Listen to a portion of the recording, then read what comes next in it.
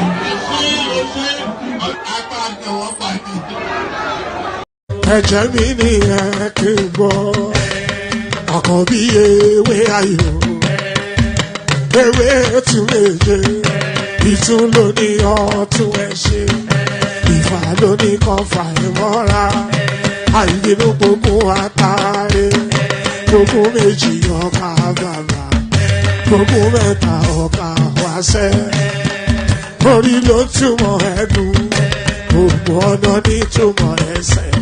Akọni ìmọ̀ tú ìmọ̀ ọjọ́, ìmọ̀ èmi ni wọn kì í dálẹ̀. Wọ́n bá lọ mẹ́lẹ́mọ́, wọ́n á fi jóye ẹlẹ́mọ́. Akọni wọ́n bá lọ gbé fèrè, wọ́n á fi jóye ẹrùkù. Bọ́wọ́ wọn bá tẹ̀ mí, wọ́n á fi jóye aláre.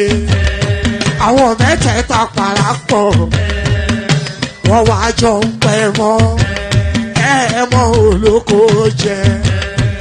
Wọ́n pa Akíntọ́lá, Akíntọ́lá ọmọ Ògún.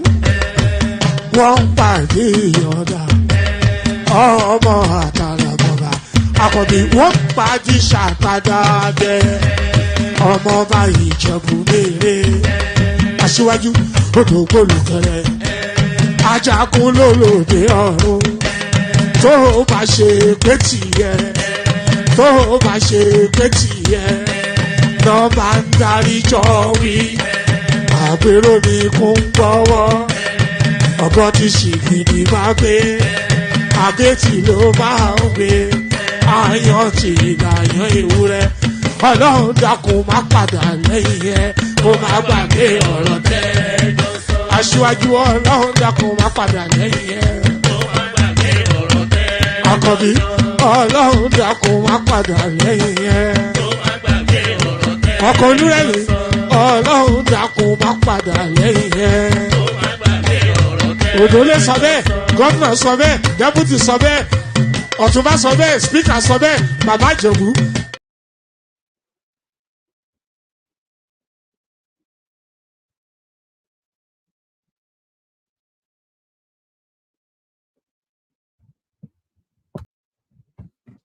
And there it is right there. Shewo boy don't lose. I wonder if that's the sort of language we welcome in this space. But so there it is right there. So good day to you, good to be in your company, and how are you? So you will see me in a moment, but first you see what is coming on Sunday. So first you see what is coming on Sunday. So what you're seeing on the screen right there is the poster for Dupsy session on Sunday. So the what Dupsy will be navigating is not a moral maze, but what Dupsy will be navigating is a new phenomenon called Japada. So you all know what Japa means, of course, which is to escape from the Nigerian shores. But Japada is now somewhat of a phenomenon that is coming into its fledgling over the last few years thereabout. There is now a mass migration back to Nigeria, especially people who have been a couple of decades in the abroad. So there's now a mass migration back to Nigeria because suddenly opportunity seems to be opening up in that space. So that space then, Dupsy will be navigating it. And there's also something going on. There's a particular female soldier that got raped. I think that's the new phraseology that they're using now to navigate algorithms. There's a particular female soldier that got raped by a senior officer within the Nigerian army. So that narrative somewhat is a hot topic point within the Nigerian space. So there'll be conversations around that as well. And all matters light and non-political. So the link is in the comment section. Go bookmark it.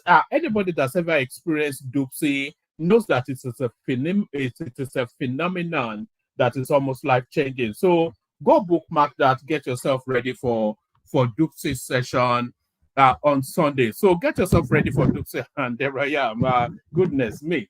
So go bookmark that. Get yourself ready for Dupsy session on Sunday. Good day to you. Good to be in your company. And how are you? So hope you've had a good day. Yes, hope you've had a good day. The usual protocol, click on the like button just as soon as you hear me inviting you to do so. So do that. Click on the like button. If you're not already subscribed, then please do that as well. So click on like and then click on subscribe. And then if you want to come and join us on the screen, click on the hyperlink that says StreamYard. So that brings you into a studio space. And then I'll let you onto the screen as soon as I finish doing the build up to the show. So so do that. Click on like, click on subscribe. Click on the hyperlink that says StreamYard. Copy the link to the URL of the stream and share it in your social media spaces. So copy the link and pop it into your WhatsApp groups, your Facebook groups, your XYZ groups, wherever it is that you mooch around on social media. So copy it and spread it around. Spread the word that there's a funny looking guy that talks in a peculiar way that is always talking nonsense online. So let them come hear that nonsense. So spread the word. And finally, super chat towards the stream as well. The $sign at the bottom of the screen or the equivalent wherever it is that you are, stars on our Facebook. So we have the anticipation of a minimum of 5 super interactions with the stream, and we often hit that. So do all of those things and you'll be subsumed with a glowing feeling of warmth. You feel a happiness flow through you. Do all of those things I've invited you to do, and you'll feel a sense of well-being flow through you, that feel-good feeling. Do that and you get that feel-good feeling. And by the way, if you are watching in watchback, all of those things still apply outside of clicking on the hyperlink that says StreamYard, because the session would have come to an end by then. But all of the things I'm inviting people to do, all the call to actions, they are still applicable. So if you're watching on watchback, you can still click on like, you can still subscribe, you can do a super thanks towards the stream, and of course you can copy the link and share it as widely as you deem fit. So do all of those things. So do all of those things. Shall we just get started? Is that what we should do? So let's get started. Let's get started and we kick it off. So there's not so much to go through actually, but let's get started and we kick it off with this one. We get started and we kick it off with this one. Yes, let's pop that. Let's pop this one up first. So now there's all manners of talks about a cabinet reshuffle, which is imminent. It's upon us barely days away now. So we have the anticipation that there will be a cabinet reshuffle before Independence Day. So now, Independence Day for Nigeria, of course, October the 1st. So that tells you then that in less than a week, there will be a cabinet reshuffle. So all of the ministers, they are set a panic. So everybody is I was going to use a phraseology then that you may not like, but everybody is pooping in their pants. I was going to say, maybe I should say that. So there's going to be a lot of changes. Certainly, this is what the anticipation is. But as the build up to that, they are now telling us, because one of the criticisms that Tinubu has one of the criticisms that Tinubu has towards his ministers is that they are not celebrating enough the achievements of the administration. So that is one of the press button points that seems to rankle with the presidency, that nobody is highlighting enough what they deem they are achieving. So if they don't sing your praise, there's something my mother used to say actually, that if you don't say I am, nobody will say you are. So that's always struck with me. My mom always says that if you don't say I am, nobody will say you are. So here is the Tinubu administration saying I am.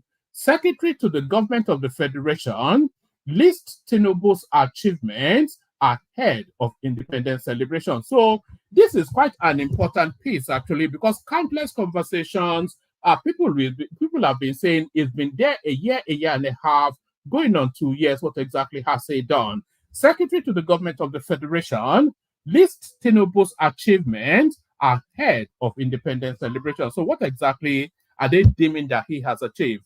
The Secretary to the government of the Federation, George Akume, has asserted that the current administration has made considerable strides in enhancing the daily lives of Nigerians.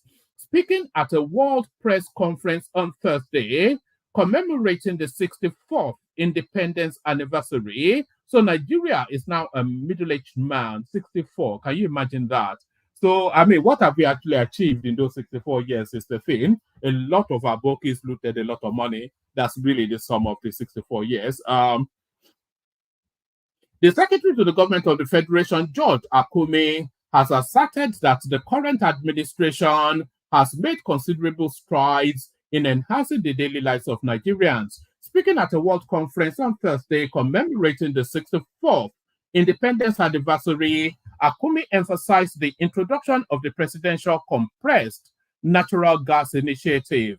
According to, if that is the seminal piece of 18 years in government, maybe that's not good enough. According to Akume, this initiative has significantly elevated the transportation difficulties for many citizens. He revealed that as part of the government's efforts to promote the use of CNG-powered vehicles, free distribution of CNG conversion kits has commenced across the nation. He said, "Before I unveil the approved program of activities, I wish to mention a few of the accomplishments of this administration that impact on our citizens in their daily lives." Recently, President Bola Tinubu GCFR followed through with his promises to ease transportation difficulties of our citizens with the establishment of the Presidential CNG initiative and the launch of the first phase of 30 buses powered by hybrid compressed natural gas. So 30 buses in over 18 months. This is a work in progress because the presidential initiative is designed to expand across all geopolitical zones of the country. The government has also commissioned the first retrofitted CNG train head for the Abuja-Kaduna track. This is intended to cut the cost of travel by up to 50% when fully operational. To encourage conversion to CNG-powered land transportation, the government has also commenced the distribution of CNG conversion kits at no cost to Nigerians. The benefit of the CNG transport system to Nigerians is a huge reduction in cost. So this seems to be the government's initiative as the counterweight to all of the yawa going on in the fuel industry, in the petroleum industry, Dangote versus everybody and all that. So they're keeping away from that fight and focusing their resources on this. So if they're able to crash the cost of transportation via this initiative, then by osmosis that crashes then the cost of petroleum, because the demand is not as fervent as it used to be. To encourage conversion to CNG-powered land transportation, the government has also commenced the distribution of CNG conversion kits at no cost to Nigerians. I wonder who got that contract. Somebody is becoming a billionaire instantly of that contract. The benefit of the CNG transport system to Nigerians is a huge reduction in cost. Akume also said the president also gave priority to the growth of the economy through the SMEs. He added, by doing so, he, the president, has refocused on strengthening the backbone of our economy by empowering Nigerians to start or grow their businesses. The president has similarly repositioned the National Social Investment Program to effectively address the challenges facing the poor, the vulnerable, the underserved, and the elderly. Nigerian workers have also benefited from a newly approved national minimum wage. This is coming on the heels of the wage award paid to mitigate the plight of the workers. Akume added that a total of 22,120 students have benefited from the 2.5 billion naira disbursed by the Nigerian Students' Loan Fund.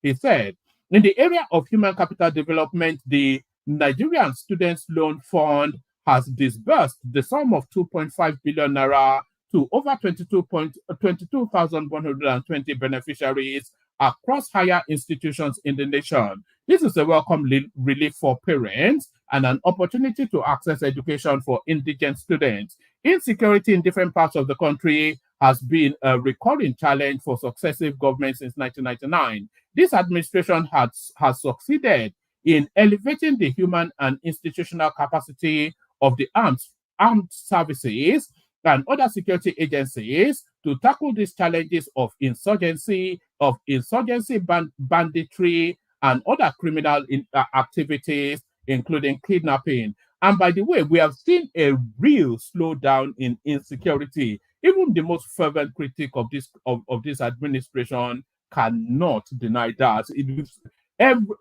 How often did we hear it under Buhari? Every day there's 10 incidents in just one local government area. This administration has succeeded in elevating the human and institutional capacity of the armed services and other security agencies to tackle these challenges of insurgency, banditry, and other criminal activities, including kidnapping. This is already yielding results as insurgents and bandits are getting neutralized in large numbers, whilst several others are surrendering to the authorities for de-radicalization. Akumi noted that the government had learned from the flood ravaging many states of the country, adding that efforts had been stepped up to prevent a reoccurrence. He said, the rainy season has similarly posed its challenges. As a result of climate change and other environmental factors, the country has experienced serious flooding in several states, resulting in fatalities and destruction of infrastructure, personal belongings, shelter, livelihood, etc. The humanitarian response of the federal government has been swift and effective. The government has drawn lessons from the current situation and has stepped up planning and prevention strategies. He assured Nigerians that the president was aware of the country's economic situation, adding that efforts were being made to cushion the immediate impact and create new opportunities on a short, medium, and long-term basis. Akumi said, the government of President Bola Ahmed Tinubu is very much aware of and deeply sympathizes with all Nigerians over the economic conditions we are passing through.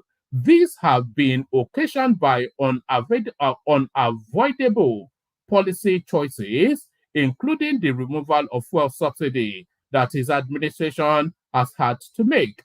Notwithstanding the daunting challenges, ceaseless efforts are being made to cushion the immediate impact and to create new opportunities on the short, medium, and long-term basis through diligent implementation of the Renewed Hope agenda. So there is nothing that actually pops out of that. So the seminal point out of all of that is that they are coming up with some ridiculous CNG foolishness. So if that is the achievement of if that is the achievement of however many years, going on 2 years now, then they are on a long thing. So, or we are on a long thing. If CNG, they've only been able to convert 30 buses to CNG. If that's their achievement, they were on a long thing. From that, today, Senate advances bill to establish mines ranger service for curbing illegal mining. So this is a very important one, very, very important.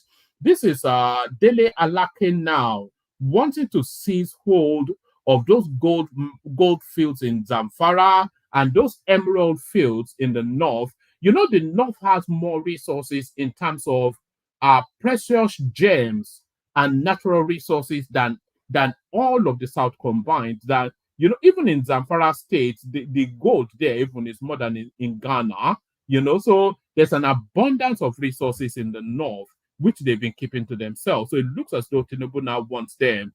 And the lithium as well. I think the core hub of lithium in Nigeria is in the north. Senate advances bill to establish mines ranger service for curbing illegal mining. So this one is going to be a battle first, because I'm not sure that the northerners they are ready to give up that round tripping of gold from Zamfara to Dubai. The Nigerian Senate has advanced a bill aimed at establishing the Nigerian Mine Rangers Service, designed to combat illegal and artisanal mining within the country. The bill, which has passed its second reading, was introduced by Senator Mohammed Anowo, SDP Nasarawa, during Thursday's plenary session. In his presentation, Senator Anowo highlighted that the NMRS would be responsible for safeguarding mining operations and ensuring compliance with environmental and safety regulations in the sector. The service would also promote sustainable mining practices across Nigeria. The NMRS, once operational, would function as a specialized security unit to tackle illegal mining activities, providing rescue services for trapped miners, administer emergency medical care, investigate mining accidents, and enforce adherence to mining regulations. So I wonder if they are going to call this of the Nigerian police force, or if this is going to be a standalone entity to be recruited for. The bill has been painstakingly developed and streamlined to curb illegal mining, thereby providing, and there's a lot of Chinese harvesting resources in Nigeria as well. Hopefully, a few of them will get shot by these people. The bill has been painstakingly developed and streamlined to curb illegal mining, thereby providing avenues for harnessing the vast mineral resources in Nigeria. The bill is a bold legislative step geared towards the diversification of our economy by de-emphasizing monolithic focus on oil as the main source of the country's revenue, the senator said. Several lawmakers voiced their support during the debate. Senator Oji Uzokalu, who was boasting about his private jet not that long ago. So there it is right there. So I wonder what this means. I'm expecting a bit of a pushback from the north, actually, because that's their feeding bottle right there. Just that guy, Mia Malabuni of Kebbi State, he's deeply invested and involved in that space. So we go back now to the Bobrisky storyline. It's a space still that continues to give. So let's see what it's offering this time around. So swift action, Bobrisky, federal government suspends senior prison officers full list. So if there's one thing about Tunji Ojo, he's a proactive minister. So he's, of course, the minister of, is it Homeland Security or whatever is it? What is it? Internal Affairs or something, whatever ministry he straddles.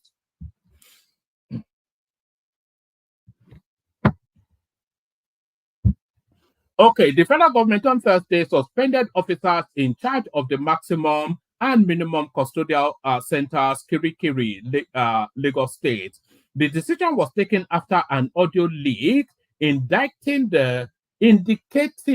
that cross-dresser Idris Okuneye, popularly known as Bobrisky, who was convicted of a crime and sentenced to 6 months in jail, was given an apartment outside the custodial center. The Secretary of the Civil Defense, Correctional, Fire and Immigration Service Board, Jafaru Ahmed, disclosed this in a statement released in Abuja. Ahmed, in the statement, said the suspension of the officers is to allow for further investigation on the various allegations, assuring that the outcome will be made public when concluded. He said, following the viral video trending on social media. So social media now is quite it's cheek by jowl with governance now, and not just in Nigeria, but very much in Nigeria, but really globally. Social media now is moving governance even more than the people that are administering the state. It said, following the viral video trending on social media, alleged infractions by officers of the Nigerian Correctional Service relating to Mr. Idris Okuneye, widely known as Bobrisky, the Civil Defense, Correctional, Fire and Immigration Service Board has suspended forthwith the following senior officers of the service. And then it goes on to give us their names, which I'm not going to bother with. Also, the board has suspended ASP1, blah, blah, blah, serving as the medium security custodial.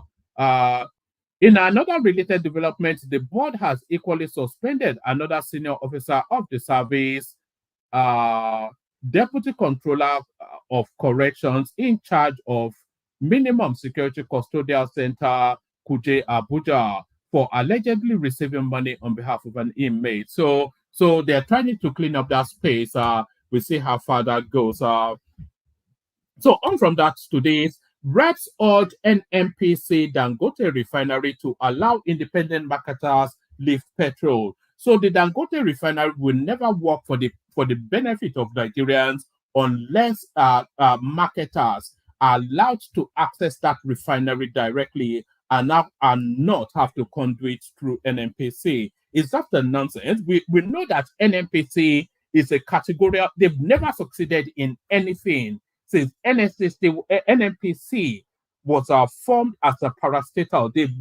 There's not one single note of achievement that you can attribute to NNPC since it was formed parastatal. So now them having a monopoly on Dangote incursions into the Nigerian market, that tells you then that the place will be subsumed with that corruption. So they're trying to somewhat circumvent that, to avert that.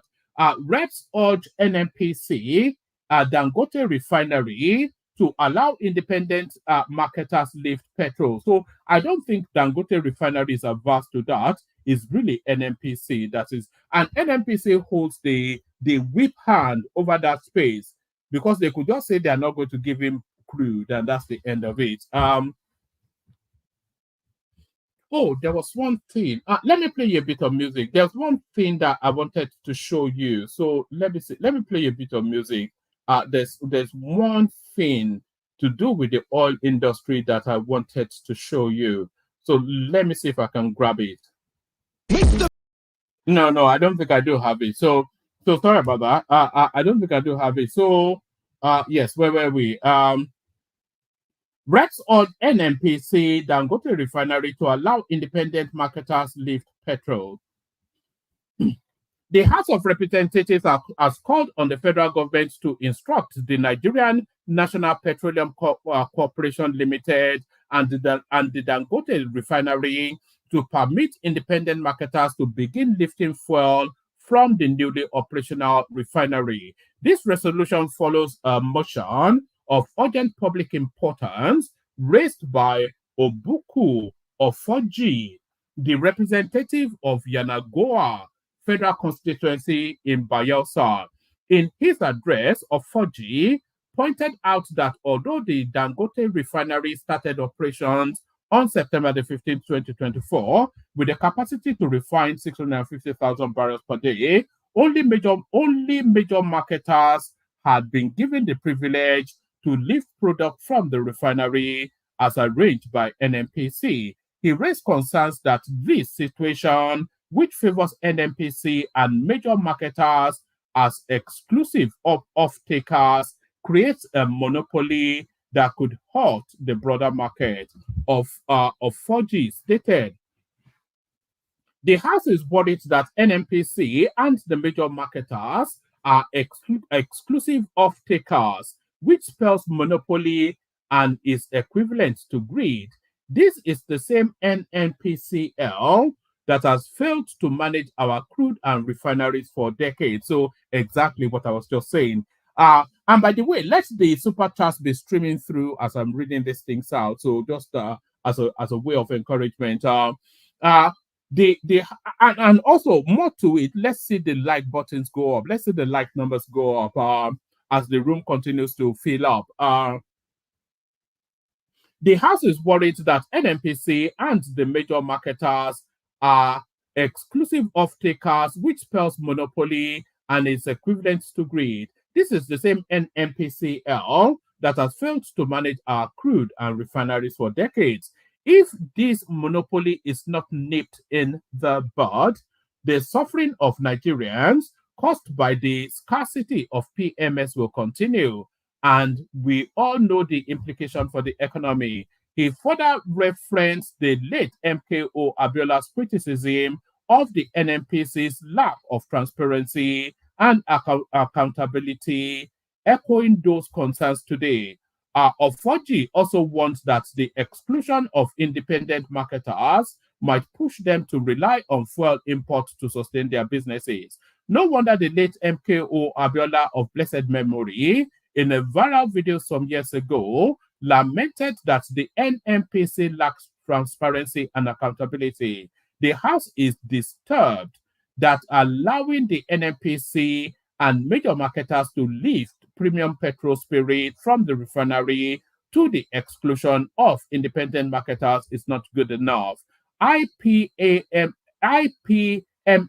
repeated, that's Independent Petroleum Marketing as some, yes. So it's the independent space essentially. IPMAN representatives have expressed fears that they may be forced to resort to fuel imports to sustain their businesses, Ofoji said. The legislator commended Dangote Group for the commencement of its refinery operations, which he described as a significant step towards Nigeria's energy self-sufficiency. He emphasized the need for NNPCL to allow independent marketers to lift petrol from the Dangote refinery to meet the high fuel demand across the country. He warned that continuing the current monopoly could worsen the fuel scarcity, leading to severe economic consequences. The House noted that by this achievement, Nigeria is driving towards energy self-sufficiency, cost and foreign exchange savings, meeting the increasing demand for fuel and attracting foreign capital investment. The generation of foreign exchange through the export of finished products, conversion of foreign exchange, and significant value addition will contribute to an increase of Nigeria's gross domestic product. So I think we get the thrust of that. Let's just go on to the next one. I'm going to be very quick, as quick as I can be. 11 ministers may lose their jobs, but Gbajabiamila could be replaced by Fashola. So this is the headline piece. If Tinubu's administration is ever going to succeed, if there's one action he needs to take, it is to get rid of Femi Gbajabiamila. It's as useless gets. All he just wants to do is to pose and look pretty. So if he wants to look pretty, then let him go and take an apartment next to Bobrisky, and they can do whatever it is that those sort of people do. 11 ministers may lose their jobs. Hopefully they do lose their, not reshuffled into another portfolio, but excluded completely from governance. 11 ministers may lose their jobs, but Gbajabiamila could be replaced with Fashola. This is an internal source with the leak. The presidency has confirmed that a cabinet reshuffle is on the horizon, indicating that up to 11 ministers could soon be relieved of their position. This development was shared during the media briefing at the presidential villa in Abuja by the special advisor to the president on information and strategy, Bayo Ononuga. Joining Ononuga at the briefing, Ortega Ogra, senior, I think that was the posh sounding one that was jostling with Ononuga in the clip we played yesterday. Now, joining Ononuga at the briefing, Ortega Ogra, senior special assistant to the president on digital and new media, did not provide a specific timeline for the reshuffle, but hinted that an announcement could be made later this week. Insiders who spoke with correspondents noted that the long-anticipated changes were postponed following the conclusion of the FEC meeting on Monday. It is true President Bola Tinubu has plans to reshuffle his cabinet, but I can't say specifically whether that will be done before the Independence Day celebration on October the 1st. Ononuga stated, emphasizing that the president initially appointed his ministers in August of last year. Reports suggest that the chief of staff to the president, Femi Gbajabiamila, is amongst those potentially facing dismissal. Whilst the exact details remain unclear, it has been made known that a comprehensive review of ministerial performance is underway as pressure mounts for various stakeholders for a more effective cabinet. Yes, Femi Gbajabiamila should certainly leave, and Fashola, of course. I think we'll get to that in a moment. But another person I want to see in this administration is El Rufai. It's such a wasted talent, being cast adrift, being sent to the field, out to pasture. It's such a wasted talent because whether you like him or not, you cannot deny that he's a talented man. So, one, we need all of the talents in the situation we find ourselves.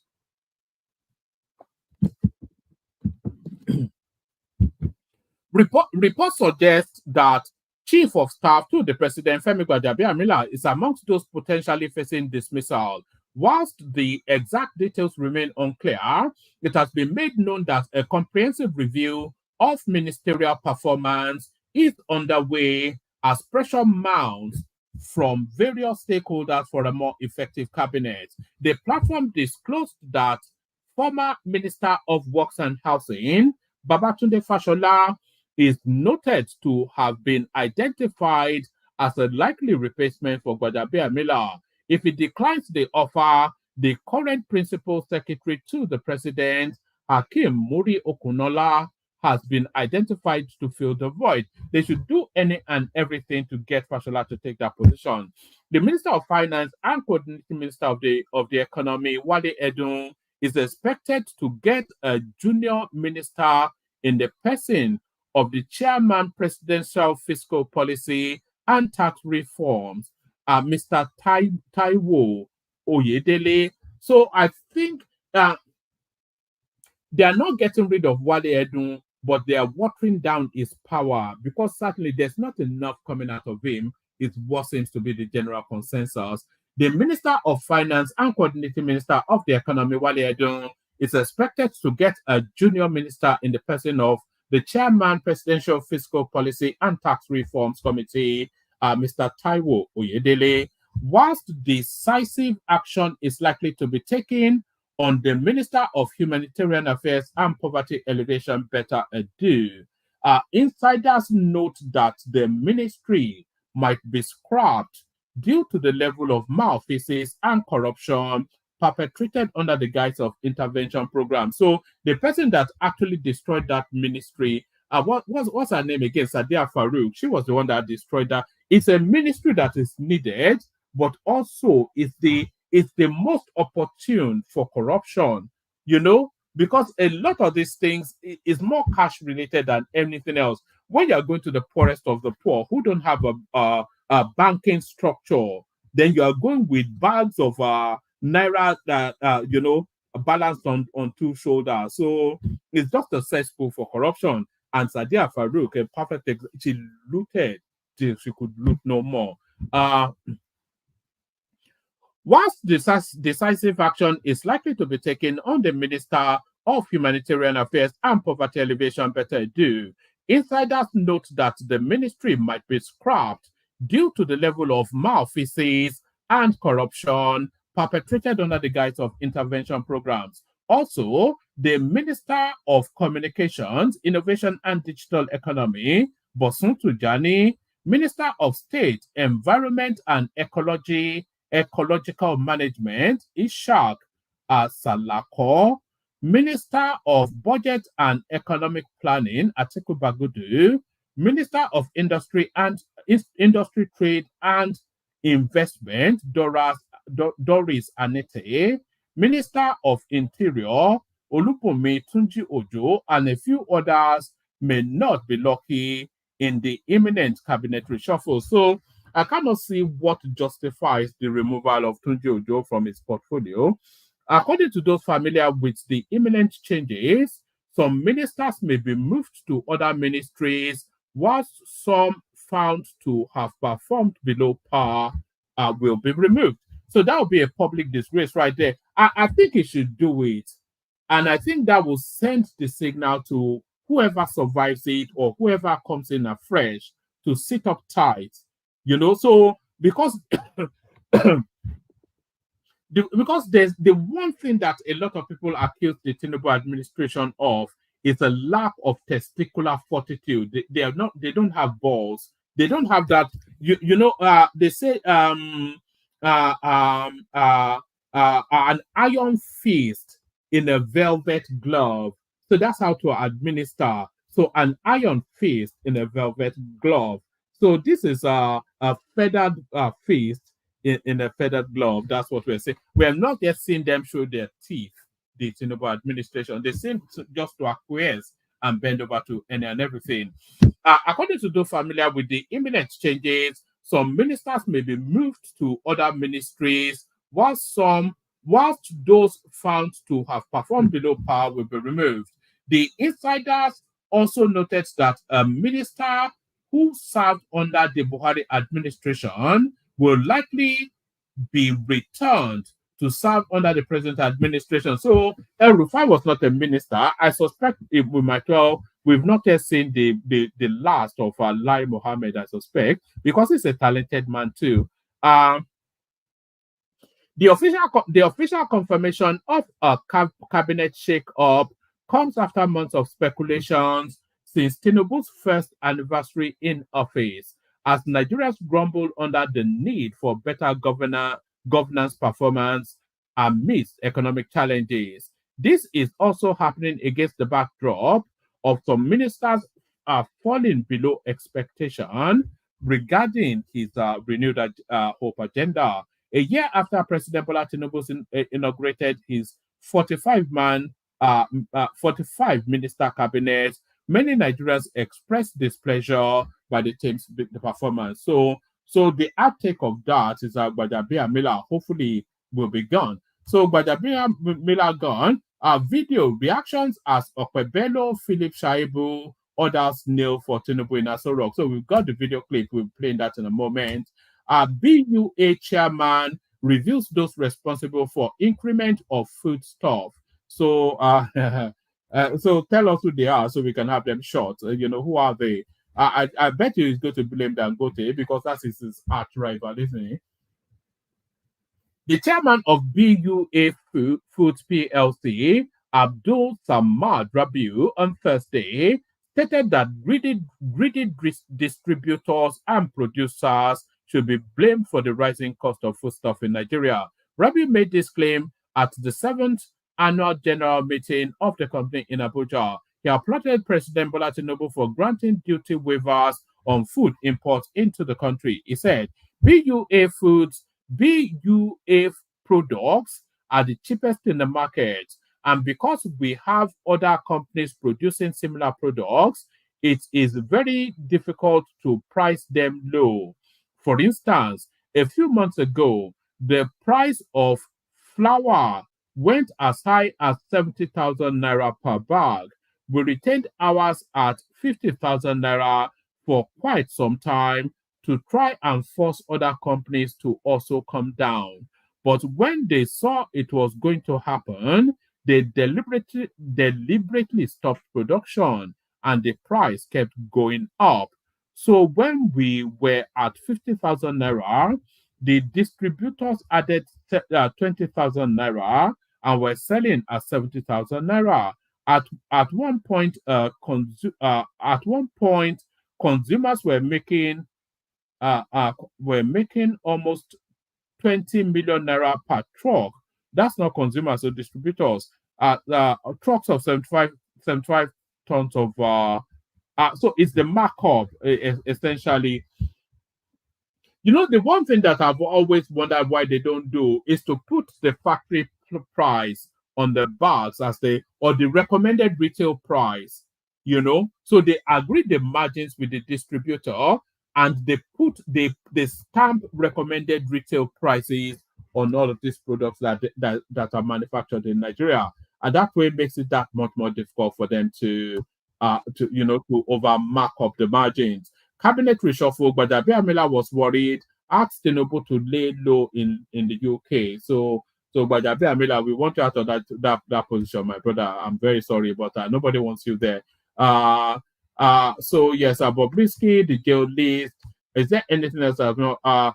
Senate advance. So I think we've done that, and I think we're about to do this.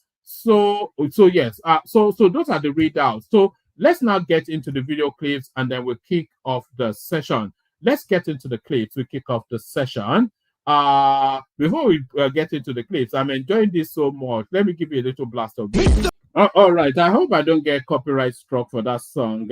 I've not yet gotten anything that to say it's copyright protected. If it isn't, then it certainly comes into the mix for our intro music. So let's get into the clip. So this is quite disgraceful, this first one, but then it's typical of that space, of course. All right, sir. This is it now. Do you approve of this?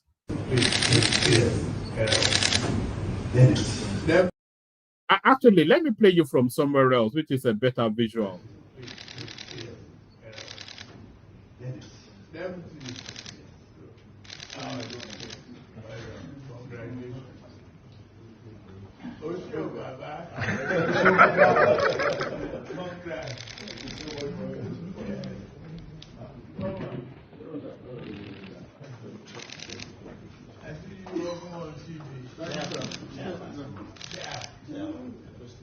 Thank you.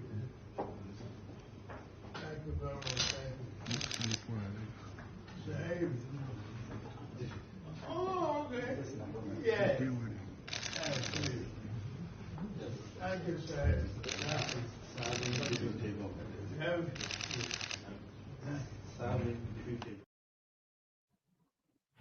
So there it is right there. So that's the first citizen of a sovereign state going on his knees, to Tinubu.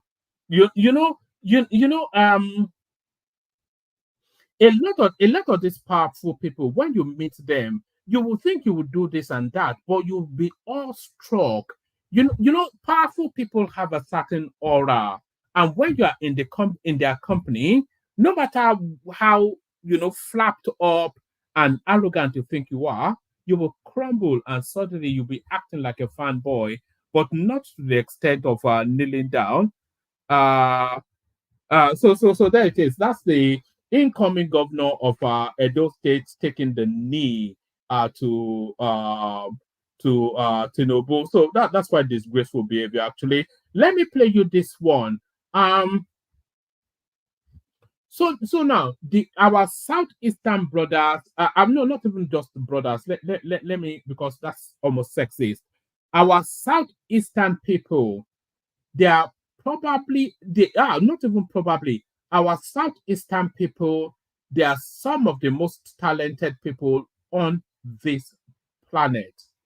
There is no equivocation about that. All of the evidence indicates in that direction.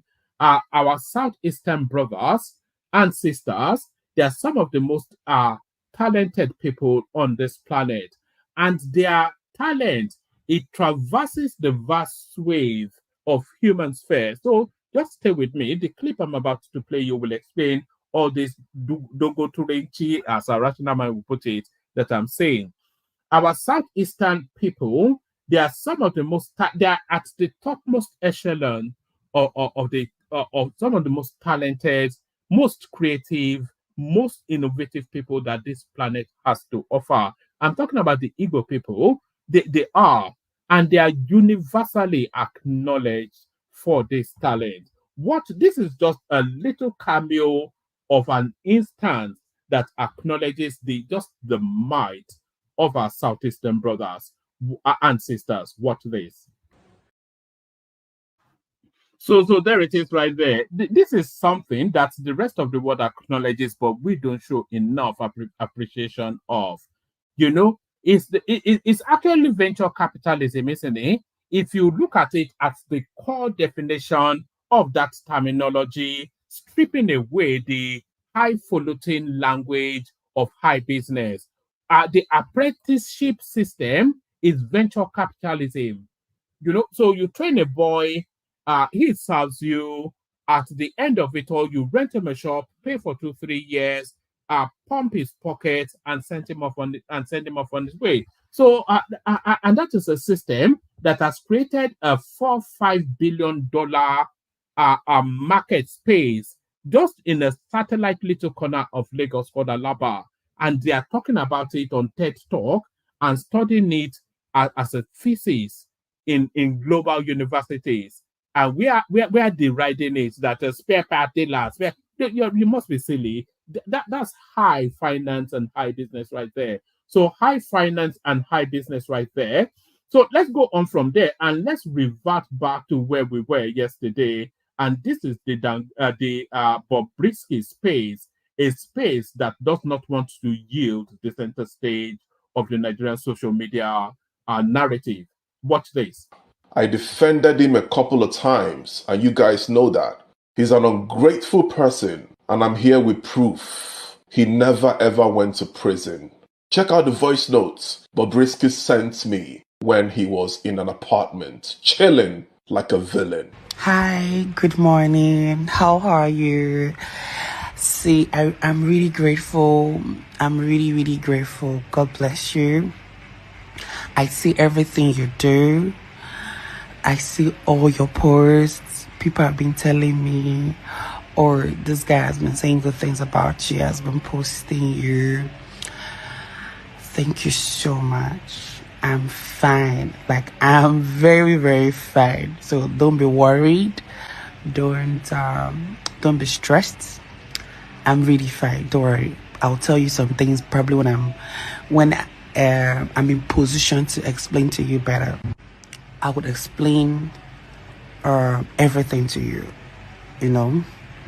But I'm very fine. Like, I'm very fine. So I'm okay. I know people are scared, they're worried. Oh, Bobrisky's in the prison, Bobrisky's this. I'm very okay. I'm fine. Thank you so much. Thank you one more time for everything you've been doing. God bless you. It's so sad that I was asked not to post anything. If not, I would have reposted all your videos and I'll post everything. I appreciate you, but immediately when it is time for me to do that, that will be the first thing I'm gonna do. Thank you and have a wonderful day. You're a star, and nothing will stop your shine, trust me.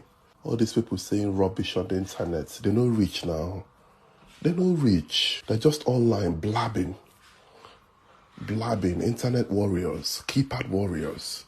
Keep living, keep doing your thing. God got you. I'm happy you are fine. That's the voice of Bobrisky and myself conversing in a voice note. Bobrisky said to me that I shouldn't worry, that a lot of people are thinking he's in prison, but he's not. Bobrisky never ever went to prison. Him coming out to say that Very Dark Man lied and saying that the voice in that voice note Very Dark Man played wasn't his. It's a big joke. That was Bobrisky speaking to someone. You can also compare that voice note played by Very Dark Man and this voice note are played, and you would tell that it was Bobrisky. Bobrisky was never ever in prison. And trust me, Bobrisky took that 4 million naira from that guy and didn't want to refund him because Bobrisky does not keep to his words. Bobrisky was meant to compensate me for defending him online, but he never did. That's to show you that Bobrisky never ever keeps to his words. Bobrisky is a manipulator. Bobrisky is not a sincere person. And if you ever want to do business with Bobrisky, be careful because he is not reliable. I've got another evidence of Bobrisky being in an apartment, and I'm going to play it now with the chats he sent to me that period as well. Check it out, guys. That's Bobrisky chilling in an apartment when we thought he was in prison. That was why he came out with so many pictures, because basically he was just there chilling and going to the studio to take pictures to pepper us when he comes out. But he was never in prison. That was why Bobrisky had a lot of pictures to post when he came out. Bobrisky had 15 million naira to spend on cake. He spent a lot of money on doing his party when he came out, but he never kept to his words. He never compensated me. That shows he is not a reliable person. Bobrisky was chilling in an apartment. He never ever went to prison. I applaud Very Dark Black Man for uncovering this, and I am backing him up on this. I'm saying it categorically that Bobrisky never went to prison. I'm an OG, that's why I'm saying this to you.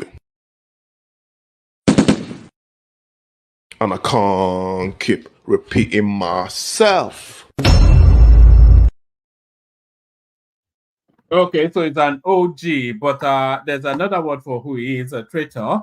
With friends like that, who needs enemies? With the sort of friends that Bobrisky has, who needs enemies? A funky accent, by the way. Maybe you say I'm one to talk, but that was rather I couldn't even know where that accent was coming from. But with friends like that, who needs enemies? But no, I think Bobrisky will be revisiting Keri Keri to serve its proper term. Because I think it's beyond equivocation now that he never spent a day in prison. So he said it himself, and the evidence is coming out that indeed he did not spend a day in prison. And for the Ministry of Interior to be sacking, not sacking, but suspending senior correctional officers at Keri Keri, that is to tell you then that there's some veracity to what Bobrisky said or the storyline that is coming out. So we see how that plays out, but it's a space that continues to give Bobrisky and the Nigerian system. Bobrisky and the Nigerian system. Let me play you the next clip. So now this next clip, it's a footballer narrative, but it doesn't at all involve either a footballer or anything to do with a footballer. So there was a once upon a time that a Nigerian footballer celebrated his 20. It's one of a set of twins, the footballer.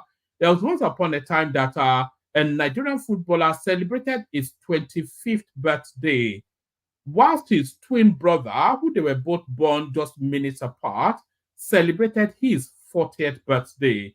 So have that as the backdrop to this clip you're about to see. So there was once a Nigerian footballer called Taiwo something or the other who celebrated his 25th birthday, and the candidate to that Taiwo celebrated his 40th birthday. So have that at the back of your mind as you watch this.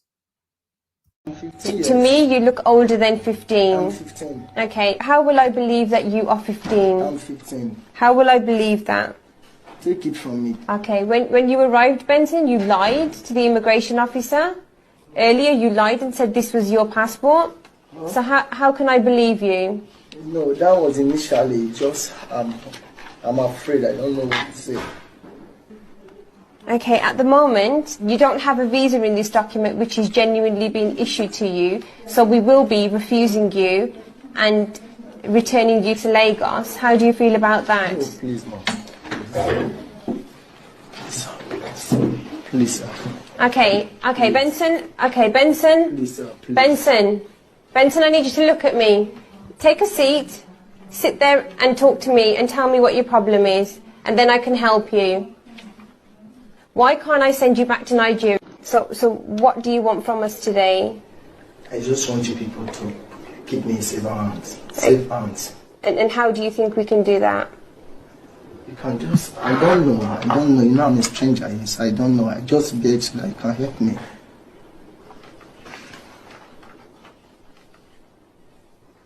So are you saying that you wish to claim asylum while you're here in the UK? I don't know the meaning of asylum. If you want us to help you, you need to keep telling the truth. Oh, all right. So if you've ever wondered why Nigerians are treated so badly at airports, that's exactly why. You know, it's a 15-year-old, 50-year-old man. If that guy is 15, then I am a banana. You know, this is not a human being talking to you. It's a banana. If that guy is 15, then I am a banana. But that's what. So after they've experienced that with this guy, when you then come up with your arrogance and big grammar and education, they just treat you exactly like him. Not because they especially want to discriminate you, but that has been the backdrop of experience that they've had. When some 40-something-year-old man is kneeling down to some Indian girl, telling her that she should believe that he's 15. So there it is right there. If he's 15, then I am a banana.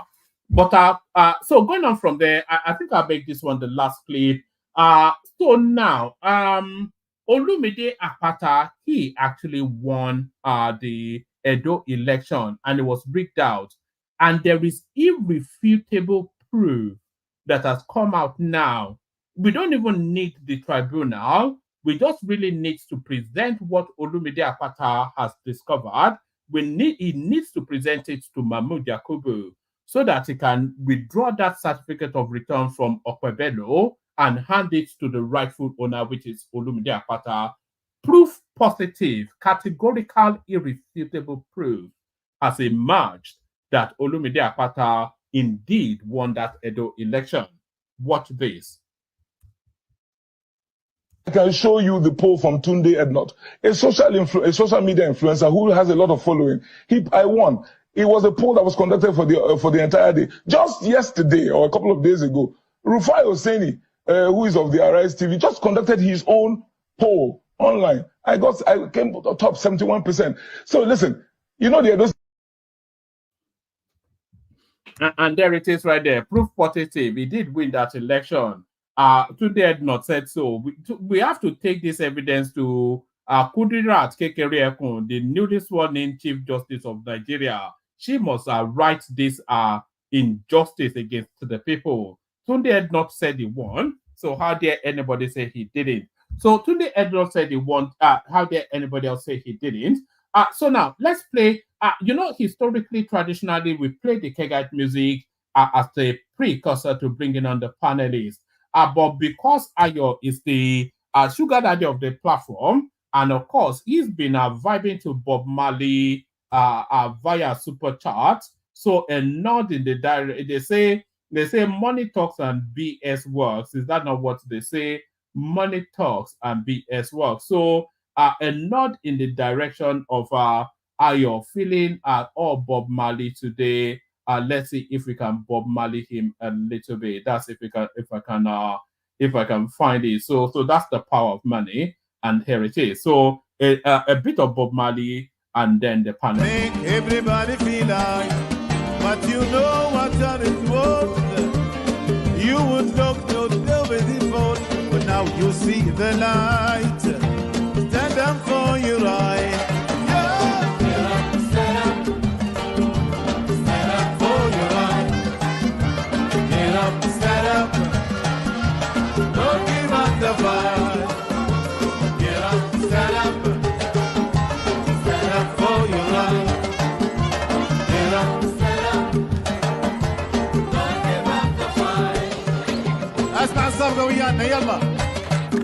Get up. All right. I'm not quite sure if that was Bob Marley. That might well have been Peter Tosh. But the session can't really start without the Kegite. So a bit of reggae music and not in the direction of Ayo. So now the Kegites, then the panel. Water, only water, only water, where they see ma. Water, only water, where they see ma.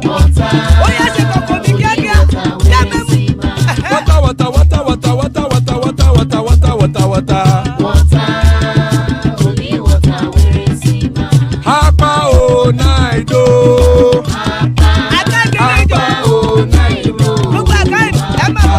Hapa you don't come o.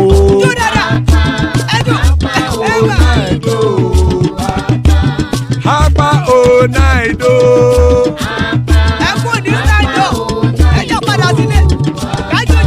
Oro kẹ̀kẹ́ ẹlẹ́mù yé o.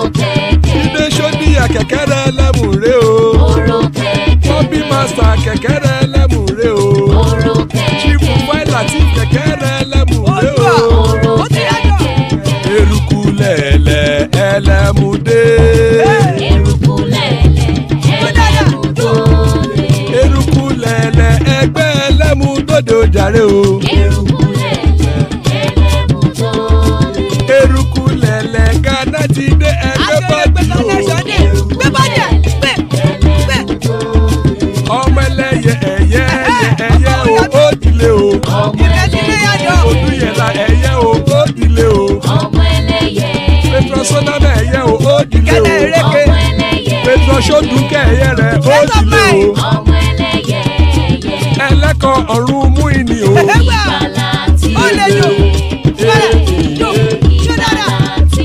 Àkùkọ ọ̀run méjìkọ.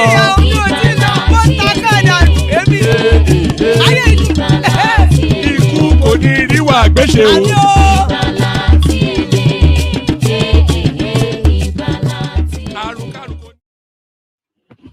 So there it is right there. Ikuko Niru Agbeshe, may death have nothing to do with us. So amen to that on behalf of myself and you, my friends. Amen to that on behalf of myself and you, my friends. The room does need populating, so I'll send the hyperlink again for anybody that wants to join. But with us, Ajanle Koko, always an elegant session whenever Ajanle Koko is here. Thomas here, hopefully for the after hours. World peace to round off the goings on in Edo State, especially while its governor-elect is taking the knee. His son is right here, so you are here in for some high functioning submission, majestic kingmaker in our company. But we started off with a Kene who joins often, but we never really get to hear from. So we do our 5-7 minutes monologue just to get to everybody quickly. We go, Ekene is on a kingmaker. So Ekene, you're up first. Kene. Senior one man. Oga Pata. How buddy? Adeo. Man, I just we there for Tinubu. You there for waiting? We there for Tinubu now. We there support Tinubu. But fuel scarcity don't come up from the conversation now. So no queue for fuel anymore. Whether you fit afford it or not is a different question. But no queue anymore, Abi. Well, I don't think so. For almost 1 week now, I've not been in fleet station, so that for matter don't tire me. So, well, let's leave Tinubu and his economy until we are just, the last time I told you I'm even tired of discussing Nigerian issues and politics. So it's somehow tiring. Nigeria cannot really well be explained. So I don't know the direction we are heading to. So until we're able to set a goal and say this is the direction we are heading to as a country, then maybe we will be having a meaningful conversation. But for now, Nigeria has no direction. So that's how I see it. Maybe that direction will be realigned with the cabinet reshuffle. Are you excited about that? It's not about reshuffling. It's who are you replacing them with? So that is the issue. So the reshuffle is not the main issue.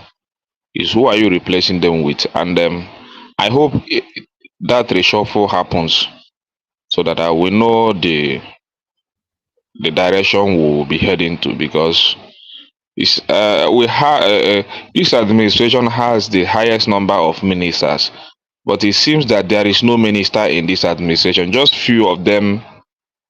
Just few.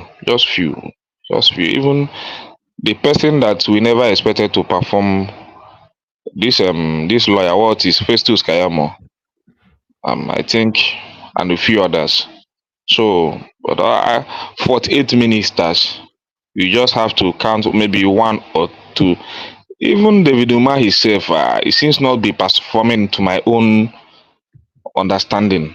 So I don't know what really he's doing in that Ministry of Work. So it looks so docile. After this dragging of the coastal highway and shenanigans that happens there, since then I've not been able to say that this is the direction he's heading to and what he's doing in his ministry. So Cardoso rumors of resign few weeks ago, which I think maybe the guy is overwhelmed by the system. The system is not giving him what he wants. I think that rumor might somehow be true, but maybe the government don't want him to disgrace them, so they have to retain him. But Cardoso,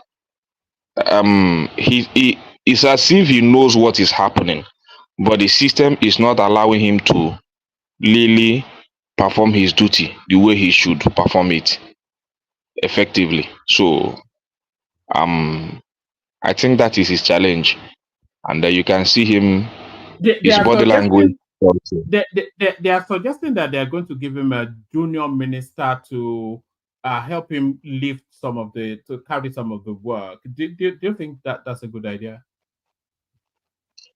When you are giving him a junior minister, but you are not, the system is not allowing him to carry out his functionaries very well.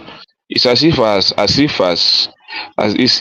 still the same thing. So the best thing is to free up the corruption so that his duties will work very well. Because all the thing he has tried seems as if he's pouring water on the stone. It's not as if he's not active. The man is active. He even come to media and they say, "This is what I'm doing. This is what I want to do." I think he's even more active than Emefiele because he comes on media most of the time to point out the activities he wants to carry on and how he intends to do that, and he carries it out. But it's as if he's pouring water on the stone. Nothing is working. After everything, he still jack up the interest rate. The dollar is still over 1,700 as of today. So that dollar issue, nobody is talking about it anymore. So the Binance people, they have arrested, they have chased almost all the BDC operators in even in Alaba market. All of them, all those things happened. But at the end of the day, the dollar is not finding it funny. It's free falling every day by day. So I don't really know the challenge that he is facing, but I think the physicality is the major issue. The physical aspect of our economy is not really doing well. So I think that is where he's facing the challenge. The corruption is too enormous that he cannot contend this. So um um that is to say that if the corruption is not really dealt with. I'm not sure that that is what is contending with. I think what is contending with is how to get the impact of the economy to the everyday Nigerian. Because every single time they're telling us that the external reserve continues to grow, they are telling us about all of this money coming in, portfolio investment, savings from our arbitrage, our new entry into the space, the opening of also a lot of money coming in. So they keep on telling us that the economy is growing quarter after quarter after quarter. So they tell us all of these things, but that's not translating to the man on the street in terms of it impacting on his life. So him getting all of those monies to impact on the people, maybe corruption is the hurdle, like you've identified. Oh, this administration has made it very difficult for people to believe they are talking about growth or whatever they are trying to say. So, that you are doing, that the life of the common man on the street is not impacted. It's as if you are doing nothing because these are the people that will tell whether you are performing or not. So you go to the street. I few guys from the southwest were only benefiting the southeast. That Tinubu is from Nnewi. That is why he's making the economy to benefit the southeast. So there is nothing I have not had under this administration. So but that's how it is. The challenge is Oh, oh, enormous. It's oh, oh, enormous. oh, all So right. The I don't the know. the challenge the We don't have any challenges in direction. the challenges in numbers, by the way, but then there are historical challenges that he's having to contend. I think we can all agree on that. That a lot of what is going on, there are historical carryovers. Maybe it's managing it well or not is a matter of opinion, but certainly we all know that what is contending with now is the coming to roost of all of these decades of mismanagement. Decade of this mismanagement, but still mismanaging. So a lot of billions have been wasted on frivolities, even in this administration, which would have impacted positively into the economy. I never knew that this dollar will continue to rise after the Dangote started producing oil. This is where I got confused because I thought that I said it here. I was not expecting the price of petrol to drop, but I was expecting that at least there will be stability in the exchange rate because those importers of getting forex again. So those forex will be channeled into other use and we will have more forex. So thereby not expecting the dollar to climb up again. But to my greatest surprise, few days after Dangote started producing, the dollar started jumping up. Today it's over 1,700. So what are we really going to? What are we expecting? What are they doing? When are they going to get it right? After all this try this, try this, try this, what is really happening in the system? So I don't know. So we don't have a direction yet. Until we have that direction, then we can say that Bola Tinubu is doing something. But for now, and I want to tell you this: this administration is coming to an end. The first year, next year we clock 2 years. So another one campaign after primary campaign. You are talking about general. When are they going to perform? It's almost coming to an end. So are we going to just end it like that? So that is it, one man. And talking about the Alaba market and the system of the apprentice. In fact, that is what a lot of Nigerian is looking down on. That system, I think. You're chopping up quite. Can you hear me? Okay, are you getting me now? Yeah, we're getting you now. But you were dipping a bit. But carry on. So that apprenticeship being operated by the Igbos. When I sleep, I used to say, what is all these our Southeast governors? What are they doing? This is something they would have constitutionalized and build it in a proper way. Bring it in the hand of the state government, as in make a law that will bind it. Maybe as in make it a law. But most of the time, I don't know the way our leaders think, because it's a very productive system that have really helped the Igbos very well, which I think that should not be neglected, especially by our governors. It is something that I'm expecting them to invest heavily on, to be able to build more youths, more employment, and more SMEs in our system. But it's quite unfortunate that the system is dying. Many are neglecting it these days. The Oga that I served an Oga. My Oga today has an Oga that he served who settled him. I also served him. The same. So, and them as say they are poor, at least average, living normal life. Their business is doing well. You understand? So, I'm expecting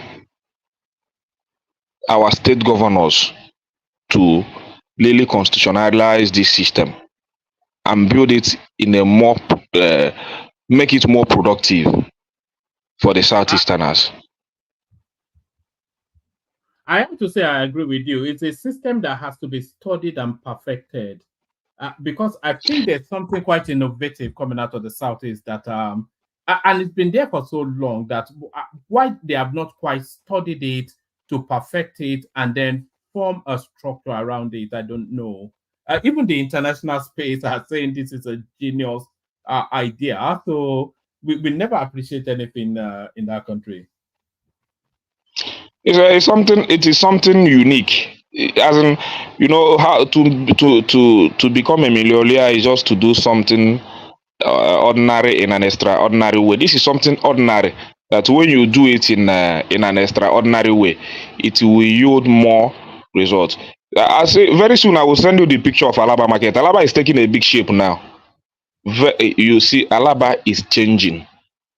The shops are being rebuilt upstairs to create more shops. So if you have, if we have 1,000 shops in Alaba as of last year, maybe before in the next 3 years we will be having about 2,500 shops. The way that Alaba is being rebuilt now, and they very beautiful. See, Alaba, you know before. If you come to Alaba in the, you will not recognize it again. So none of So those muddy roads are not just, okay, Chuko hanging around, constituting a nuisance. no, normally those Osahia people will be, but the thing is that when you talk about Alaba, Alaba is an international market, and Alaba is now being put in a standard that even if you wherever you are in the world, when you visit that market, you know that really this is Alaba is very clean, it's very okay before, but now there is a very big upgrade going on in Alaba today. The Hey, system Ekene, of shop. Who is Ekene, let me ask you a question about one man. How you doing? Yeah, About I do. there's a story that one man put out. I think a couple of weeks ago, maybe a month ago. I was in Nigeria when you guys put that out about Lagos State trying to appoint an Iyaloja of Alaba and all these things. Whatever happened to that system? Because based on what you're saying now, Ekene, and this apprenticeship program, if they put in an Iyaloja, they would scatter all those plans and what Alaba is trying to do. Well, I did not hear it in Alaba space. They want to make it a law. They want to make it a law in Lagos State, but I don't see how Iyaloja will do the kind of work that the chairman of Alaba is doing today in Alaba market. I don't see how they will do it, because Yeah, this is an but idea. the state has to have oversight over Alaba because it's within their purview. One man, do you know what Alaba is doing today? We create more revenue. If Lagos, if Ojo local government be, let me say, 1 million naira before from Alaba, after the work that is going on today, Ojo will be generating, let's say, 2.5 million, because all being created today will be added to the tournament levy that are being collected yearly. You understand? So um I don't see the reason we should be fighting each other in this country. What we have to do in this country is to encourage each other. Where you see that the growth is happening, encourage that system. Because after this magnificent project that is going on in Alaba now, then you come to our road, the road is not good. It doesn't go well. So after this magnificent project that is going now, we need a good standard of road that will befit that market. Good standard of road that will befit the structure that is being put in place in Alaba today. You see, if you enter Alaba today, if you see the kind of structure that is being raised in Alaba, plazas, shops being put down, model, design in a modern way, you marvel. With this current chairman just took over, let's say 2 years ago, but he gave that mandate the first day he he assumed office, and today that project is taking shape. If he didn't finish it in his tenure, it will just remain small. Maybe the next administration will pick where he stopped. You understand? So we just have each other in this. I think this is to the benefit of Lagos State. Not even it will benefit Igbo and will benefit Lagos State more, because Lagos State will generate more revenue. More shops is being created for more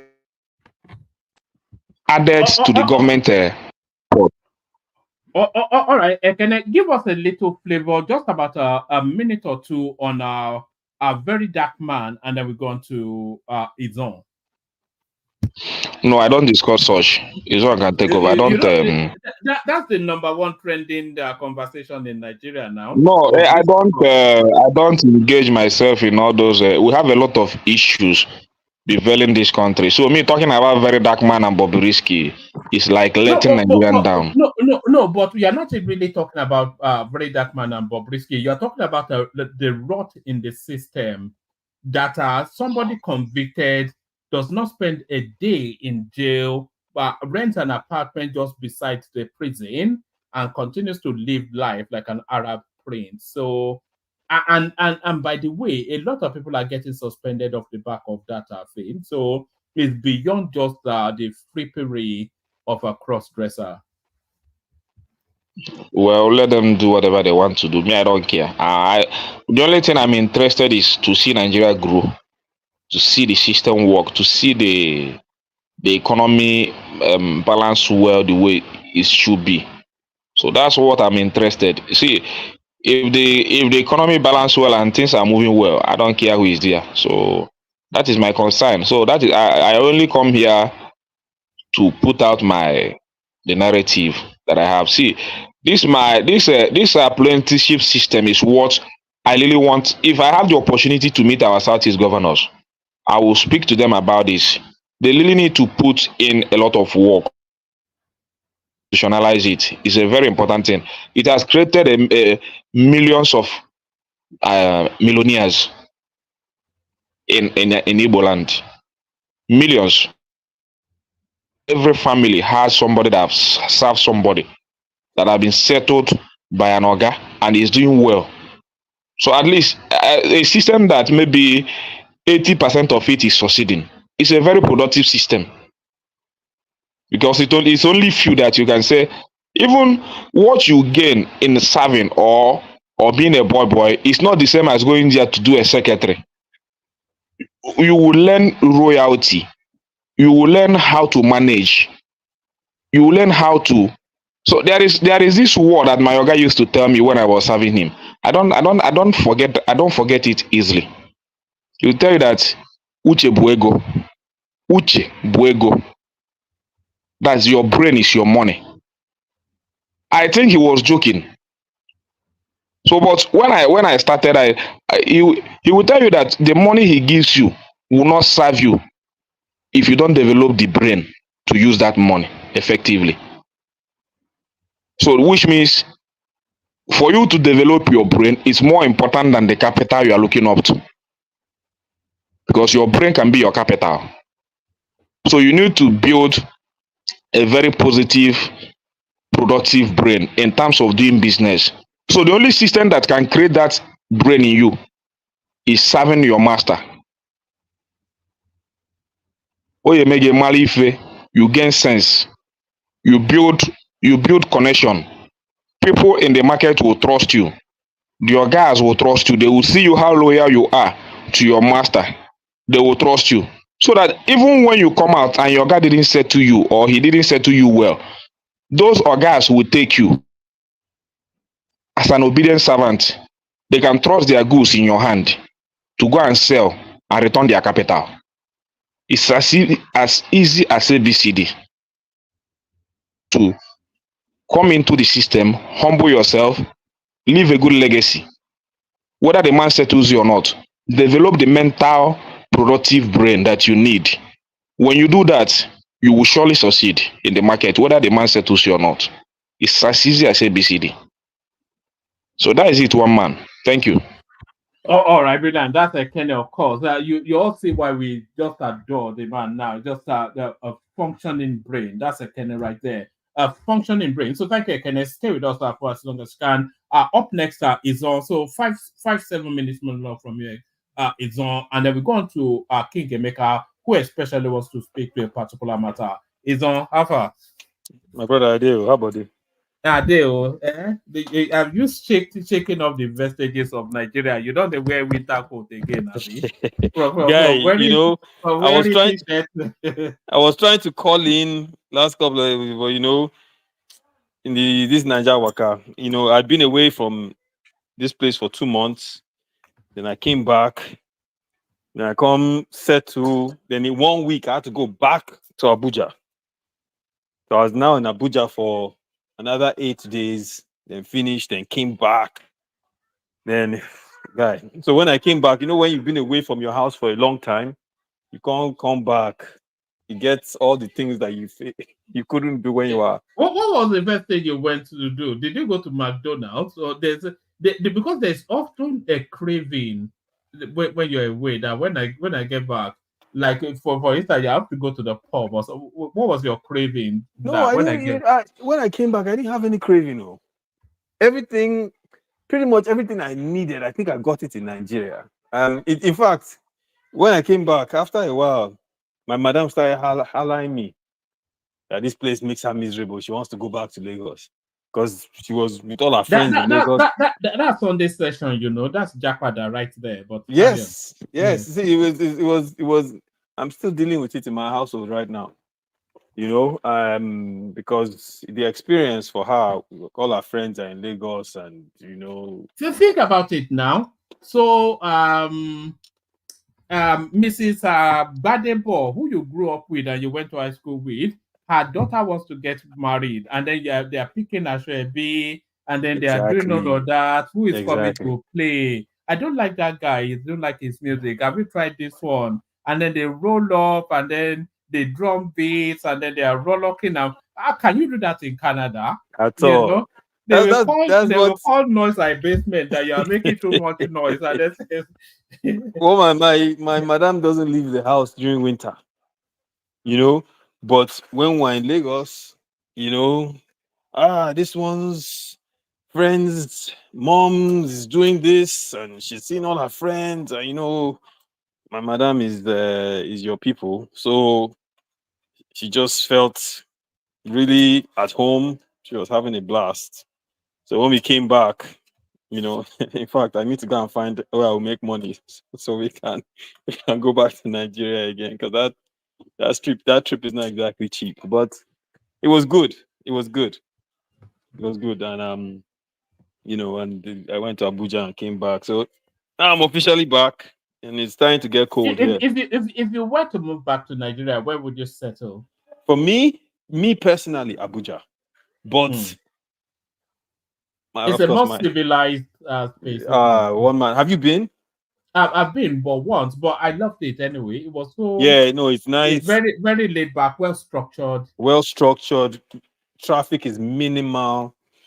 Point A to B, guaranteed. Lagos, on the other hand, I mean, my wife prefers Lagos. I don't know why, because It's Lagos was more just vibrant, isn't it? Abuja can be boring, for all of the. yes, yeah. Lagos, there's so much more to do. I'll put it like this: I was actively looking for places to go to, but I couldn't even go to enough. Like the place Kulata recommended, I went there. It was nice, but had he not recommended it, I wouldn't even know it existed. So it's just one of those things where it's like, man, that's the thing about Lagos you have to love. It's just there's so much. You just pray that they improve the infrastructure across the board, and because it's so overpopulated that it's difficult to develop, especially when you get out of certain parts of the island. But even the island, like if you go to Lekki Phase 1, you start to realize that it's turning into an overcrowded commercial space. People are building shops on top shops. Most people are getting rid of their homes. They're turning it into businesses, lounges, all sorts. Like if you go to VI, all of VI has people have sold all their property and they've turned it into businesses, which was disappointing in a way because it's so commercial now. But that's what Lagos is, and it's turning into. But end of the day, it's still a blast to be there. There's just so much to do. It's a fun city, you know. But All right, Bilal. So to the politics then. So a lot yes, to go through. Tinubu reshuffling, Gbajabiamila quaking in his boots. Uh, um, the House of Reps, they are now saying maybe to sell to marketers rather than exclusively to NNPC. Prison officers being sacked off the back of the Bobrovsky narrative. So yes, give yes. us Let me five let seven me minutes. Yeah. yeah. I was listening yesterday and the day before. In fact, was it yesterday? 2 days ago, I was having a lot of fun in the comment section with Adama, Chioma, and all those people there. You know. So meanwhile, Emeka, hello. For once, I listened to you and I agreed with almost everything you said 2 days ago. You know, which was interesting. But woman, yeah, let me first give Ekene props for what he was saying about the apprenticeship program. That program right there, if they zero into it and they fully develop it, it can create another outlet outside of going into university. So essentially, and it can be in any field. It can be in trade and business, which is the Alaba type. It can be in agriculture. It can be in so many other. It can be in construction. It can be in building homes. It can be in electrician work. It can be in plumbing. But there's so many other fields where you have established entities, you qualify them, you get these people finishing secondary school. They don't have to go to university, right? They can go into these places 2 years, finish, either open up their businesses or become really skilled and decide on what they want to do. So there's so many different areas, and it's something that our government should really think about, because end of the day, the cost of university, obviously they can't afford it. The student loan thing, that will get K-leg. So at the end of the day, you have to think about, okay, you have this vast young population, highly untrained, highly uneducated. What's going to happen to them when they finish secondary school? Not everybody can go to university. University is not for everybody. What happens next? So that's something that I think seriously that they should think about. But as it relates to your topics you covered, let me start with the video of the guy, the 15 going on 50-year-old man in Jant that was being harassed by footballer age. footballer. 15. What's crazy? What I went to do in Abuja involved football. And we had some European partners come in, but it was interesting because there were guys that showed up, and it was meant to be for under 19. There were guys that showed up, and I was like, bros, you're not under 19. How old are you? Oh, sir, I'm 26. I'm like, 26. I'm like, guy, when you show up to this kind of thing, the real under 19, you're taking away their spots, because they're not getting an opportunity because you are showing up and you are 26. I said, do you have a passport? He said, yes, sir, but I can't change it. I said, have you traveled out of the country before? He said, yes. I said, then you can't change your passport. but these are the things you deal with because of the lack of opportunities in the country.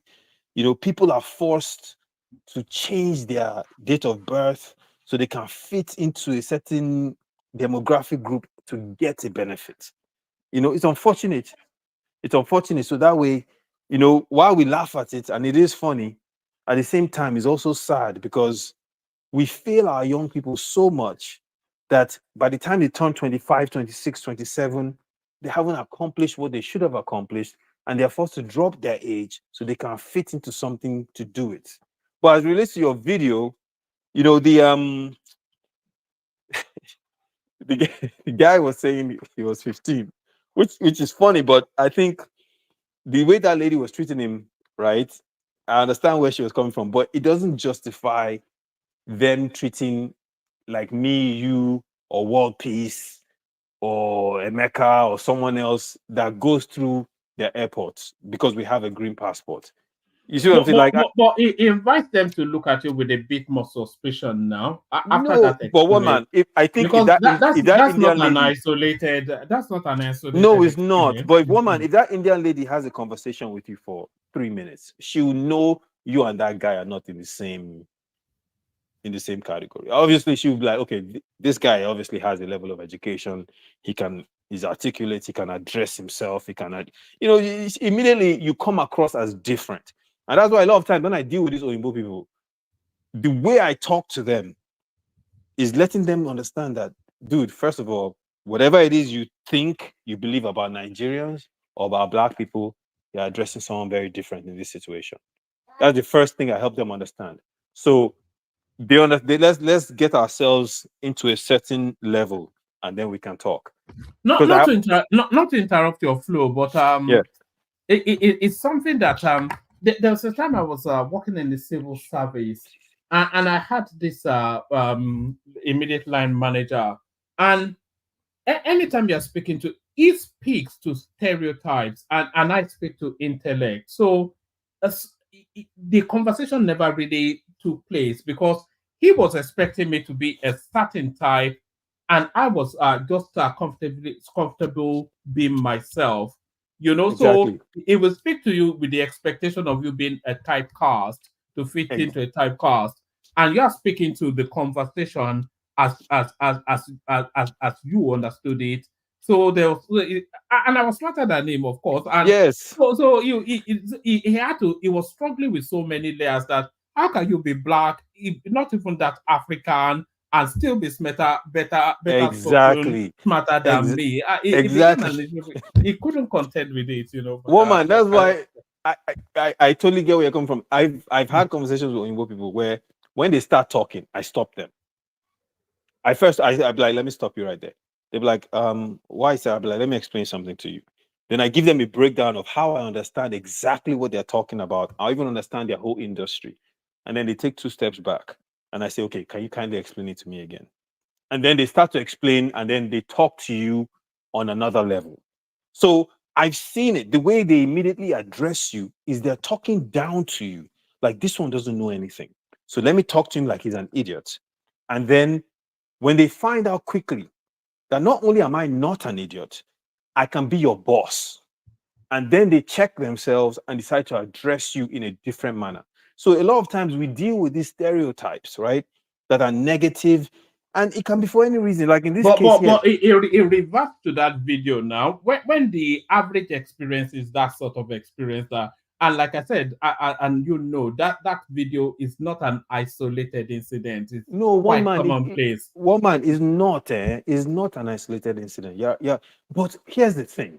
Here's the fallacy in that reasoning is that okay, white people came to Africa, took millions of our brothers as slaves, colonized us for longer than we've been independent, and did all sorts. Till today, they're still stealing our resources, planned coups and counter coups in Africa, assassinated our leaders.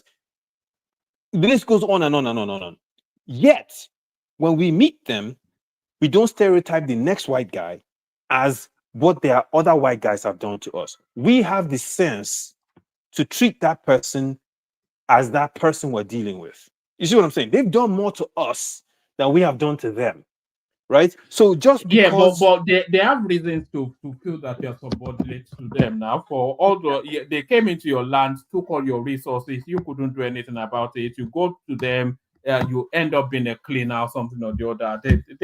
They have all the reasons to look down at you. yes, because they have formed this stereotype. Yes, they did that to us, but they did it to us because we hadn't had a lot of interaction with the rest of the world. Let's be honest. The Sahara had prevented a lot of people from interacting with us. The few of us that did have interaction with the rest of the world were a little bit more advanced. When you talk about people in Mali and Songhai and all those people, they had a little bit more advanced exposure. The rest of us were really, really separated, right? So when we started getting interaction with the rest of the world, if you look at the level, the rate at which we have advanced, and again, I'm talking about most of us, I'm not even talking about like when you start talking about like Benin Kingdom and all the places that had electricity before Portugal. So we have never been inferior or stupid.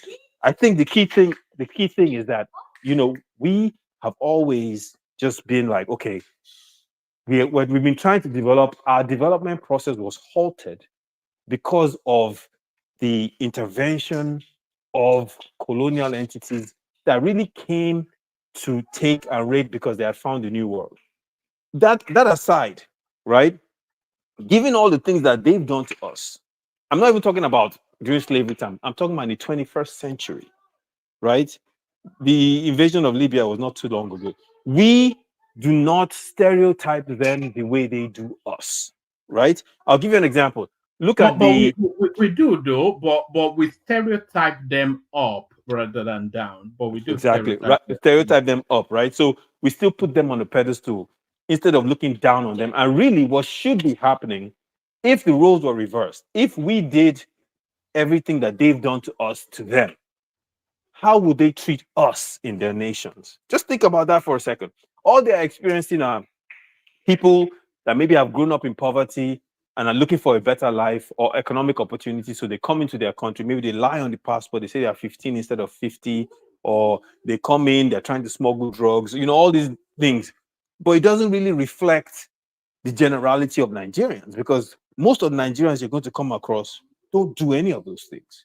Most of the Nigerians you come across are either going to do business, are going to school, or whatever the case may be. They're not going in there to try to, steal or sell drugs or lie about their age. But these people stereotype us like that is what we are coming to do. There was a time I was traveling to Ninge. No, I was traveling to Switzerland, and I was flying KLM. So I stopped at Schiphol Airport. You know, the first location you get into Schengen, they have to go through that whole process of where you're going and all that stuff. So, the guy asked me where I'm going. I told him, hey, I'm going to visit a friend in Switzerland. Okay, blah, blah, blah, blah, blah, blah. I looked at my stuff. I'm just standing there. Then he was taking a little too long. So I said, sir, excuse me, is there a problem? He said, what do you say? I said, is there a problem? Why are you delaying me? I have somewhere I have to be. If there's a problem, can you kindly let me know what it is? They said, just a second. They said, oh, can I follow him? So I followed him. He went all the way behind in Schiphol Airport. I didn't even know this. There's this section you go through, right? And they take you walking, and you actually see jails, and you see all these things. The guy walked me through that whole section. So I'm just walking through. I'm like, okay. We get to the back. And the funny story, the guy was an Asian guy, right? We get to the back. He finishes.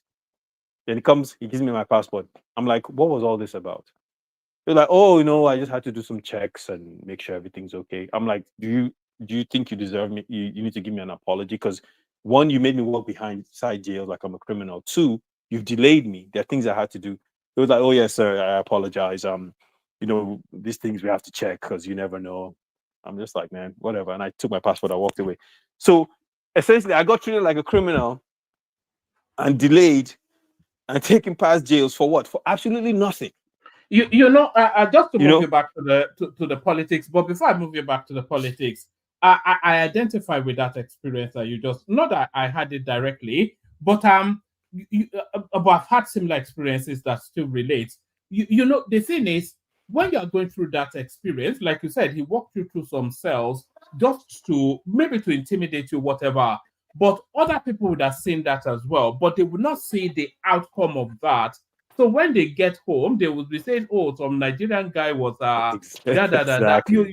So, and that's the thing. So they don't get to see your innocence or to see how that guy make a fool of himself. All they just saw was that snapshot moment of yet another one of these people that's been caught by the authorities. But Exactly. let's go And one back to man, the politics. and all Yeah, yeah. this, I'm saying all this just because of that video, right? Hmm. Because that video speaks 1,000 words.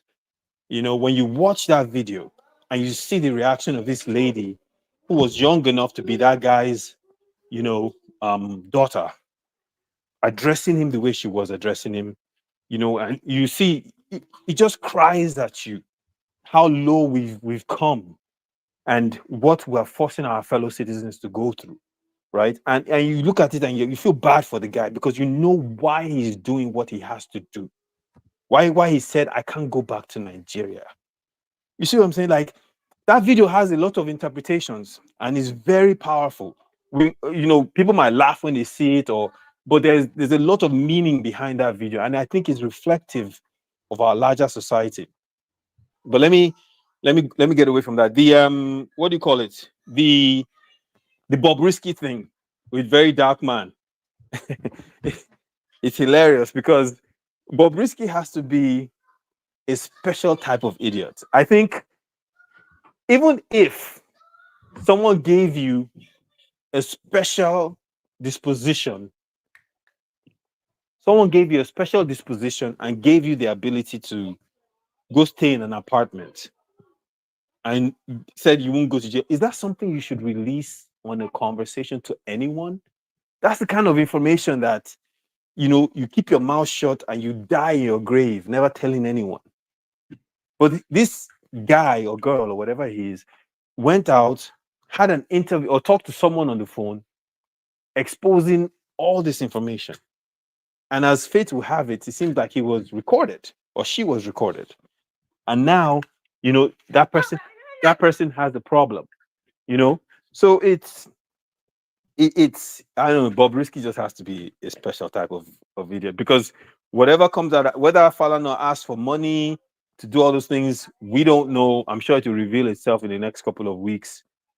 We will just have to watch and see what happens. But I think, at the very least, I think Baba said this yesterday, Bob Risky has to pay a price. If indeed they found out that, one, she was spilling the beans the way she did, and then two, she implicated all these people who were just trying to help her. Now, have you succumbed to the she now? Well, man, I've given up, man. You succumbed to the she, so it's now she. I've given up. I've given up because in Canada, if you talk wrongly about these people, Emeka can bear witness. There's a human rights council in Canada. They will finish you. You will lose your job. They will destroy your life. I'm telling you. So, in fact, when it comes to those matters, I just walk away. I don't even have those conversations because I don't know if it's he, she, they. There's a lady I met one time in Toronto. She identified as the they, one man. They. He said she's the they. I said, where do you go from there? Someone tells you, I'm not a he, I'm not a she, I'm a they. What do you do? How do you even have a conversation with that person? But moving on. Was that an actual woman or it was a woman? I was looking trans? I was looking at a female, but the female was saying, I said, okay, women, and and I'm sure and I somewhere along the line, I think I said her or she. I said, oh no, I'm a they. I was like, I said, eh? The Nigerian came out of me. I need to excuse me. I said, eh? She said, I'm a they. I said, okay, they're a they. I accept your interpretation of your gender. But it just to show you how it is, right? But on the flip side, the other thing I wanted to talk about is this army lady that allegedly was molested and raped by her superior in the military, right? So we saw you use the word grape. Sorry, grape. Yes. So we saw, or let me just say, assaulted. We saw the military come out and try to indicate that she had been discharged, and the lady is crazy. I've been following that space very carefully, just because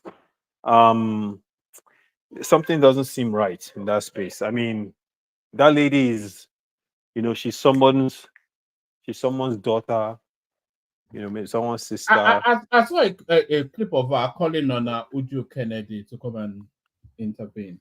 Yeah, she's someone's daughter, someone's sister. I just, and I don't know if Uju Kennedy can do much, because there almost seems like there's a military,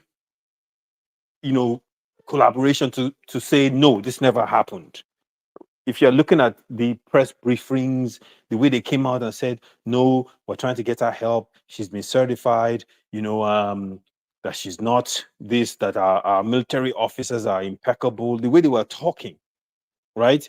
It almost seems, and when people come out and have these kind of press conferences, usually it's very difficult for them to backtrack away from those statements. But on the flip side, what's to say that she doesn't actually have mental health issues like the army are saying? But here's the thing, right? That's the point. If she did, right, a condition can be verified. One man. So what the people that are supporting her should do is to get independent, either psychologists or psychiatrists. I'm not sure which it is. I'm not an expert in that field. But get someone that is an expert to fully evaluate her independently, preferably not someone in Nigeria, to fully evaluate her and say either she is crazy or she is not. And once they do that, if she's not crazy, then the military needs to be fully investigated, and whomever has been assaulting this woman should be brought to book. But if they identify that something is wrong, she does have a condition, then they should talk about how to get her the help she needs. But either way, that's the next step of what needs to happen. And I don't know who's supporting her on this. I saw her on AIT. I listened to the interview. as far as I'm concerned, from the interview I listened to, that woman know the craze. She is not crazy. You know, she was fully coherent, fully described the situation, talked about everything she tried to do to resolve the situation, talked about, you know, everything. And I feel when I listened, I just felt like, what if this woman is telling the truth? And she's really been abused like this. And we're watching this happen from our military. And she has no recourse because they're so powerful. Right? That's the issue that you're looking at, and you're like, man, someone needs to look into this. Someone needs to find an independent person to find out whether or not she is really crazy. Because if she's not, then someone needs to be held accountable, 100%. And then let me just, before I pass it on to someone else, I think the last piece is the special squad that they're creating for mining. You know, I think it's good, but why is it taking so long, one man? Why are we having to go through second reading and wait for the House of Reps to approve? We saw how quickly they approved national anthem. Why is it taking so long? Why a country that's hemorrhaging funds? We don't have money. We have gold, we have lithium, Lord knows what else we have. And We have emerald as we well have emerald in commercial countries. Yeah, and they're stealing all that money. I mean, someone is stealing it and putting it in their private pockets, right? The nation is not benefiting. Burkina Faso, almost a year and a half after Ibrahim Traore took over, they're refining gold bars, and they're using their gold bars now to back up their currency in under a year and a half, right? We have, like you said, we have more gold in Zamfara than we do in Ghana. Yeah, but he's ruling by military fiat. Yes, woman, but that is the point. Burkina Faso is not as advanced as we are, right? If he can do it, we should be able to do it quickly. And we shouldn't have to go through a long process of first reading and second reading. And let's get the thing approved yesterday. Get over there and fix this issue, and let's start making money from this. Let's use part of it to back up our currency. Let's stop this hemorrhaging of our mineral resources. And that's the thing that frustrates me with your boy Tinubu. I just don't see the urgency. You know, I just don't see it. Like, we have some serious issues, but they kind of drag their feet on those ones. But if it's Lagos Calabar Road or national anthem I want to change, papa is done. It's passed. It's inside. Everything is finished. So that's my issue with them. It's a good move, but they need to speed it up. Like, we're broke. We don't have money.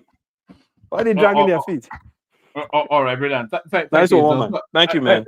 Yes, stay with us for as long as you can. Okay. I was going to make it a speedy session, but it looks as though the conversation always takes its own direction. Now, up next, Emeka, who I think especially wants to speak to a particular matter. Meko, sorry for the long wait. Emeka, in the world, that's the Igbo that I've learned from after you kicked me out Adama. saying the truth, you and some of the panelists didn't want to hear the truth on Monday, but I'm back to continue to tell you guys the truth. I also want to say, woman, you know, it's better if you are going to say 5 minutes or 7 minutes or 10 minutes, it should be 10 minutes. Right? So, you know, if you don't keep to the time and you do the interjections, when we interject, that is where we complain of the bias. Anyway, that's just my own feedback on this.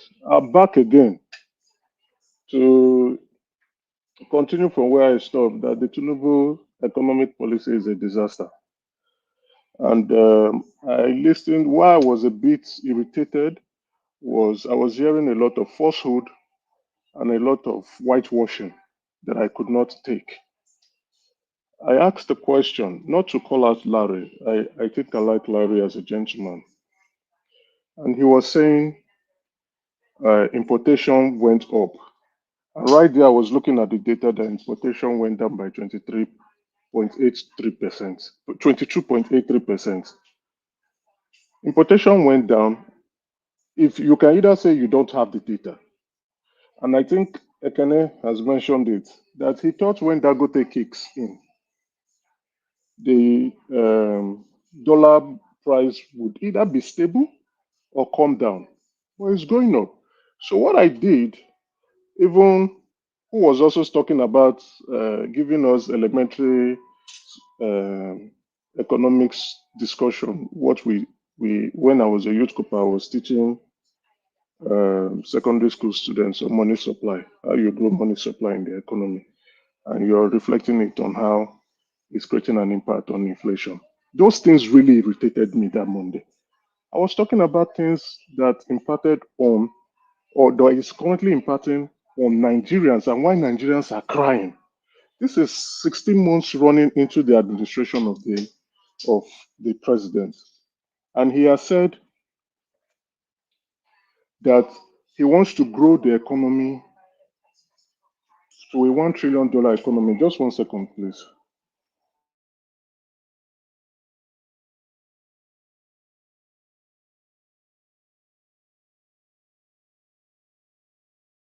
All right. He wants to grow the economy to a $1 trillion economy in 6 years' time. That is 2030.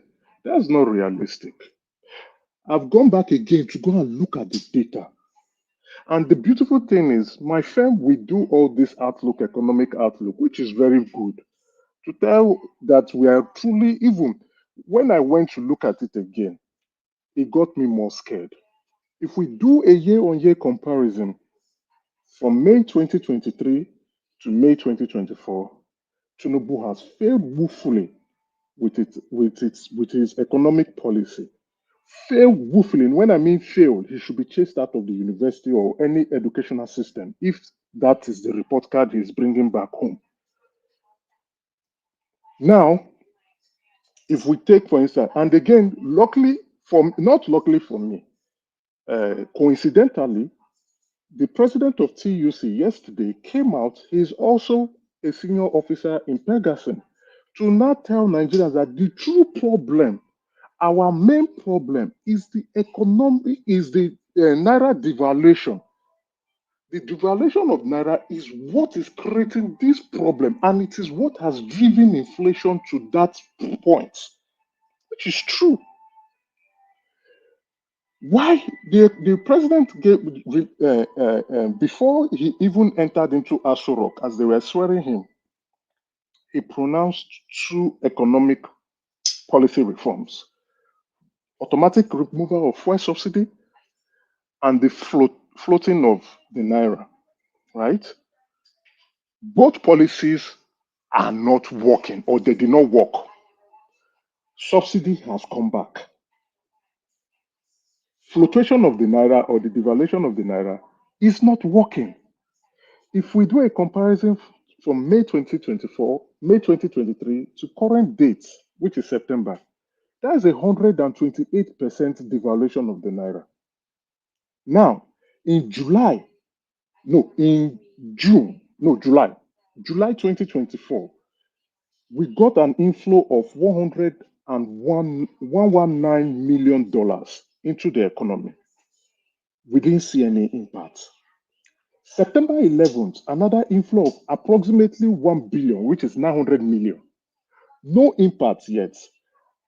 In quarter one, 3.4 billion capital inflow came in. Mostly 62% was just foreign portfolio investment, right? The rest were foreign direct investment, still on shares. The foreign portfolio investment was on money market instruments, treasury bills, and OMO instruments. The foreign direct investment was on shares in banks. The remaining percentage was other investment, which were loans and long-term credit. Where is that infrastructural development that this man has been jumping from Germany to Dubai to India to every summit that he's talking to people that he's the chief salesman? Now, our president was pressurized by the international community, most especially by the IMF and the World Bank, to completely remove subsidy and to remove any fixed or currency control that is automatically devalued the naira, float it. That there were promises of foreign direct investment. I am not the one saying it. You can do your research and find it. And even the president himself said it. Now, if in 16 months after he has made that policy, we have not seen inflow, capital inflow, that has even exceeded how much? The inflow we have seen that came into the country is less than $6 billion. Less than $6 billion in 16 months.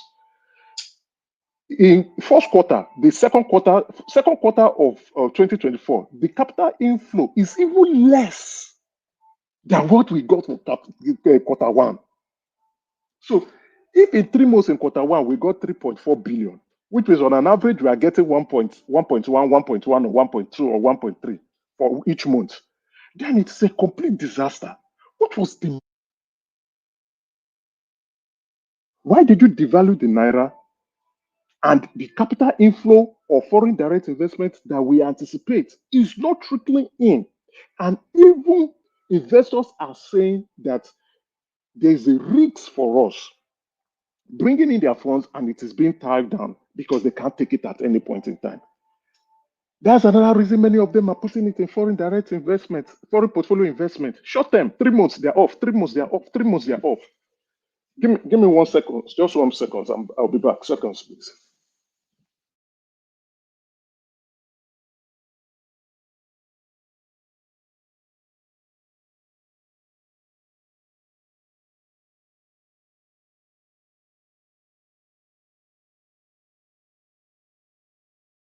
So they are doing 3 months and they take their money out because they are afraid that their money will tie down. Then we look at, okay, what is the impact on these policy reforms? It has only made Nigerians poorer. It has only increased the sufferings of Nigerians. It has only made the economy to be terrible. And the president is telling us to be patient. What patient? How long do we have to keep waiting that this thing is not working? Now, the other thing they told us was that they want to converge. Initially, we had 3 exchange rates: the CBN rate, the official rate, that is the FMDX rate, and then the black market rate. Now, the president came and said, "Oh, I'm floating the naira." So there was no more CBN rate, which was at $491 then at least by April 2023. There was now the official rate. And there's still a black market rate that is still not converging. After 16 months, the black market rate is roughly around $250 or $300 more than the official rate. So it shows that the policy is a disaster. Why don't you retrace your step back and remove the pains that Nigerians are going through? Why don't you acknowledge that this economic policy has failed and has thrown Nigeria into more debt, into more hardship, and redress it and say, okay, it appears maybe this didn't work. Let's go back and fix things. So, again, the president came up and said, I want to grow this economy to a $1 trillion economy. It appears that the CBN governor, Cardoso, did not get the memo right. Because to grow that economy, you cannot grow an economy in 6 years' time by having an interest rate of 27.25% official. That if banks want to even borrow to you, it will be 33%. It has increased the cost of borrowing. It will reduce savings. It will throw Nigeria into more hardship. Even the manufacturers sector are complaining.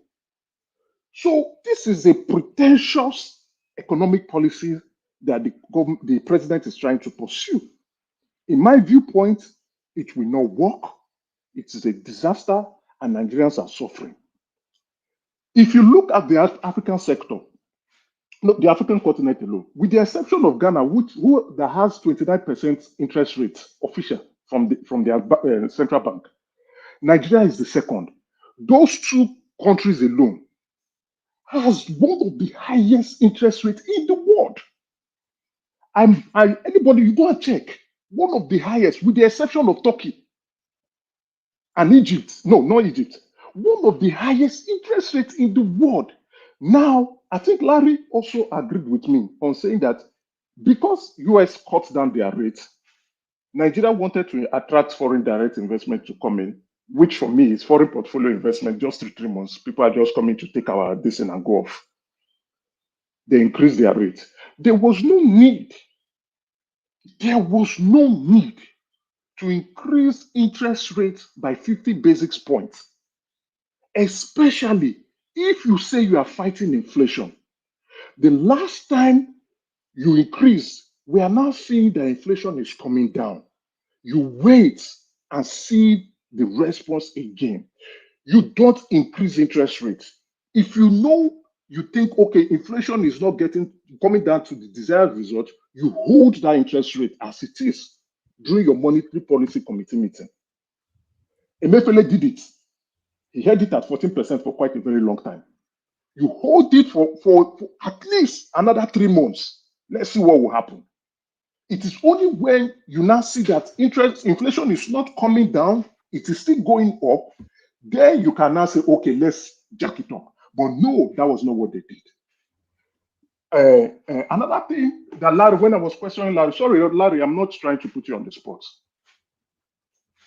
He said we are relying on old data. That is not true. The beautiful thing that the National Bureau of Statistics do is that on a monthly basis, they give us the CPI every month. Maybe many of us are not checking. Please do check. Every month we get our inflationary numbers. The month of August is out. So the economic policy, before you get bored, one man, other people spoke for 30 minutes. I looked at the time. Let me explain properly why Tinubu's policy, economic policy. Yes, you have the time to explain fully, but not maybe as long as I can. So sometimes you have to use editorial or something, but carry on until you feel you've satisfied your point. Before you yank me off now, as you did on Monday. I spoke for 27 minutes. Not everybody will I speak for enjoyed 27 minutes.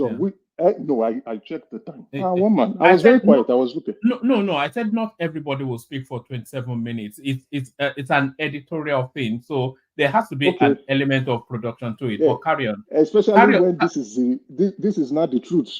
People don't like. No, it's not so much. It's okay, one man. No problem. Hold on. Let me go. Hold on. You will go on, but let me just say this.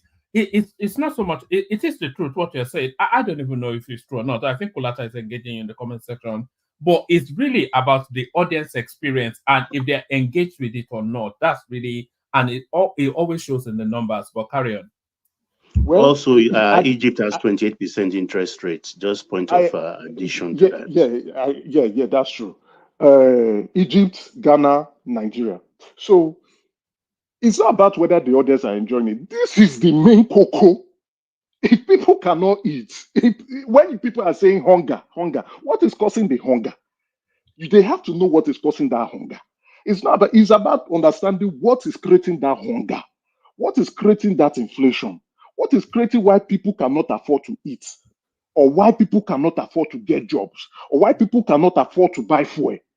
You must know this. So, I'm not saying it to the audience, but this is the truth. It's because the president gave 2 bad economic policies, and after 16 months, has failed to address it, and we are suffering for it. We are completely suffering, and we will suffer for it. We will suffer for it. See, he makes that step, and that was why on Monday I asked, whose interest is the president working for? You have to understand, Emeka, that there are about 3 things that Tinubu hinges on. The removal of that, I wouldn't even give him the fuel subsidy because that's more a Buhari carryover. But especially that the removal of arbitrage, as he's putting it, in the exchange rate and the Lagos Calabar superhighway. So those are his marquee spaces. So he's not going to reverse that. It's going to do any and every, because it's going to live or fall by that. If he reverses it, it's done. So he has to make it work, otherwise he leaves office. You said we have not removed And any Emeka, I want you to also frame in your analysis the 107 trillion in circulation at the moment.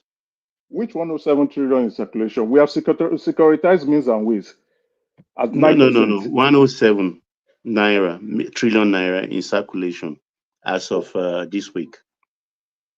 So okay, I didn't get that. I didn't get that in the news. But if we're looking at means and ways, we have actually securitized that loan that the CBN was printing out money. Yes, we. So thank you, Baba. Okay, thank you, Baba.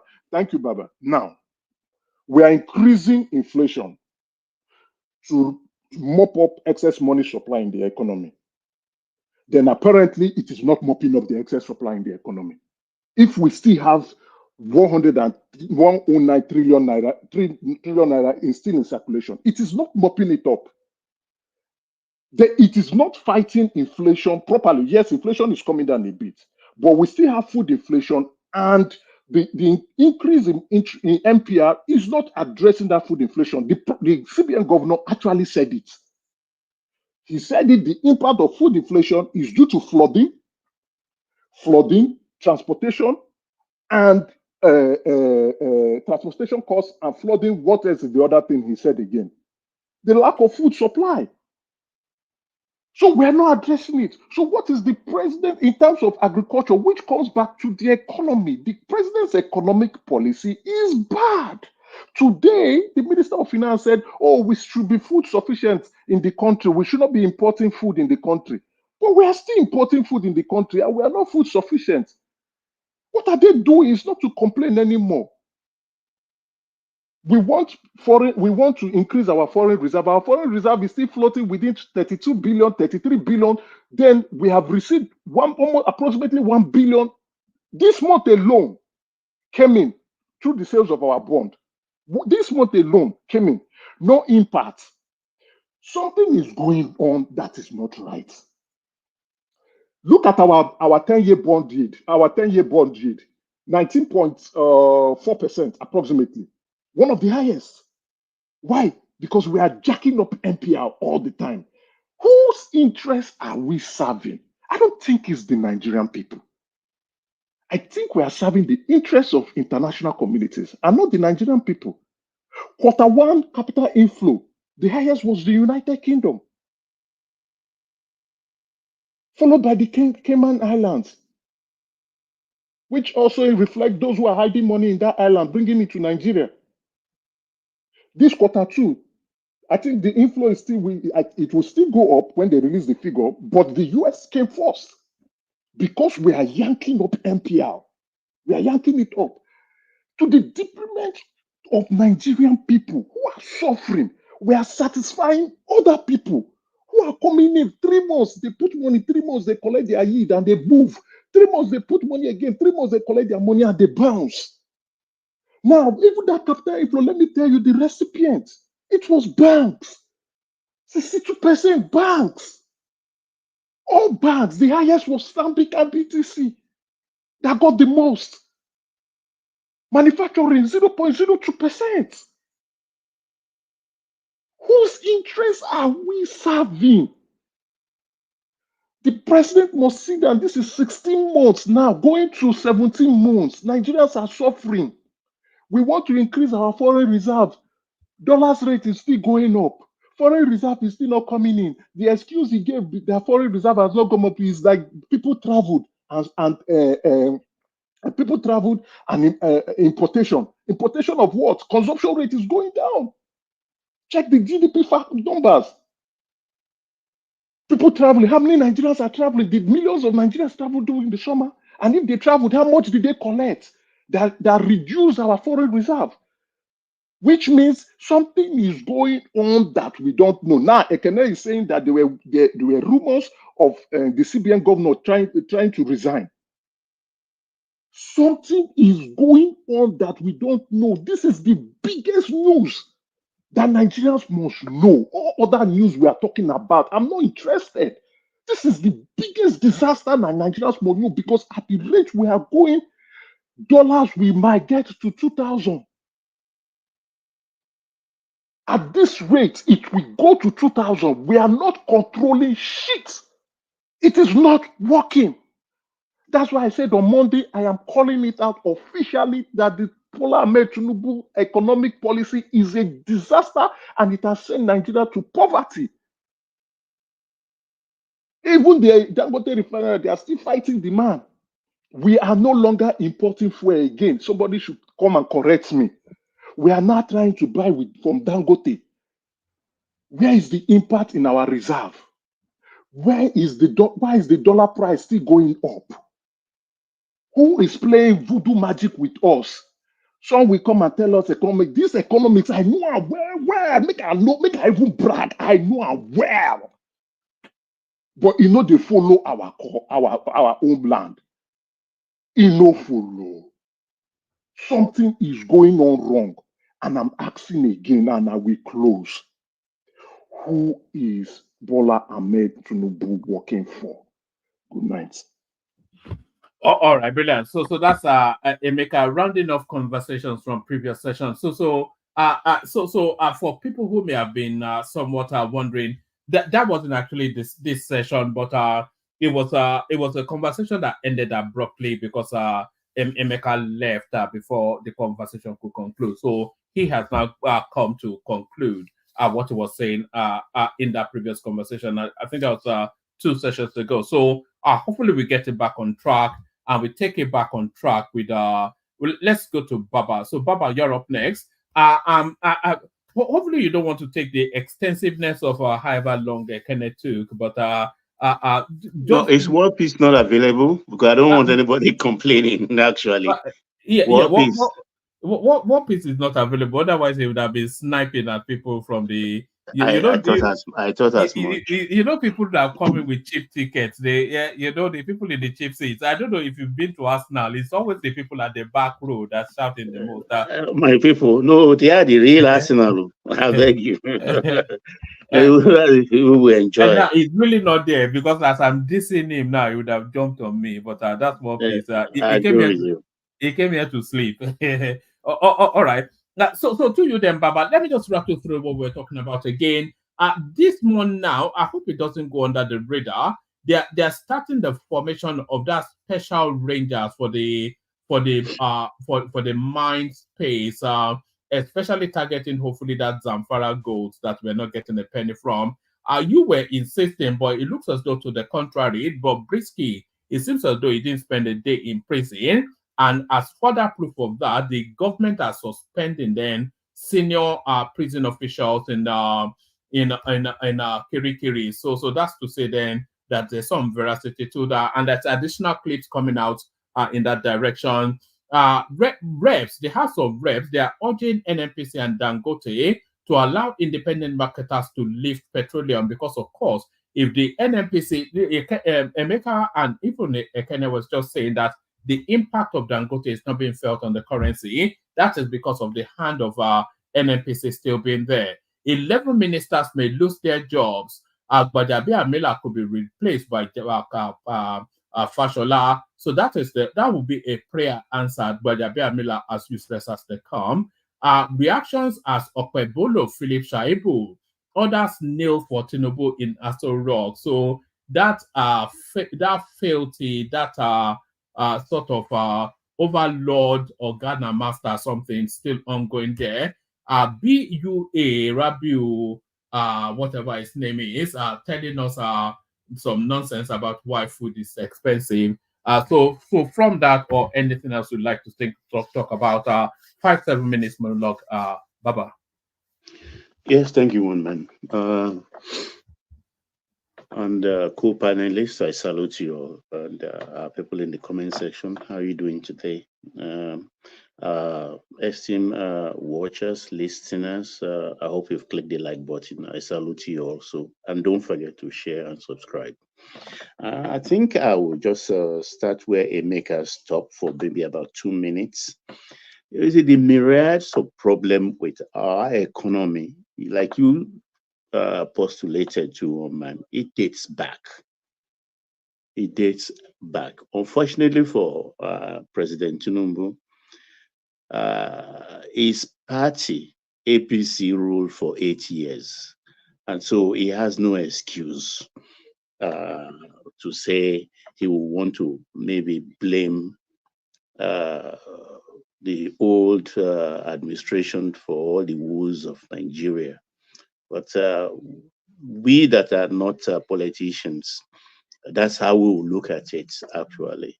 I'm not going to give him a soft landing or maybe just a slap on the wrist or anything. Yes, he needed to come out, but he did not come out from beginning. He was trying to shield exactly what he meant. The economy was not in a mess, but in a rut. In a rut. Why do I say this? Immediately they came, first, second week, or was it before Emefiele, or as soon as Cardoso came in, they took 7 trillion ways and means just to cover up the gap, the deficit. That's what they started with. And up till now, the twin policy of the subsidy and the floating of the naira, I think they are necessary, whether we like it or not. With 3 windows, how do you cope with that? Central bank rate, official rate, and the street rates, all diverse rates, and it was a free run for all of these people. That's so irresponsible of that administration to run that kind of 3 windows for a forex. And in trying to float it also, I think a lot of mistakes were made. And actually, that's where I don't situate a problem on subsidy. It is the forex that is actually our problem. And I think the president is somebody who believes that, look, plug the holes rather than maybe those that created the holes, rather than dealing with them. Maybe you can come back later. I think that action is what Yoruba call kakokole akata lono katu fiabo waba adie. But in doing that, he's underrating those who is confronting. Imagine 107 trillion in circulation. I think 2 months ago, it was just about 90 trillion in circulation. Where did that 17 trillion come in from? Where did it come in from? A lot of things are really wrong with our country. That's why some people get so frustrated and say, look, is there something spiritual about our situation in that country? We are a peculiar people. I can tell you maybe what I think those surplus funds are coming from. In a country where you change your currency and you still find new notes of the old currency still in abundance, more than the new currency. Only in Nigeria that can happen. Only in Nigeria. The economy actually stupid, I would say.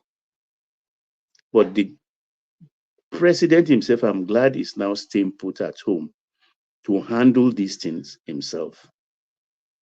And I think he must be ready to play hardball with most of the people actually toying with our economy and destroying it totally. He has to sit down, put shoulder to wheel, and address it properly. He doesn't need to pander to anybody or wanting to have a good name to himself.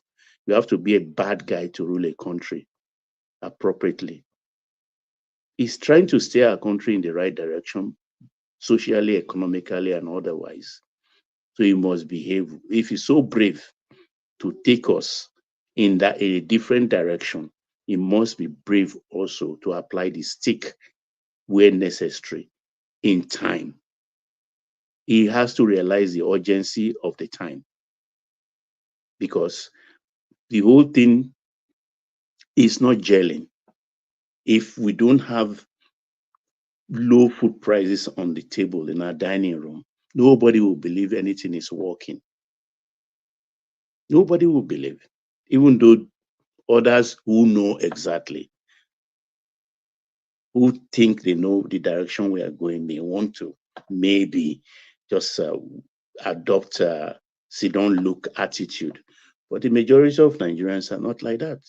Until they see prices fall, have food on their table. But where I'm saying most of these things actually, I'm not an economist and I'm not going to pretend to be one, but at least I know a bit of, how do I put it, how to run things. Where we fell short was in Jonathan's time, when we rebased our economy. That was a wrong move entirely. You rebase an economy which you didn't marry along with income per capita. How do you do that? And you claim you are number one in Africa, where there are almost a dozen of the 54 countries in Africa have higher income per capita. So you cannot claim leadership. And Baba, can yes. I interject you? Sorry, please. You Yeah, said go ahead. rebasing that economy was a wrong move. Why is it a wrong move? Because hold on. Prior to 2015, before this evil party came into power, we saw that Nigeria was, in fact, according to Bloomberg and some other Oh man, take note of my time. Carry on, Aaron. We saw what's it called? Bloomberg and some other economist papers were saying that Nigeria was the fastest economy. Our refinery was working at almost like 35%, if not almost like 40% at the time. Nigeria wasn't having this high hyperinflation, where there were so many industries that were springing up. I could tell you so many of them within the Apapa local government, Apapa area in Lagos State. So many of them were springing up. Wait, the lending rates during Jonathan's time. Let me correct you before you go ahead. No, our lending rate as of Jonathan's time was between 30 and 33%. Check. Okay, Carry fine. on, please. Well, I don't know of that. I don't think it was that. Was that really? Anybody can fact check me, please. Okay, all right. Please fact check. So my point is that Nigeria was at a production level, not anything seen after Buhari came in there. So you cannot compare those economy of that time. If they rebase the economy, that was a good move to tell the international community, business people, that this is what we are worth, our economy. A lot of them were opening. I can tell you, 2023, 2022, 2010, 2012, up to 2014, before these idiots came in, the economy was speeding up. A lot of factories were coming up, were springing up across left and center of Nigeria. But suddenly, these idiots came in, they just crashed your economy. And they're telling us that rebasing the economy was a bad, it wasn't a bad move. Because I can remember then, the economists, Bloomberg and so many other, even the Fitch, was also putting us at a very higher, when it comes to destination for investment. So, I don't understand when you're saying that it was a wrong move for us to have rebased our economy. It was necessary to tell investors that this is what we are worth. Bring in your money. You too can be part of the success story. That's how I see it. So let's not use this. Let me just stop there, Baba. I don't understand. Like maybe I'm okay. This is what your country was what or is what then. But then, were your people, the people that country, were they what that is the question. That's what where income per capita comes in. But Nigeria is not as poor as what we find now. You see, we now can go on and on these arguments. Nigerians were not in this dire situation. Yes, I can also Nigerians were rich then. Nigerians were like what we're expecting Nigeria to be. But I'm saying Nigerians were not as these powerless when it comes to their purchasing power. Yes, we were not, because Jonathan at a point was pumping about 2.5 million barrels at almost around 120 million. $120 dollars per barrel. Work that math out. He was raking in a lot of money then. So what was the magic that he did then, that he was pumping then, that these idiots can pump? Ever since they've been there for almost like more than 10 years now. That What have you the done? timing was situated in its Oh own yeah, you time. see, we can The blame oil everything. prices Blame everything. I don't rose. blame them. You see, The oil Baba, prices. okay. Can I finish? Go on. Okay.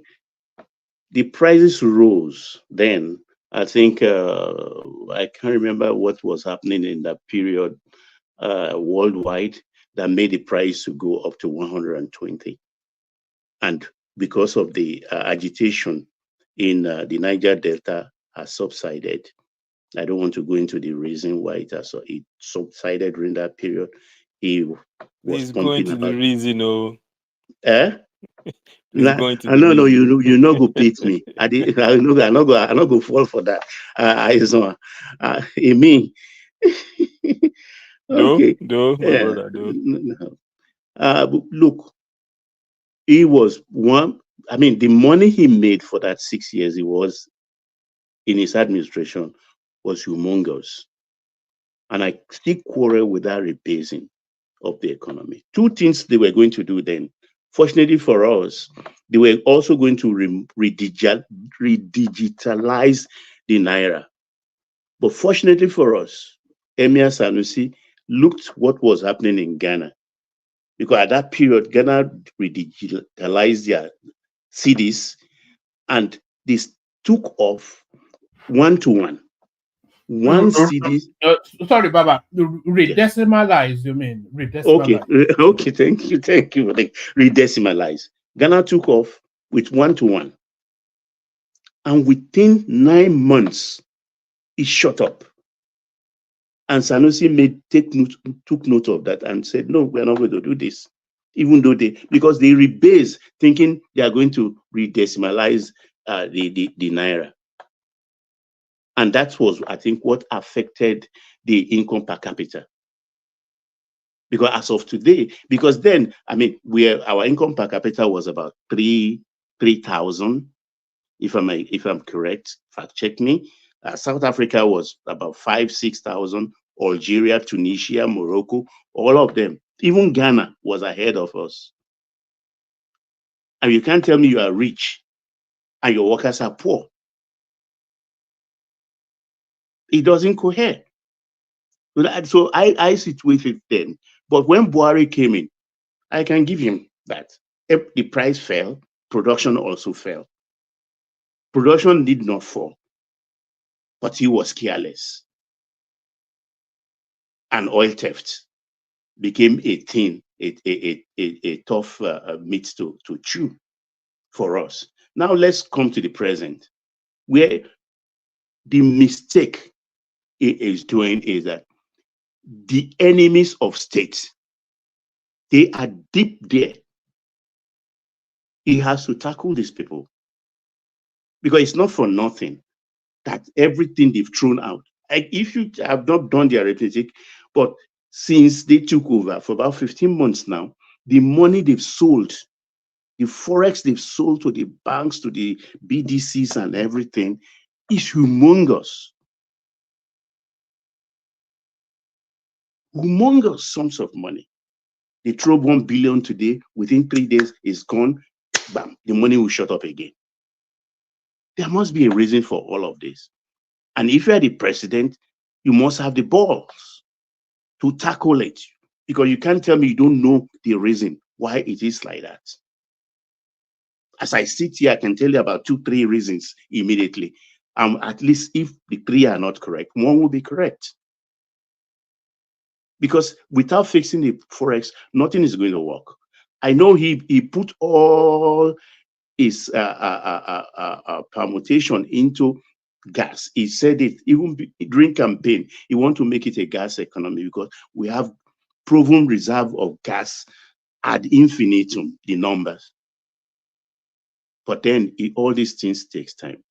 The urgency of now determines that he has to, one way or the other, fix that foreign exchange. Now, I think we're number 7 there about in cubic measure.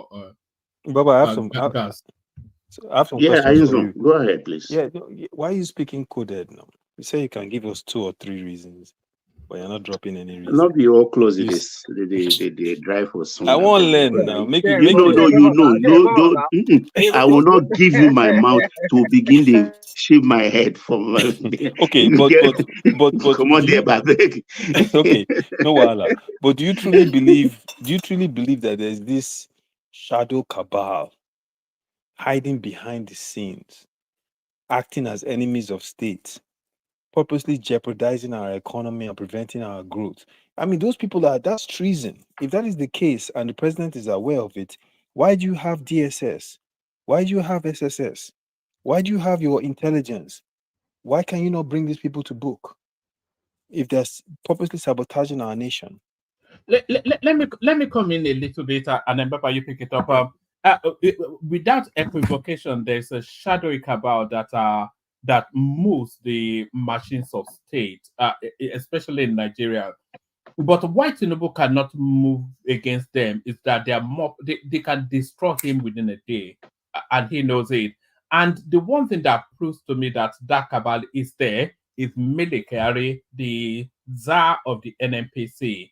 Under no circumstance would that guy be in situation unless it was serving purposes greater than the Nigerian interest and serving elements more powerful than the Nigerian state. There are cabals, a lot of them Nigerian, but not a lot of them actually from the Middle East as well, all intermeshed. Nigeria is where a lot of the world harvest and feast.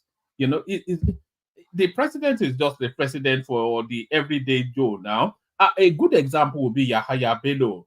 These people, they will go and bust into some hotel, drag out some 23-year-old boy, call him Yahoo Yahoo.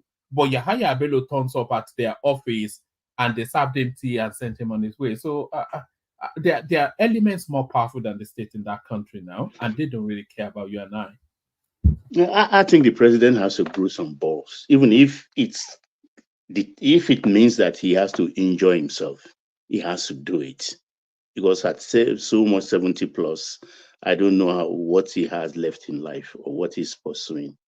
He's seen it all. He has to call them to order. I think he's done that once or twice. He's done that. But there is a particular guy.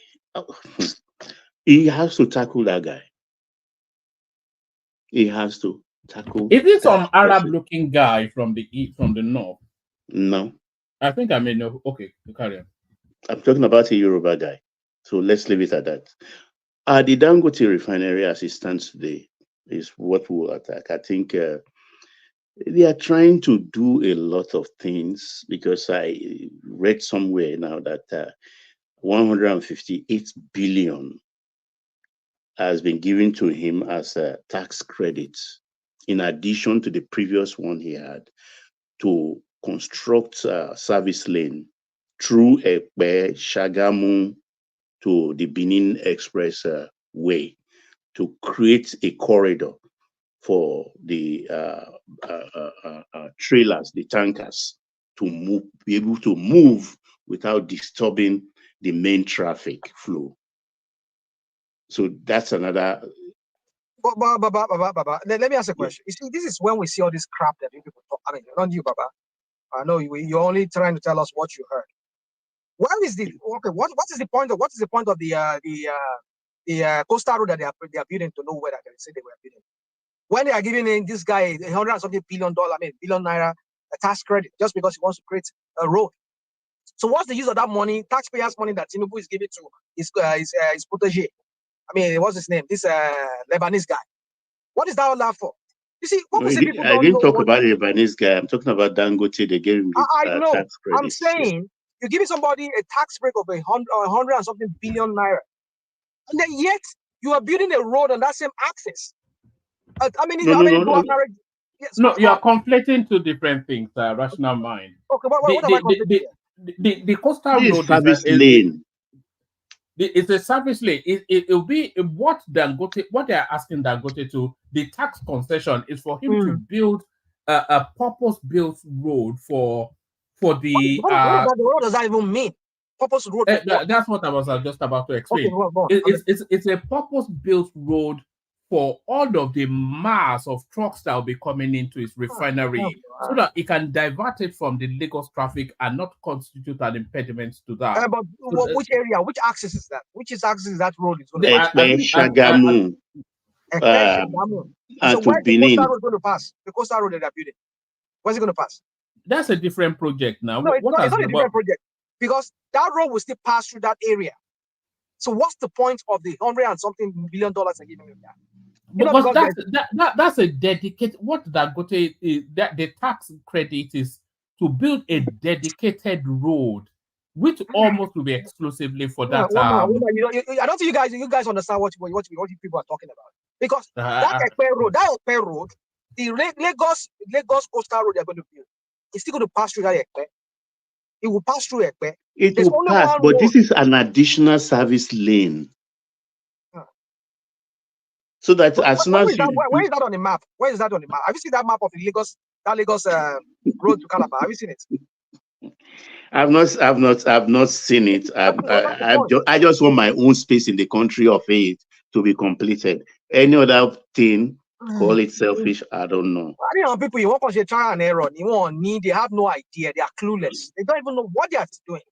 You're giving somebody a tax rate of 100 and something billion. The fact that you don't understand it does not mean they are clueless. No, it's perfectly clear. I'm very lucid as to what I'm talking about here. Because that road... No, you are lucid, but you don't have a grasp of the essence of it. I do have a grasp. I do have a grasp. If what Baba is telling us is what it is, that Ekpe road is going to be expanded or is going to be worked on by this guy so as to allow vehicular transfer or, movements, then I'm wondering, that's a coastal road they're building. Where are they going to build it? You want tankers to be going through that. Look, every road is built for a certain vehicular. What's the point of the coastal road if tankers are not going to be passing through it? I say it's only for if tankers pass through that coastal road, then it would defeat the essence of it. Oh, come on! What are you talking about? It will lock it down. It would lock it down in a grid. Come on! What are you talking about? Is it not for the economic reasons that why they're building the coastal road? Yes, the tankers are not vehicular movement now. They are dedicated vehicles for a specific purpose. And Baba already explained it's a service lane to service that particular service lane. What are you talking about, woman? It's for all vehicle. It's for any vehicle. It's for any vehicle. You don't get it. That's the thing. You don't get it. That's just it. Woman, if you don't know, woman. you don't know what you're talking about. I think I do, but maybe I don't think you know what you're talking about. Oh no, one man in UK where you live, do you have a dedicated lane for trucks? We have service lanes, yes. We have bus lanes. No, we are not talking about bus lane. We are talking about the same principle, isn't it? No, bus lane. We have bus lane everywhere. Okay, why do you have bus lanes? Bus lane is just to lessen the traffic. No, on the autobahn in Germany, and in Austria, we have bus truck lanes lane. are found in main city. Not once you're out of the city, you don't have bus lanes anymore. No, Hakim, I think is that Hakim? We have in autobahn. We have service lane in autobahn. We have on autobahn for the only trucks we have. That's Brownberry. Which state is that? You say? Which state? No, Baba, don't let rational mind boxing you down to somehow. The one that you are talking about is different from coastal road. You are talking about Ekpe Shagamu that will lead to the express road. That one, from that place also you can get to Ibadan, so that you boycott the Lagos Ibadan expressway. That's where that one is passing to. It's totally different from the coastal road. Do you know what we're talking about? Where is the Dangote refinery? Where is the Dangote refinery? It's in Ekpe now. It's in Ekpe now. No, it's in Lekki. That Lekki road, yes. So is that what they are giving tax credit from? From its refinery there? Wait, anybody, this one is not meant for people going to the coastal area. It's meant for people going to Ibadan, the northern part of Nigeria. That's what it's meant for. Is that what they said? That's what it's meant for. Now that is the route. We are telling you the route. You are just shouting and say, "Walking the lane." So what's shouting? What's shouting? What's shouting? It's totally different from the coastal road.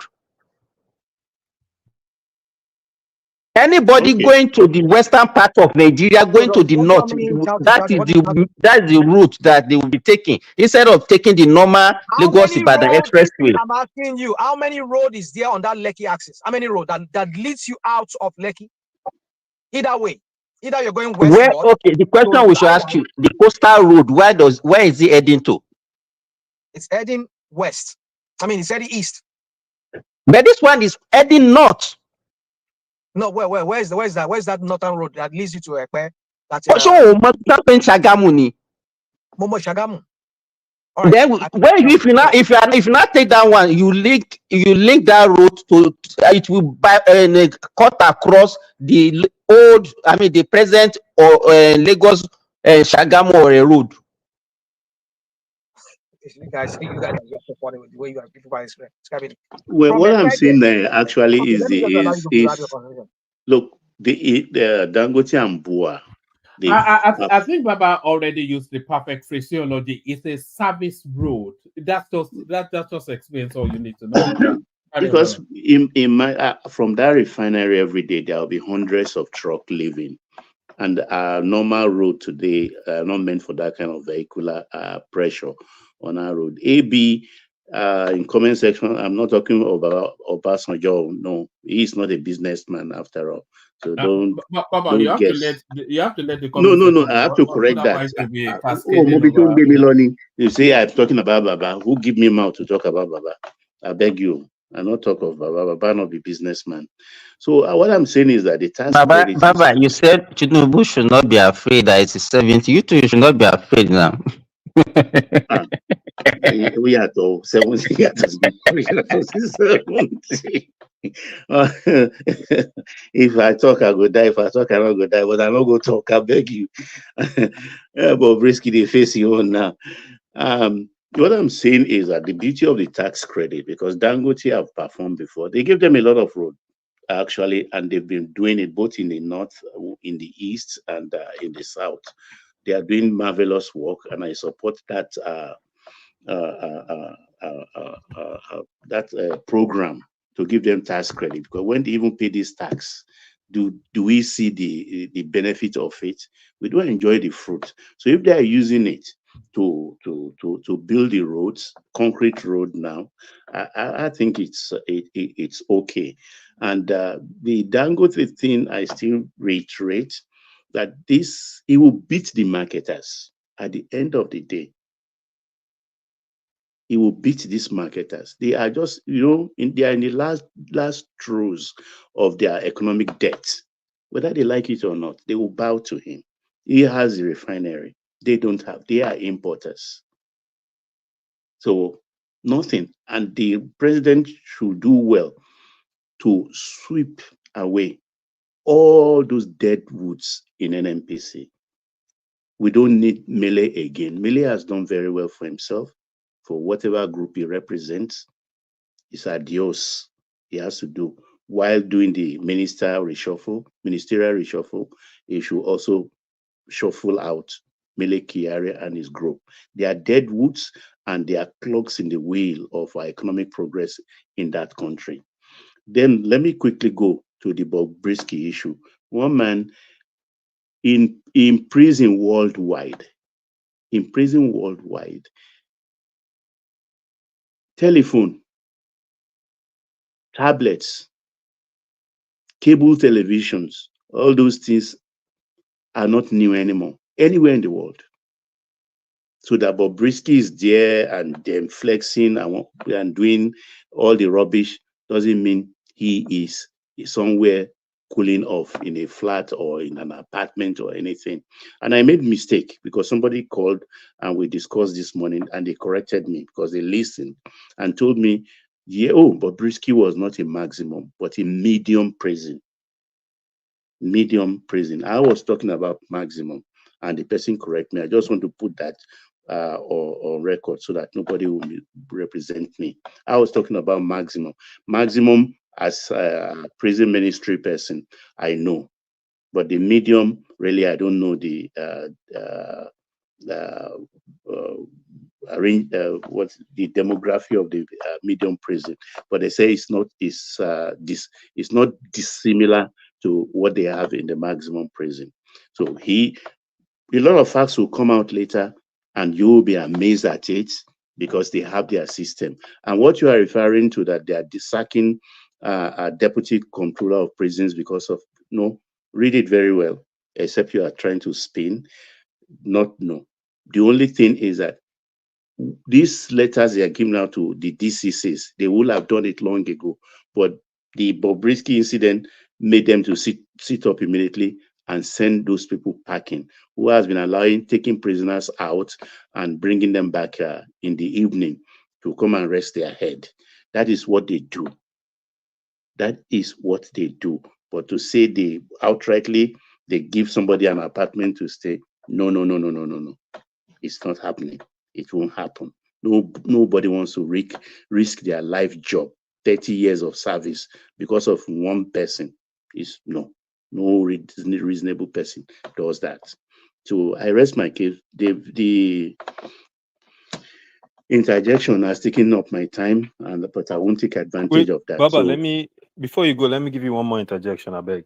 Yes. So, quick question for you. You keep hearing about these marketers, these oil marketers. For those of us that are not in the industry, like, who are these people? Are they an absolute mandatory piece of the supply chain that we need? Can they be cut out? Because every time I hear marketers, they are associated with some kind of problem. Yeah, you see, Ainzon, these people too, they are owners of banks. Some of them are governors in some states today. They have money, they have leverage, borrowing from the banks.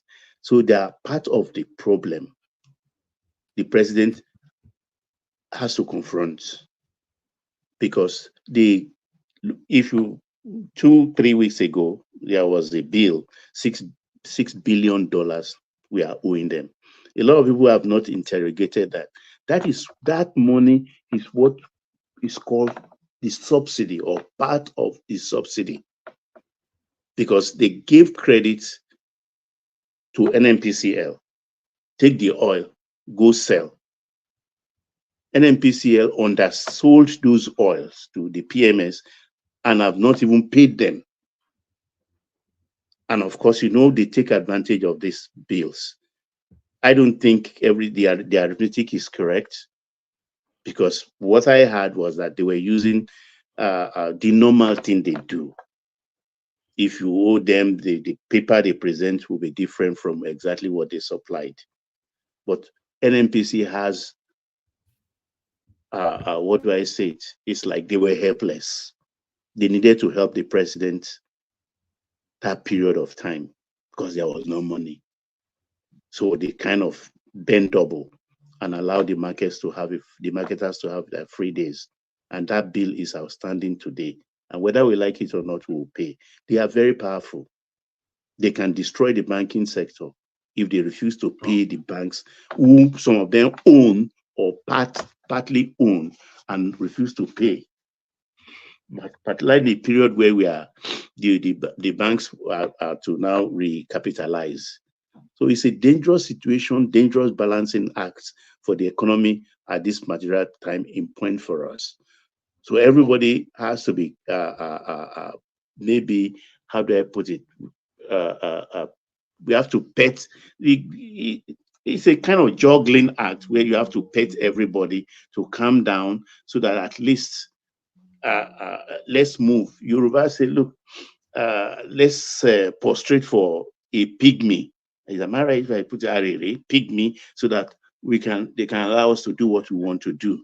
Because if you refuse to prostrate for the pygmy and allow you to pass or have right It's of 16 months not enough. Is it No, not no. enough? I wanted to move on from Baba. I was just waiting for him to land. But Baba, round it up, and then we go on to the next person. Yeah, look, if it depends on who you are confronting. You get my point. It depends on who you are. And don't forget, let me just put this. Don't forget, there is O and O. in all of this arithmetic we are talking about. So care has to be taken, careful balancing act. And I'm even excited. I want to see the stuff the president is made of between now and December, because these are the critical moments. Because once we enter into 25, it's all free.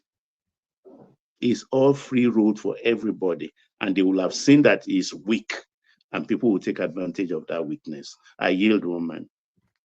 All right, brilliant. Thank you, Baba. So thank you, Baba. So Baba, I wanted to move on just because of the people waiting. But to your question is the marketers are integral to the food chain of that space. So if you imagine that Dangote refines where he is, but then to get it from Dangote to Kebbi, to Borno, to Oyo, to Anambra, etc., that's all down to the marketers. So they make the portage, fill up their oil tanks, and then ferry it all over the country. So they're integral cog in the wheel of that particular enterprise. We go next to Ajande Koko if it's ready. If it's not, we go to Rational Mind. What's up, woman? Yes, Ajande Koko. Yeah, I'm good. Yeah. No, all right. So we're talking about the Senate passing a bill for mine rangers to curb the excesses in illegal mining. But the Bobrisky saga still ongoing. Federal government suspends senior prison officers. We were talking about the House of Rep saying that they should break the exclusivity of NNPC with Dangote to free up that space. And then the cabinet reshuffle, it looks as though Gbajabiamila may be one of the heads that will roll on that day. And a lot of people are somewhat hopeful for that. And then there's this ridiculous clip as well. I'm not quite sure if people are joining us anew. Let me just play it. This is the governor-elect of Edo State on a thank you daddy visit to Aso Rock. But what how we thanked daddy. Thank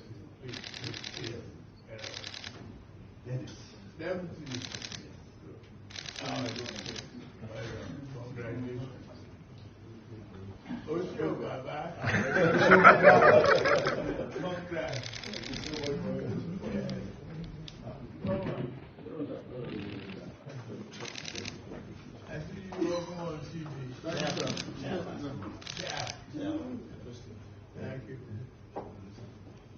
Thank you very much. Thank you.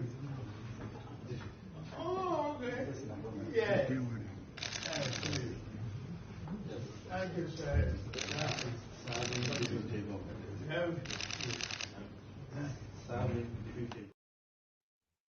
So there it is. That's the governor of Edo State elect kneeling down for daddy. So I'm not quite sure what's going on there, but just go at it as you'd like, Ajane Koko. Thank you, woman. Greetings to our listeners around the world. Click on the like button, share and subscribe if you haven't done so. The clips you just show us now, I think I really like it. It demonstrated our culture, our tradition, the way we show respect to elders, and I think we have to keep it up. We can't be doing things the way Western world do things. When you see elders, you stand up and you throw your hand before him to shake his hand. No, that is not the way it's done in our culture. We have to hold our culture high. When you see the Chinese or the what do you call it? Maybe the Koreans or Japanese, they will put their palm together and bow their head before their elders. So, so that's a show of respect, show of submission to elders. So what the governor-elect did, I think I really commend him. And others I saw in that video, the way they, bow down and give that absolute respect to the president. That is remarkable. I'm deeply moved. I really love to see that. So we should show respect to our elders. Respect to elders is one thing, and criticism of the president is another thing. If I meet the president today, I will show respect to him. I will bow my head before him. I'm So sure one man is surprised. Wajani Oko. it's a surprise of what? Will I'm you sure kneel that's what he down was though? expecting. Huh? No.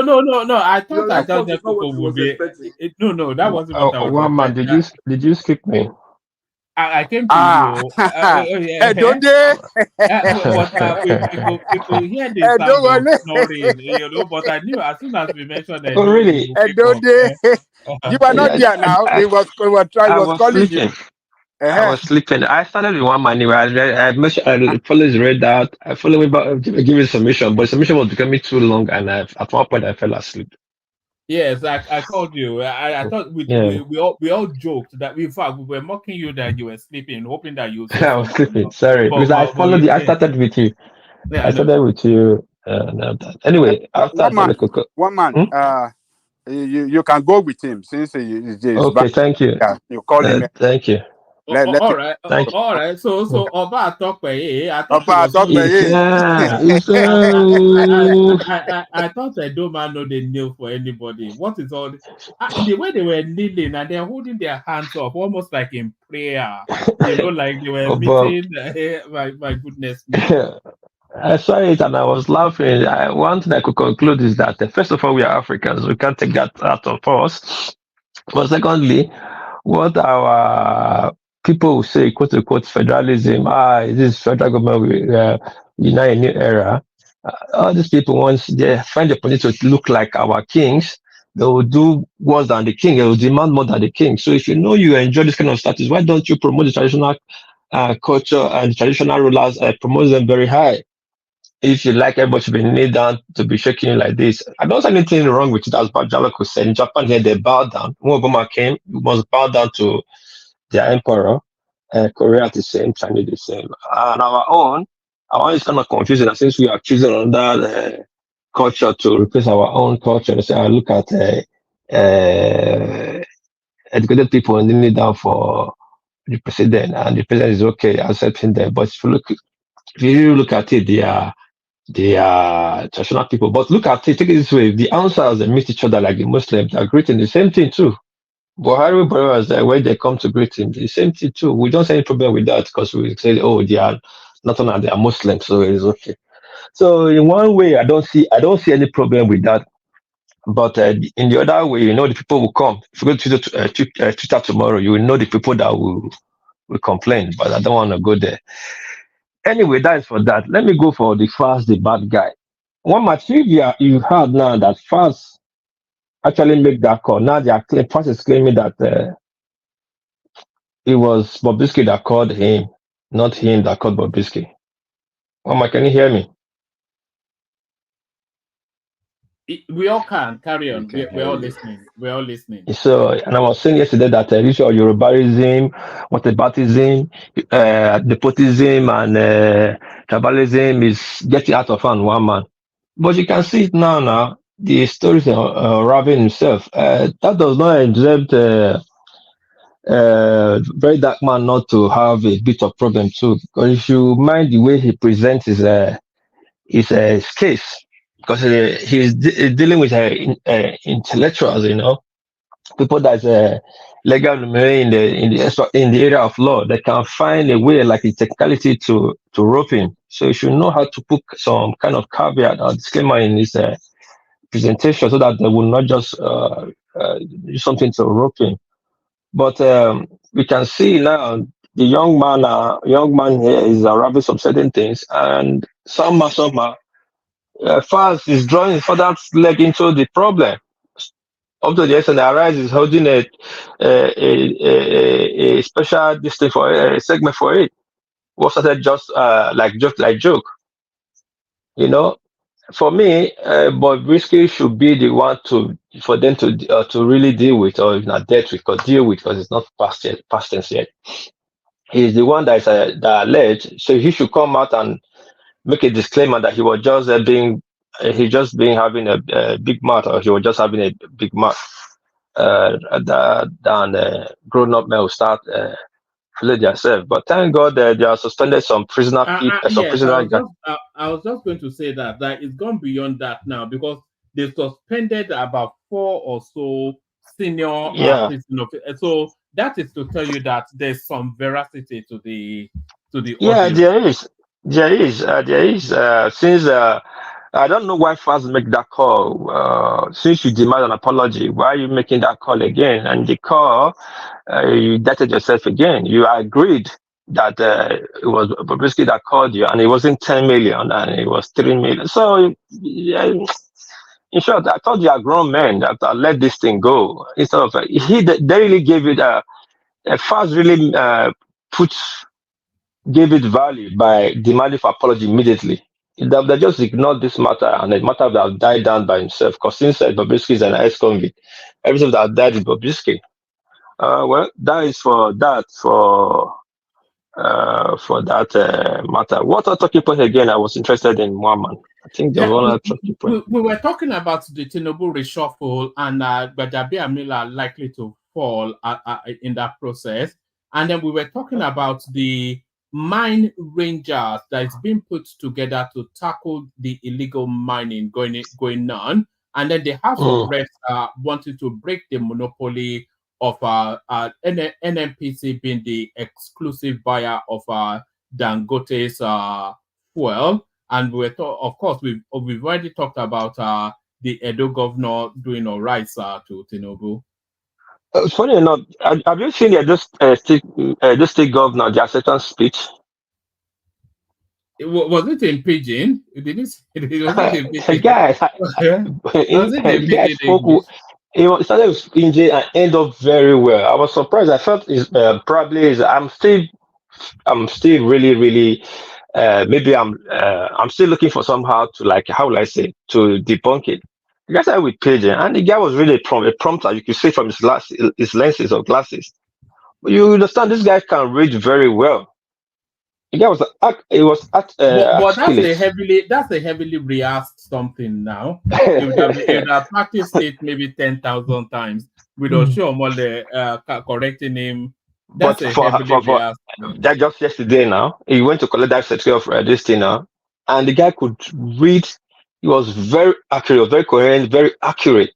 So I think Tinubu has come with a style that APC will run with for a very long time. Because when Tinubu was coming, we laughed in that he was speaking Ebola Balu, saying things and not really speaking. And he won. Those state now is on that one. The guy didn't speak, and when the entire guys were trying to make any statement, he was goofing, gaffing, and all that. But look at today. What piece can I Yeah. say? All right. So yeah. First of all, did you watch? Okay. First of all, let me ask you. Do you know this guy very well at all? Have you heard anything about him? That's one question. The second question, yeah, the guy who won. There's a big Okpero family in Egboma, but he is not that Okpero family. I don't know this Okpero family, but that Okpero family, I have some friends from the larger one. But this guy, I don't really know anything about him. Just rather than he was once a boy for late Aneni.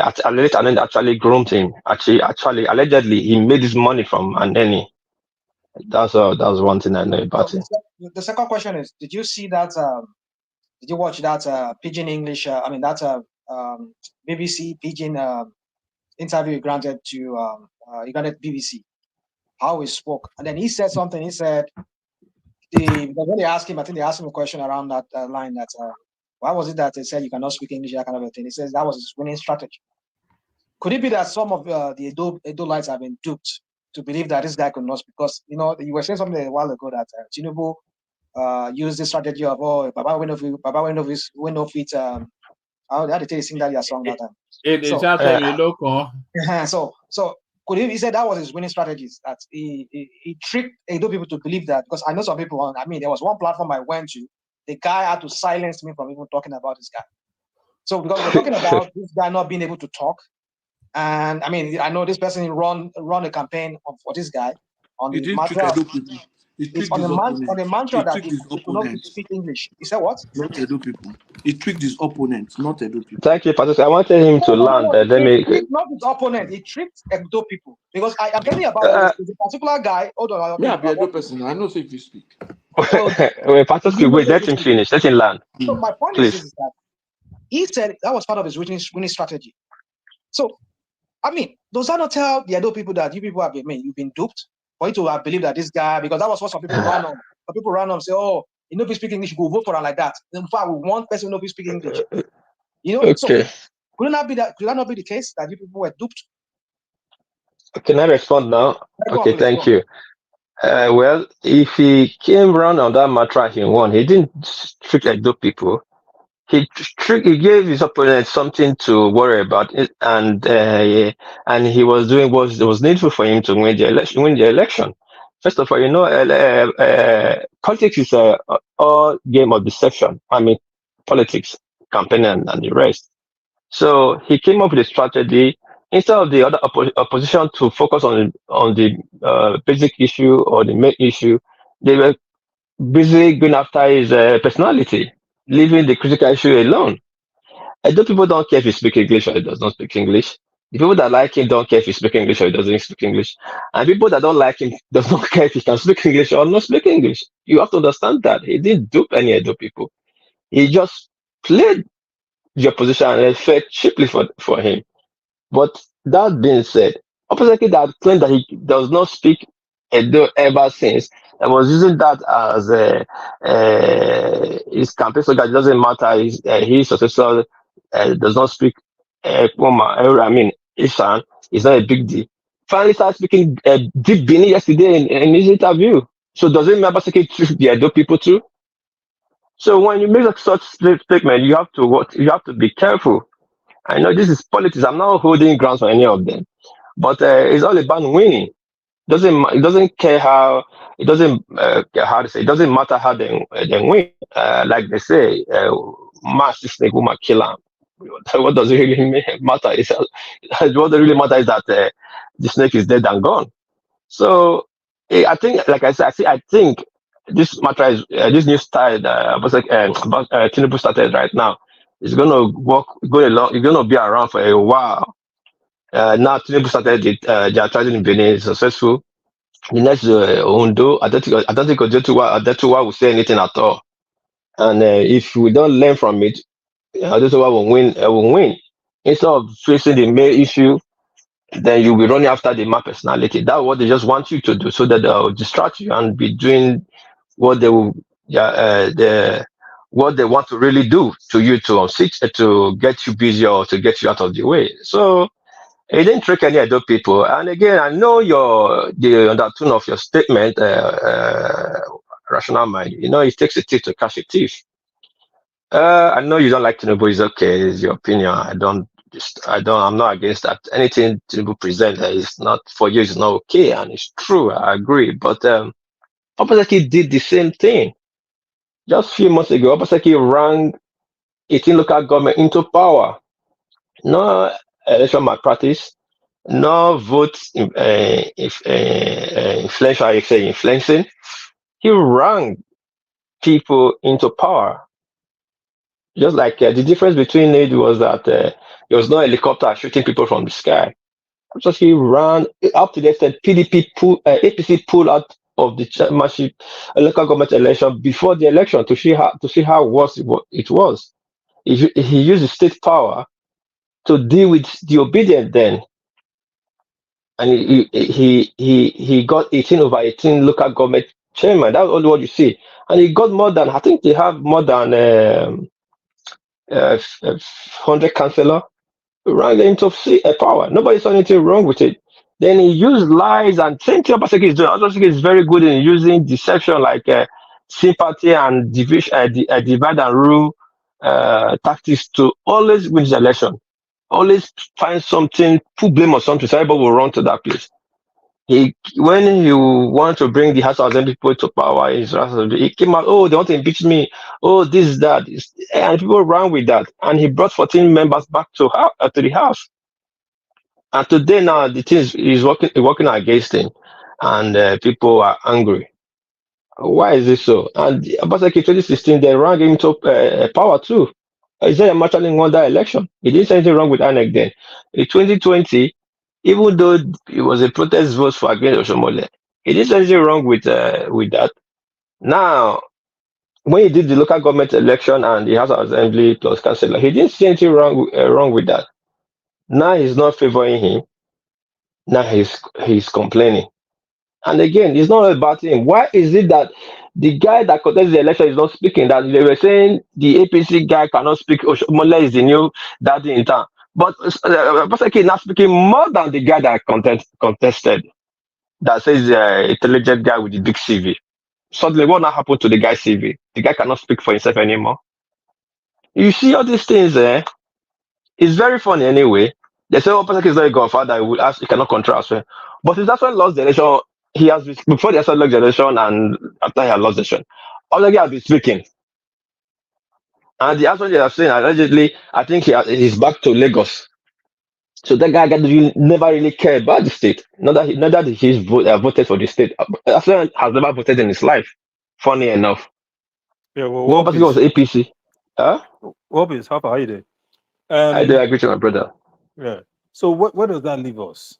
If people feel like they can run for office, they don't need to address media, they don't need to have serious questions asked of them, they just hold their little rallies and they enter office and they can keep doing this.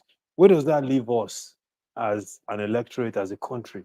If the people running, we can't have our fifth estate, typically, which is the media, really interrogate them. Because that's what the probably did. That's what Tinubu did. Yes, I did not. Yeah. I think you talk. Like I said, I started with Tinubu. I said like this thing Tinubu just started. He's working hard for them, and he will stay a long time. And I think the people, the other parties, should quickly find a way to find a way to counter this thing, because they actually be bringing people now in mediocre now, and will just stay mute, and other people will shout, and people will focus on that mediocre instead of focus on the main issue. Another day he will be there, or we'll keep seeing worse people in time to come. In next 8 years, we'll be seeing funny people in seat of power. We're not supposed to be there. Fukaniza, Agbero, and what are not so far. All I said in English anyway. Anyway, we see people that is not up to no good in power. This what people have started right now. But what we should do is not to lose focus and focus on the main issue. If Obaseki have focused on the main issue, if Obaseki have done well, I don't think all these things will be a problem. The guy cannot speak. That would be -1 for the guy. Obaseki, what is? Let me play you a clip and then give us your thoughts on the clip, and then we move on to Ajande Koko. Okay. This clip here, it's about 40 seconds, but it goes to the very heart of what Nigerian politics is all about. It's the king is dead, long lives the king. So that's the metaphor that builds up to it. The king is dead, long lives the king. What this? We are not easier. We will not allow implication. No, the days are gone where you play to game. Go with artificial intelligence. We stay with our native organic intelligence. So we cannot be fooled again. Go for them and you are lost. AI, another idiot. Another idiot. Vote before, during, and after election you want to jump back. No, stay with it. We don't want people to sit on the back.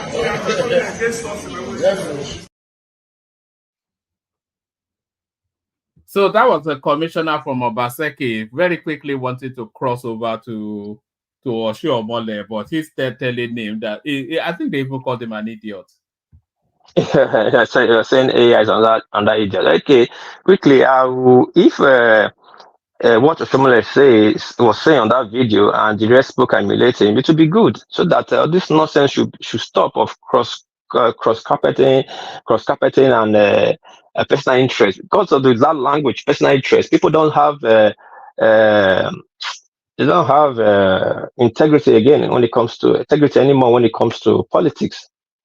If their kids or somebody else do that outside politics, they will say all kind of manner of things. But when they are doing it, like they say, there was that is a political prostitute. There's no shame. I think if everybody can emulate that once you have to stay in your political party, regardless whatever happened, that will not be seeing these political processes everywhere jumping back and front. Anyway, let me quickly say this before I hit the floor for Jale Coco.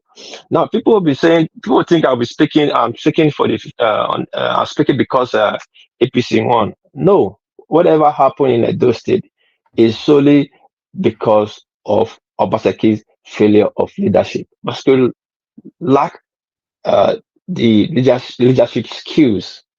Yes, he has his own good parts, but when it comes to politics and when it comes to governance, he doesn't have it.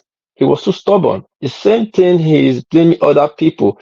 He was doing the worst. But people that is blaming, telling me right now I should wait 2 weeks and I will start wailing. It's the same thing people saying or not saying about Baseki. Baseki have been doing the worst to other people, destroy people's land, all kind of manner of nonsense. And again, people that voted for APC, they will not complain when the Tigers and Lions started. We all knew this. We all know this. When APC come back to power, Agborism is back to those states. But people just prefer that because they were angry. They say, "Who want batch and I don't care what that shit day," because they were tired of Obaseki and Menes. So don't run on that and start running up and down that. Oh, in 2 weeks time we'll start complaining. We have seen the worst before. This will not change anything. We will still bear it, and next time, I hope they will do better and vote out of their emotion. Thank you, one man. Let me go back to sleep. Oh, all right, brilliant. So that's the majestic workpiece, of course. Our workpiece. Do you know that I've only just opened. I've only just seen out one of the two bottles that you sent me nearly 2 Christmases Oh, ago. how was it? Which one did you drink? It was fantastic, actually. It was it wasn't. It's an unusual texture, it wasn't Yeah. like a. There was a time I was drinking it here, and I was slowly getting drunk on the session. I think Ajale Coco and Kulata, they were laughing at me that I don't know the So one. I don't know the one you drank. It is the cheetah. That one would deal with you very well. yes. It's that cheetah. That one is because when I went to Nigeria, I was drinking with one that whiskey guy, and I thought the guy was a baba. So they were telling him to. I was saying to careful. Before you knew, the guy was started pouring the drink. I was putting on the floor. People started laughing. That cheetah is very good. I like it. Yeah, Mazaki. They are all different. One is single malt. One is a blended whiskey, and the rest. But I I think think I'll save the next one till maybe December. I'll open it in December I for think it's about 2 years now since we yes, got it yes. I just after fly. I put it away. I said I'll save it for a special occasion, and then it was tucked at the back of so many things. And then there was a time I was rummaging through, and I said, "Oh, these things are still there." And then I opened it and I tried it, and then it took me about 2 weeks to see it all. But so thank Oh you for that. wow! No, So I should thank thank you. you. I should All right. thank you for trying Yes. So it. I'm going to go on to Ajanle Koko, but on my way to Ajanle Koko, I'm going to bail out hand over to Thomas. I'm not sure if Thomas is fully there, but Ajanle Koko certainly is there. So I'll hand over to Ajanle Koko just so I can bring Patoski in. Yes, Daddy. Yes, Brilliant, Daddy. fantastic, fantastic. So thank you so much. Just keep quiet So and be a so one man. no, only Ayo represented today, so I'm not quite sure what's going on there. So, but that's Ayo, of course, keeping the super chat space going. So thank you, Ayo. So thank you, Ayo, and that space still open. Anybody that wants to join Ayo, we did say a compliment of 5, and that's Ayo counts as 1. So still 4 more to come, hopefully. But thank you. But the viewership more than the super chat, so that's the first thing. So thank you, everyone. See you tomorrow. The conversation still carries on. Ajale Koko goes next. Rational Mind. You've got Prince Daddy who's with us. Brownberry who still wants to labor that Edo's politics a bit more. Simba, of course, part of your after hour crew. And as I shuffle myself out, I bring on Patoski. So full conversation still to be heard. So thank you, everyone.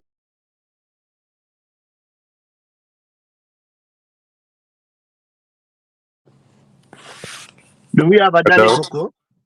Yes, I'm here. Ajale Coco. Thomas Baba, today. mo wà ń bí mo kàn dákẹ́ ni mo ń aṣọ mọ̀. A bá ṣe ń kọ́ṣẹ́ là ń kọ́ yẹra. Bá ṣe ń gbàgbé náà là ń pa owó lápá kan.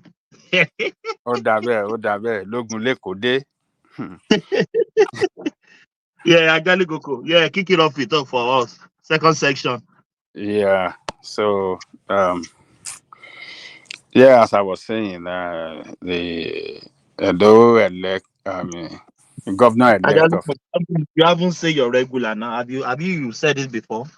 Oh, I've said I think it. Greetings to our you listeners around the world. Click on the like button, share and subscribe if you haven't done so. So I like that clips that one man showed us earlier of the governor-elect and his team and Osho Baba that went to greet the president, and the way they were greeting, I really like it. They show a total respect to the president, and that's how it should be, to show respect to others. When you meet the others, you have to greet them with that respect, and they did it in their own culture. The way they kneel down to greet their elders there, so which is good. Yeah, and I was saying the other time that yes, I can criticize Tinubu administration today till tomorrow, but if I should meet with him, I will greet him the way to greet an elderly person. elderly man, yes. Elderly That man. is what Yeah. we Yeah. that's what we are in the Yoruba land now. We don't care Yeah. about what happened. We greet you as an Yeah. elderly man, Yeah. elderly person. Yes. I will bow my head and prostrate before him. But that mama said we will give him a dirty slap. I remember one day. No, don't bring trouble. Never, Rajanan never did say so. Don't bring wahala. So, yeah, that's about that. So I think I like that, and that is how we should. We should greet each other, particularly the young ones. Should show respect to elders. It's good. I really like him. I really like that, and I hope that others will learn from that. They will emulate that when they are meeting elders wherever they, you know. So that's about that. So what's they said they are going to do cabinet reshuffle and Gbajabiamila might be replaced with replaced by what's the name of former governor of Lagos State, Fashola. Well, it doesn't mean, and it doesn't. It's not gonna. There's nothing. It's not gonna bring anything new to that office. It's not gonna bring anything new. They are all Tinubu boys. So if Gbajabiamila should, if the president let him go, I believe we want him to go for other things to, champion his possibly to champion his political ambition. Because as some people, I wanted to ask yeah, you this question. I think these guys have saw they envisage the future. They still stand with Tinubu since 99, till now. Maybe they envisage is going to be a president because it's only Ambod there I can say they go haywire. All these guys are just with him. Yeah, what do you think? Are they saying this? Are they should say are seeing the future with this guy? well, those guys, They are just loyal. They are just loyal. loyalty is one. Another thing is that they are in the same group. They've been in the same group. They've been in the same political association during the military time, and the same political political association during the military time. That was the Yaradua Group, PFN. That was where Tinubu started his political career under the Salome. Then they called them Primos in Lagos State. So, and they all joined, and they were in SDP together. And after that, after Babangida announced June 12th, and Abacha came we threw the constitution into the garbage and said all political activities suspended and all the party was scrapped. So so they remained together, and when 99 political activity came back, they joined the same party, which was Alliance for Democracy. So they've been coming a long way, and they believe that the group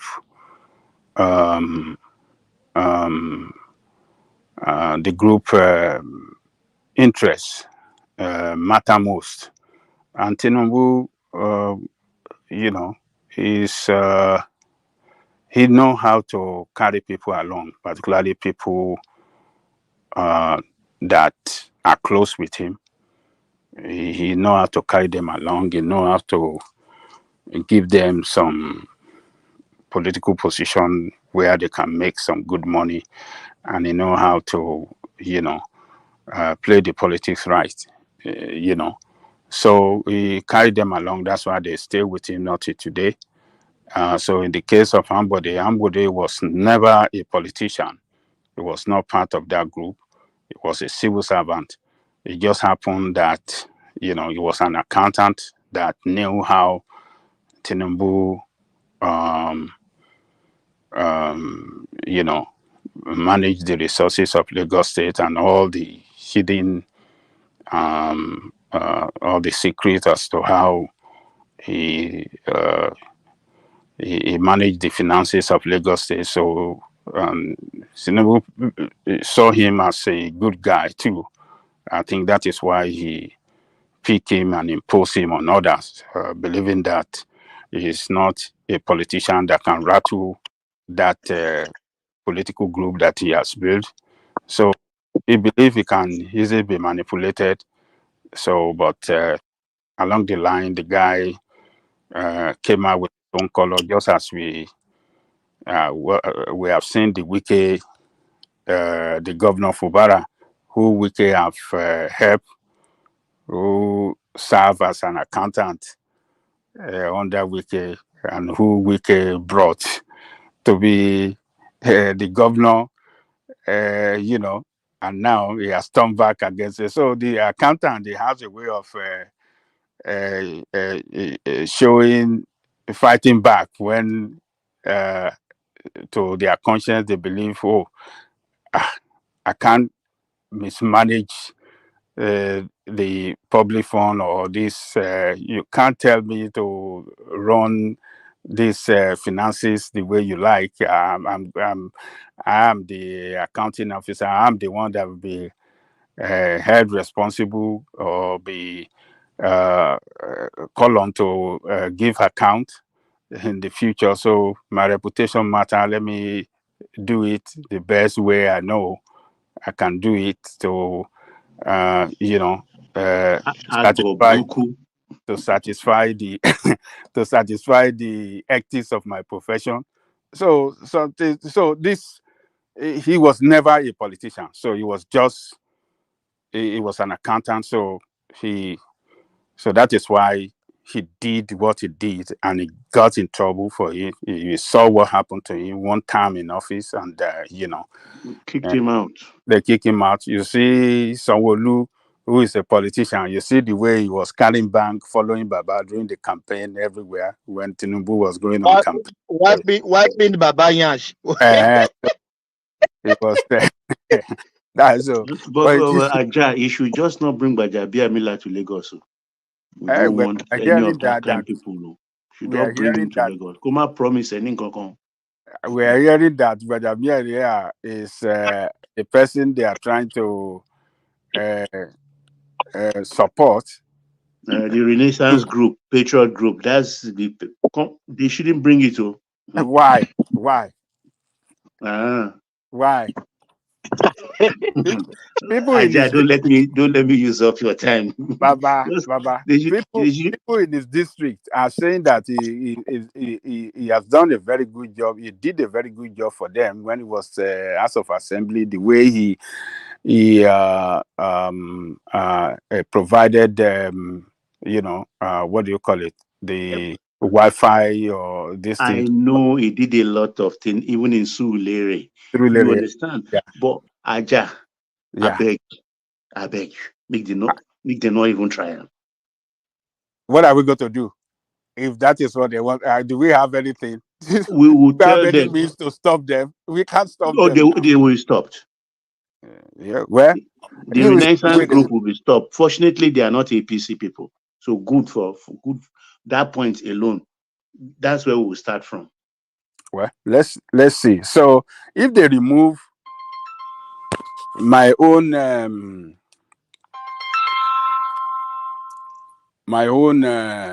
suspicion is that if it should be removed and replaced by what do you call this Fashola. you will see Baba that he want to start preparing for the next 3 years to be the governor of Lagos State. Oh, they will give him ministerial position. Okay, that could be. Well, they can give him ministerial now, and towards the end, he will resign, and then go and join, start preparing for governorship. Yeah. So, but you see. So, So Ajalekoko. yeah. So they will sideline Amzat. They must not even attempt it, Prince Daddy. Come and try it. Lie. I carry on. So I just the boss here. Gbajabiamila will become the governor for Ondo State. Is that what you're saying? No, Lagos State. Gbajabiamila is I know, but so what's that Ajalekoko saying? That is preparing him No, there is for. that suspicion, Prince Daddy.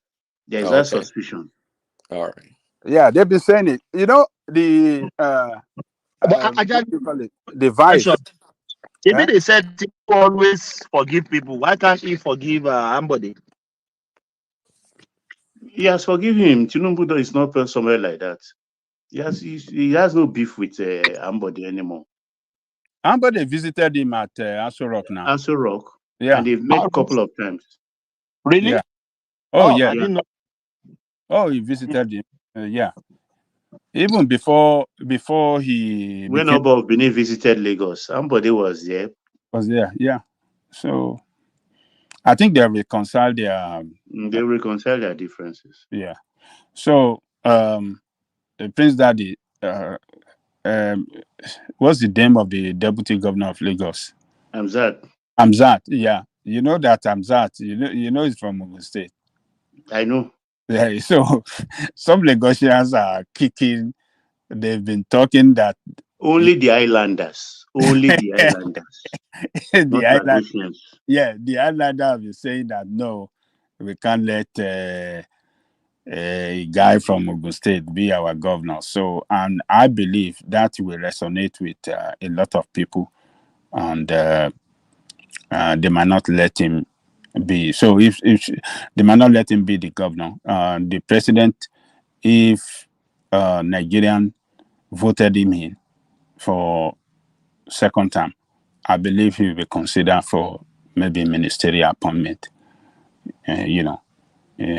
So there's a lot of way they can compensate. I mean, politicians compensate each other. So if they champion Gbajabiamila to be the next governor, and they tell him to stay down, not to even show his face at all for it, they can promise him that, look, I will bring you to. Is it even credible that Fashola will become the chief of staff? Is that even a possibility? Where's that rumor coming from?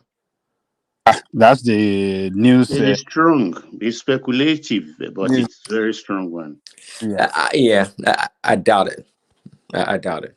I mean, Well, let's see. Fashola himself have said it earlier. I mean, before the president assume office, Tinubu assume office, that he's not ready to take up any political appointment. That he said he was tired and he want to go and live a quiet and peaceful, private, peaceful life with his family.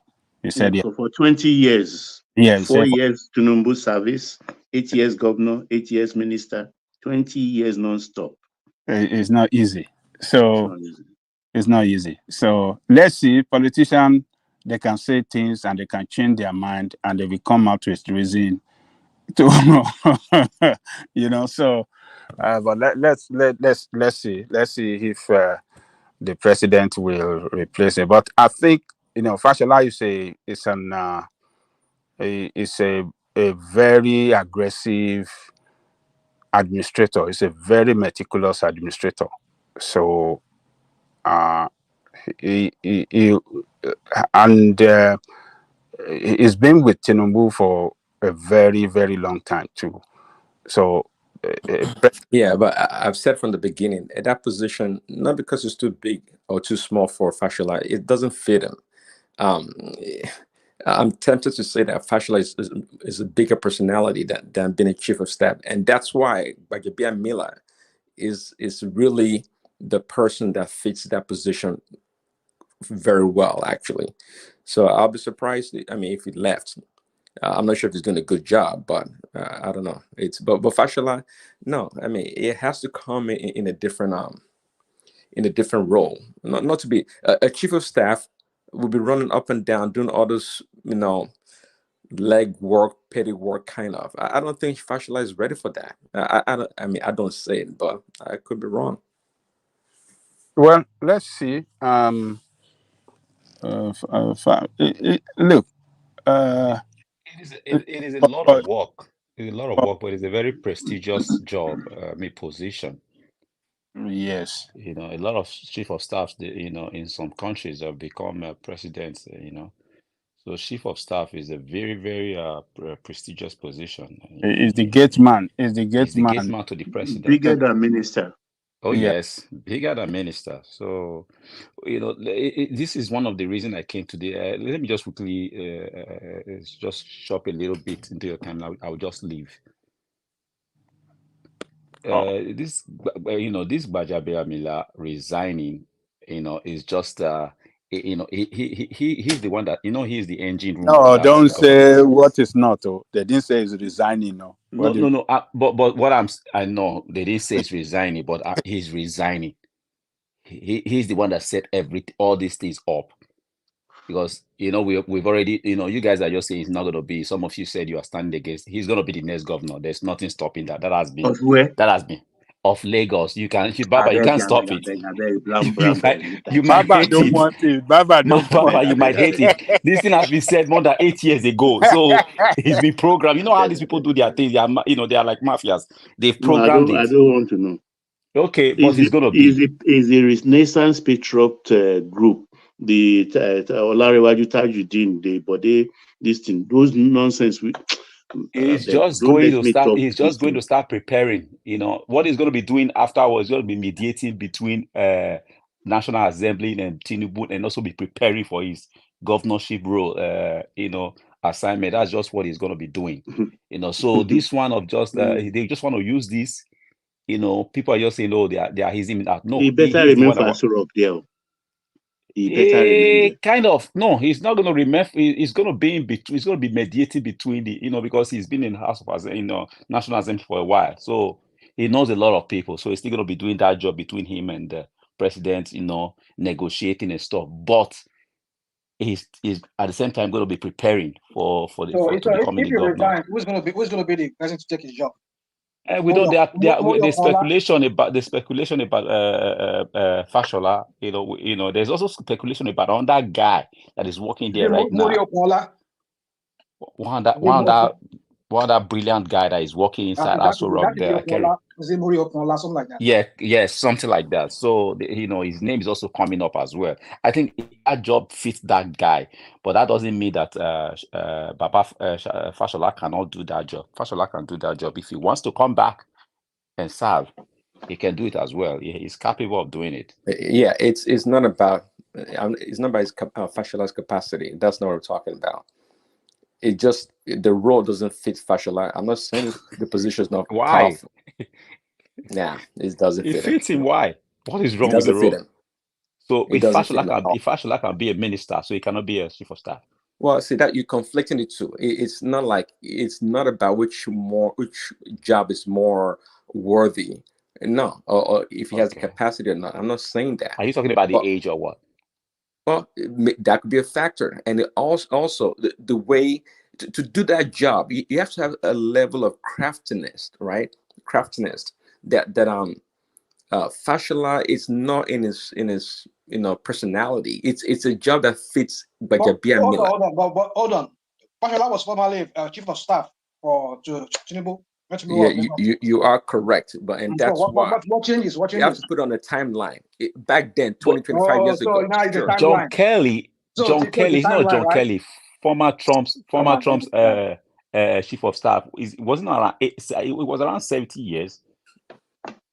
That's military guy that when was Fashola was the chief of staff for Tinubu back then, that was a perfect role for him.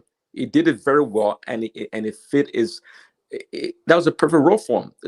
30 years later, it's not. I mean, there's a big difference in the timeline and how the man has grown and what he has become as a politician. It doesn't fit him.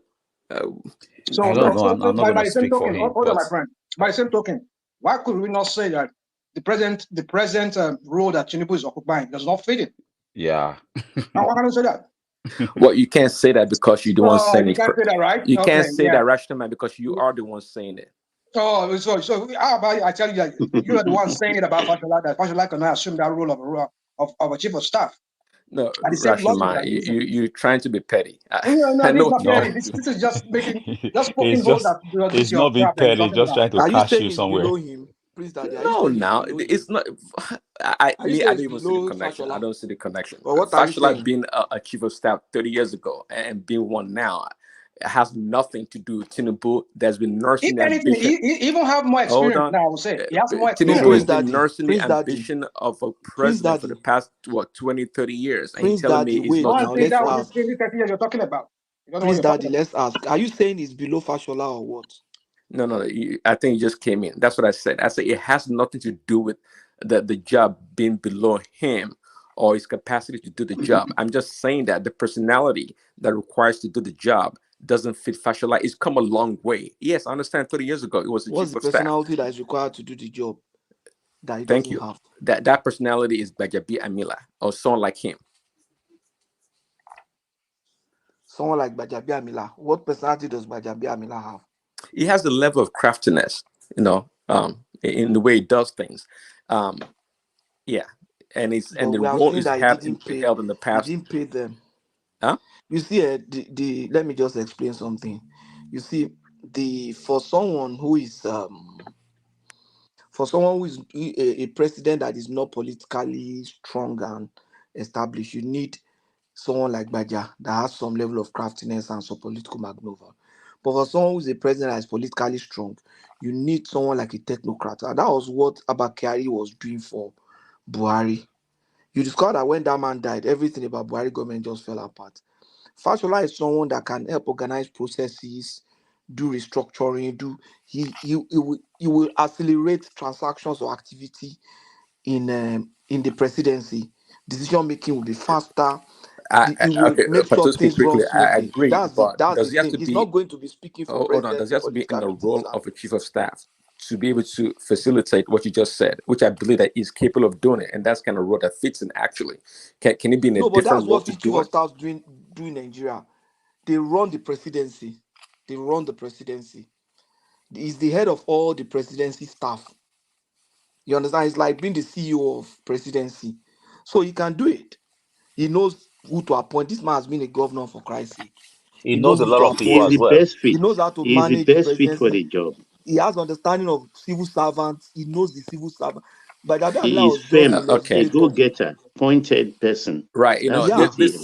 about a year ago, my position was exactly what I'm saying now. When it was between Gbajabiamila and Fashola, and the same reason that I gave a year ago before it was Gbajabiamila was appointed, still stands. I knew Fashola was not going to be the chief of staff. No, he turned it down. He said he wants to rest.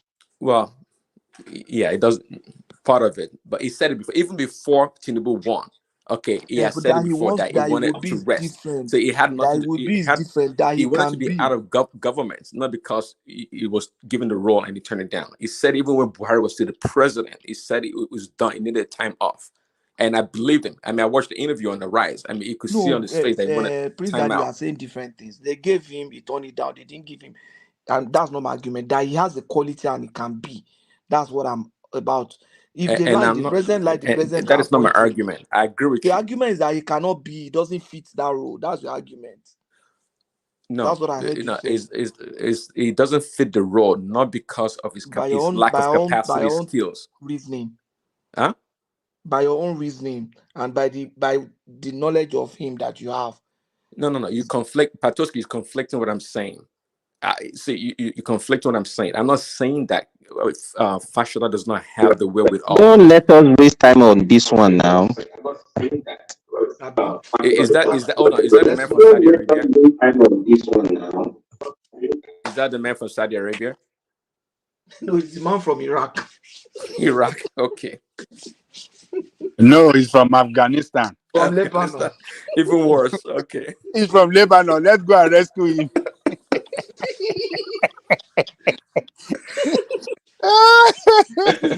That is why That's why he doesn't that want to. that is He why his doesn't want network to waste time on this one. He wants to run.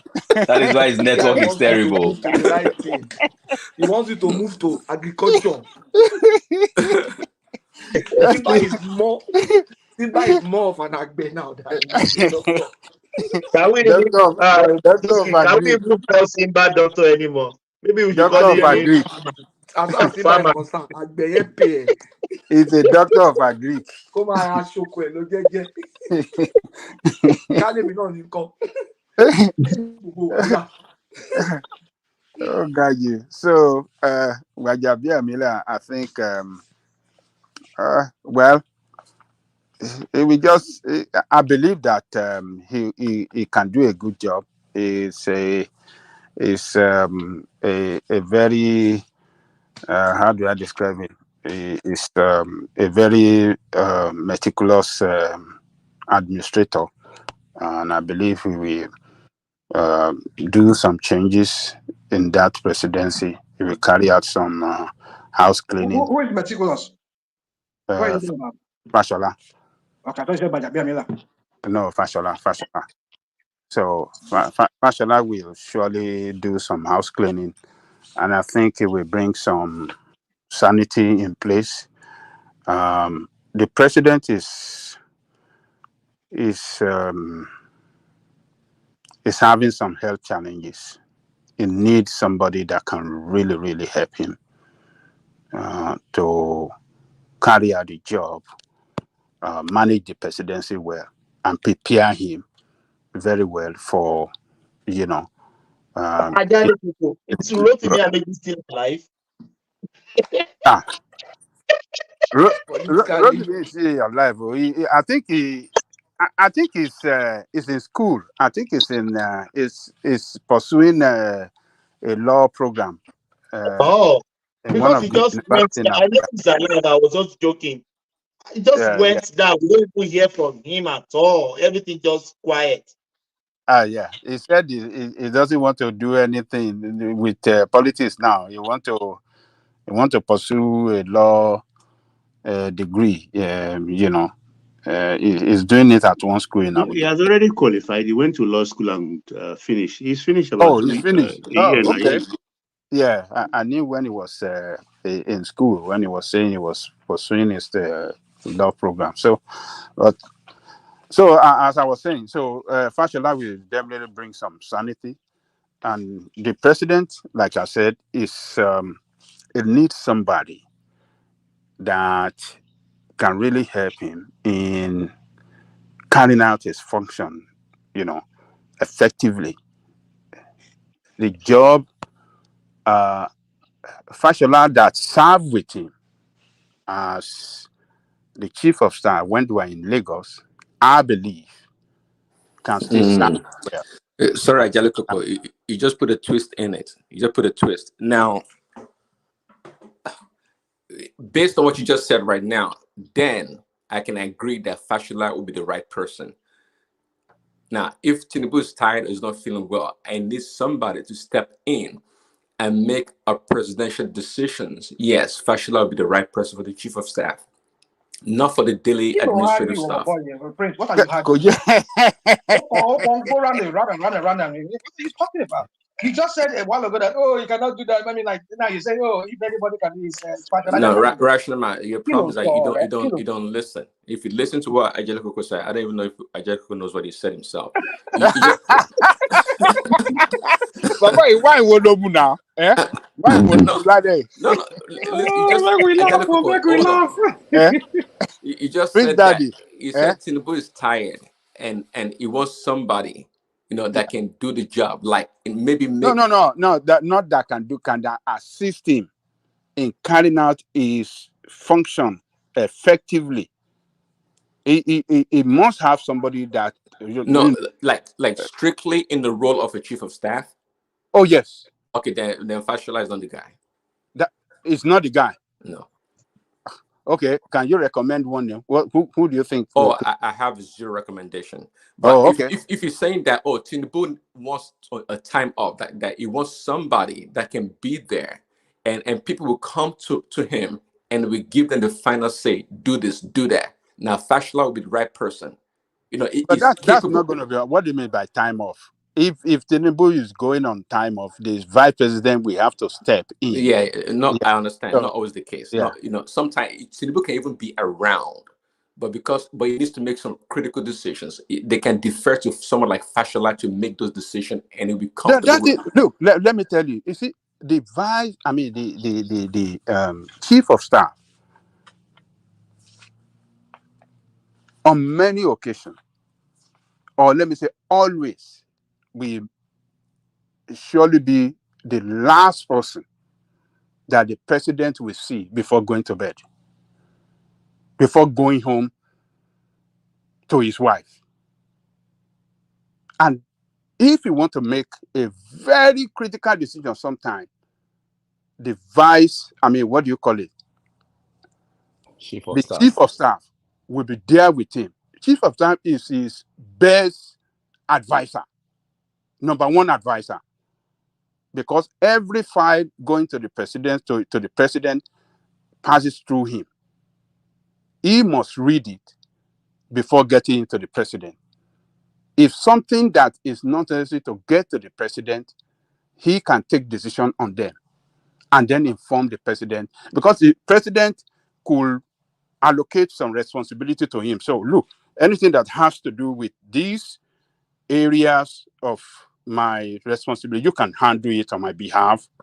Okay. When it comes to maybe security decision or something like that. 1 second, Angelica. So based on what you just said right now, do you think Gbajabiamila can do that, can fit that role right now? Why did the president pick it? Why did the president pick him in the first place? If he cannot, if he doesn't believe that he can do it. I don't believe, based on your description, I don't think Gbajabiamila is doing those extended work, those like real tough decisions that has to be made. I don't think he's doing it. I could be wrong. You could be right, but we don't know. We don't know, but I don't think he is. He's been doing it. That was why he was hired. Give an example of a decision that was made and said, this is really Gbajabiamila's call. Give me one. Know? He don't need to know. It's his president's call. It's not his call. It's the president's call. Whatever, even if Gbajabiamila is the one that made it, we don't know. All we're going to say is the president's call. If Fashola gets there tomorrow and makes some of this decision, it's the president's call. the ball stop at his table. So it's just there to support I the president. sorry if I may contribute. Gbajabiamila cannot do that job. The guy is too liberal, and then he's a free for all kind of politician that can just listen to anybody do their bid. We need somebody that is firm, that can take critical decision, and that will not compromise. Gbajabiamila can compromise a lot, and we all know. We knew what happened when they were making the appointments to ministerial posts, all those board, this thing. We all heard about what happened about the corruption charges that was allegedly leveled against him and all those things. Gbajabiamila is not a tough politician. He's too liberal for that kind It's of a position. Maybe self-interest. that was why It's a they self-interest yes. person.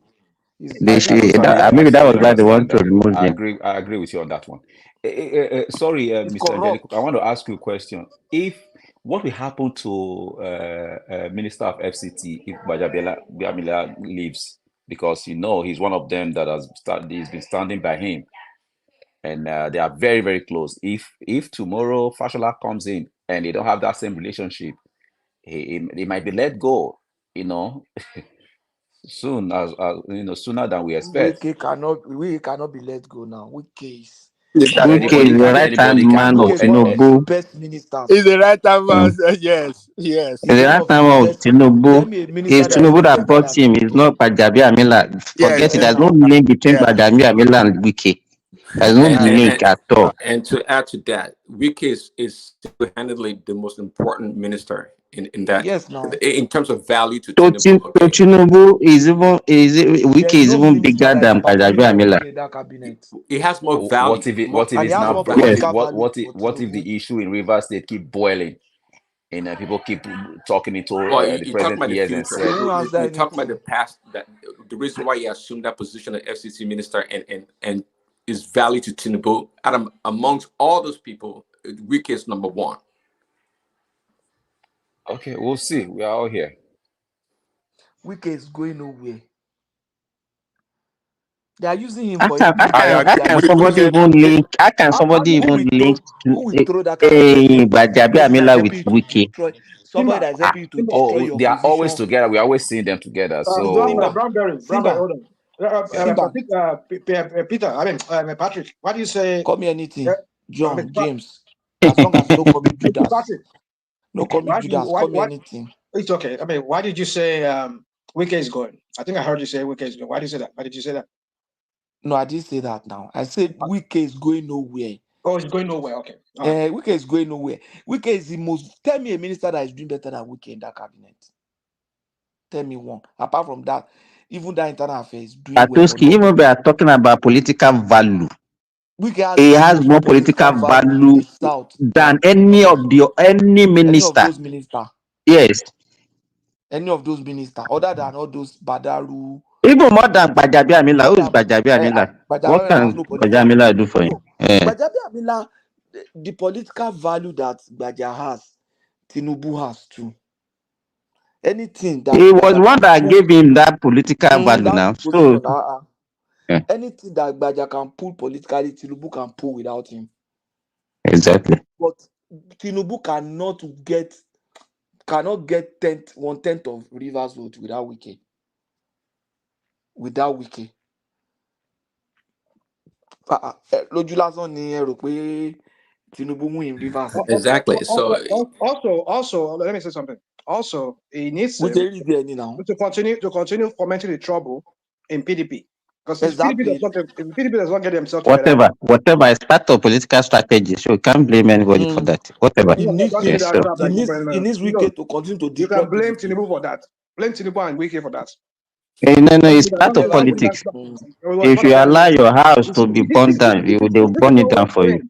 You people will come here and you'll just be championing things and you'll be trivializing things like as if So if we're talking PDP about the allows life them, of people, if the PDP life of allows about your house 200 to and be something burnt million by people. another person, so can't it, let me tell you, a rational mind. Listen, there are two political parties. They are all vying for the same position. A political party is so weak that it can allow himself to be burned down by the other party. Is that the kind of party that want to rule Nigeria? The party that cannot preserve itself from its opponent, can that party preserve Nigeria from external aggression? A party that cannot preserve itself from its opponents, that you can count these people. Is that the party that will rule Nigeria? It's not Wike that is the problem. It's the people in PDP that allow themselves to be burnt down by Wike and Tinubu. Tógìrì ò bá lanu alágbá ò lè wọbẹ̀ náà. Àwọn ò ṣe try láti burn APC náà. Owó ìyẹn ò lè rí kò lè yé rational mind o Patoski. Owó ìyẹn ò lè rí kò lè yé rational mind. It's from Benin Republic. Èmi ni owó ò lè yé àbí. Ìwọ bọ̀bọ̀ yìí gan, I mean, ṣé ìwọ wọ́n láti òkè ọ̀yà mẹ́ẹ̀ tẹ́ ẹ pera ẹni Fúlàní tẹ́ ẹ pera ẹni Fúlàní It's Kwara. from Benin Republic. Ọwọ́ àfáwà ní Ìlọrin. Ọwọ́ àfáwà ní Ìlọrin. Owó aṣọ fẹ́mi èmi ọmọ bíbí Yorùbá. Àbí kí ló ṣe Simba? Èmi ní kò lè owó ò lè yé. Olùbóyè ń sọ Yorùbá yẹn kó ní èmi ọmọ bíbí. Láti mọ̀ pé. Èmi àwòye farabalẹ̀. Yorùbá yẹn ò rinlẹ̀ dáadáa. Farabalẹ̀. Yorùbá ẹ̀ lọ Patoski Yorùbá ẹ̀ lọ. Bí mo bá ti ẹ̀ sọ Yorùbá, ó yẹ kó yẹ pé àwa ti pẹ́ mi báyìí. So èdè wa ń gbà bí omi tí wọ́n máa ń lọ lẹ́nu.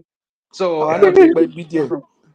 ìwọ ló mọ̀ yẹn tára mi lèmi ń sọ, èmi ò sọ títí ẹ. Ìwọ ló ń béèrè question lọ́wọ́ mi pé Yorùbá lọ lẹ́nu mi. Mo dẹ̀ sọ fún ẹni tí Yorùbá fi lọ lẹ́nu mi. Because kò síbi tó fẹ́ sọ Yorùbá yẹn dé tí mo gbọ́. Kí ni èmi tẹ́ kí I teach Yorùbá language. Ó ń kọ́ àwọn òyìnbó ní Yorùbá. Rational tó dé láàárọ̀ yìí ó tún dé láàárọ̀ yìí. Ọ̀pọ̀lọ́ ní tá bá sọ̀rọ̀ tá bá débi ìrù ká fò jẹ́ ká fò. Mo ní ọ̀pọ̀lọ́ ní tá bá sọ̀rọ̀ débi ìrù ká fò.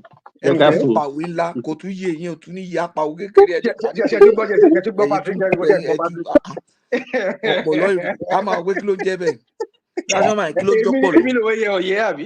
Kí ló jọpọ̀ lọ ó yà sọ. Ẹ wá rí mi sí lórí platform yìí gan. Ok national mind. Ẹ̀dẹ̀ tí wọ́n sọ mí dáa. National mind. Má bínú. Irú ọpọlọ ṣógun àbò kúrú. Irú ọpọlọ ṣógun àbò kúrú. Kí ni ìyàtọ̀ láàrin ọpọlọ àti àkèré? No, tí ẹ jẹ́ kó sọ ṣé irú ọpọlọ gún àbò kúrú. Àbí kọ̀ǹkọ̀. Àbí kọ̀ǹkọ̀. Sọ̀rọ̀ náà ṣé ọpọlọ ṣé irú ẹgún ni àbí irú ẹgún? Gbogbo yín kan bọ̀ bá mi yìí ẹ fara balẹ̀. Kò mọ bóyá irú ọpọlọ gún àbí irú ọpọlọ kúrú. Ọpọlọ ò ní rù mi ò mọ ọpọlọ tó ń sọ. Ọpọlọ ní Edo State bẹ́ẹ̀ ní olú ìyá ìgbẹ́ ìlọ́wọ́ ní. What's the meaning of ọpọlọ? What's the meaning of ọpọlọ in Yoruba? That's a frog. No, it's wrong. It's not frog. It's actually ọpọlọ is actually toad. No, Kọ̀ǹkọ̀ is frog. Kọ̀ǹkọ̀ ni frog. Ṣé nǹkan Yorùbá? Kọ̀ǹkọ̀ wo ni frog? Kọ̀ǹkọ̀ ni. We are telling you. Listen to us. Ọpọlọ ni frog. Kọ̀ǹkọ̀ ni frog. Ọpọlọ ni toad. Ọpọlọ means big, something big in Benin. No, if you don't know Yoruba, don't say. Akere, kí l'akere? Oríṣi Yorùbá ló wà tó máa ń pè ní àkèré. Actually, Simba, I think àkèré ni toad. No, àkèré, they are the small ones. They are the small ones. Àkèré is the one that they eat now. Yeah, ṣe ń gbọ́ wọn Yorùbá. They eat both. You eat àkèré and kọ̀ǹkọ̀. They also eat kọ̀ǹkọ̀. Kọ̀ǹkọ̀ usually even bigger than ọpọlọ. Kọ̀ǹkọ̀ is poisonous. Kọ̀ǹkọ̀ is poisonous. You need to take that. Kọ̀ǹkọ̀ is not poisonous. Kọ̀ǹkọ̀ is not poisonous. Toad is. There is one of them that is poisonous. So there's one among these. It's actually ọpọlọ that is poisonous. It's actually ọpọlọ that is poisonous. Comment section ẹ pọ̀ ọ̀sẹ̀ ẹ bá jẹ́ Yorùbá ní comment section ẹ sọ fún wa èwo ni àkèré kí ni difference àkèré àti ọpọlọ. There is àkèré, there is ọ̀kọ̀ọ̀kọ̀, there is ọ̀pọ̀. There are three. They are different. Ẹ̀yin lè máa yí lo àkèré but Yorùbá normal Yorùbá. Àkèré they are the smaller. Up to 3. Rational mind, let us talk now. It's not an argument. Tó bá mọ Yorùbá sọ. àwọn àfáwà láti ní Ìlọrin bẹ́ẹ̀ ẹ̀yin tẹ́ wá láti òkè Ọya àríwá yín bẹ́ẹ̀ ẹ máa claim ní Yorùbá. Àwa Fúlàní àbí. Fúlàní ni wọ́n máa claim pé ẹ̀yin Yorùbá. There's a big market for it in the north. So there's a big market for it in the north. I watched a YouTube channel that they have a big market for it in the north. For frog or toad? Yeah, big markets. If you see the bags, big bags full, they will be selling it. People come from all over. They might be shipping it out. It's a delicacy now. It's a delicacy. They're shipping it to Niger, all this Burkina Faso. They're shipping it out. Even and in France too, it's a delicacy in France. Also in China. By which people? By French people. Yeah, French people, they eat frog. Yeah. But the one in Nigeria, they'll dry it up. They dry it up and they will not pack them in the sack, very big sack. And that's funny. Even China too, they eat frog. I know those ones. Oh yeah, we know that for long now. It's a good delicacy. Doesn't mean if we don't eat it, doesn't mean that people don't like it. They eat Chinese. Some people don't understand that. So let me talk about Tinubu for me. Because let me get my recipe. I mean my therapy from Tinubu. Get your recipe. so that your BP can come down for you today. Yeah. Okay, Rashoma, your daily dose of Tinubu, so that your BP can come down. Let me have my dose of Tinubu tonight before I go daily to bed. Dose, go ahead, yeah. Because if I've never beaten Tinubu down today, I will not go to bed. I won't sleep tonight very well. All right, so you see this guy. I don't even know what this guy is. Just when we say some people here, like what's his name, Prince Daddy, was saying that Fashola cannot do it because he's rational mind. Hold on, please. Should we collect all your possession from you? Because I know the first money you make in life, you made them in Lagos. Okay. And you still continue to castigate Lagos. And I'm asking you this question: why is Lagos working from Tinubu to the guy now? Why is Lagos working? For your information, I started making my money. No place that is working in Nigeria. Now, when I started making my money, Tinubu has never even come into the city. Who even knows Tinubu? No, who dash monkey banana? Who knows Tinubu? I've been making my money way back in the late 80s. I started working on my own. So what are we talking about? Who even know Tinubu in the 80s? Nobody knows it. I don't know him. So for the point of correction, I didn't make my money when Tinubu was there. I was just joking with that one. Yeah, don't have I'm not saying you. Rational mind, they make Tinubu in primary school. So primary school, you primary school in the 80s. But Tinubu in primary school, you want to make no, me also bear, me also bear. Tell me something. Who knows Tinubu? But who knows Tinubu that time? Tinubu has never come into the political scene. He came into the political scene in the 90s. That's when we started knowing Tinubu. When he ran for Senate. I mean, was it when he became is it chairman of Etiosabi? Where was I don't know. Rational mind. Mr. Patosi. So you see, I don't know where you're getting that from. Thomas, for me, I am making my money. So, but the thing is this, and again, talking about Lagos working. Lagos will not work. You are in Sydney there, or maybe Perth there, or Canberra, Luambe. These are world class cities. Kini Australia ni. What does Australia have? I mean, where you did there, you can turn on tap. Omi mama joni that faucet here, cup where and clean water. Lo se pure water everywhere ni.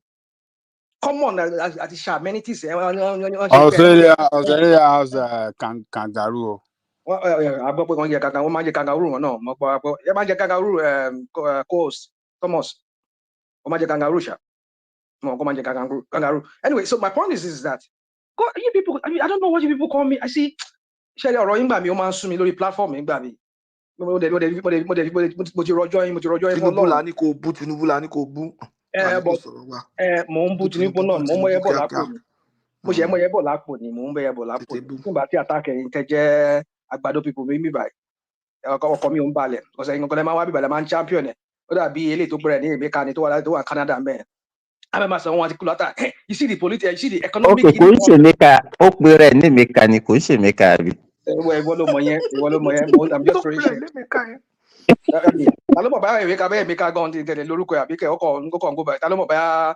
Àbí Fẹ́mi kan ló ń jẹ́ bẹ́ẹ̀ Fẹ́mi lórúkọ ẹ̀. No, Rational mind, kí ló gbà lọ́wọ́ àwọn Yorùbá yìí? He's Tí identified o as tiẹ̀ a bá rórun voter. sùn lálẹ́, tí o bá rórun sùn pẹ̀lú bọ́jẹ̀ máa ń fìtì náà tiẹ̀ ń bì. Ọlọ́run kan máa fìtí náà ara wọn ló ń fìtí náà, èyí ló ń fìtí náà. The Wọ́n á guy máa is fi àwọn pípù yìí máa Ajá, lálàá lẹ́kọ̀ọ̀kan ọ̀hún rational mind. ajá ìgbà tí n tí mọ̀ inú máa ń bí mi àdàbí pé kì í sọ̀kò fún ni. Bọ́ ìgbà tí n tí mọ̀, kò ṣe nǹkan kan lára mi mọ́. Rational Mo ń mind gbádùn ẹ̀ ni. ó lè pe àwọn èèyàn lẹ́mìí, àwọn èèyàn náà dẹ̀ máa fojú ẹ̀ wọ́n máa fojú Rational, wọ́n máa fínà mọ́ gan. I hate this Tinubu man. Wọ́n máa fínà mọ́ gan. Wọ́n máa bó ṣe rórun sùn ọlọ́run. Mo máa ń sọ̀rọ̀ mo máa ń họrun ní mo máa ń họrun nígbà àìrí. Wọ́n á máa fà àwọn pípù yìí máa lálàá lẹ́kọ̀ọ̀kan o. Only I hate this Tinubu man. So anyway, so Rational mind. Actually, do you know that actually, because I don't even know when people started changing their name to disguise across ethnic group in Nigeria. You will see an Igbo man putting a Yoruba name, you understand, just to make to talk on social media. Okay. You can't even use name now. You can't even use people's name to identify them anymore. Well, boy, we're not talking about anything bad. She's Simba lórúkọ ẹnu. We're talking about anything bad. Ṣé rational mind lórúkọ tiẹ̀? Orúkọ mi ṣe rational mind. Ọ̀tọ̀ mọ̀ mi mọ orúkọ mi. Yeah. So anyway, my point is this, my friends. It's just that I just don't know people like our people here, somebody here from Canberra, there, be from Perth, be from where he is in Australia. There. I mean, he lives a good life. I mean, he owns a home. He can turn his faucet. I can turn my own faucet here. I can go into my shower. I mean, there's light here. But any people, Emma sọ pé Tinubu call Lagos, kilo call Lagos. Ṣé bó ṣe ń kọ́ bóyá máa ń kọ́ city nìyẹn ni? Ó kọ́ àwọn buses kan kó wọlé. Ó ṣe títì fún ara ẹ̀, àwọn buses ẹ̀ pump. Ó kọ́ turn a city into some kind of business enterprise. That's what he did. After all, I see all this thing that he is doing. Ṣé BRT ni? Ṣé títì tó ṣe tó là sílẹ̀ mẹ́rin? It's not just for the common people. It's for his own business, so as to create an illusion that, yes, Eko is working. When we say a city is working, it means people are benefiting. You can enter your home, turn on the tap, no more pure water. Bottled water. To charge phone bottle. You'll be paying like 1 cent on those bottles because recycle. So it's because so this we are coming to that in Lagos. I'm gonna charge you very soon. So Mama Germany. I built Lagos. Saudi Arabia. I built Lagos. Lagos was built. What the F are you people talking about? He built Lagos. Lagos, your man built the city here. And you built Lagos. But before he came there in the 90s, before he came there, Lagos State Water Corporation, one Jora Causeway, man. Among Omilati Ben, Wajegunle. Many who people no one face me and slap you by. Most homes, why you read what on top tap water by drop Latin clean water. Okay, Ajegunle lẹ ń gbé ńgbà yẹn. Mi ò fẹ́ sọ, mo kàn sọ fún ẹni. Kò sí ní mo gbé lẹ́kọ̀ọ́. Mo gbé l'Ajégúnlẹ̀, mo gbé Apapa Road, mo gbé gbogbo ẹ̀ náà mo gbé gbogbo ẹ̀. Under bridge. Under bridge nǹkan. Mo gbé under bridge. Ìjọra under bridge. Ní Màlúù Road ní Màlúù Road ní Marine Beach mo gbé under bridge bẹ́ẹ̀ náà mo gbé. Ibi Marina ẹ̀. Yeah, so anyway, my point is, you see, I don't understand why people come here and you say, "Oh, you go Jora Causeway, no?" So anyway, my point is this: you see, guys, I don't know when people just overblown this guy like he's some kind of a genius. Oh, what the hell are you people talking about? Primaries one, and people more than Raole, and we don't go Nigerians.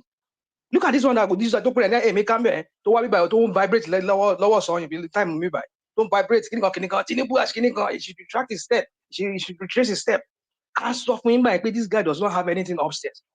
Gbogbo tó kó sínú manifesto yẹn it's just gbogbo kíní ni clan power kíní pé kíní lo èdè tí báyìí lò clan porúkọ Nobel laureate yẹn clan porúkọ Ṣóyínká gbájú ẹ̀ ni. Ọgbọ́n ká fẹ́ràn sẹ́nu ká wá tì. Ó náà ni so gbájú ẹ̀ ni gbogbo ẹ̀ so you see I don't understand I support people pé this guy is a proper ibi mo ti mọ̀ pé tí mo ti bẹ̀rù Tinubu ní 2015 yẹn 2013, 2014, yeah. I fall into that trap. This guy is coming, Buhari is coming back. I remember 1985, 84, when he came to power. But it remains a good time. Those times when Nigerians were like made to be disciplined. Nigerians, they lack discipline. But we're not tough. One guy, I'm not fall for it. But when I look back in retrospect, on guy, Babala propaganda, not tough one guy. Be propaganda. And I fell for it. That is the same thing that brought this guy into power. And he's continuing using that propaganda to want to rule Nigeria. And look at where Nigeria is. I'm a local I built Lagos. I can't transform Lagos, so she will not transform. Ṣé city tó ń lọ yẹn tó Saudi Arabia tó lọ tí wọ́n ń gbé mẹ́ December. Ṣé tí wọ́n bá wọlé ẹ̀ tó bá turn the faucet tó bá turn the tap ó mú mi. Ọmọ mi iná wà fún ẹ. But eléyẹ see ẹ̀yin people yìí gbogbo yín I don't know. Mo ní fọ̀rọ̀ yín fún Olúwa mo ti fọ̀rọ̀ yín sọ Ọlọ́run fún George gbogbo yín. Bàbá ṣe ń ṣépè ní báyìí ní àbíbọ̀ o. Mo ṣépè mo ń ṣe. Mi ò ṣépè mo ń ṣe mi ò ṣépè. Mo kàn sún mo ní fọ̀rọ̀ yín fún Olúwa. Because Charlie already told me ní platform. Bẹ́ẹ̀ ṣe máa promote Tinubu yìí. And again, mama rí ọ̀kan wọn kẹ́ Mr. President aṣíwájú. Mama wọ́n ṣépè fún ọ̀yìn people yìí. Ẹ lè sọ pé Mr. President no, it's just what can eulogize this guy like this guy is the kind of genius. The policy of Mr. President, the policy of getting mama will put anyway. RM Asamafu. Samaregi. I was looking at Tinubu along the way because now I'm a boy to win the state. I mean, I need declared by governor of the state. But one person kunle, ma hoping to run law. Ikini rubbish will lay into law. One person kunle. One person kunle then go long kunle fun. So to back kunle fun yan bi Ọlọ́run ni. No, it's just deify this. You guys have deified this guy like this guy is some kind of a godlike person. Ṣebí bó ṣe ń kíyàn ní ibẹ̀ yẹn nìyẹn lọ́jọ́ wọ́n dẹ̀ ń kí bó ṣe ń kí àgbàlagbà ń bẹ̀. So kí ló burú bẹ́ẹ̀. Àgbàlagbà wọn á kúnlẹ̀ fún wọn máa kúnlẹ̀ fún wọn máa àgbàlagbà máa kúnlẹ̀ fún àgbàlagbà míì. Àgbàlagbà ju àgbàlagbà lọ kí ló ń sọ rational man. Àgbàlagbà ju àgbàlagbà lọ. Mo ti gbọ́ yín, I heard you. Àgbàlagbà ju àgbàlagbà lọ. You see, the point is this is just it is sọ̀lú yẹn da ìlú rádà in fact ìlú rádà níná under this Tinubu. Èyí tó pẹ̀lẹ́ lẹ́mìí ká yẹn kíní kan Tinubu should retake his. Kí lè mí ká ṣe fún ẹ? Kí lè mí ká ṣe fún ẹ? Ó wà lára àwọn tó wá bíbẹ̀ tó wá. Èmi ká rèkì lẹ́ni. Mo kọ́ rẹ́ni ìwà ìbàdí mo gbọ́ gbogbo analysis ẹ̀ ni ṣe ìpọ̀ ìbò àmì nígbà tá a sọ̀rọ̀ tó ń bú ọmọ àmì tó ń bú òbí pé òbí kíní kan. See, let me just cap it up. You see, we're not going anywhere. Òfò òṣì bọ́bọ́ máa bá kúrò ń bẹ̀. Ọba àwọn yìí ẹgbẹ́ Fáṣọlá club champion yín Lagos champion yín tó jẹ́ tẹ́ ń pè ní best governor in Lagos at least ever since 1999. So you are not wishing Nigeria well. No, it will never. That is what he's been doing that one for because of Tinubu now. So insane. Tí Nàìjíríà bá ti dá báyìí sí, ẹ farabalẹ̀ gbọ́ mi. Tí Nàìjíríà bá ti dá sí, èmi mo wish ẹ bá dàbí. Ṣé èmi ni president? Pẹ̀lú nǹkan tó ń sọ sí. No, wishes doesn't. I mean, báwo la ṣe máa sọ wishes doesn't. You said òṣì orí burúkú. That's too much now. Ní pé a lè kúrò nú ẹ̀. Pẹ̀lú Tinubu ẹ lè bọ́nú ẹ̀. Eléyìí ṣe pé mo ń forecast fún yín ohun tó máa ṣẹlẹ̀ eventually with Tinubu there. So you think if it was Obi, would have done better? Well, to my go Obi no ni, my brother. Just the way I'm vibrating, that's the way I'll be condemning Obi. After I said it here that I was supporting Buhari when he did vibrate now. We don't see you. We don't know say they vibrate. I've never vibrated against Obi. Even Alex Oti, who is just ordinary governor, he didn't vibrate. He's not the one in play. He's not the one in play. He's not the one who is the president, who is the leader. If he's doing this crap that Tinubu is doing, I'll be number one. I will be coming here and I will beating down on him. We talk. But you see, the point is let's not go this Obi, not Obi. I mean, it's only that it can never happen. Well, I wish that it happens and we see your reaction, but it can never happen. Simba. Emi won't pedestalize anybody. Whatever about me, I will tell my dad, I'll tell him. Because, you will go, I will go someday. But what is all this mess about? Rational, let me ask you a question. Do you think that anybody will just come and say, oh no, what I'm trying to do is to make people to suffer? That, okay, I'm coming to government and what I want to do is to suffer the citizen. No, I'm just asking, no, is there anybody that can have that kind of mind?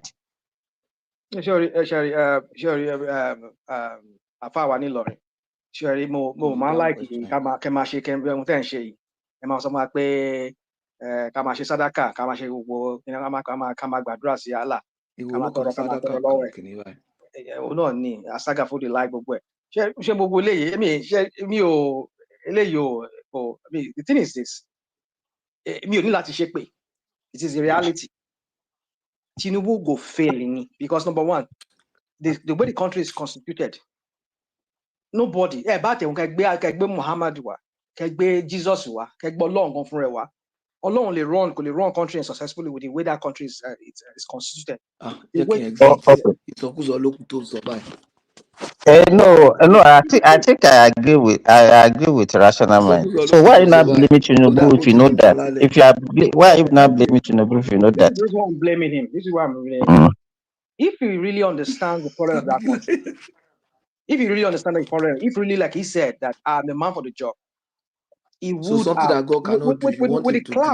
With the cloud that he has. When I mean the cloud, with the way people they revered him, they look at him as, oh, anything about the look at the speed at which they passed the national anthem. They passed this law, they passed that law, the speed at which they do it. Look at the speed they used to confirm this lady that is there. Lady to Amiba, to the CJN. Look at the speed they used to do that. Look at the speed they used to confirm all his ministers. Why don't you use that same speed and call your people and say, let us rework this constitution, whereby everybody would start this country on the But no, because he feels that if he does it, maybe they will not vote for me. I don't believe that. Okay, so you believe that the major problem that we have in Nigeria is the constitution? The way, don't necessarily the constitution. The way Nigeria is constituted, that's what I'm saying, which also can mean the constitution. Yeah. Invariably, it means the constitution. Yeah. That's where the problem lies. We need to reorganize that country. We need to reorientate our people. Okay. Now I think let us be serious and so that we'll not just be lamenting. Okay, now what do you want them to alter in that constitution that you think that okay we change Nigeria? You see, it's very easy for you to say, what do you want me to change in that? Come on, that's not what I'm saying. We need to throw away that constitution. We need to throw away that constitution. I'm not what I mean throw away. I'm not saying we should throw it away. There are some things we can still take from it. But my point is this: that we need to commit. I think we should be able to identify. Okay, these are the areas of problem, so that we alter it. So, or you think that the whole constitution is useless? That's what I'm saying. I won't say the whole constitution is useless. Go on. Okay, say something, Patrick. Go on. Okay, let me go. We need to throw away. Then you say, I don't mean we need to throw away. We need to. What I'm saying is, what do you want? Okay, let me make myself clear. What I'm saying is that I believe that there's still some things like certain things in the constitution. Don't get me wrong. I'm not saying that the constitution is 99% flawed. There are some things we can take from it, but those things that is hindering our progress, like for example, do we want to continue with this bicameral, or do we want to go like unicameral? We need to take that off. But for me, I believe we should go unicameral because we've seen the reckless spending, our money that would have gone into projects for the people. But which country is going unicameral? Give me an example. Come on. You're trying to bog me down with many questions. Give me one example of a country that you know that is unicameral. Oh, come on. Patrick. Senegal, they are practicing unicameral now. They are practicing. They used to practice. We talk a country that is working. When we are talking, how can we mention Senegal? Oh, come on! Why can't we mention? Are they not? Can you remove Timber from the platform, please? Let's just. See, I even thought I haven't thought rational mind perfectly understand the problem. Moni, I have a question for National Man. That's the thing that actually came up. National Man, how far with your no? It's a question to him actually. How far with your town planning group that you wanted to set up in Nigeria to? Yeah, come on. The president. No, you said you wanted to do something about town planning stuff in Nigeria. That's what you said. So I'm asking you, how far with the? It's already. It's in motion already. I already started. I have a business registered already. Is it more like will you be consulting with the government? Yeah, it's consulting for local governments. Okay, how to both HR and also putting up infrastructures for them. Okay, so let me know when you have the name, and just let me know when it's up and running. I need to follow. Okay, thanks. Yeah. All right, we might be able to talk behind this. Not here. We can't talk about that here. So, anyways, my point is this. No, rational mind. I see. I was even thinking you will give us a robust but there's so many things. No, wait now. See, our problem in that country is beyond cameralism, whether uni or those. It's now, one the of question it now. is this. It's one of it. Wait. Now, the question is this. If you put unique camera system, will it stop these people from collecting full allowances, all those stuff? Will it stop them from traveling first class? No, the thing will be that the resources again will concentrate on those people again. The problem you want to solve there is this: how do you stop these people from eating our resources?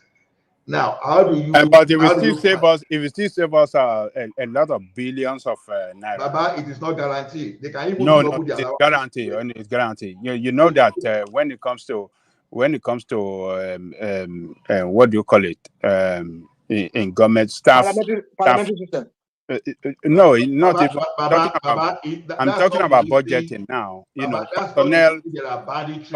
No. Hold on. That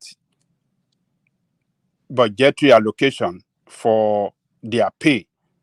That's a lot of money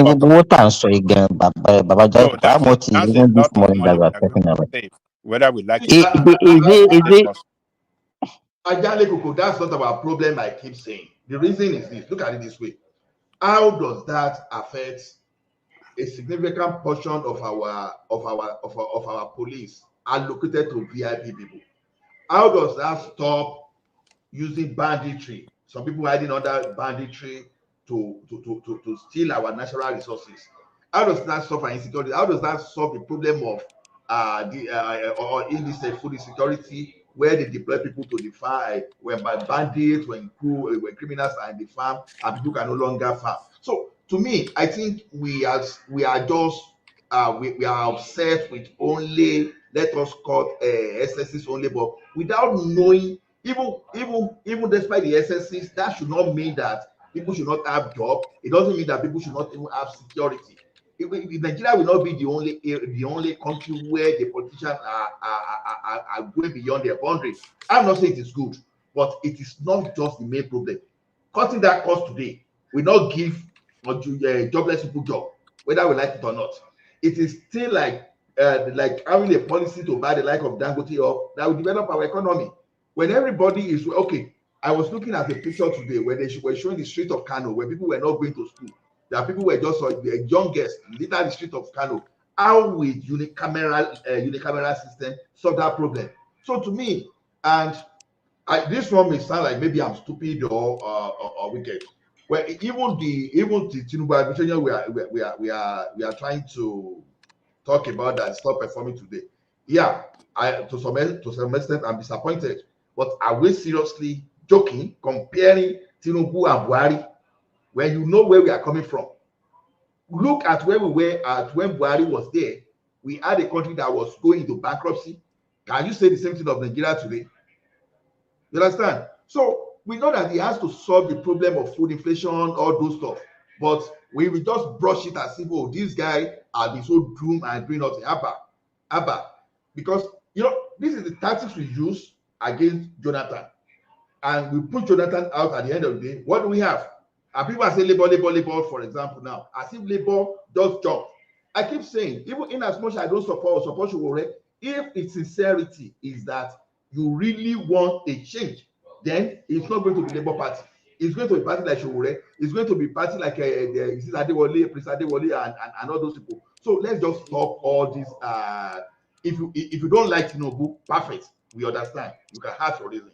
But if you think because you don't like Tinubu, then bringing another fringe, another graduate system again, like that will pretend as if they love the country like a Labour. If you think that's not going to happen, help us. I don't see that happening.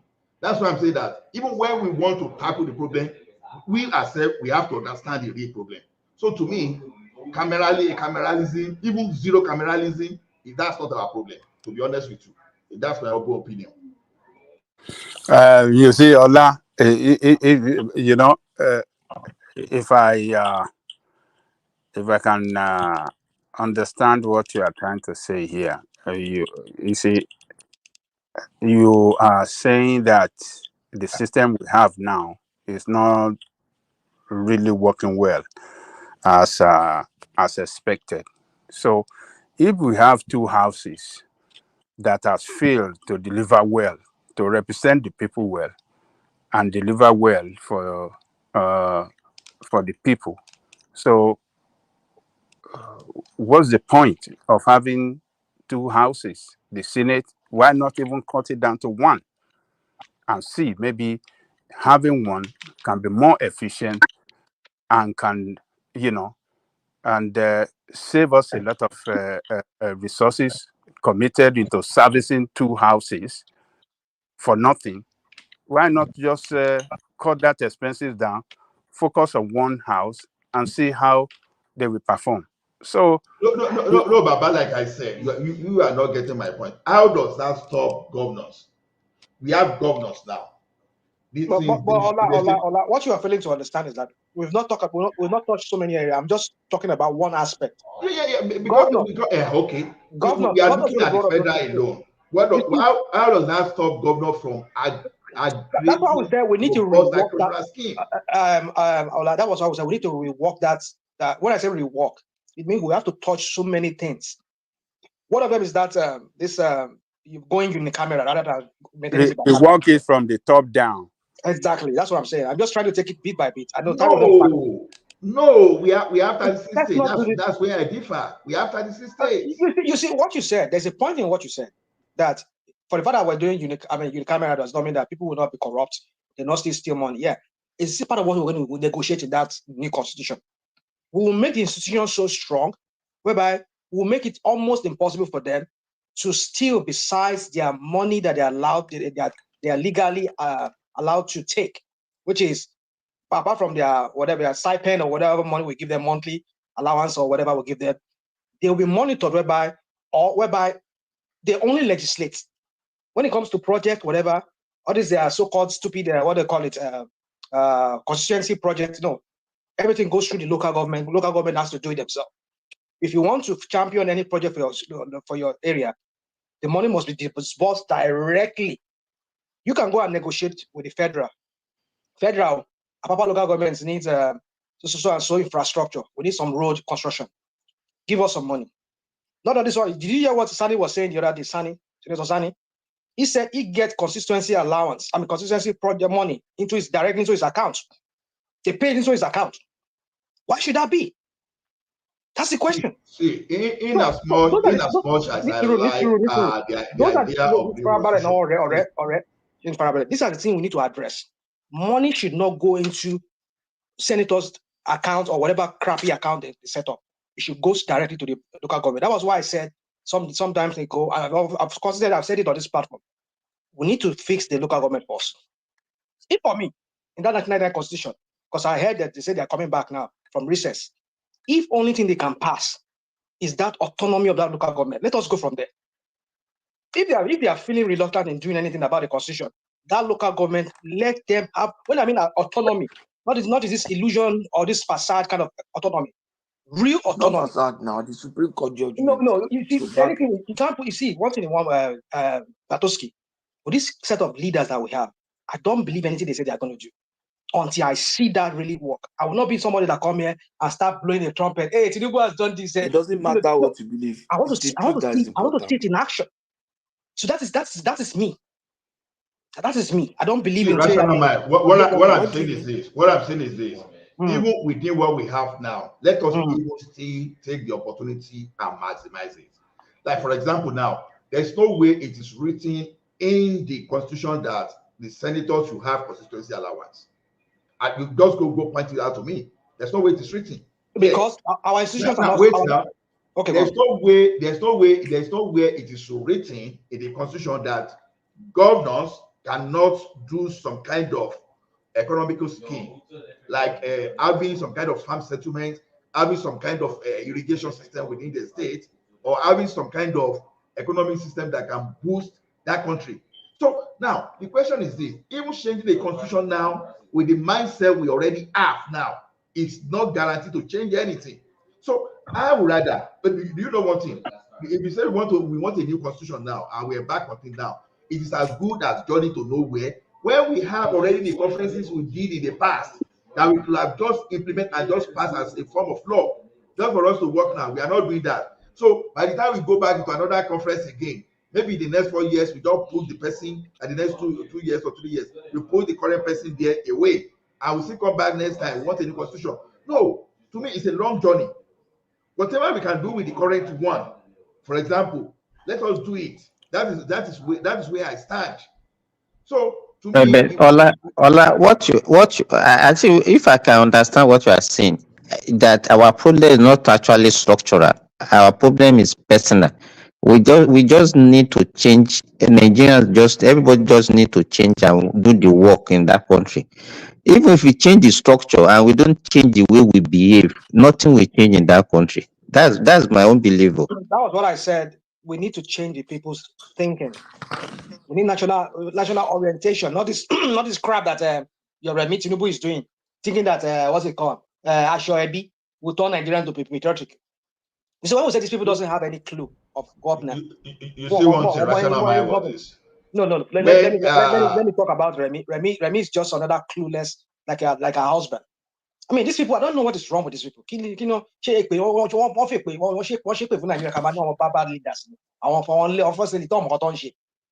I mean, look at that. I mean, jump from one project to another. To bag we finish it.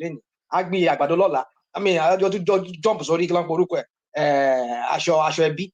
The Ashoebi lo make Nigerians patriotic. Rational mind. We are talking about solution to the problem. Don't just take us to that route of abusing them. Okay. Abusing won't do it. Doctors they won't abuse. Why you worry yourself? Continue the rational mind. The thing is this rational mind. To abuse now. So I was not here yesterday when Emeka was speaking about NPR, raising NPR, this. You know, in as much as you can have that thing, you know, I was even talking here yesterday that look, Nigeria is not a place where you want people to move out money now. You want to do everything, both portfolio investor, both a redirect investment. You want everything in Nigeria today. Just imagine the situation whereby those people that you want them to bring money to that country. If your interest rate is not attracting them, they move money out of the system to somewhere else. So what happens when they start moving cash out of your economy? You just look at it from that singular position only. When you look at your position at the country, whereas where you attract those people because of your NPR, the government can still find a way to subsidize for the local product for the local producers. But you know what I've seen about we as a citizen of that country, we focus more on something that will not really benefit us, that is benefiting the. So what is that? What is that thing? Can you give an example of what thing that we are focusing on? Fuel subsidy. The only question is this: on the surface, poor people think they benefit. You are not benefiting because you are killing the industry that's supposed to create jobs. Come on, dude. But let's not. Wait let's now. Not you're going to another area now. Another area of. I'm not going to another area. I'm not going to another area. Okay. When there was subsidy. Okay, look at United Arab Emirates. It's not as if they do not subsidize fuel, but they are subsidizing for the poorest. For the poorest, But the question is, in Nigeria, you cannot even separate because we don't have a system to even separate the system, the poorest. Because even if you want to separate, corruption we go over it. You won't be able to separate the poorest from the richest.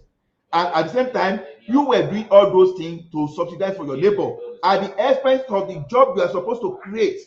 Why do you think they are fighting against Dangote, for example? You think only foreign people are the ones fighting against Dangote? Those people that are benefiting from the rocks, they will fight to finish. So the thing you can do is that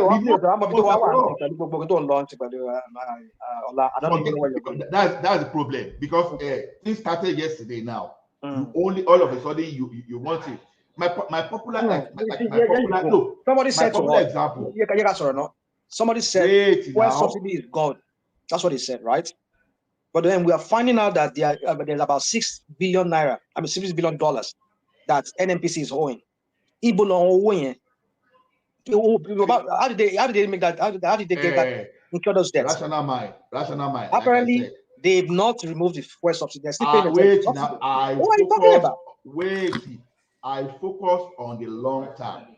Let Dangote long term. Let Dangote refinery survive. Because like I said, like I keep telling you, because by common example, when they introduced telecom, when they deregulate, people shouted, they threw different grammar as if United was the best thing since sliced bread. Today, we know the impact. The same thing when they did the regulation for the broadcasting.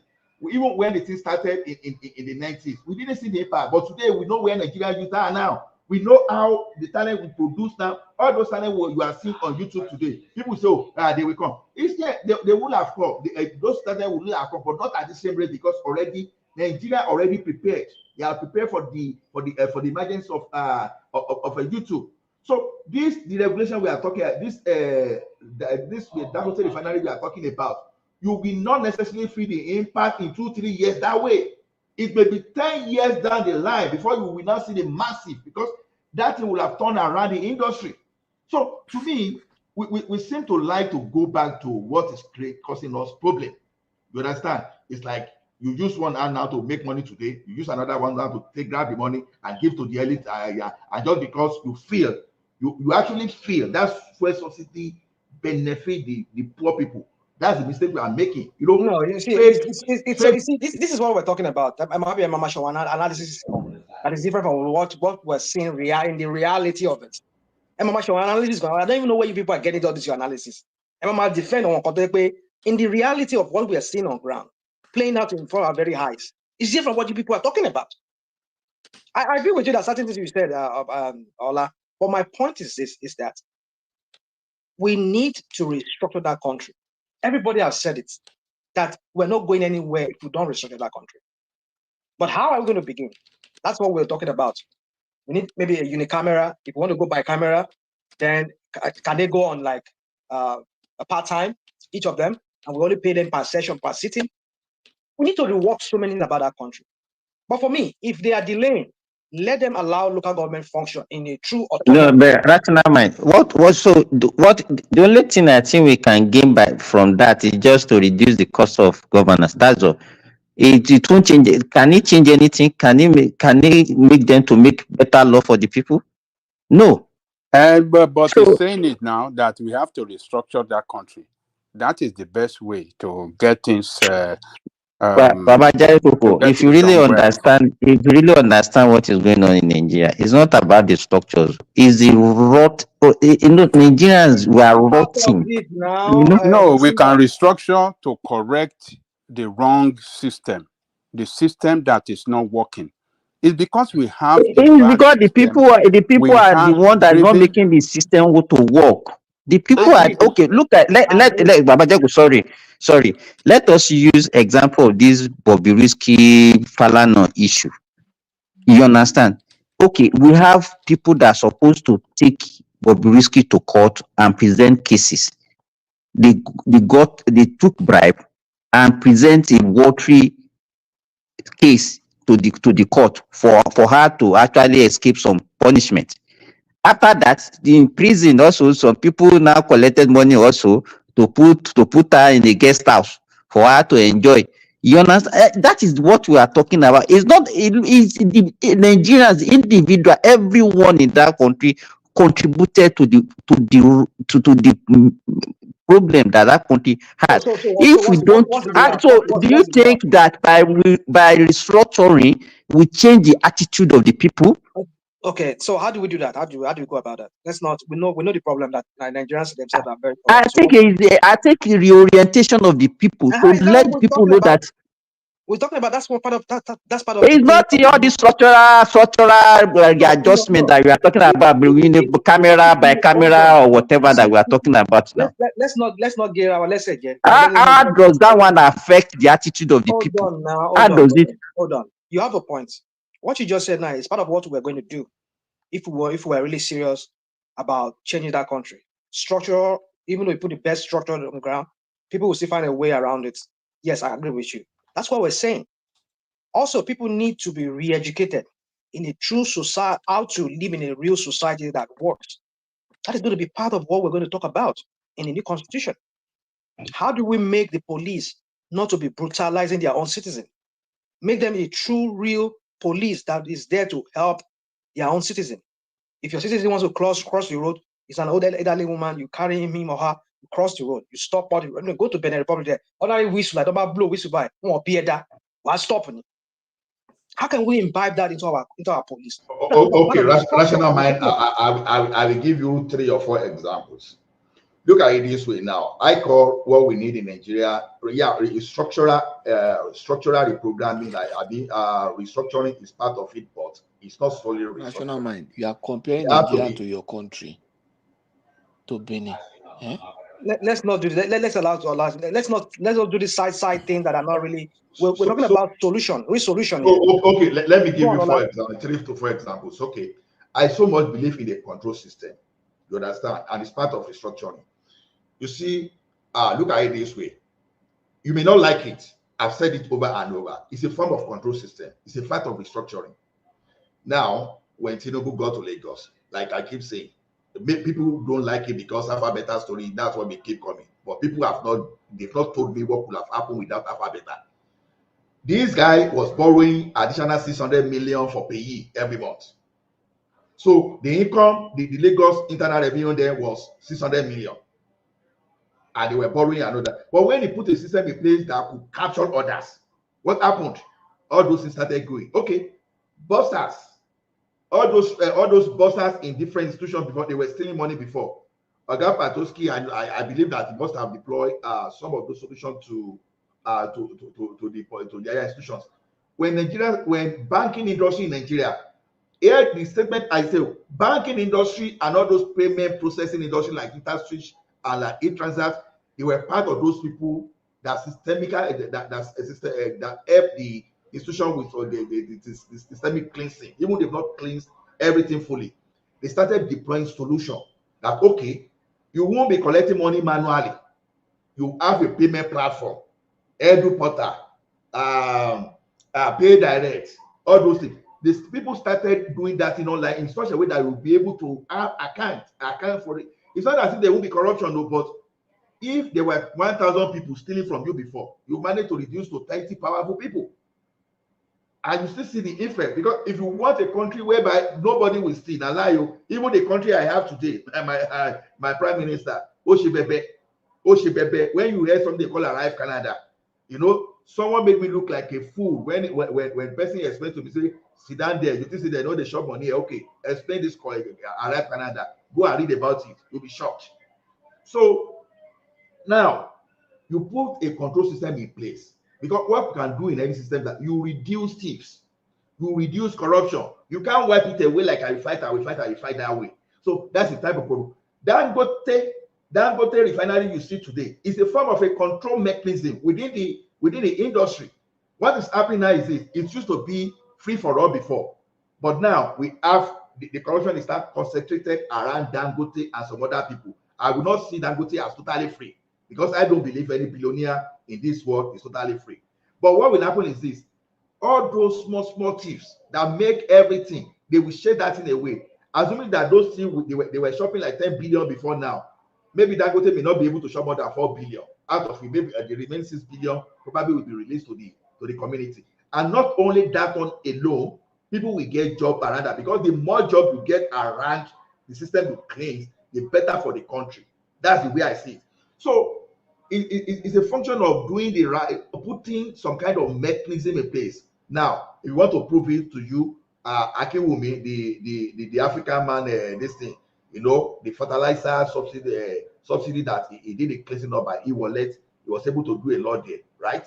So, and this control, if the government can do that, it will be fine, because when Obasanjo was there, what used to happen to our exchange rate that time is every month after federal allocation, all of a sudden the exchange rate will just increase. But when he introduced CFCC, you understand? And he made example out of Alamese. What happened?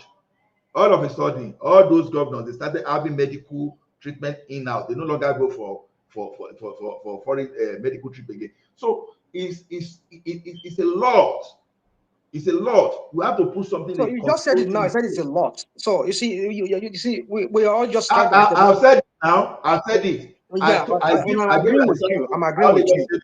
I'm agreeing. Hold on now. I'm agreeing with you that it's a lot. Where are we going to start from? That's the question. Where do we start from? Like our friend Simba was saying. Yeah, it's already started, but we don't want to. We don't want to feel okay. See, that's the point. That's the point. Floating of naira is a You control cannot system. listen. You see, that's the thing. That's the thing you're not getting. You're not getting it. When I said here that these people are not serious about what they are doing, you say you want to give your local government autonomy.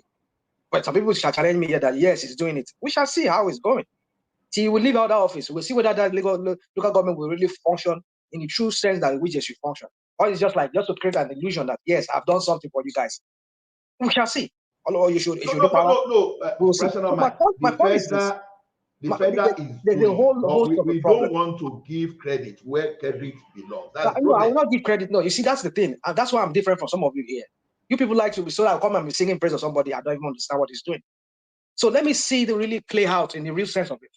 Then I'll give praise to him. Maybe if I'm still alive, 20 years from now, 10 years from now, if I see, this guy really worked back then, I will be the first person to admit it. If we're still here, if this platform still exists, I will be the first person to admit it. But my point is that anything besides that, for now, you'll never see me come here and I've been singing praise of these people because I don't trust them, because I've seen what they've done. It's all tokenism. Did you just this Gbajabiamila kind of Gbajabiamila kind of policies and way of governance? I don't follow. I've seen this country has trained me. What I've learned from this country has really trained me to see how governance is structured. So for me, that's why I've said it. I've said if this thing really works, this is their governance system, this is their local government, I want to be consulting. And the reason why I'm saying this is because people need to know how governance in a locality, how it functions. Because it is from there people learn to become real administrators if they are given bigger responsibility to handle. Apparently, these guys don't. Let me tell you something, rational mind. They do not. See, putting a control system in that country is a big opportunity. It will be big job creators. Now, look at it this way now. When I told you that floating naira is a control mechanism, you want to say no. See, even Obasanjo as good as Obasanjo, because Obasanjo in quote has been the best since 1999, whether we like it or not. Either maybe the corruption level they've not degenerated. Professor Ola, I agree with you, bro. Yeah, I just said I spent like 30 minutes, 1 hour. I know. Mobisini. Okay, all right. Yeah. So the thing is this. Now they were using. Look at what Buhari just let us see how you can bastardize our monetary policy. Now, just imagine if we practice naira floating for a very long time. Do you think an evil genius will just come overnight and started using our currency for round tripping? People will have challenged, people will have made noise. But because this thing has been a tradition, Obasanjo even tried to stop that, but he was unable to stop it. So while subsidizing forex, because now look at, we are suffering from so many areas. We use the forex we get You understand? Which Dangote will likely to eliminate now. So pay for fuel subsidy. Take that one as one. Now, not only that you were using your foreign to pay for subsidy, the job you were supposed to create for your citizen, direct, indirect, all those real estate that are supposed to grow there, all those food vendors, all those wine, beer, all those people, all those night workers that were supposed to grow around the Dangote business, you took everything away. You were giving that to company in Europe. You understand? Look at how we are losing. Not only that, we are losing to the smugglers too. The money that we're supposed to be using by ourselves, and people are still crying for first subsidy. So the dollar, the naira day float is a kind of control mechanism. If we are used to that culture for the next 8 years, how do you control? How do you control when you float? You don't control. You are not getting me. You are not getting me. What? I mean, because it doesn't make sense when you say you're floating something. Listen to me before you argue with me. Hold on. Let's not. I don't hold on. Just listening to get what I'm saying. Don't just criticize for the case of criticizing. To you. All you've said. No, you don't get it. You don't get it. Okay, the question is this: let me hear you again. You were subsidizing our dollar. We were subsidizing dollar for those people that were not even putting any infrastructure in place. You were subsidizing for someone that will come and carry your currency for free of charge. I became overnight billionaire. And you say you don't understand that. If you float naira, will you still go and buy dollar and round trip it? They will stop that because those people round tripping dollars, they will not allow that dollar to get to those people that really want to use that for business. If you don't understand that, I don't understand. I don't get what you are saying. Okay, all right. Now I think I get your point now. But my point is that if you, I don't know if you listen to, I know you might say the guy doesn't know. But Ola, the collective punishment is the problem here now. You can't,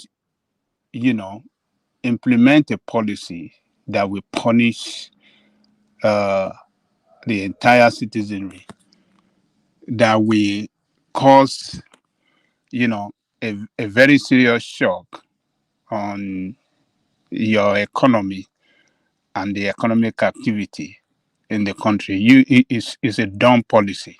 There's a way there's a way you can carry out a policy targeting, or that we target at a specific group of people that are corruptly enriching themselves, and others will not suffer from the consequences of that policy. So you can't totally tell us that, the floating of the currency is good because some people are doing round tripping and they become a millionaire. No, there's a way you can manage it that we specifically targeted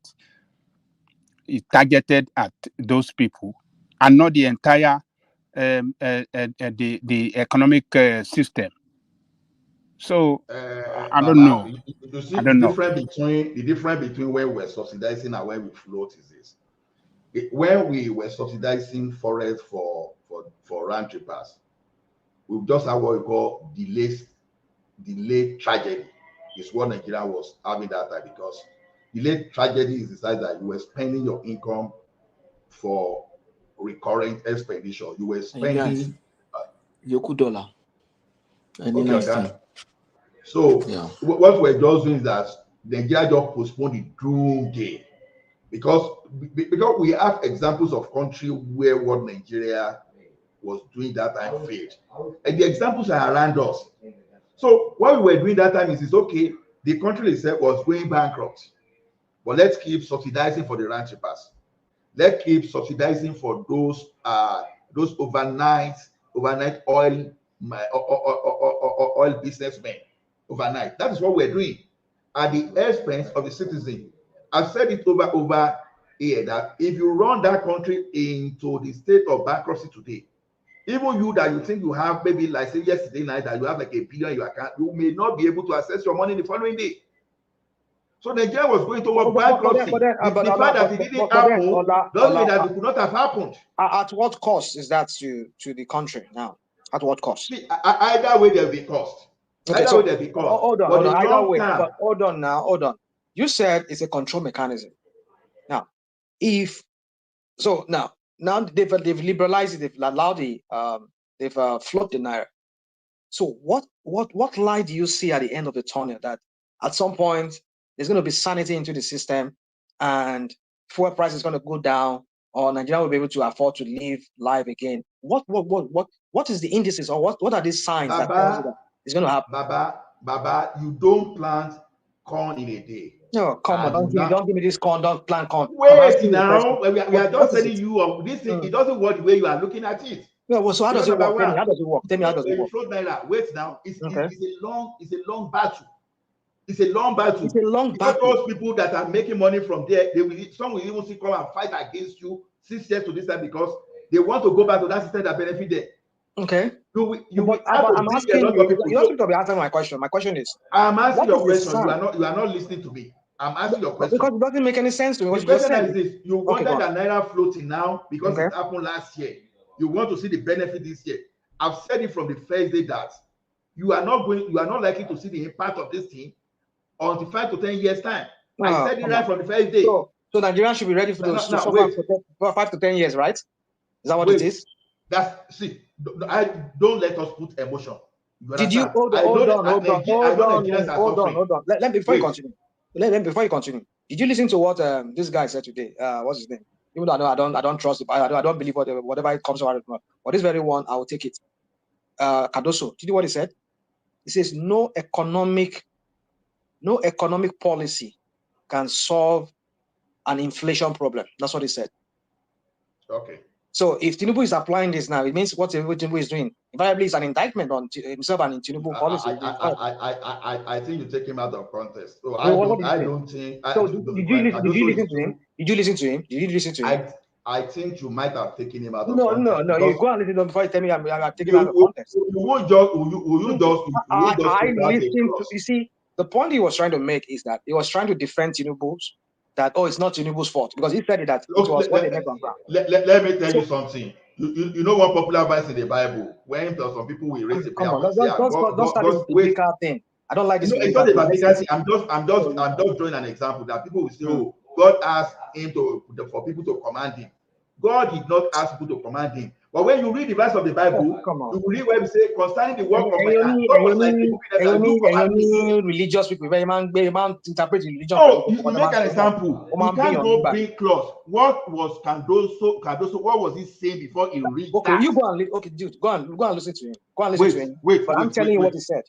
Okay, look at this way now. You remove fuel subsidy, for example. I can say removing fuel subsidy will never solve the problem of Nigeria energy. And that's what he's saying. That's what he's saying. Wait. I will not go ahead now without now going ahead and invest in critical infrastructure around that industry. That's another thing entirely.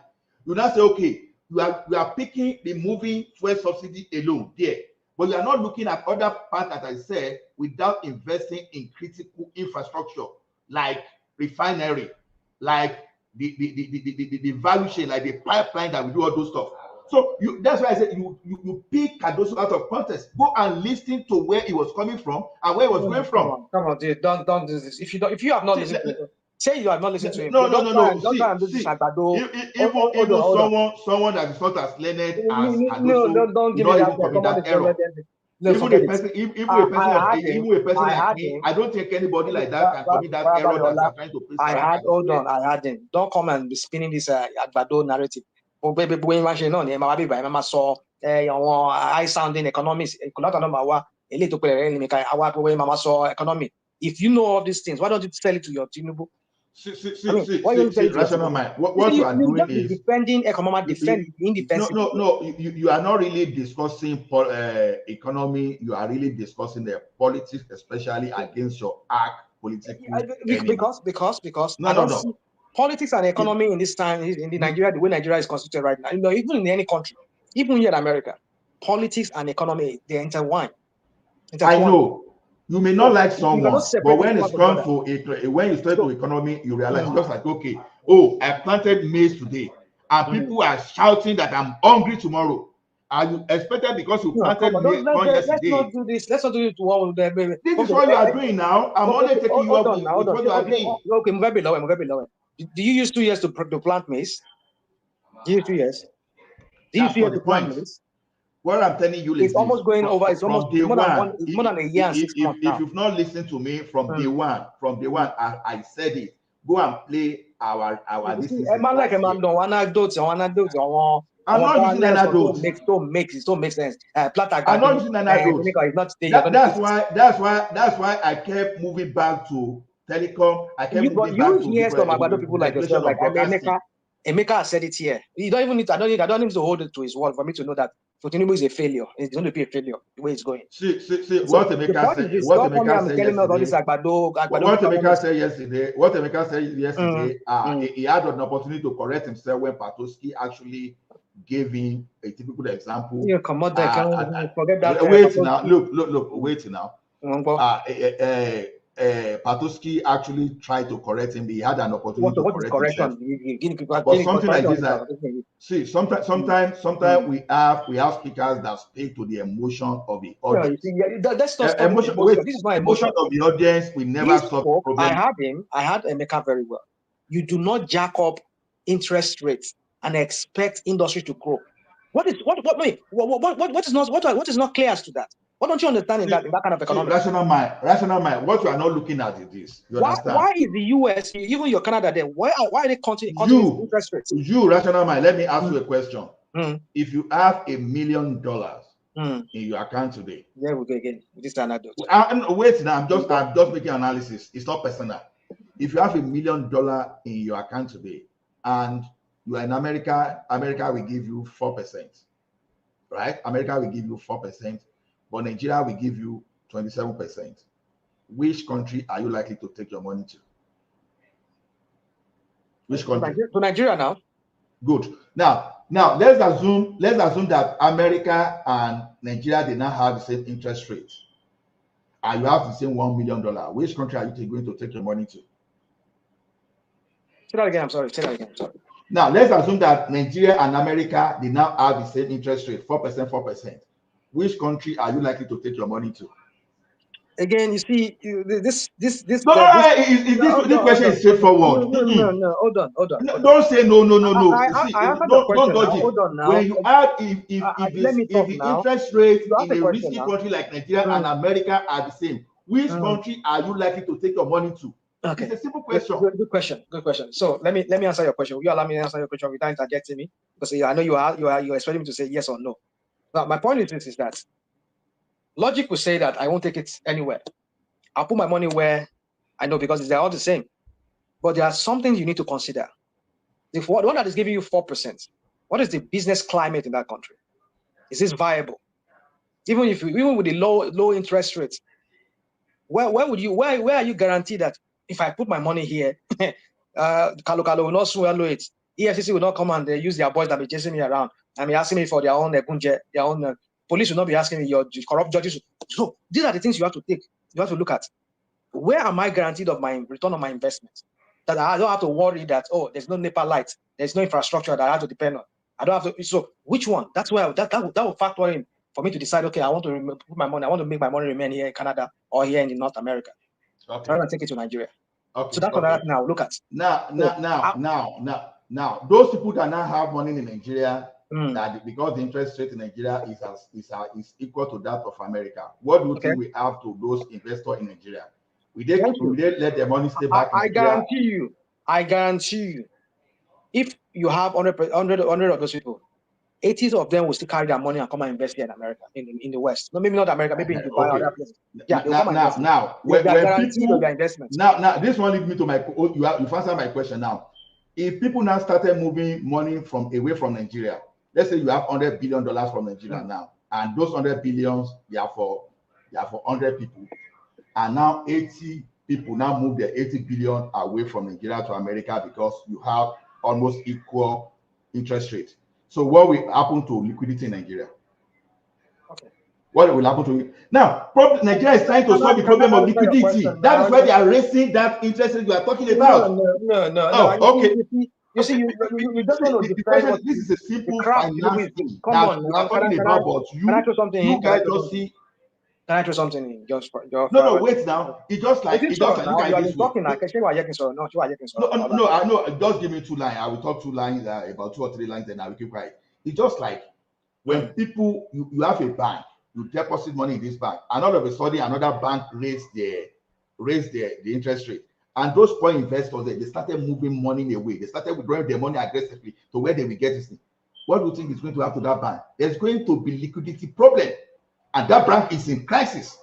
So for that bank to respond to those people that are taking money away from me, the bank will have to raise its own interest to cut and balance, so that people will say, okay, why will I move my money away? I get it. Nigeria is trying to solve liquidity issue, and that is where people are not paying attention to. And because someone is saying something fanciful, does that mean the person is just talking economic or technical economy? It's a double-edged sword. It's a double-edged sword. So you cannot just explain it away the way you just explained it, like, oh, it's certain that Nigerians will move their money out, or they will keep their money because it's the same interest rate. No, it doesn't work that way. There are so many other things you have to factor in. The business climate in Nigeria. Can I pull out my money? You don't have enough dollar in the system or foreign exchange. You see, these are some of the things you have to think about. So these are some of the things I'm talking about. That it is the business climate. Let me tell you one thing. A typical finance guy is here, which is can do. We still know how our investor works. Investors, all you want is this: you want high return on your money. You want profit. You want return on your investment. Yeah, that's it. So, exactly. Yeah. So my point is this. Now there is nothing. There's nothing attractive. You cannot explain it away just the way you are saying it, because I said interest rate is the only thing you can use to attract all those money to your country. Otherwise, there'll be capital flights. People will just move. When people move money out and you go to your bank, hold on. You see, this is what you are missing. But you and I know that Nigeria will never have a single, not even that, not at this very, under this atmosphere that we find ourselves. Nigeria will never have a single digit interest rate. But that 27 or 28% or 29% that this guy jacked up, it's insane. If you bring it to like 15%, which I'm not saying that, I'm just giving an example. That's just my own example. Like 15%, at least it's still more something that will still allow people to go and borrow the money and still do their business quickly and maybe return the money back to the banks. But you jack it up to 27%. Here in the United States, I think it's 5.something%. I mean, it's not 5 or 6.something%. That's the interest rate. They even recently came down by 0.5%. So what are we talking about? Oh, you took it again an inch more up again. What are you talking? Are you encouraging people to go and borrow money from the bank? That is just the money you are lending to the bank. When the bank now want to lend it to you now, they'll be putting that more as 40-something%. What are you talking about? So you're comparing Nigeria now with America, or to your place where you're there in North America here. Oh, Nigeria will never have that 4% you're talking about, not even a single digit. Rational mind, even the what are you talking about, my friend? Industry, we even suffer too, because people will not go and borrow from the bank. Who won't go and borrow from the bank? Yeah, people will not go and borrow from the bank. And when bank cannot borrow out money, how would they get? How would they make their own this thing? I gotta go. Have you heard now that they said they will bring back this cyber tax that NSA was trying to do? They will bring it back again now. They started. They said they started. Repeat that again. You say what are they doing? That thing that Nuru Rubadu was trying to do. CBN will now start deducting money now, but they will bring it forward. They start taking money for any when you do. But they said they are not going to do it. No, they're going to do it. He's going to back. I saw it in the news. And also said, Central Bank said they're going to do it here. When did you see it in the news? When? Google, where you are there. Google. Don't you think that they came out to say, hey, you ask a question. Let me answer your question. Google cyber, what was that? Cyber security, whatever, tax by the CBN. Google is where you are right now. You are not the latest news about that one you don't know, and I want to tell you. They came out to tell you that they are not levying anything. They stop it. They cancel it. And when did you see this in news? Even this one was last week. Because there was listen. This one was a few days ago. This one was a few days ago. You're talking about few days ago. Last week, at least some commercial banks started. They want to do that thing, and immediately, not even within 24 hours, they stop it. They said they did not instruct the commercial bank to do that. So they didn't do it. They canceled it. Well, I want to even ask Ola, if Ola is here. I want to ask him a very good question. When Buhari was there, we are subsidizing the naira with 1.5 billion naira. Are we still doing that today? Ola, if you are hearing me.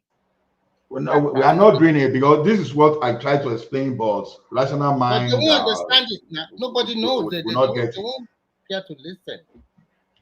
You are subsidizing for billionaire that will use this money overnight, but you think it's the masses. No.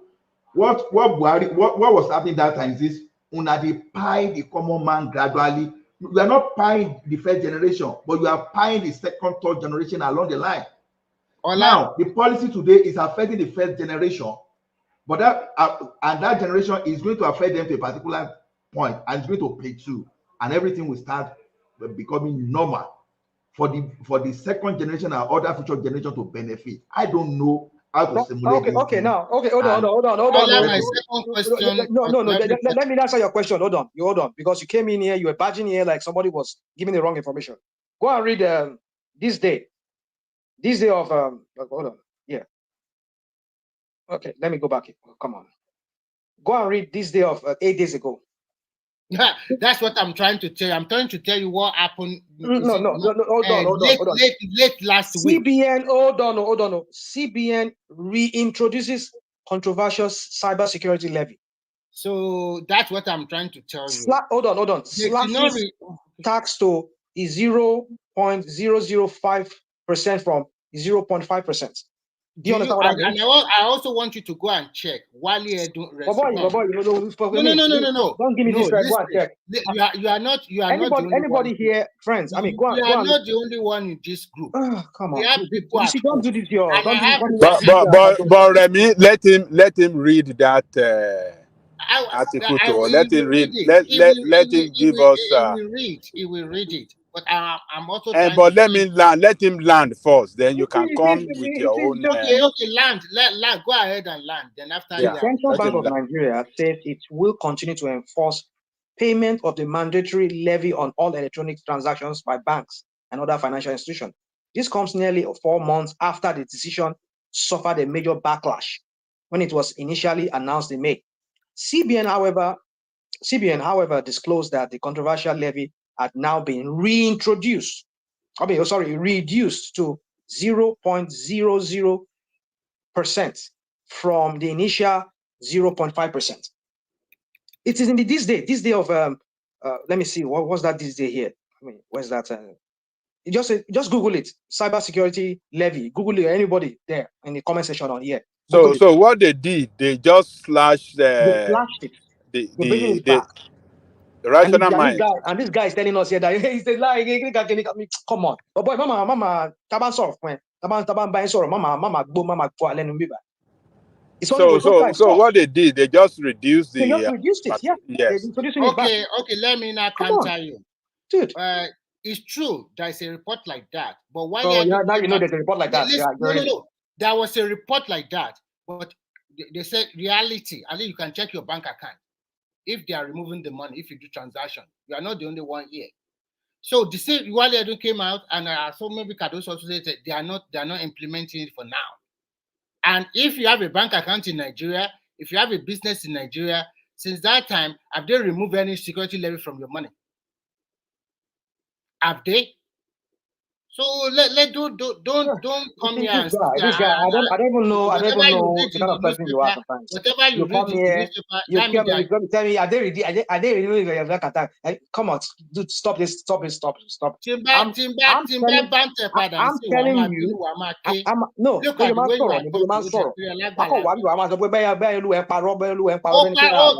But rational mind, that statement came from the central bank governor, as you said, right? I'm trying to tell you. They come from central bank. They are not reducing. They are not removing anybody's money for now.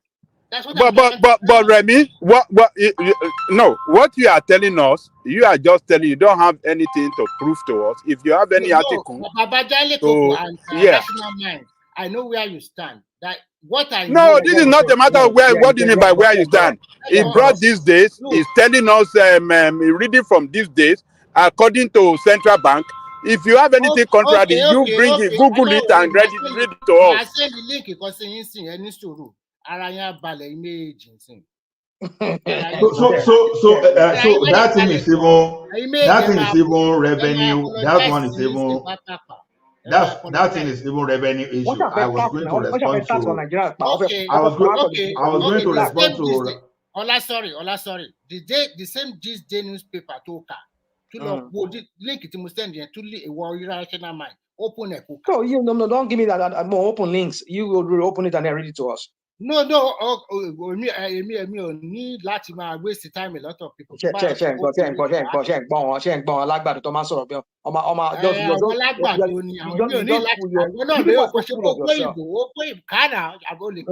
rational mind. You just want to criticize. That's just the problem. No, I'm not criticizing. Can you let me talk? Everybody open link. I said something now. This guy came in here, badging here, and was saying, he is a lie. From many days and many weeks ago. Okay, I had to go and look for the article. And I brought okay, rational mind. Before I go anyway, let me respond to that interest rate. I want to go. That's where it's very late here. I don't want to raise my voice. And I opened the article and I read it to you. Now, he said he has something else. Why don't you read what you have there? That's what I'm asking him. Yeah, you gotta read it yourself. Well, no, look, you go and read it. I don't have time to read anything. You are just, you know what, the problem you have. Let me respond. Let me respond to interest rate for business. You see what it is. One second. We're responding. Look, rational mind. If you don't have an open mind, if you are still like the first day I met don't give me this open mind. Don't use this your crap on me. If anybody does not have open mind, you do not have open mind. I read an article to you. You're contradicting it. Bring your evidence. Telling me to go and read it. What? Oh God, man. Go on. I've told you you are fixated on this guy too much. Check, bro. I bet kick this guy out of this place. Kick this guy out of this place. Let us kick this guy out of this place. Talk about what we're talking about. Talk about the policy we're talking about. Can you keep quiet for a while? Okay, I'll keep quiet. You have been talking. Thank you. God bless you. You have fixated on him for a long time. If you have an open mind, like I am here, if you pull out something and I think it's genuine, I will accept it that this is good. We have to give due to him if he's performing in some area. Yes, he's doing good things here. This area is not doing fine. And we have to look at where we are coming from. We all know that before he became the president, we are in a mess. Everybody knows the truth. And we know that we have not been productive for years in Nigeria. So all of these things coming into play now. And if we want us to continue to subsidize for dollar to naira, then where are we going to get the money? Are we still going to continue to borrow money to subsidize it today? The same thing with the petrol, but I'm happy. Let's see what happens at the end of this month when total importation will totally be banned and everybody lift their petrol from Dangote, and they will also supply Dangote crude. In fact, I was reading a piece on Dangote yesterday. In just an average of 24 hours, it made billions of naira. It's back to the richest man in Nigeria, in Africa. Just 24 hours, it makes a lot of money. So we shall see what happened after they now say, okay, at least October, there's nothing going to be like, okay, this is refining the crude that imported to its refinery. It's going to be in Nigeria. In a nutshell, what I'm just trying to say is that in every analysis, in everything we do, sometimes we just have to be flexible enough to accept that, oh, this guy is doing good things here, and these are the ways, this place is not doing fine, then it should improve. But not coming here, you think you are the only one that can call people Agbado, you can insult anybody you like, or you can just talk down anybody you like. Life is not like that. Thank you. Allah, you can continue. So, rational mind. My response to our interest rate is this. You understand? That's our reality in that country because our external factors too, we have to look at is very strong. So Nigeria is a land of opportunity because Nigeria is a land of opportunity. The opportunity, and you You are here, I'm here. Remy one in Finland. The fact that we ran away. No, but no, let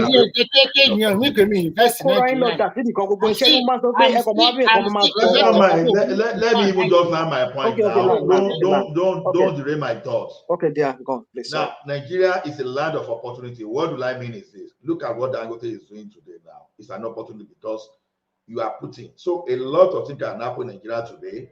There are some kind of industry you put in Nigeria today that is going to bring money to you. Now, you are concerned that the interest rate is very high. I agree with you, no problem. And this is the way I now have challenges with the federal government, especially from the aspect of fiscal. Number one, can we have a situation, because this is what we should be driving, a situation whereby, okay, we know maybe you are borrowing 30%, 35%, but then we know you are going to create like 1,000, 2,000 jobs. Can we have some kind of policy like that in the country that, okay, if you can create 2,000 jobs for people, we are going to subsidize your production. How do you subsidize production is this? Number one, you subsidize tax.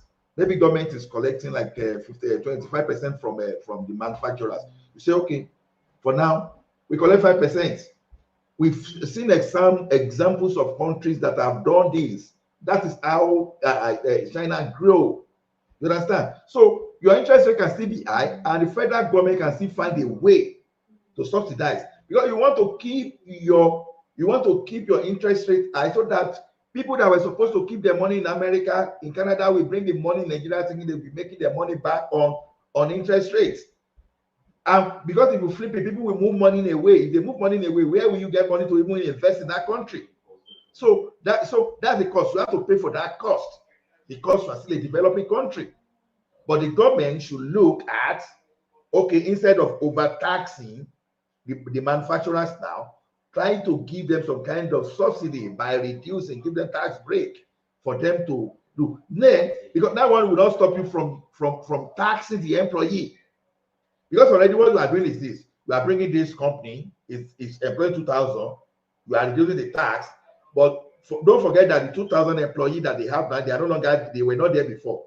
You are now taxing, you are now getting the benefit of that subsidy from all those employees. That's what you are supposed to do. So all this grammar, interest rate, no, that's not the issue. That was why I was saying that Emeka means the opportunity for Patoski to explain that thing. I say, you see, one thing there is this. Don't let us make a mistake that if I'm eloquent, for example, if A is eloquent, that the person automatically understands the problem. That's not how it works. Person that understands the problem may not be as eloquent, may not be able to speak boldly and talk and shout everybody down. That's not the way it works. So to me, our reality today as a country, because of our level of prosperity, we need to attract money from everywhere. Then you go back and look at your fiscal policy, reduce cost of business for businesses in Nigeria to create more jobs, and you transfer the tax to the employee. It's a simple thing that anybody, you don't need to be Soludo or this what's this popular economists that used to go to all this our TV, this thing. Is this Rewan or what's the name of that man? You don't need to be on that level of, you don't need to even as advanced as possible to know that this is a simple thing. Create job, bring more people on board, then reduce cost of business reduce cost of business for the manufacturers, for the service providers, then transfer the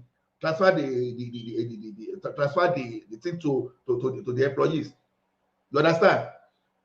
1 million, you employ 1 million people today. Then that means you brought 1 million people into the tax segment. That's exactly what we are saying. So don't let us just criticize for criticizing sake. What I see here is this: we've criticized Tinubu now 1 million at one time, but are we really providing solution? We are not giving solution. And what a rational mind told me here was just like say, economics of the level of Cardoso, we just talk carelessly that there's no economic policy that can solve the problem of Nigeria.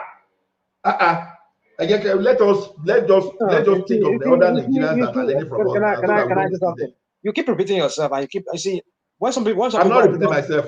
I know what I said before. Yeah, it's okay. I mean, but let me talk because yeah. So my point is this: is that you see, it's very difficult to explain things or to talk people out of some of the things that they've talked themselves into believing. I don't know how much you want to explain this to you. I mean, I explain to people who believe like yourself that you cannot do what you're doing if you truly want to grow the economy. You are contracting the economy because nobody will want to borrow.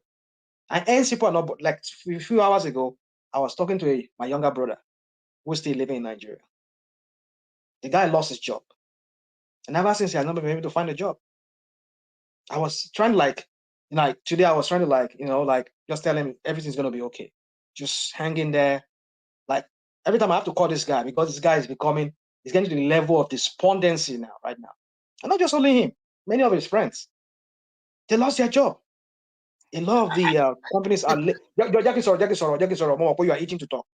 A lot of the people are laying off, a lot of businesses are laying off people they cannot pay. Because where is the money they go? I mean, some of them, if it's not what's it called? The interest high dollar rate to naira that they cannot even maintain anymore. Where are they even have to go and borrow naira from the banks?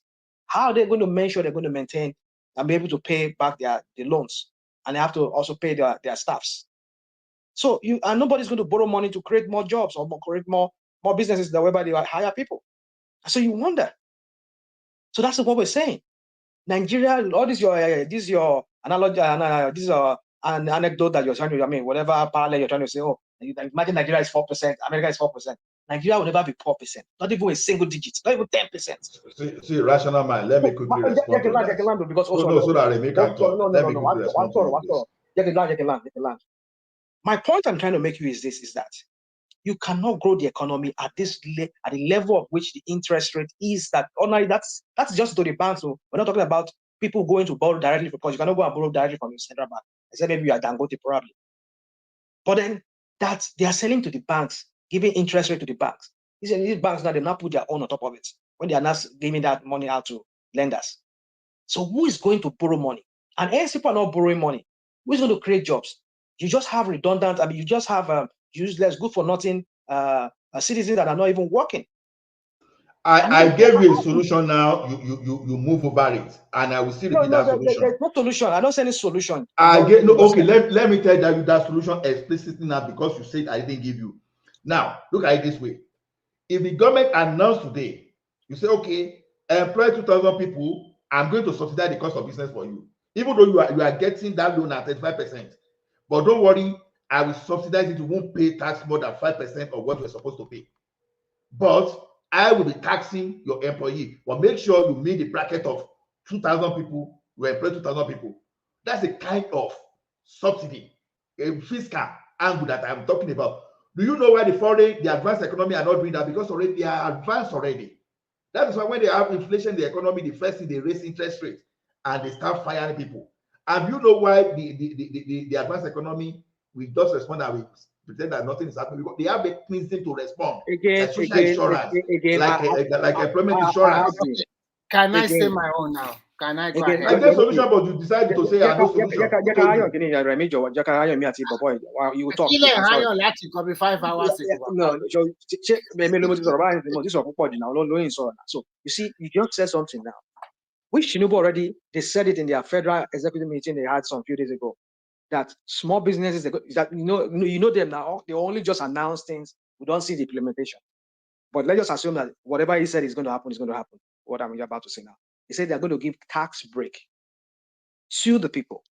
Even with that, even at that, it's still not going to work. Because you see, you're comparing, for your information, so that you know, here in America, they still give tax break to businesses. Federal does it, state does it, even jurisdiction, that is locality, they do it. Local government here, they do it. If you have to open a business in the locality and that area, they tax businesses, they'll give you tax break on it. Not just federal, state, and local, they'll give you tax break. Despite their own interest is not as high as Nigeria, they're still giving you tax break.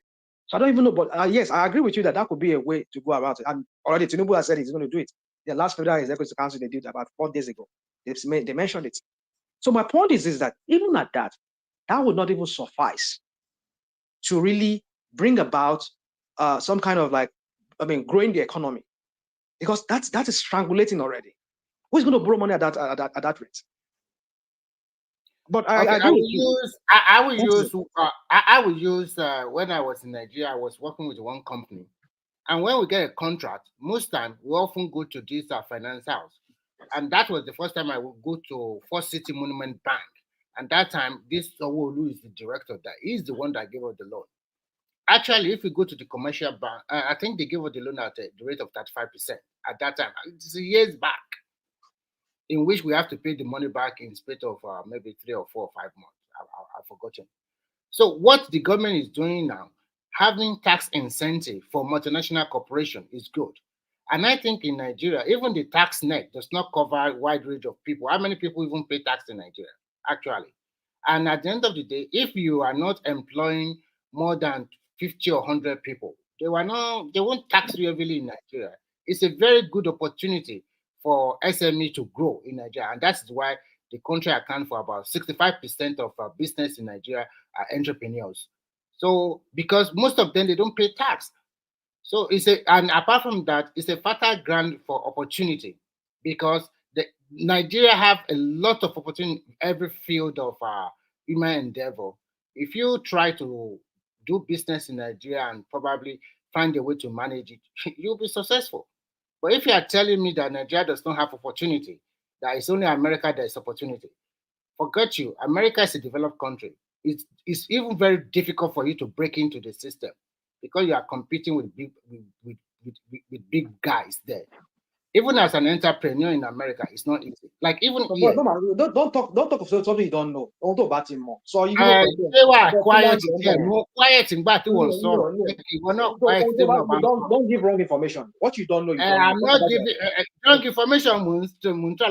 Because you said that America here you have to compete. No, I don't have to compete. If you have your own business niche. Are you a business? Are you an entrepreneur in America? Direct question will be an entrepreneur here. Direct question will be, are you or are you not? Like from what I heard from you, I am. You are. Okay, but every time you have been talking here, you are always giving us that you work in this field, you work in that field, you work in that position. What you don't know. Let me conclude. Let me conclude. So, lady-in-law, from today now, you are jack of everything. You have everything in your hand. You are working for government. You have been a project manager. You are also an entrepreneur. Can you just go straight to the point? Go straight to the point. Don't use me as your talking point. Just go straight to what you want to talk. Don't use me. Okay. What I want to because you interject. If you don't interject, Matic conclude what sense. What I want to say is that you mentioned your brother that lost his job. Losing a job, that does not mean the end of the world. Everybody have experience of life, even in abroad. This is not the end of Let me finish now. I pity your brother, but it doesn't mean that he should not lift his head up. I don't know whether he's a married man, and he cannot depend on people or family to continue to fend for him every time. Every situation a man finds himself, you have to find a way to wriggle out and start something afresh. If such a thing happened to your brother, first, it's regrettable. Nobody wish everybody to lose their job. But it's not the only one. I have people close to me too that something like that happened to them. And they find a way to get another job. In the same country where you guys are saying there's no job, some people are also finding job. In the same country you are saying is so terrible, some people are building property. Some people are acquiring more property. In the same country where there's no opportunity, some people are making it, while some are not. The same thing goes all around. How many are these people that are making it, are getting a job? This is not about how many. I don't know how. I don't know. Please, you want to sell this, you're a bando man. You want to sell it and it's not selling now. This is not selling now. That's what you're doing. You're trivializing it like this is not selling now. Remy, let me ask Rational Mind one question.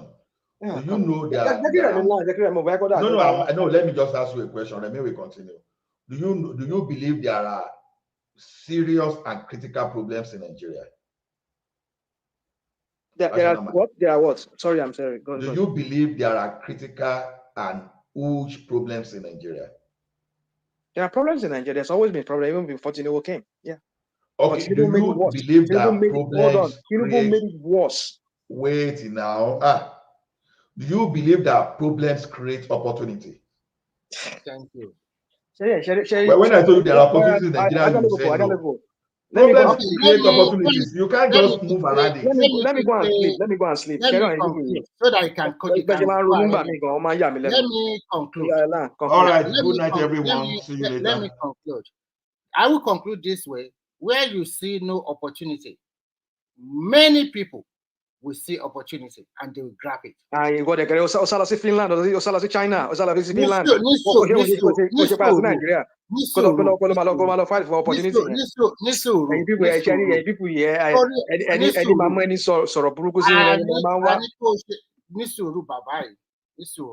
always this Jackie on top of this. At the end of the day, where I move in Finland or America or anywhere some people use the opportunity to invest in their country also. It's a way of life. And when you talk about migration, it has been happening for a long time. So you can't stop people from migrating. Some people stay put, they never migrate to anywhere, and they're even better than me and you. In terms of everything. They're in that Nigeria. One like it. No, you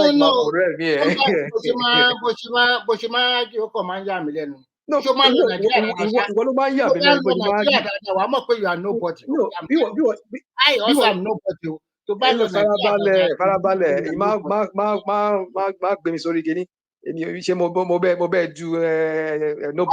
Resources, only entrepreneur. You are an agent. You are FBI. You are Farabalẹ̀ now, mi ò bá anybody do Oma go petty sometimes. You go petty sometimes. You go petty. Go petty. Go petty. Or suppositions going to make sense. Some people are better than you in Nigeria. Some people are better. What the cap? What the F are you? Is that not true? Come on, I'm not here. I'm not here to ask you who is better, who is not better. We're talking about the economic realities of our country. What is the economic realities of our people? What is the economic reality of our people? Okay. To hit the nail on the head. I told you, I gave you a figure. Go and check it. I said, what figure? But you probably want introduce just keep quiet for a while. I told you that more than 65% of our people are entrepreneurs. Yeah. I told you that. And if you go to Nigeria today, you will see a lot of people setting up small kiosks or shop doing small business. Can you so you pay Ogolo petting. You don't want me to talk, and you're talking like talking back every time. Where is the small business you're talking about? You don't want me to talk. Can't you just for God's sake? I told you more than 60% of Nigerians are entrepreneurs. And if you go to all major city or town, everywhere in Nigeria, you will see them doing service, maybe selling stuff or whatever. The problem we have is that we are not productive in terms of manufacturing sector like before because of our mismanagement over the years. And because of that, and because of what happened globally also affect Nigeria, which is not a planned economy. Even the planned economy, it affected them more. Talk less of an economy that was not planned at all. With all our mismanagement and all of this, what you have done. But does it stop people that are looking for opportunity? They cannot get that opportunity. There is a lot of opportunity in that country if you look inward. And let me tell you the truth.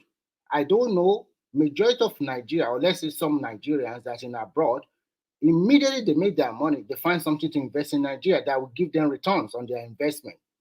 And I know that with the little money they invest in Nigeria, if they want to invest it in America, Finland, Australia, they cannot get that kind of return. I know what I'm talking about. I know what I've done that yield me that kind of return.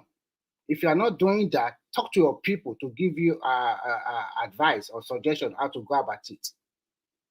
So what I'm trying to say, I'm just countering when you said there's no opportunity in Nigeria. I'm trying to say there is tons and tons of opportunity in Nigeria. Our father do the same thing. They did the same thing.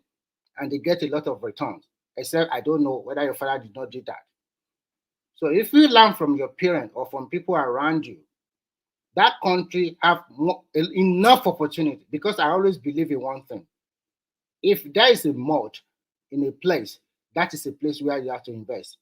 But if everywhere is shining like a glass, then I'm not saying you cannot invest it, but the return you get there will be much more far away lesser. I'm talking about ordinary people. Remy, if we have tons and tons of opportunity as you are mentioning, why are Nigerians running out of that country? What I mean by I will answer you this question. If there are opportunity, why are we in abroad? Why can't we stay in our country? Let me answer your question. First and foremost, roughly the total population. I want to. She will answer a question. If you want to answer it, you can go ahead and answer it. If you don't want me to talk, I begin on share now. So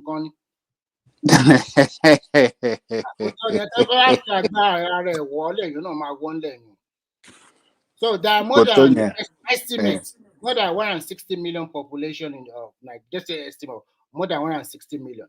If you calculate the numbers of people that are outside, the total Nigeria that are outside, I don't think we are up to 5 or 10 million.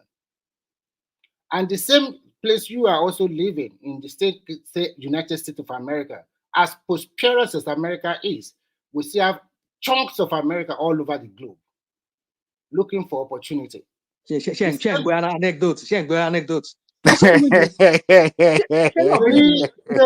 So when you look at it overall, majority of Nigeria are still living in Nigeria. Sorry. Half of the population of 160 million, 80 million to push around out. And I will tell you why I said there's opportunity. When you go back to Nigeria, if you often go back to Nigeria, check around your neighborhood. See whether the way you live them is the same way they have been in the last 22 years or 3 years, especially where you build your property. Check the neighborhood. Check you around you. Are you telling me the same Lagos that you have left for 20 or 25 years? Is it the same way Lagos? City developing and they go in and develop. I feel like that. I feel like that. America ti wo wa, show no develop papa. Sorry.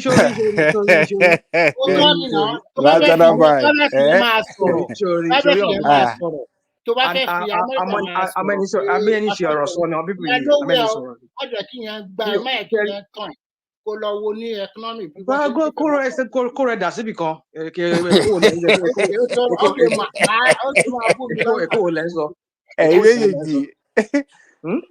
tó bá sọ̀rọ̀ kan àwa example kan tó make sense àwa America tó wà ṣe àwọn kìíní you see ẹ kò fẹ́ excuse this clueless leaders that you have in that country. I mean, when Buhari was there, with the former journalist to just spokesperson fún kíni kò sọ. Don't worry, Nigerians are very they like to see things done quickly. What Buhari is doing, it's going to be a long time. But we know the same you people that are defending Buhari that let one defend the to amends. No actually defend it you know, you cannot plant a àgbàdo today and expect it to germinate today. Sherry. Sherry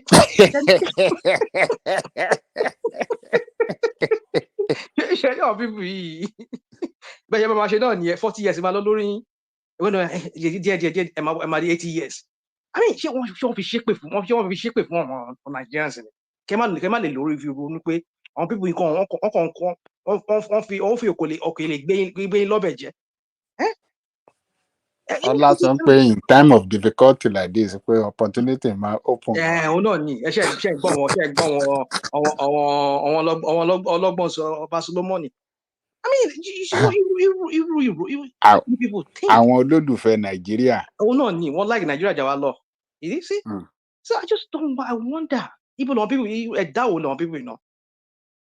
Ibo làwọn people tiẹ̀ ti wá náà? you're living life the way you should live life, but you want something less for our people back home. And Mama said, you know, she Tinubu local say on gbe agbado le ni ko gohun le ni policy ni. It's just Mama somewhere rokoto America to wa yen she bo na she develop na ni. You have been in America for how many years? Kí ni wọ́n náà ti di? Àwẹ̀ farabalẹ̀ tó fẹ́ gbọ́rọ̀ ni màá sọ̀rọ̀ fún lẹ́ni. Amẹ́ríkà ti mọ̀ lẹ́ni. Ohun tí mo ti ní farabalẹ̀ now. I came to this country with Ekpini. Ekpini, right? Me was a country, but I'm big now in this country. This country made me what I am. Not my own country. Big as in what? Show you mayor and about the governor. Okay. Only more. No, now. Only more. Don't worry. I won't bet speaker. So I come as I'm a funny. Your type is lousy mouth. It's okay. Go and sit down, my friend. Go and sit down. All I'm just trying to tell you is this. All I'm trying to tell you is this, Farabale. America has given me what my own country that was born never gave to me. That's what I'm saying to you. There's a lot of opportunities here. My children, everybody, we had opportunities here. And they are living their life. My grandkids are having their best time of their life here. If I were to be in Nigeria, who knows where I would have been? But I'll be a bridge. So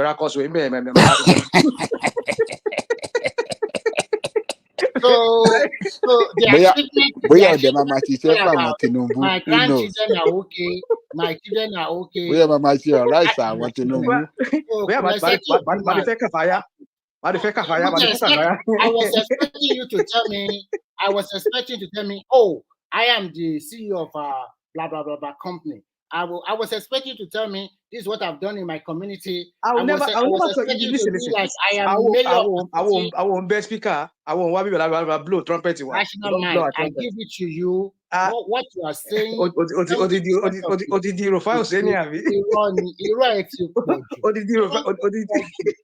Àgbàlagbà tó ń parọ́ tó wá ní I put it to you, Abi.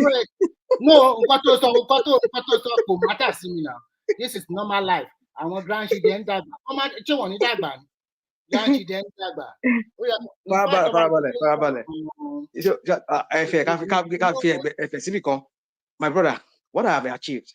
Oh my goodness. It's okay. Let me know. I don't know blow trouble. You can understand me. I have achieved a lot that if it stage more alive with me, if I even sit down, I will eat till I die. I don't have to sweat. Shut it down. Yeah. I will eat till I die. I will sweat. Glory to God for that. Okay, that at least you are able to my point is this. I have lots of opportunities here. So you know what? You know why I asked you that question? Because talk is cheap. Talk is cheap. Everybody right? Can say whatever they want. And to be in government, if you have never been in government, because I've not been in government. So come and show me. Let me. Oh, sorry, one more thing. Go on. Sometimes with age, and you fairly since we're not booing on àgbàlagbà tó ń búyàn tí ó lè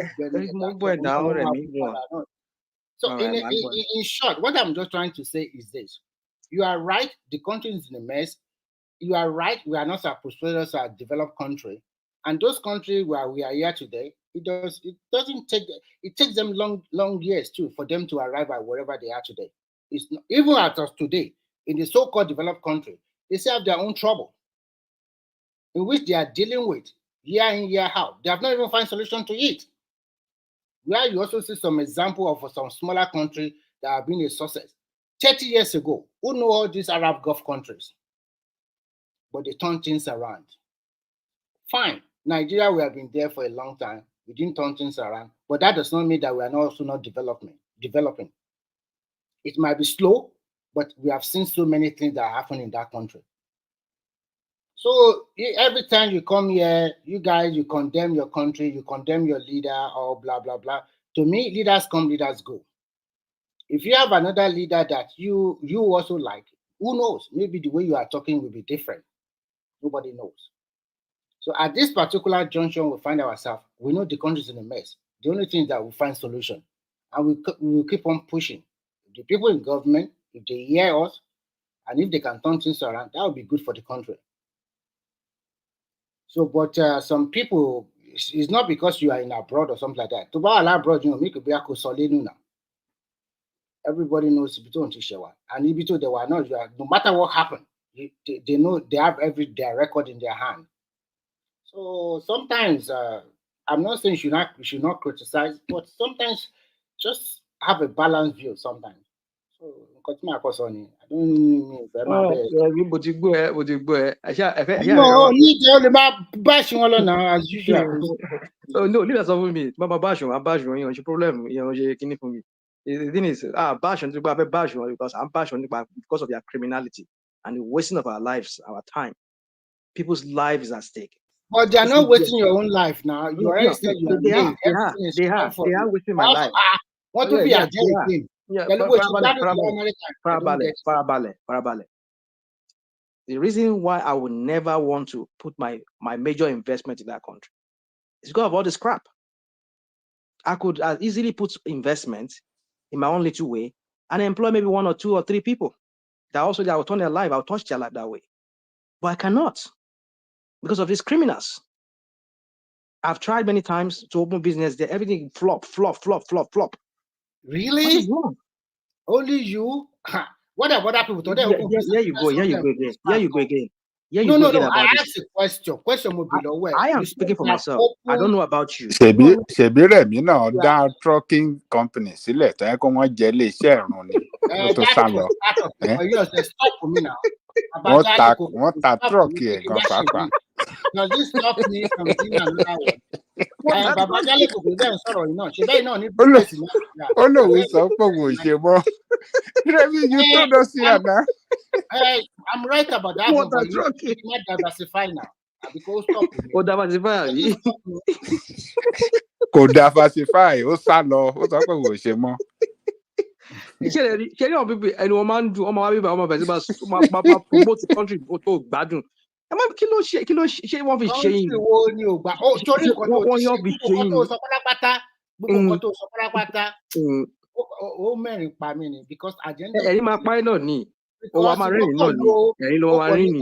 Ó ní lọ́ọ̀kì láti rí ìfà system ni tó sanwó fún. That is it. Ìfà system lórí ìfà ni. Mo wà lucky àbí? Irú ẹ̀yin báyìí. Àwọn tó ń lucky. You are not hard working. Balẹ̀ náà yẹ ká bẹ́ẹ̀ sọ̀rọ̀. Àwọn tó ń lucky. Kágbé mi náà mo lucky. Bóyá mo bá máa sun abẹ́ bíríìjì ìjọra kan sun ẹ̀mẹ́. Ibẹ̀ máa bí gbogbo ọmọ mi sí. Ìgbà Libya wọ American, ṣe bó ra ticket lọ American. Ìgbò fly wọ bẹ̀ ni. Mo gba Libya wọ American mi. Tó lọ káwọ́ sókè. Tó káwọ́ sókè ni. Mo fẹ́ bèrè, ẹ̀yin guys ṣe rí the video that are coming from Morocco on Nigerians on black people don pa on Moroccan police. Have you seen that video? Very gory. Very, very gory videos. Come and see blood. On stack on be like on ẹran tó ti pa.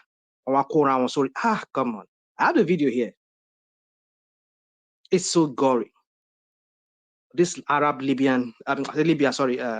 Moroccan police, the way they were just beating and they just injured and killed some of them. Black people. I don't know if the world is seeing what is going on. And these are people who are trying to escape from their various countries. And I'm sure Nigerians are there. Who knows, maybe people that you and I will know. Is it a recent video? I don't know how recent it is, but I saw it somewhere on the platform. Actually, to be frank, all those, I'm sorry to say this, Here we go again. Arab Here we go again.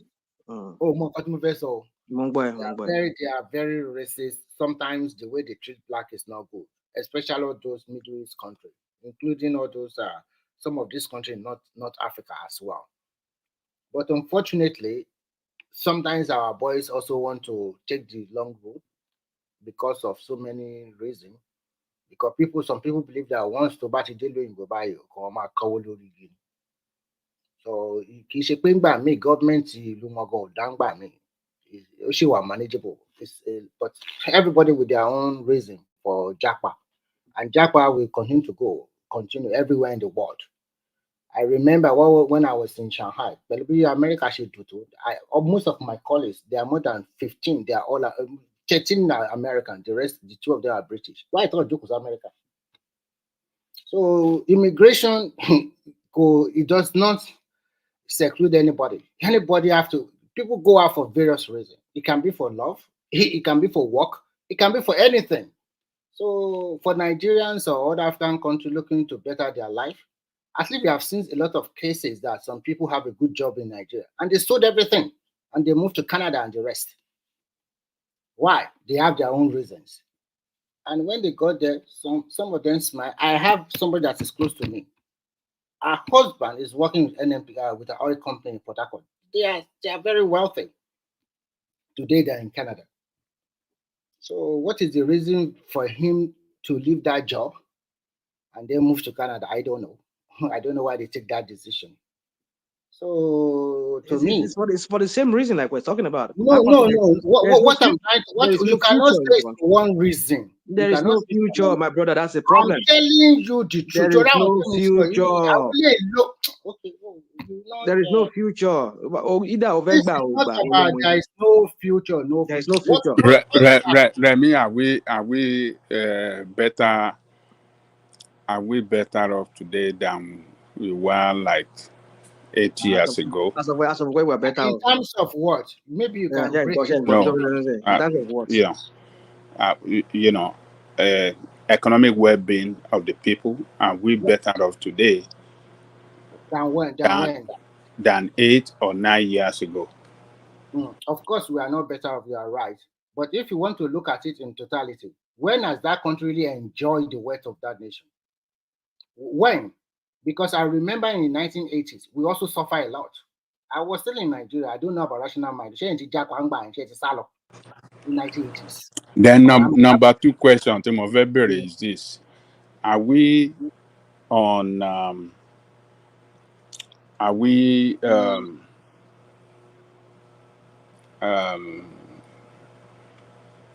heading in the right direction, for a better future? Personally, for me, I will say that there's some reform that this guy is doing that is good for that country. They might not perfect it. It might not be good now, but who knows? It might turn out good for the country in the future. I agree with you. There are some the CNG stuff. If they can really implement that thing very well, effectively, yes, it can turn out to be it can be an alternative. A very good alternative. Yeah. Like Gbajabiamila, like we are talking now. You talk about CNG. You know, where is the gas? So why you are talking about CNG? No, right now I want open up our station to convert for commercial vehicle. You get your once they test your vehicle and they give you that starter pack, and then when it's your turn, you take your car. It's free. It's free. Commercial anywhere in Nigeria. That one. That one is good. They also roll out a lot of buses that are CNG compliance. There's one Dana Motors in Lagos. That one is already started rolling it out. It's the same thing with Innocent. But the capability of Innocent, how many buses can he produce? If he open his new facilities that is about to open soon, before the end of the year, then we'll be able to know how many buses can he manufacture in a year. So if they push all those one out to Nigeria, and they also give option to private people. If you want it, you pay 250,000, and then they can convert it for your vehicle. That is an alternative. The beauty of it is this. I know the country is in pain. Everybody knows the truth. We are not shying away from it. But all hands must be on deck. So the way we criticize him, actually, I listened to Emeka now. Emeka criticized him heavily on the interest rate. And Kolata was not satisfied with some of the ministers. So everybody have a right to say whatever they want. But that country, for now, there's some reform that is good. There's some reform that we are not seeing result. So I hope I've answered your question. One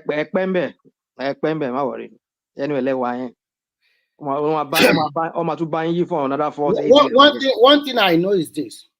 In the lifetime of an individual, one thing for me is this. Complaint If you complain too much, you will not make an headway in life. Everybody, whether you are a politician or you're a leader or whatever, everybody find a way to progress in life one way or the other. So even when there's nothing, my reason for complaining is to wake our people up. No, you are not. In the next election, hold on. That's my own view. In the next election, if our people are listening, you understand that these people don't mean well for you. Vote them out in the next election. Do not give them a chance. Okay, so that is the. So that is goal. the. Okay, That's fine. Yeah, I want to even put you on the spot, and I want you to answer with honesty. You like Peter Obi? Yes or no? You prefer him, right? You see. No. I just asked you a simple question. Then I'll ask the second question. I've said it before. I lean towards him. It's the same thing. If he does crap, hold on, I'll make answer your question. If he does crap, the same way that Tinubu is doing right now, I'll be the first person to talk. That's why I don't pedestalize him. I don't come here and say, "Oh, Obi is our savior," like some people do. No, I don't do that. I believe that. You never hear me that I say Tinubu is my savior too. Yeah, well, some of you sure sound like it. You know one thing. It's easier said that these leaders are terrible. Vote them out. The voting people in or out depends on the electorate. The Edo State governorship election, whether you like it or not, they voted for their candidate, and that is their preferred choice. That is what you call democracy. The majority carried the day. For information, nobody voted for APC. Don't that is a lie. They rigged the election. When they get to court of law now, you will see that they voted for the guy. When they get to the court, I hear you. The way they voted for Yetola, what was it? So Yetola before they move him, right? I will bring out 2023 to you. Remember the same way they did Oyetola. When they start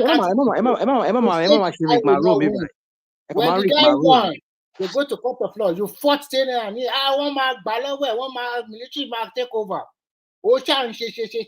And you lost out. Like military might take over. Military might take over. Because he support him, be by.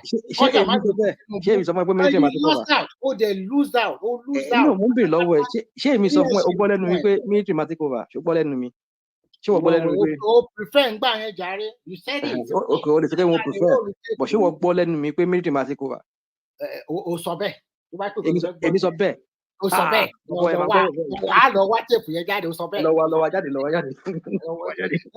Ṣòro pé náà lè mọ propaganda àfihàn. Okay, in a nutshell, kátà ẹ̀fẹ̀ sílẹ̀. Ẹ ń purọ́ mọ́ national man lójú ẹ̀ bọ́ ṣe purọ́ mọ́ Jesus Christ. National man ṣe máa gbé lérè tó bá wọ́n ṣe mú. Bọ́ ṣe purọ́ mọ́ Jesus Christ, wọ́n ní wọ́n purọ́ mọ́, wọ́n ṣèké mọ́, wọ́n purọ́ mọ́ lójú korojú, wọ́n ní ó ní kó máa gbowó orí mọ́. Your rational mind tó bá ti lọ sí kó má ti sùn lérè o, wọ́n máa gbé ní àmúti fèsì ẹ̀lẹ̀, so wọ́n máa gbé. Tó bá ti lọ sí Èkó, yà jẹ́ ní àmúkòkò àbí àmúwọ̀dọ̀fin tó máa ń gbé kó wá dé síbẹ̀. Má lọ sínú ilé rárá àpọ̀. Èmi ọmọ sáfẹ́jọ́.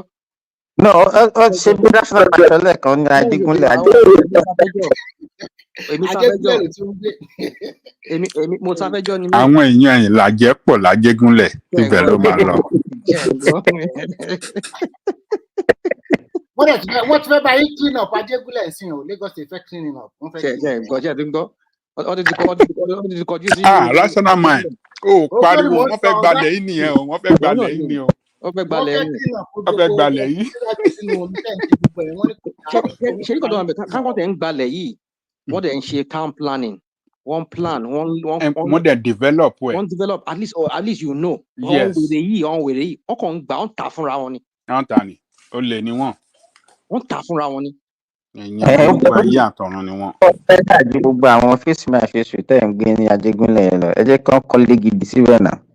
Àní kọ́kọ́ máa kọ́lé síbẹ̀, but the point is, ẹ ṣe town planning, ẹ create pipe borne water, wọ́n ṣe borehole, ẹ create kí wọ́n porúkọ ẹ̀ sewer fún àwọn utilities tó máa gbómi wọlé, tó máa jẹ́ kí àwọn excretors kọ́ máa gbanú pipe jáde lọ sí reservoir kan. That is town planning that's on here. To be possible electricity gone gbigba ile. E ma gbigba ori feeder pillar mo. It go that's on here, but irọ́ ni wọ́n never ṣe. Ó kàn fẹ́ gbalẹ̀ ni. Ọkọ̀ wọn tún tà fún ara wọn. Rational mind. America tó wà yẹn ó jẹ́ kó mọ levels pé country. Ṣé ń gbọ́rọ̀. So àwọn èèyàn wọn náà wọn àgbáyé gidi. Oh, one wá gbáyé gidi, but into sọ yẹn it doesn't come cheaply now. All those things ọ̀rọ̀ yín máa ń sún mi. Sùúrù is not good, but you are not just being practical. You understand what I'm saying?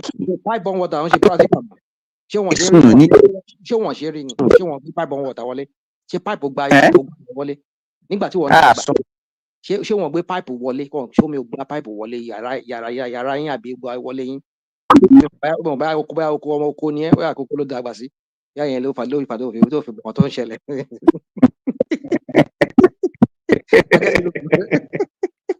Oko Ìlọrin. Oko Ìlọrin. Làwọn máa mú bẹ̀yẹn àbájáde kòkó.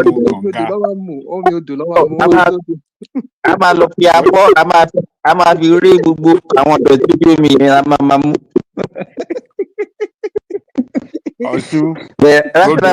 Lọ ti ń wẹ̀. Láti Kwara, inú odò àṣà ni àṣàlá nínú Ìlọrin kò ń ṣe kò ń ṣe. Odò ni omi odò lọ́wọ́ mú tí wọ́n. Ó lè mọ pipe on water now. Àwọn tá a gbé tó àwa city boy ni. Àwa city boy làwa. Àwa ni the main city boy. Kò ṣe Tinubu yín ò ṣe city boy. Àwa city boy làwa. I think you know all those things. But rational mind, I think we fail generally right from beginning to. Let me give you for example. There was a day I follow one of these Saudi guys into the desert. Come and see what these guys have already put in those deserts. They were put road where there's no single house. Put road, put electricity, everything is there for the expansion of the city. You understand? But kini awashi, even when we think that we have the money, do we really plan? You understand? I think our problem, the only reason why I can be supporting Tinubu is that Nigerians now want to put all the problem of the country on this guy, as if we don't know that the country has been a problem for decades. Even if you listen to that, what is it called? That interview that Dangote granted that blowback. We were saying it, and we have seen clips of even fuel scarcity even in the 70s. Fuel scarcity in Nigeria even in the 70s. To me, I don't know. We have gotten it wrong long time ago. But maybe because we were sleeping, we don't actually recognize what is happening. We are not futuristic, and is to build that country today. Is all this small money that we are talking about. Nigeria took a loan of $1 billion and 2 billion, 6 billion. What you are living in US? What can that one do for a country of the size and population of Nigeria?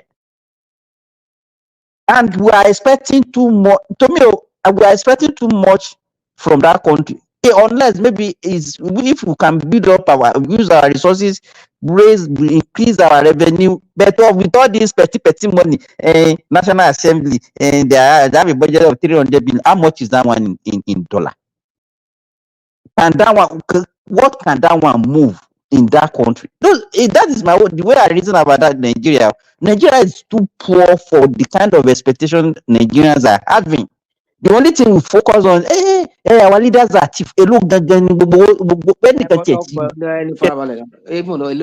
but at least this our I need. Why don't you manage what we have? You want to sons manage. Why can't you manage what we have? That little money. Do you believe that even the revenue that we have now, even with our population, is far less than what we used to have in the 70s and the early 80s? The money that Nigeria has now. It's less than what we used to have. And look at our Also, can you give an example? Hold on. You said what? Before you go, hold on. Before you go to further, when Babangida was there, I mean, even as far as Bacha, the annual budget. I know we can debate that because maybe the population then was not as what we have today. But I'm saying it was in the billions. It was like in around the 10 billion, 5 billion was the budget of Nigeria. But today we're talking about 22 trillion, 28 trillion. Yeah, why are you talking from both sides of your mouth? What is the value of the money now? Okay, yeah, you go now. So what's the value of the money, right? What's the value? No. Let me ask you now. If we talk about 20 trillion now today, can you compare it with 15 billion of let's say 20 years ago? So, but whose fault is that? Who devalued the naira? About fault. Forget about.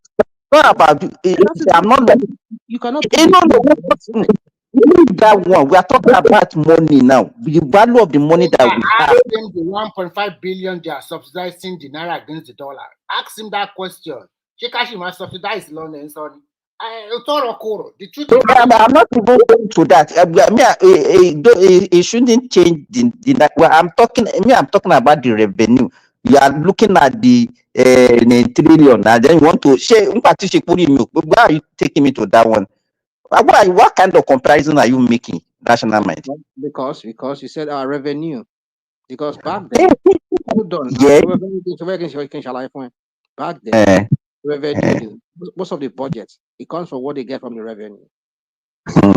Yeah, but today, they don't even get revenue. They borrow money to augment the budget. Most of the budget money we got then back then was from the revenue. Maybe they only borrow maybe like 20-something% of the money. Supporting my point. Is that what you are supporting? Hold on. I get you. That's yes. But my point is this: is that whose doing was that? It's not all the bad policy of APC that he himself. Forget about National Mind. Forget about Okay, go on, Mongo. Go on. Forget about party. If you don't say APC, PDP. We all grew up in Nigeria. We know we stay. Even I can even say that I stay longer in Nigeria than you.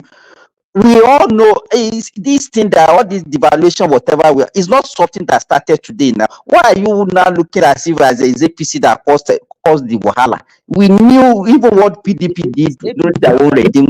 We knew what happened. We knew when it's not as if nobody. You don't know what happened. You don't know what happened. When they introduced SAP, wait. When they introduced SAP during Babangida regime, we knew how we started. How much was it that time? Before the military handover, how much was the naira to dollar? Every time the thing has been depreciating. You understand? So you cannot just come and be blaming that people whose fault. You can't blame. You can blame even the person that started it. Nobody blame him. Babangida that started the devaluation. Nobody even mentioned his name in this equation. Why are we doing this? You want to know why we're doing this? Okay, you see, the thing is this: we're very good at this comparison, trying to like shift blame, the way the APC blame the people that were before him. This one is now. Let me ask you this: so the problem that we have in Nigeria, the Nigerian situation now is APC that caused it. Yeah, the one we have in recent times is APC. Hold on now, Nigeria. Hold on. Because I knew that you didn't left Nigeria during the time of APC. No, Farabale. I was in Nigeria. Nigeria was left. People that left, only God knows how many decades ago. Nigeria was good. That was why he left. Farabale. My point is this. Even that part, it was not in the first one I witnessed was even in the 80s. Oh, this Jackpot thing that we are talking about. And it was Nigeria good that time when Nigerians were leaving the country. Nigerians they've been jackpotting a long time. But the magnitude, the magnitude we're seeing, the rate. Can you hear me? We can hear you. Yeah, We can hear you, but let me learn. Yeah, Ajale left in 1842 before the British came. So I don't know if it counts. Yeah, so my point is this. My point is this. You see, we've overflogged this thing, and I think I have to go to bed very soon. My point is I'm trying to make here is this: is that you see, we try to make this, do this. What about? Let me use a Thomas word. What about? What about? What about? Well, in 1980, come on, we're not talking about. That's not what we're talking. We're talking about in recent times. These people are worsening our problem. All in the guys that we want to make your tomorrow better. We've had this. That's not that's not okay. We had these rhetorics under Bubu. When his idiots, his attack dogs, they will come online and his attack dogs online, and even his old people that work in Nassau Rock there, like Gbajabiamila and Ele to put it on my Yoruba, no one back, that was so they will call us Nigerians are too desperate. Nigerians are not they're not patient. She want you Milon, Abiki Lonzo Len. I beg you, lie my medicine. Gaba Shew. Ọlọ́mọ Yorùbá yẹn náà àtọlọ́mọ Yorùbá yẹn ọmọ Yorùbá ò ní. Tó wà ní aṣọ rock spokesperson ẹni ní sọ mi ò dárúkọ tó bá dẹ̀ wọ́n dárúkọ bàbá kínní ẹ̀wọ́ ló mọ yẹn bàbá gbọ́n porúkọ ẹ̀ tó parọ́ yẹn information minister ẹ̀wọ́ lọ́dọ̀ bọ̀ nàí sàbí. But my point is this: is that the same rhetorics that we had then.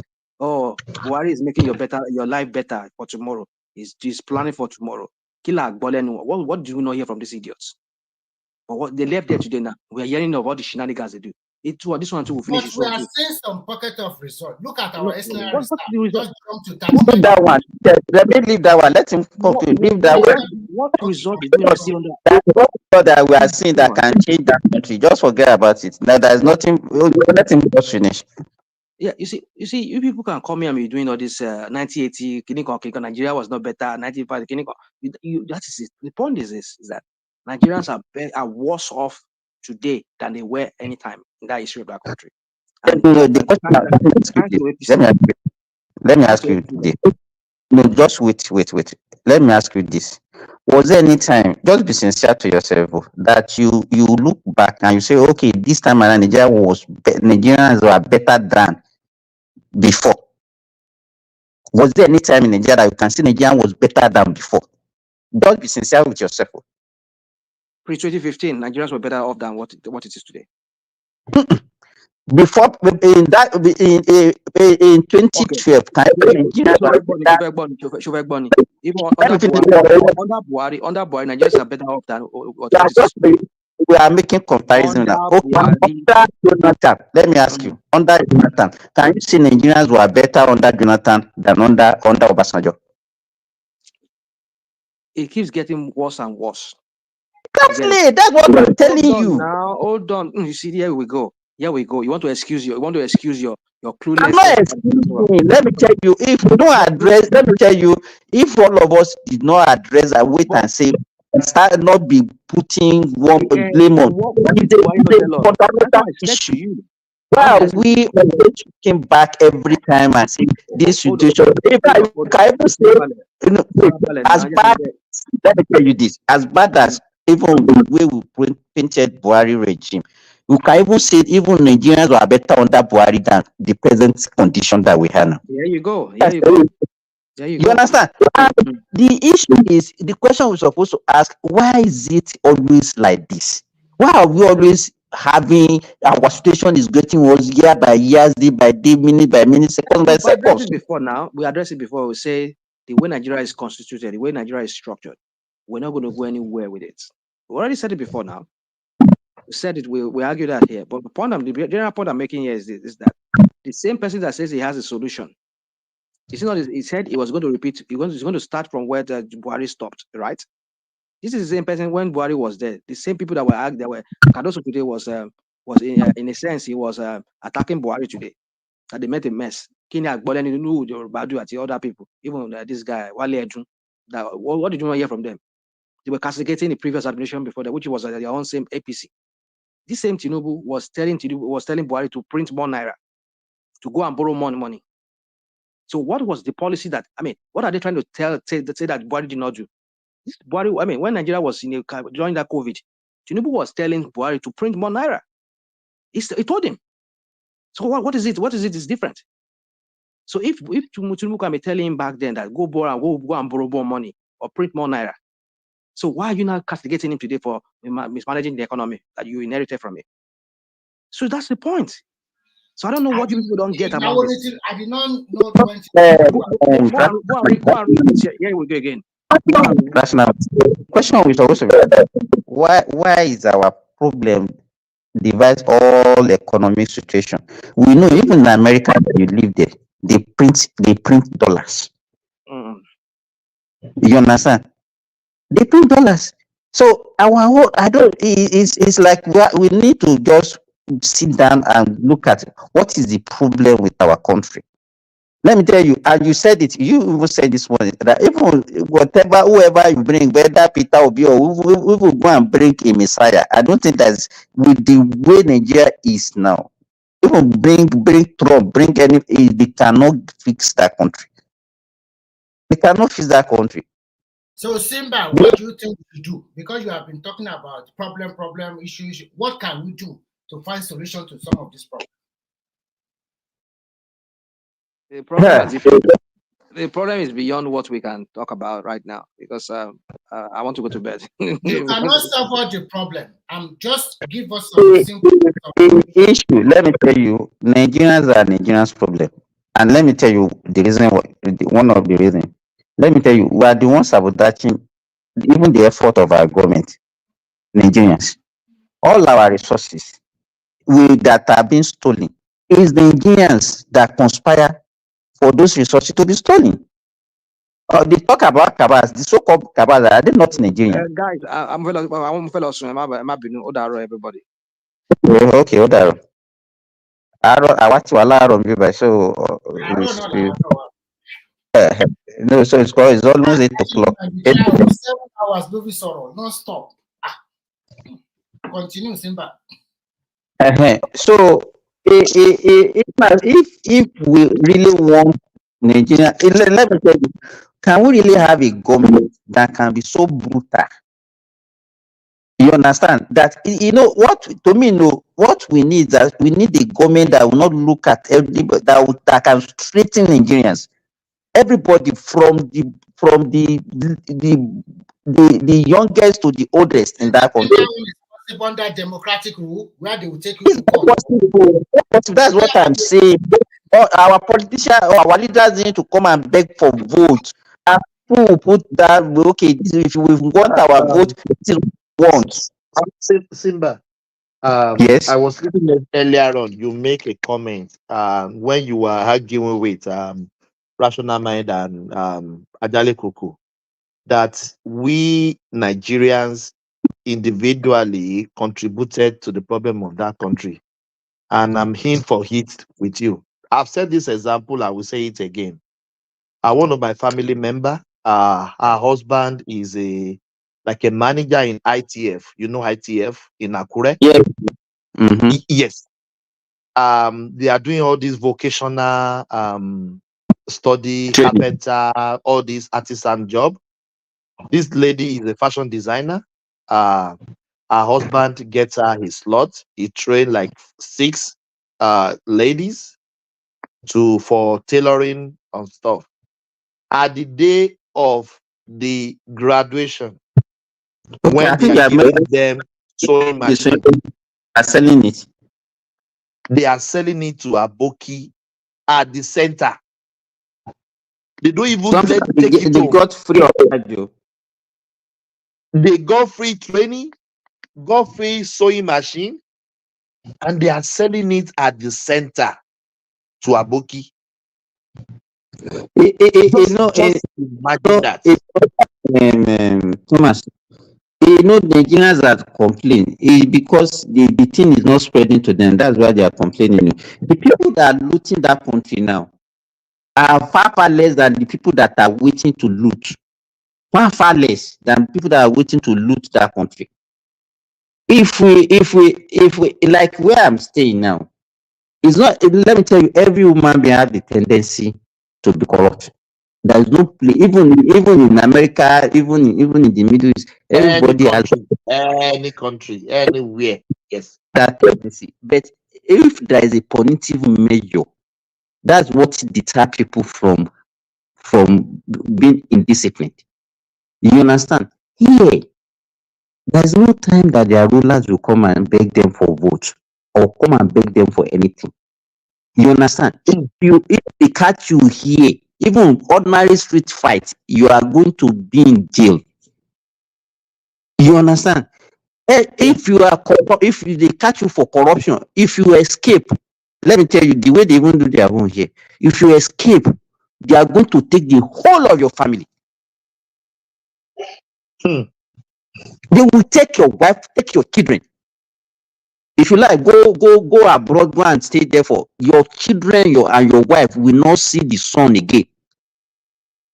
You understand? So deterrent, there's no deterrent in Nigeria, and that is why all of us are we are so rotten. And let me tell you, we are talking about institution. Who is the institution? Are they not people? Who run the institution? Is our wife, is our brother, is our daddy, is our uncle, is they still among us? You see, I don't know why we always think that is our present political structure cannot give us a better governance, a good governance. You can't get it because the people there. Let go. If you are follow politician and go, when they are doing campaign, and they will go and visit the people in their villages and go and look at the demands that the Nigerian will be putting to them.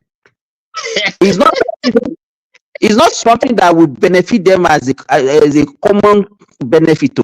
Like, okay, in our community, come and provide us with good hospital or good individual problem. Or individual problem. That's what they'll be putting to them. In fact, there was one of my friends told me that the first thing they said is that you should go and bring cow for them to slaughter and share meat.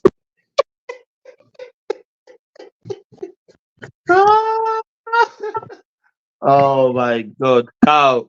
Baby cow. And that is why when Baba will come and talk about somebody like Sowore and all those guys, Nigerians is not structured that way, and it's not peculiar to Nigerians. Is a black mentality thing.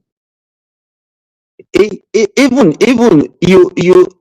one of my friends was telling me about Ghana that there was one politician's son that they arrested for drug trafficking, and now the guy is living in US now with another identity, and they thought that the guy is in jail. So I don't know. All these things that we just come and be wasting our time every day talking about policy. There's no policy in Nigeria that Nigeria will not find an antidote to, and they will not allow it to work.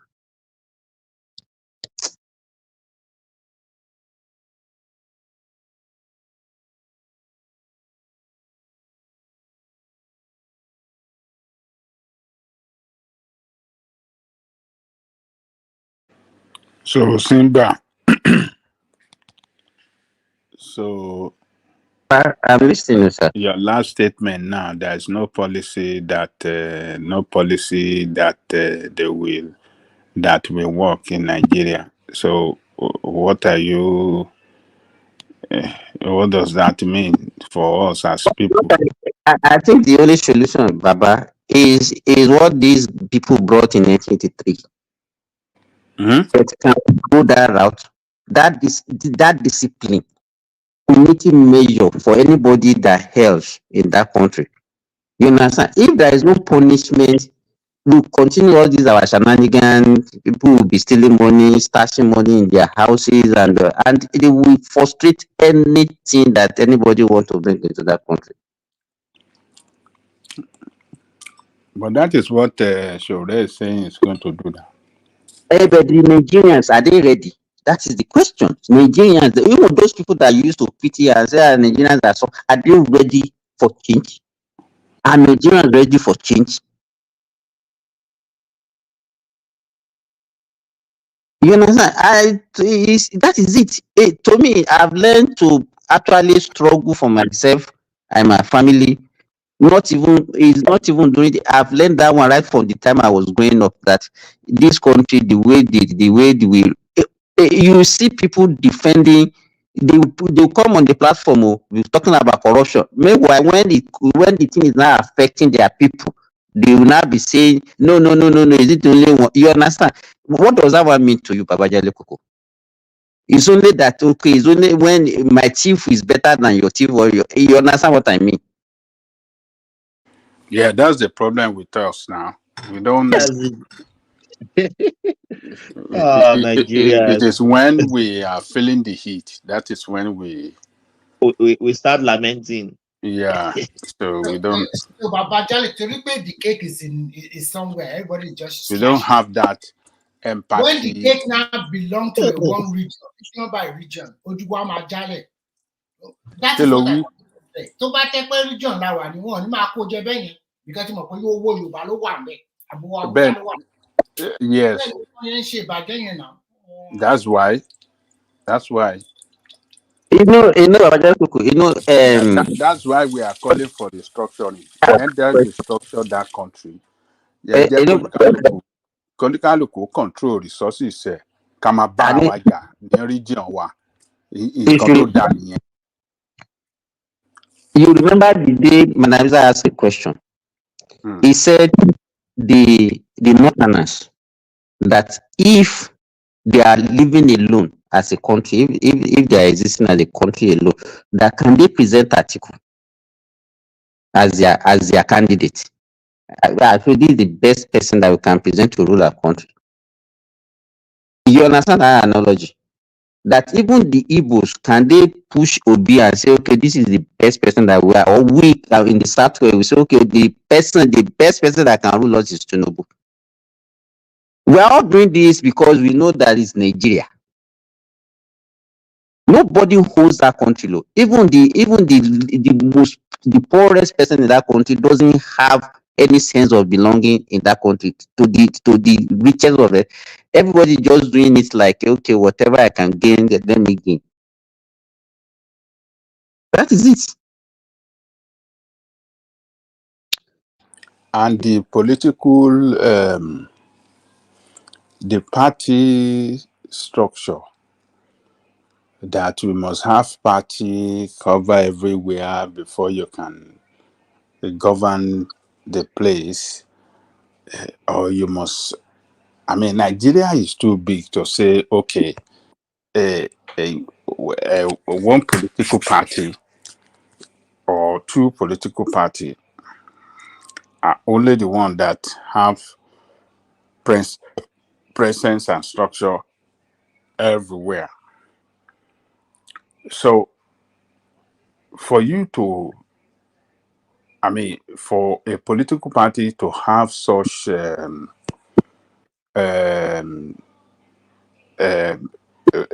base grounded around the country like that, it must be well funded. It must be well and strongly funded. Where would the fund Who come are from? the people? And who are the people funding that party? Exactly. Are they funded by membership levy or contribution? Or how are those parties funded? Individual that are funding the party, it's like they see it like a group, like a company that they invest and reap their their investment.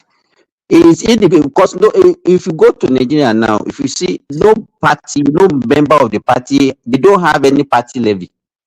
It's only when they need money that some people will bring big money. And if it's like an investment that they are doing, and then at the end of the day, the party is successful in an election, then they get their money back. So that is where we got it wrong. When we have political party that have structure around the country, but yet is not funded by party membership. Babajekuku, Ibi tá ti fọ́ ibi tí gbogbo ẹ̀ ti fọ́ lójú nìyẹn. You find out how many people in Nigeria are even card carrying member of all these parties. You be dazed, but you see, in fact, they might not even up to 1 million that are card carrying. People they become card carrying member of a party just because they want to contest.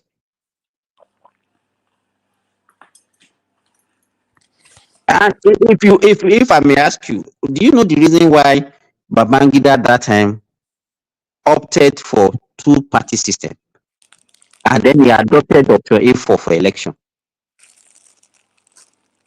That one, well, you know that Babangida is is a very crooked man.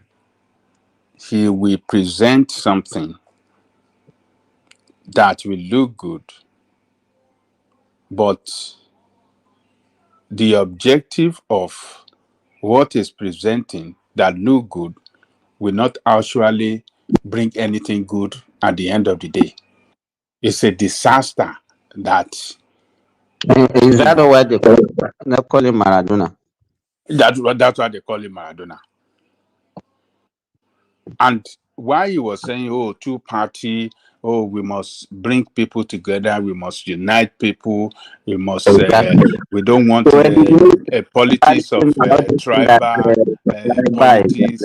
Let us solidify this country, unity, unity in diversity, all this fraudulent something.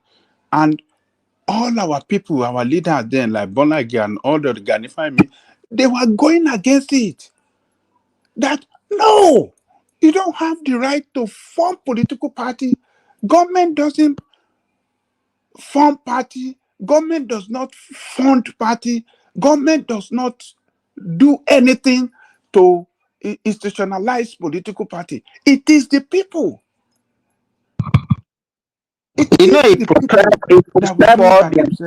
all those parties that were in existence, and now said, okay, the only two parties. It was one that formed both NLC and SDP that time.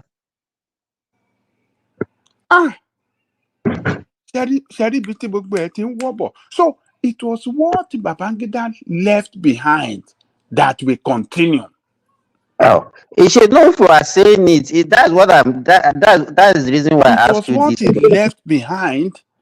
Issue with that Nigeria. We continue that let us have two parties that can cover everywhere. Though it's not funded by the party, but it's not funded by the military the way military was doing. But now they continue in another way, being funded we have only in a more corrupt party. It's not two parties.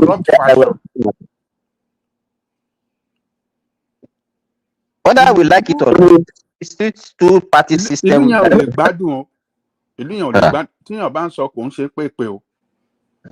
can't continue like this. I think look, ilé tẹ́ bá kọ́ tí foundation ẹ̀ ò strong, ó máa wó ni o. Wọ́n ní ilé tá a fi tọ́mọ. Èrì inú èrì náà pé èrì ló máa wo mist. That's what is going to blow the house. Irú democracy wo lélẹ́yìí? And we are expecting, oh, it's going to die. Ìtorí ẹni gbogbo ẹ ṣe ń rí rádúrádú tó because nǹkan tó fi ṣèpìlẹ̀ṣẹ̀ irọ́ òjé ìtànjẹ.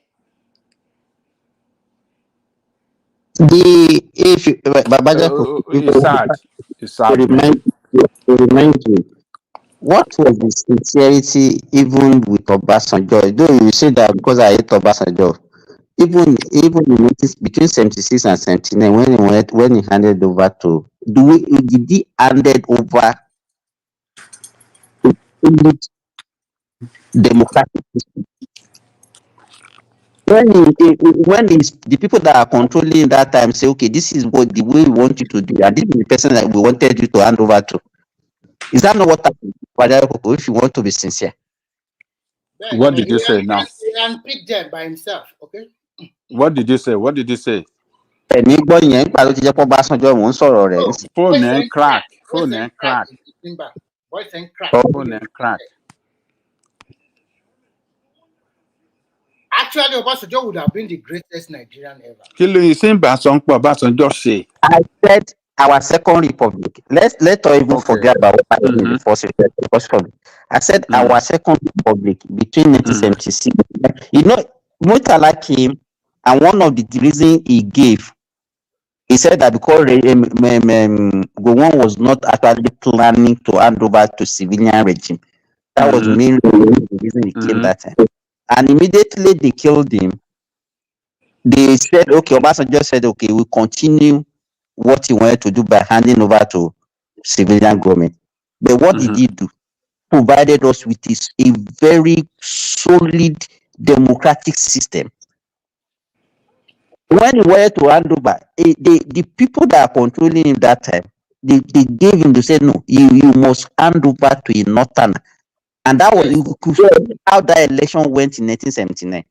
You see all those litigation and everything that came up about it. You understand? So it has never been good. So, Simba, are you trying to say if Awolowo had been the president of that time, Nigeria would have turned around? I'm not even talking about Awolowo, but that election, was it free and fair? No, it wasn't. And Obasanjo, he couldn't even have done otherwise, because the people that they put behind, he couldn't have done otherwise. And that was because of Obasanjo said he said it back then too, that the best candidate might not win now. Exactly. And he knew what he was gonna do. Yeah. Serve the interest of the North. And that was the reason why they also that was the reason why they also have that belief in him and came back 20 years later in 1999 again. Yes. To come, I agree with you. To come and do the same thing. The same building. I'm not there to share again. The same thing again. You know, the same thing. No. The same thing. No, they call and pick your draft one. The same thing. No, they have pacify it. But power not to shift is not in Gbanya now. Amo, she call the more me to better, to strong, to wire, to go. She call the moon. Show more replay. Show more replay. Show more replay.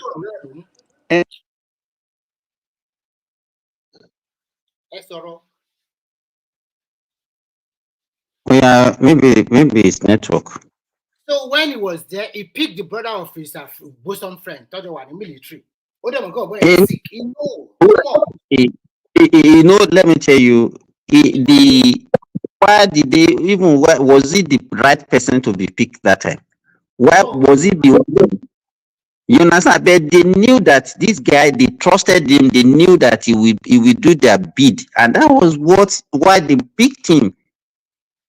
And if you see, okay, look at him. Even by 2003, when they were already using against him that okay, we made you president, but your region were not actually voting for you. He came and negotiated with all the AD governors, telling them, okay, you know, if you remember, are you hearing me? Yeah, I'm listening. Okay, if you remember in 1999, look, I mean, governorship election was they had that election first before presidential election. Because if you remember, Atiku had already won governorship election in Adamawa State. He was already a governor before he chose him as his vice.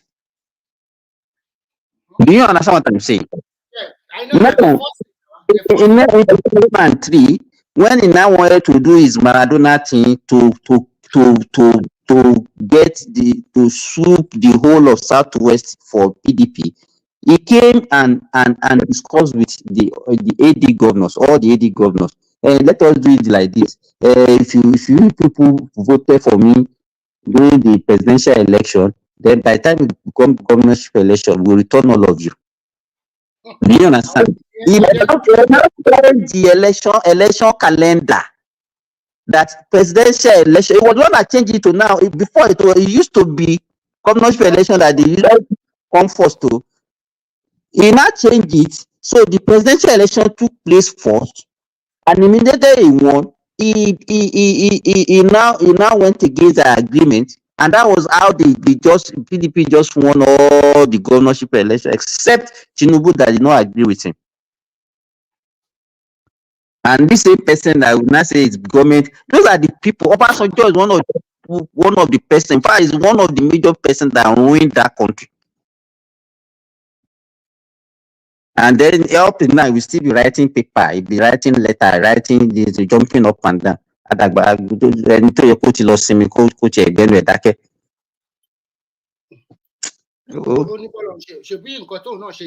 ṣé ó san fáwọn tó kù pé kọ́ máa write letter ni àbí kí ló gun tó ń write letter.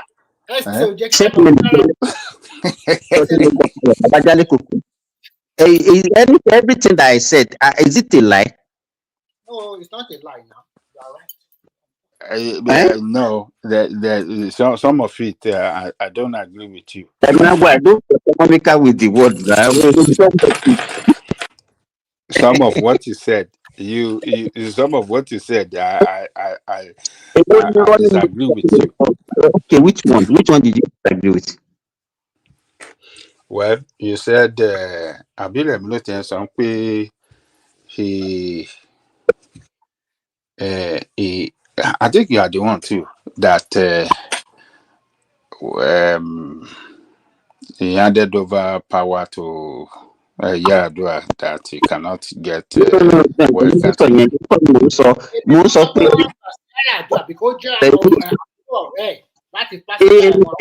I was saying, I said that was even irrelevant. He cannot go back to any northerners. But the issue is, look at what he did. You know that it was one that changed the present electionary this thing that we are doing now, calendar that we have now. It was one that changed it. Okay, so what is wrong with government election before presidential election? Selfish move. Mm-hmm. Because of what he did in 2003, láti gba Southwest máwọn AD lọ́wọ́, that was why he changed it to. Okay, àwọn tó dẹ̀ ti ṣèjọba lẹ́yìn títí ẹ̀ kí ló dé tó dẹ̀ ṣe kó change ẹ̀. Just hold on. Kí ló dé tí àwọn APC yóò ṣe ti change ẹ̀ látàrí Buhari. Earlier on, you people are talking about constitutional allowance for all these honorables, and he was the one that started it. That the pacify our third time agenda. No, they fought for it. They fought for it. There to them for his selfish gain. They fought for it. They fought for it. It was one that destroyed local government. It was one that let me even agree with you that he started during his time. Why has your own this Buhari APC their support? Why didn't they, reverse it? I'm not a supporter of any. What I'm saying is that we should look. Politician even this one that is there now, why can't they change it? Look, the question I'm saying, what may I stand for, Babajide Koko? Let us blame all of them. All of them contributed to our problem. We should not be exonerating some people and say they are their own. There's no government that Nigerians doesn't cry. We cry every government, right from but not to be me Latin Soko. But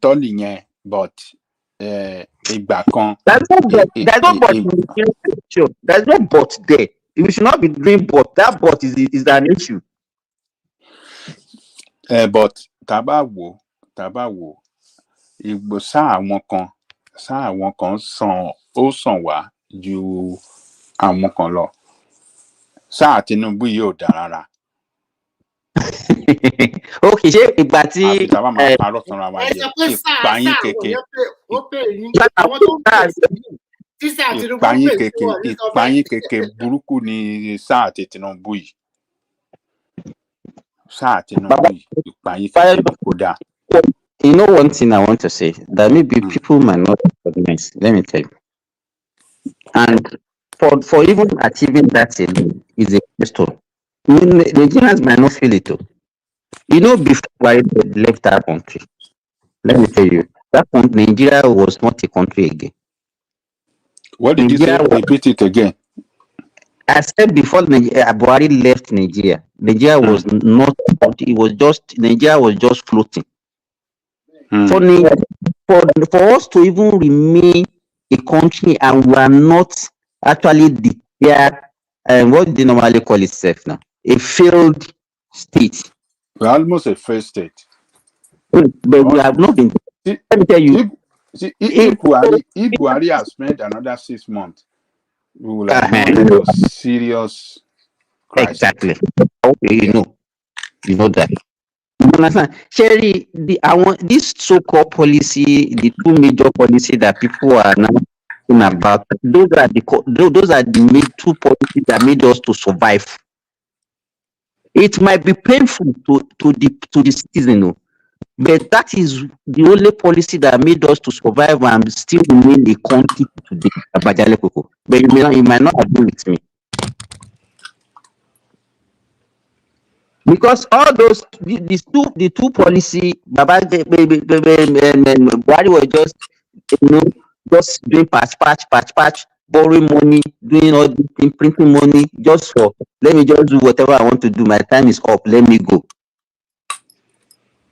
For Nigeria to still remain a sovereign country today, to me, it's nice to know. My people might not like it, and the citizens might not like it, but for to even say that we have a country with the way Buhari left that country, and we are still surviving even after 1.5 years after, is a milestone. But it remember that 3 or 4 months before Buhari left, we were watching Paraoni Bank. Look at people, they cannot even withdraw their money. It was a total mess. Our situation will have gotten to that of, you know what happened in Sri Lanka? In Sri Lanka, where people don't have money and they cannot even see things to buy. It was terrible, man. Well, Babajale Koko is sorrow. The only solution is pay Abuja cake against slash away. Only Kalukuma produce a cotton. You see, Remy, let me say this, Simba. You see, as at the time that Buhari left, everybody in that country, even the illiterate, knew that we were in a big mess, that Buhari has, almost grounded that country. Because some few things he did prior to the end of his term in office, like the Naira, what do you call it? Naira designing that brought Ọlọ́run Elédùmarè wọ́n mà ti fìyà jẹ àwọn èèyàn Nàìjíríà yẹn. If I tell you, táwọn èèyàn lọ ń jára wọn sí òkú báǹkì nípa àwọn máa gbowó àwọn máa kú sá tó bá fáwọn lówó. Of Naira that I lost during that time, millions of Naira. In my farm that time, let me tell you, I was losing between 450,000 to 500,000 every day. Wow. Every day. Believe me, every day. That was what I was losing. I mean, okay, you are into livestock, right? Yes. A lot of livestock, this thing, they close down now. In fact, recently, when I went to Nigeria, that was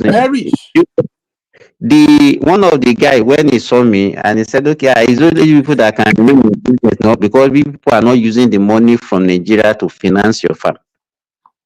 You understand? Because that time, they don't have money. People cannot even buy food because they don't have money to spend. They have money in the bank, but they don't have access to their money. And that time, what we are selling for 2,500, we are now selling for 1,000 Naira, 1,002. Just for them to just come and take it, just come and take it. You can see that law. So, but when we are talking, some people will say, okay, maybe because if I should be crying, I should be crying. And you know the funny thing about Koko, my boys also, they were exploiting me during that because it was an opportunity for them. And they would just call me, Oga, you know, we have this also number of crate of egg and there is no market. But I saw one woman that said if you can sell at this price, she will come and pack it. You understand? That price that is quoting for me, he's already giving like 300 or 400 naira on the crate. Just because I'm also in a distress because I'm looking at this thing is either I get 1,000 per crate rather than to lose everything. You understand? And so everybody was just taking advantage, doing whatever they like. It was a terrible situation, though. That time was a terrible, terrible situation. So what I'm saying is that, you see, everybody knew that Buhari, you know, almost destroy that country completely. So you see what Tinubu failed. You see this policy that Tinubu is doing. Nigerians he will have carried Nigerians along if Tinubu and his team have shown discipline in the way they spend money. So that for themselves. You understand what I'm saying? Everybody is actually making the sacrifice together.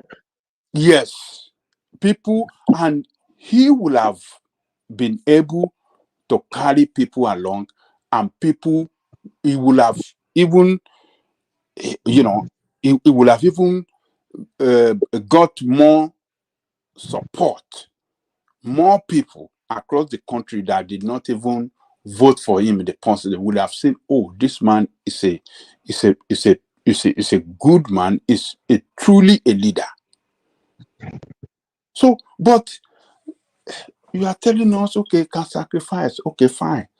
But we saw the way you allow this legislative arms to start buying car, and you are buying, they allocated 1 point something for you, for your wife, for yourself, for fleet of no, Mama Shiba now. No. So I totally agree with you on that. I totally agree with you on that. No, ẹ má ṣe bá wọn ń pèèyàn lólè kan máa tó gbọ́nran ọmọjó náà. Wọ́n pè yín lólè ẹ̀dẹ̀ tó ń gbọ́mọ ẹ lójú ẹ̀dẹ̀ tí ń fi ṣòwò wá ń pè ẹ́ gbogbo náà nìyún kí lẹ̀ ẹ́ ṣe sí. So people totally now lost confidence in him.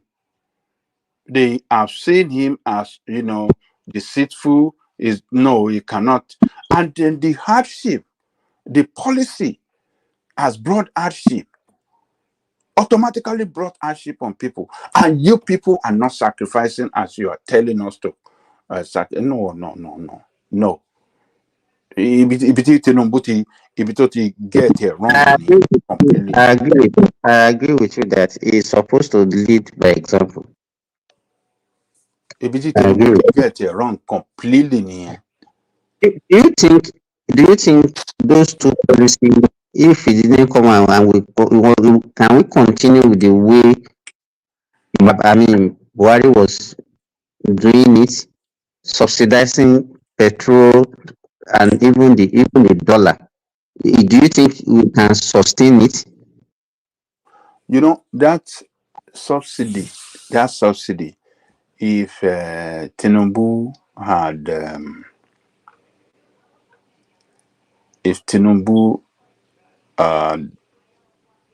tackled the problem, the corruption around the subsidy. Do you think he can tackle the corruption there? Look, let me tell you. No, be sincere. You think his failure. His failure to tackle that. The failure to tackle that corruption surrounding that subsidy. Just tell me that is an incompetent person. He could tackle it if he's well prepared for it. If we are, if we are,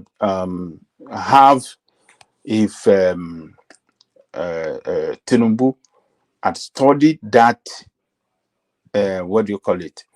That sector where if you have put together a team of people that really that have the understanding of what is going on there, that have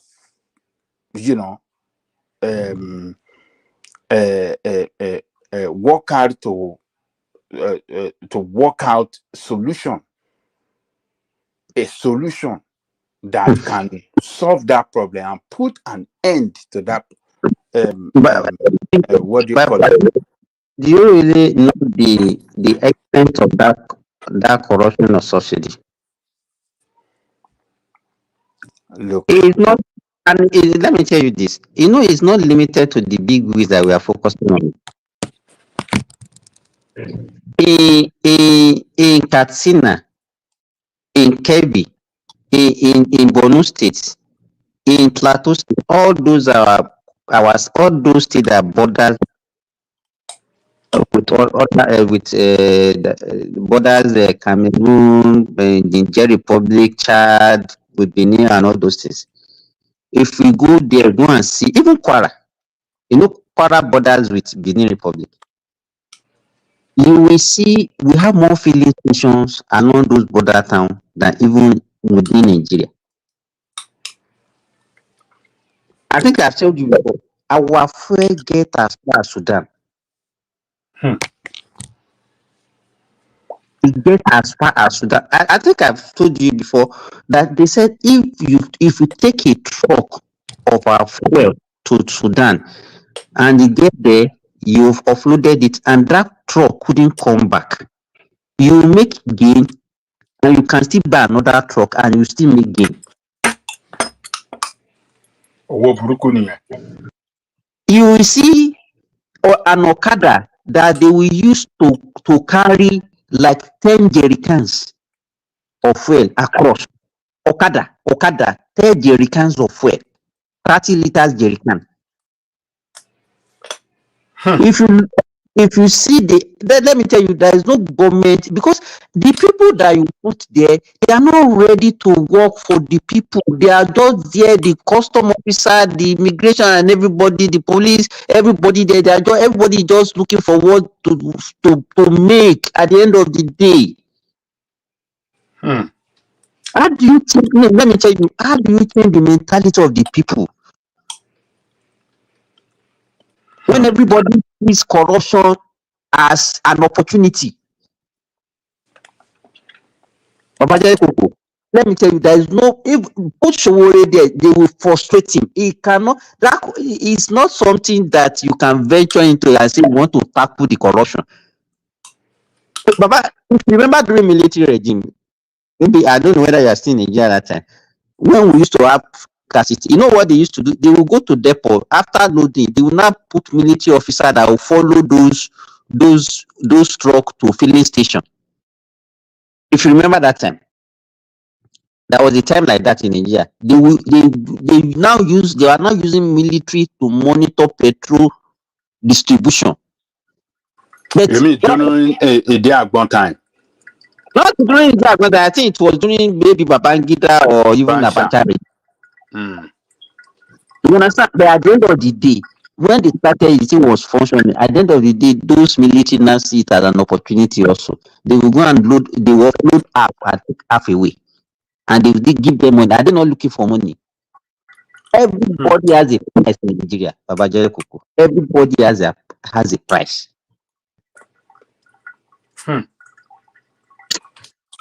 That corruption is not to me. No, it might sound painful. It is going to make life harder but for you to say that they want to tackle the corruption, it cannot. Even initially when all the gain that they that they actually even get from that fuel subsidy removal was just for maybe 1 or 2 months. By the time the naira free fall started, it eliminated everything, and they have to resume the subsidy again. And that was why initially we are talking about our consumption has reduced to 30 million, whatever.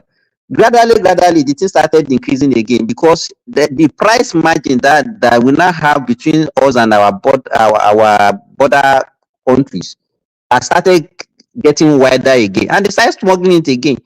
There was a time they said we are almost eating 50 million liters per day again. Yeah, So, no. so if the thing is, let me tell you, if we are not selling fuel at parity with our neighboring country, it will not. The Nigerians will just be subsidizing the whole of West Africa and even not Africa. Then where is the money? You see, government is a group of people with the same ideology as aspiration to collect governmental power. So when we have people with the same mindset, this group of people manning all the different positions of the government, that with that mindset of anti-corruption,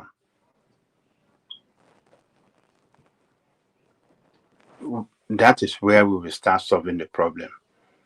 But when we have party that is, its formation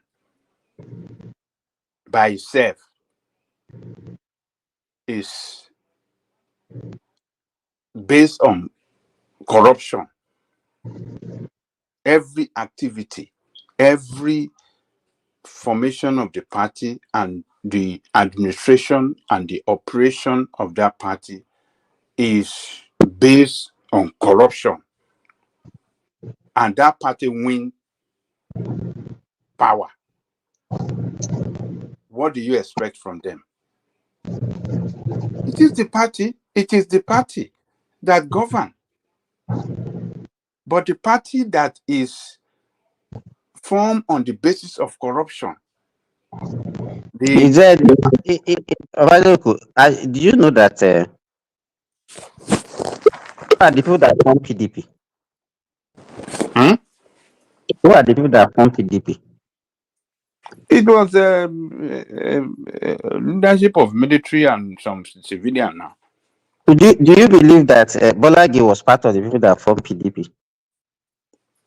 Yeah, he was one of them. He wrote their constitution before he voted out to. Torí ibi tán lọ tọ́rọ̀ wọn ò fẹ́ jọ tó ló fi sá padà wálé náà. It was not. You saw that thing pé ó dàbí wípé olè làwọn eléyìí. Olè làwọn eléyìí.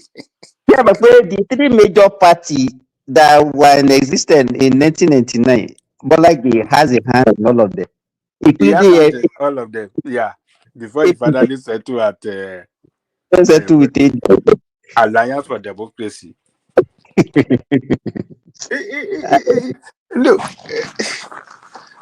Look, Simba, that country it cannot be governed well as long as we have corrupt party in charge of power. No, could it work? A party wo ni wá corrupt? Which party? Ibiti problem wa ti bẹ̀rẹ̀ gan nìyẹn. So ìyẹn alákọ̀ọ́kọ́. Ẹlẹ́ẹ̀kejì ni wípé bí ìlú yẹn ṣe wá tó jẹ́ wípé ìlú ẹlẹ́yàmẹ̀yà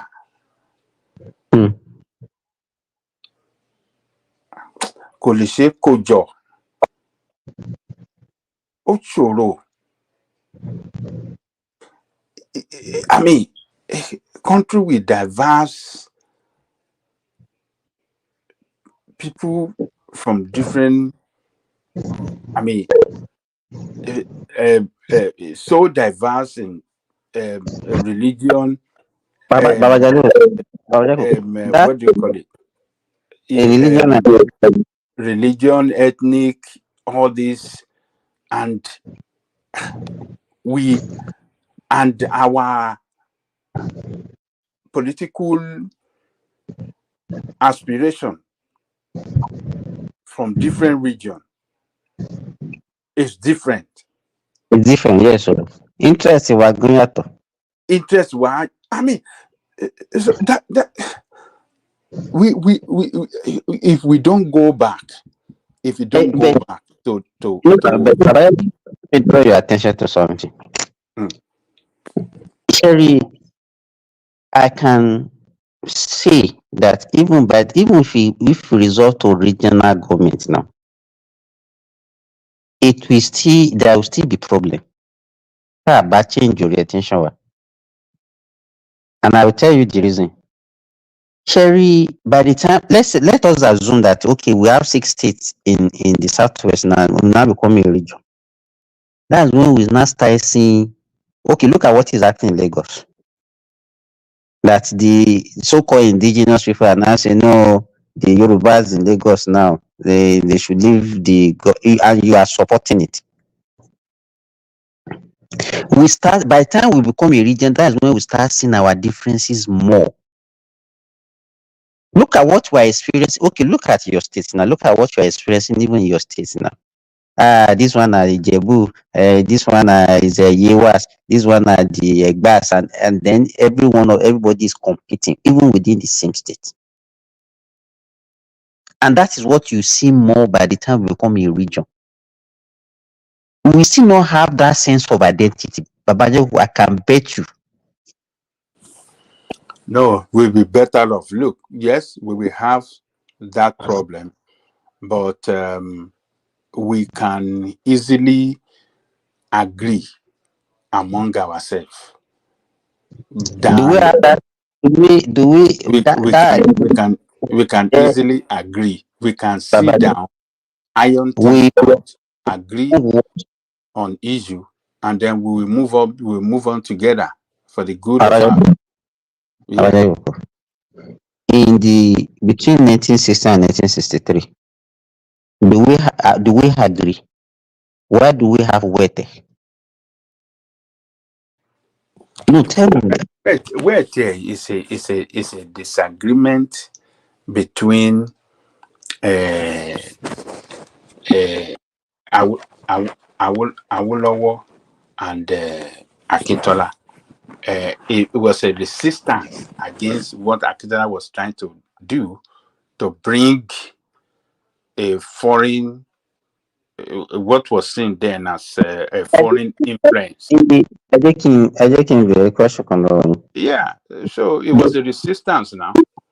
Yes, because Akintola was the head of government and he was trying to bring the influence of the North on the Yoruba people, and then they resisted him, and that was it.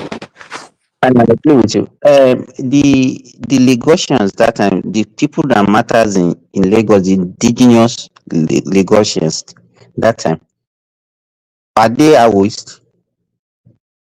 No, NCNC, don't you? Sherry, ìgbà yẹn lẹ́ẹ̀tọ́ mọ ọ̀tẹ̀ tó wà láàrin àwa Yorùbá. But you know that you pay Awo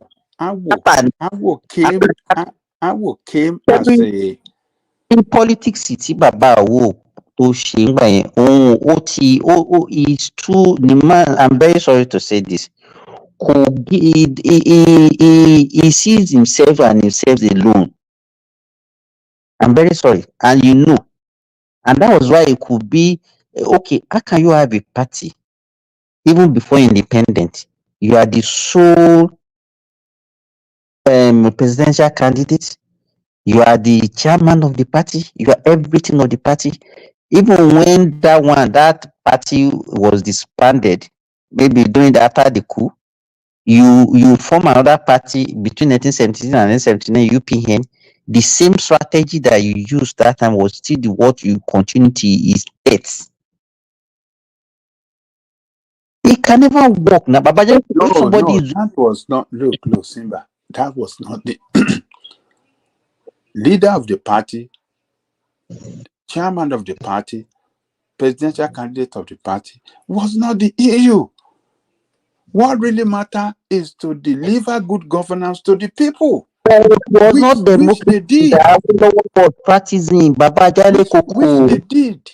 Election don't share. It doesn't allow for election. Look, forget about whether they are doing selection. Did they deliver good governance to the? That is what matters to the people. It is not the process that will How sustainable could that process be in the present day world? How sustainable could that process be in the present? Is there anywhere that process is being practiced? Tell me. You know, we were young democracy that time. We should be able to. With opportunity to name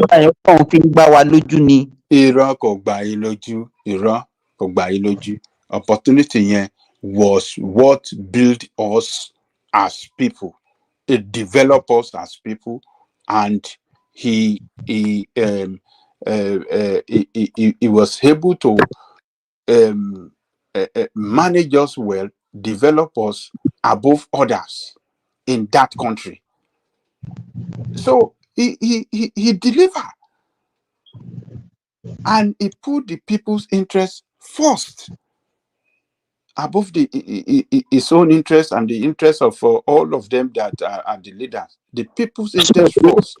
Everything they promised the people, they fulfill it. You don't think that I could have done better in terms of that? I'm not talking about governance. I'm talking about the process. Why can't he bring people together, spread the something? Why can't he have a party chairman and let everybody has a sense of belonging? But the only thing is that whatever you wanted that time, once you see Awolowo and HID, then the deal is done. And then it's not about that one alone now. Is there Awolowo and HID what? HID, Yahweh call HID. What happened? Can you Yahweh say? They were the one taking decision now. That is not true. Decision. That is not true. That is not true. Even the wife was not involved. It was after he went to jail that the wife became very active in politics. When he was taken to prison, when Awolowo was taken to prison. But before then, the wife was not playing any leading role.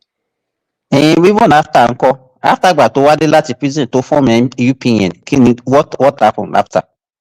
The woman was not where everybody respected her, but it's not that she had a specific role playing among the leadership. No, the leadership of the party, they knew themselves. Yes, is the wife of the lead. Is the wife of the leader. Yes, but she wasn't playing. She wasn't playing any leadership role like the husband. No. Role don't play at the background now. Once tó bá ní ìdìkan lọ́dọ̀ bàbá tó bá ti rí ìyàwó lọ́wọ́ ó ti gba nǹkan tó fẹ́ gbà.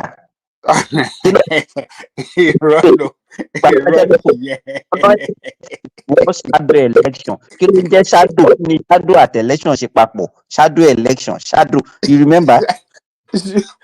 Election. Kí ni jẹ́ shadow election? Election ní òkùnkùn kọ́ yẹn ni. Òun ló dáa jù. Gbogbo yìí tẹ́ máa ṣe yìí, òun kọ́ lẹ fi da pátì rú. Tẹ́ máa gbowó, tẹ́ máa lọ bribe àwọn èèyàn. Tọ́ máa ṣá àwọn èèyàn. Eléyìí ló dáa jù. Gbogbo wọn tó wà ń bẹ̀ yẹn tọ́ dẹ̀ mú wọn ń ṣe ẹni tó lówó. Gbogbo àwọn tó máa mú jáde kò ń ṣe pé olówó rẹpẹtẹ kan.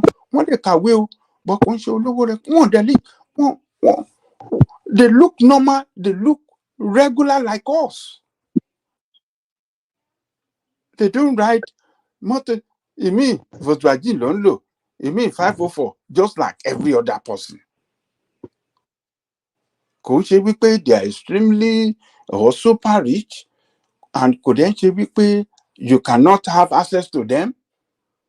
No. And Nigeria ti báyìí sórí o máa ń sọ nǹkan kan wípé àwọn èèyàn sórí nǹkan táwọn politician yìí ṣe fáwọn èèyàn wa bó tètè darí àwọn èèyàn wa rú kò ń ṣe nǹkan kékeré. Wọ́n ti destroy psyche èèyàn, wọ́n ti weaponize poverty to such an extent that people look at them as God, and people want to go to them to beg for things every time. Let us like that during the time of Awolowo and in the Second Republic. I knew then that about lossy ile àwọn politician time yẹn bóyá councillor we go there kò ṣe ẹni tó náwó ẹni tá mọ irú iṣẹ́ tó ń ṣe ni. Particularly nígbà tí Ọbásanjọ́ tẹ̀ dá local government ńlẹ̀ àwọn èèyàn máa ń wọn kọ́kọ́ bẹ̀rẹ̀ sí ní sanwó fún wọn. It was like voluntarily àwọn tó wọ́n máa ń kà wọ́n kún pé àwọn eléyìí ò mọ ohun tó ń ṣe kí ló ń ṣe ń bẹ̀. So the people during the Second Republic, when you go to politician house, they go to make complaint about what is going on in their area, where they want the politician to go and make a case for them to fix their problem, not to beg for money, not for but nice. I gotta go nice for begging for money now. I want to do operation. I want to I'm hungry. I'm this. I want to pay the school fees of my children. My wife.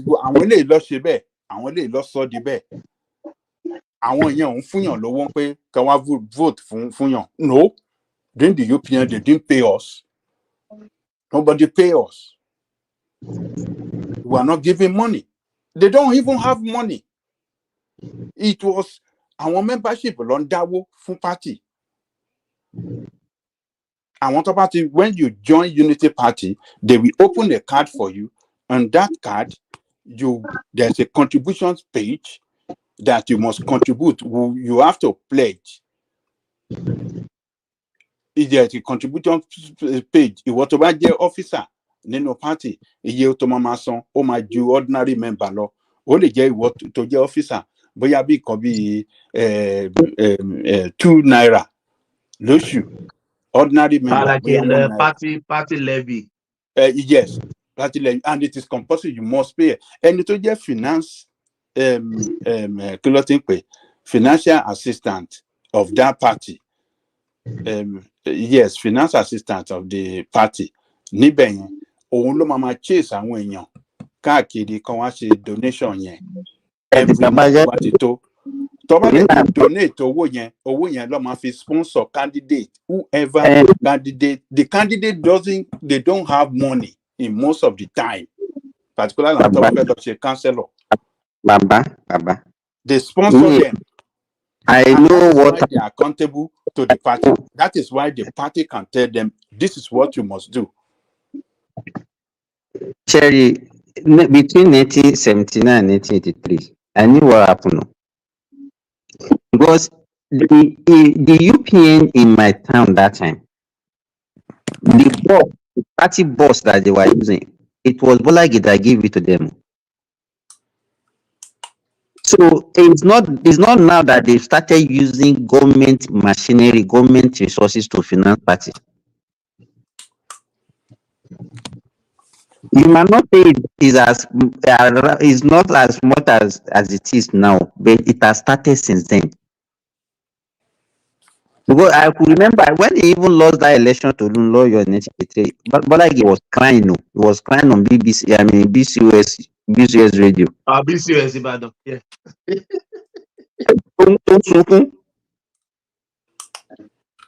And I knew I'm very sorry. In fact, that time I knew what they did. That time that they distributed weapons for people. It was some of their members that time. Because I knew what happened when even some of them were caught and they caught them with guns. Even in 1983, guns, members of UPN. Hold on. So why is UPN you are mentioning? And when PN call, I want MPN tó ń rán tó police tó lo gòdògòdò nígbà yẹn tó lo man o war. Any sorrow.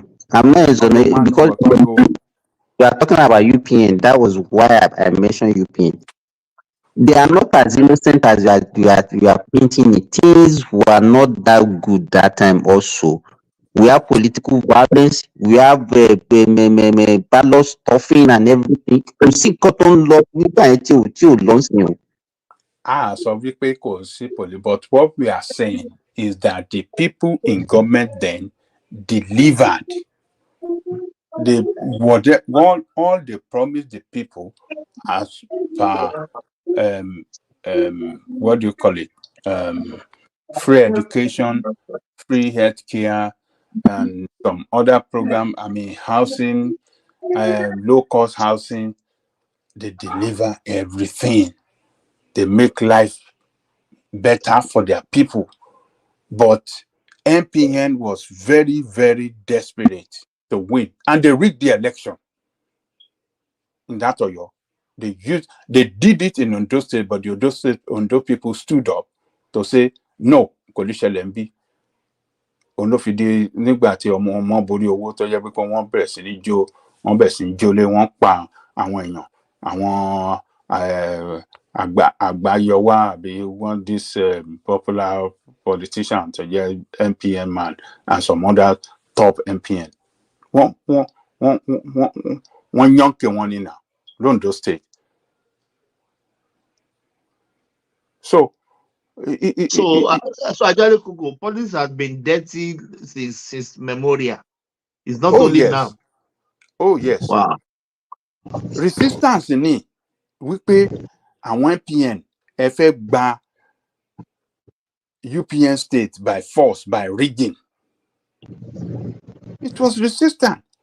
But the one of that Oyo state, why it was so difficult for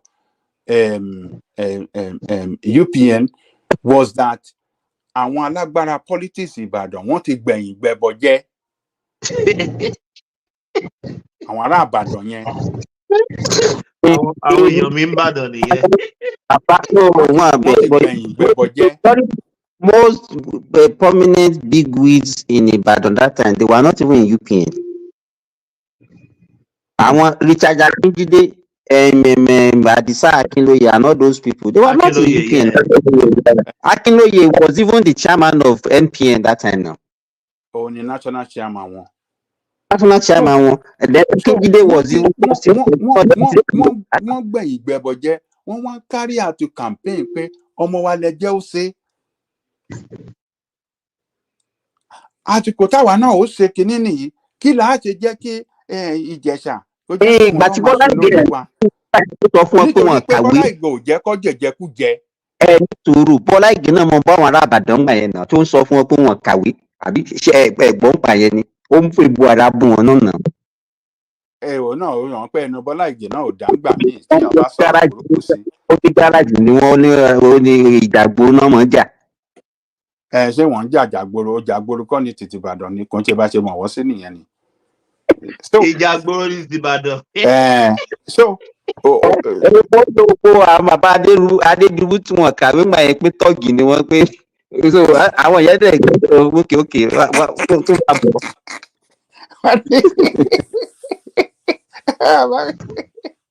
Àwọn Adédìbú ó dàbí Adélabú náà wà UPN MPN gbà yẹn náà. Gbogbo àwọn ọmọ Ìbàdàn gbà yẹn UPN MPN. Àwọn ló gbẹ̀yìn gbẹbọ jẹ́. Àwọn ló gbẹ̀yìn gbẹbọ jẹ́. Kò dá ṣe wípé Bọ́lá Ìgè kò ṣe dáadáa ní gọ́ọ̀mẹ̀ntì ẹ̀ dá. Ṣùgbọ́n wípé. Àti bàbá yẹn tó bẹ tó fọ́ọ̀nì ìṣẹ̀lẹ̀ náà ni kí bàbá yìí máa ń sunkún kan wà ní tó kọrin àrò.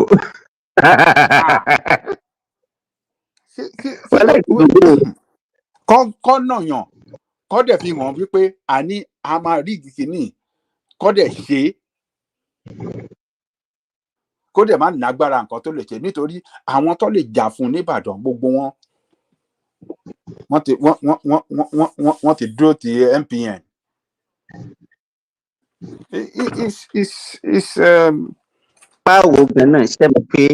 If you look at it, in 1979, he is not supposed to be the one that's supposed to actually contest it. Baba Alayandin yẹn ló yẹ kó contest. Tòótọ́ ni. Gbogbo àwọn ní young kíní kankan náà kàn lọ fi gbẹ̀yìn bí náà lọ fi gba kíní yẹn lọ́wọ́ Awólọ́wọ̀ ńgbà yẹn tán fi gbé fún Bọ́lá Ìgè náà. Baba Alayandin ló yẹ kó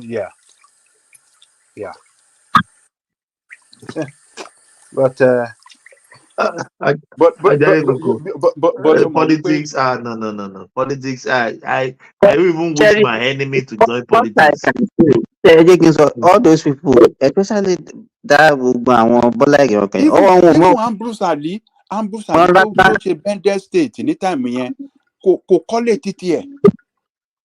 The governor tó ṣe 4 years, Professor Ambrose Ali, he never built one house. He was living in a rented 2 or 3 bedroom apartment. He never built one big.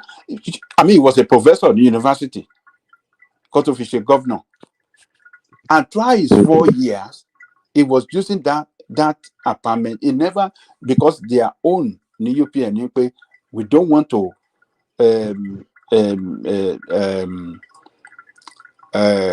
We want to reduce cost of governance. We don't want to use government houses in order not to commit more resources.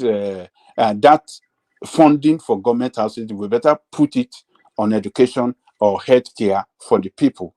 Jakonde was living in his own house too.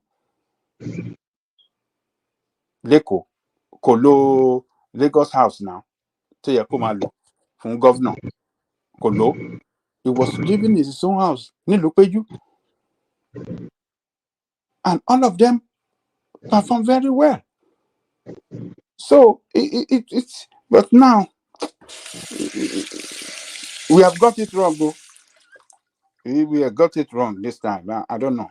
Corrupt party can never run a good governance. That is the problem we are facing in Nigeria today. So everybody thinking that Nigeria is going to be good with corrupt party in power, it's not going to be possible. So even if Tinubu is a clean man, very, very clean, how can you be a clean man being a leader of a corrupt party? It's not possible. It's not going to work. Is there any party that is not corrupt? AAC is not corrupt. But there's some people say, no, they bribe.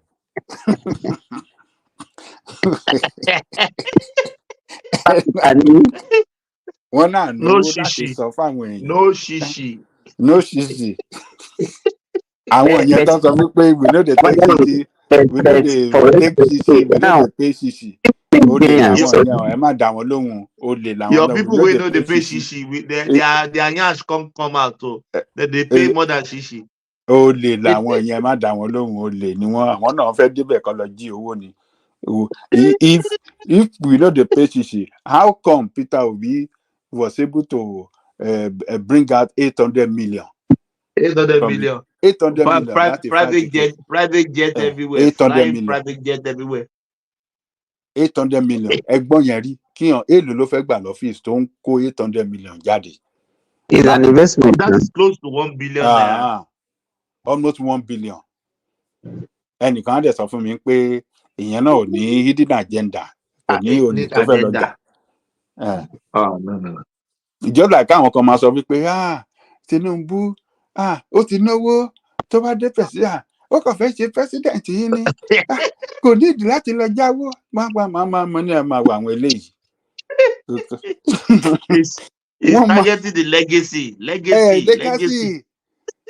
Àwọn woman before the election àwọn woman ń sọ pẹ̀lú àwọn kan mo kàn wò wọ́n báyìí pé máa wọ àwọn people yìí.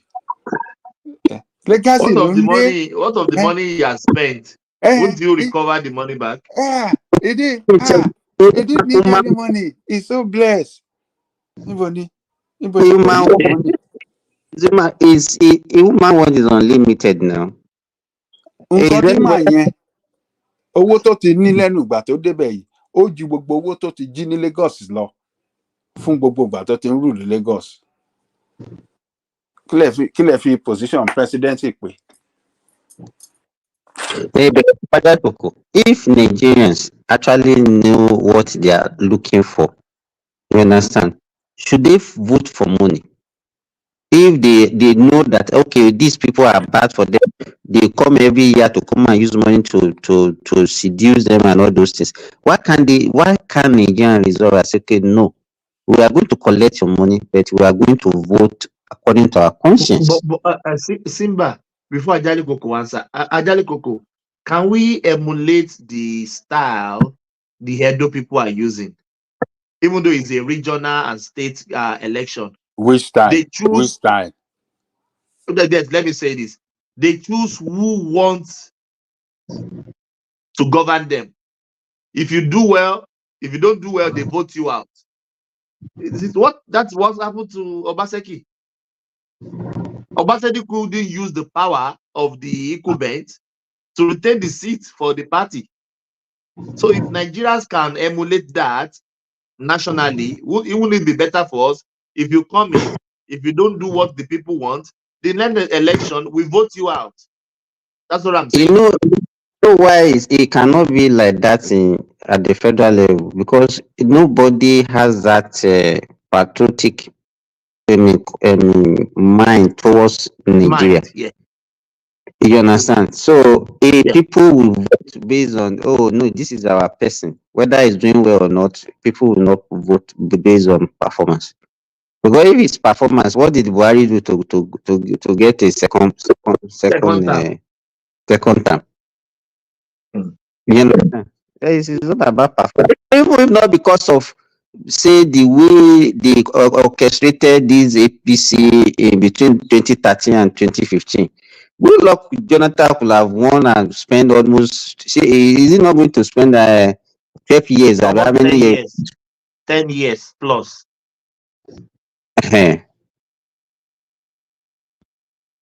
So just every state, but even all this one that they are changing, does it change? Does it mean that they are going to get good governance? The answer is no.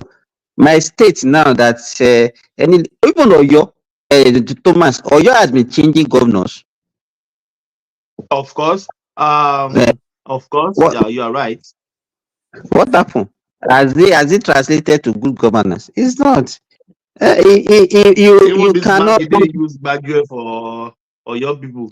It's been doing some local in what they call it elevation, blah blah blah blah blah blah. That's what you use to joke cajole or young people. You can't get in the midst of corrupt citizens, you can't get a good leader. That's just it. I like that. In the midst of corrupt citizens, you can't get the good leader. Ṣé kò ń ṣe wípé tìlú yẹn ti ta nìyẹn pẹ̀lú nǹkan tá fi ń ṣeré yìí tá kàn ń sọ yìí. It's a very serious matter. It's a serious matter. That is the summary. That is the summary. That is the summary. I can sọ dàbí eré ni o, but it's a very serious matter. That country, I don't know. Politician. If you see how people are just dying because of the health facilities not dying enough, people don't have money to take care of their health. Some people Okay, are let just me. walking on the street of Nigeria like a dead corpse. They can just collapse anytime. Okay, let me Now, tell you this. My sister was telling me that some people that they don't even know, you just come and knock on their gate and say they want them to help them financially. If they don't have money, if it is food they can give them, they have money. knock people's house randomly. Yes. Ah, wow. Coming to beg for food. That is desperation. Nowhere to go. They know where to go.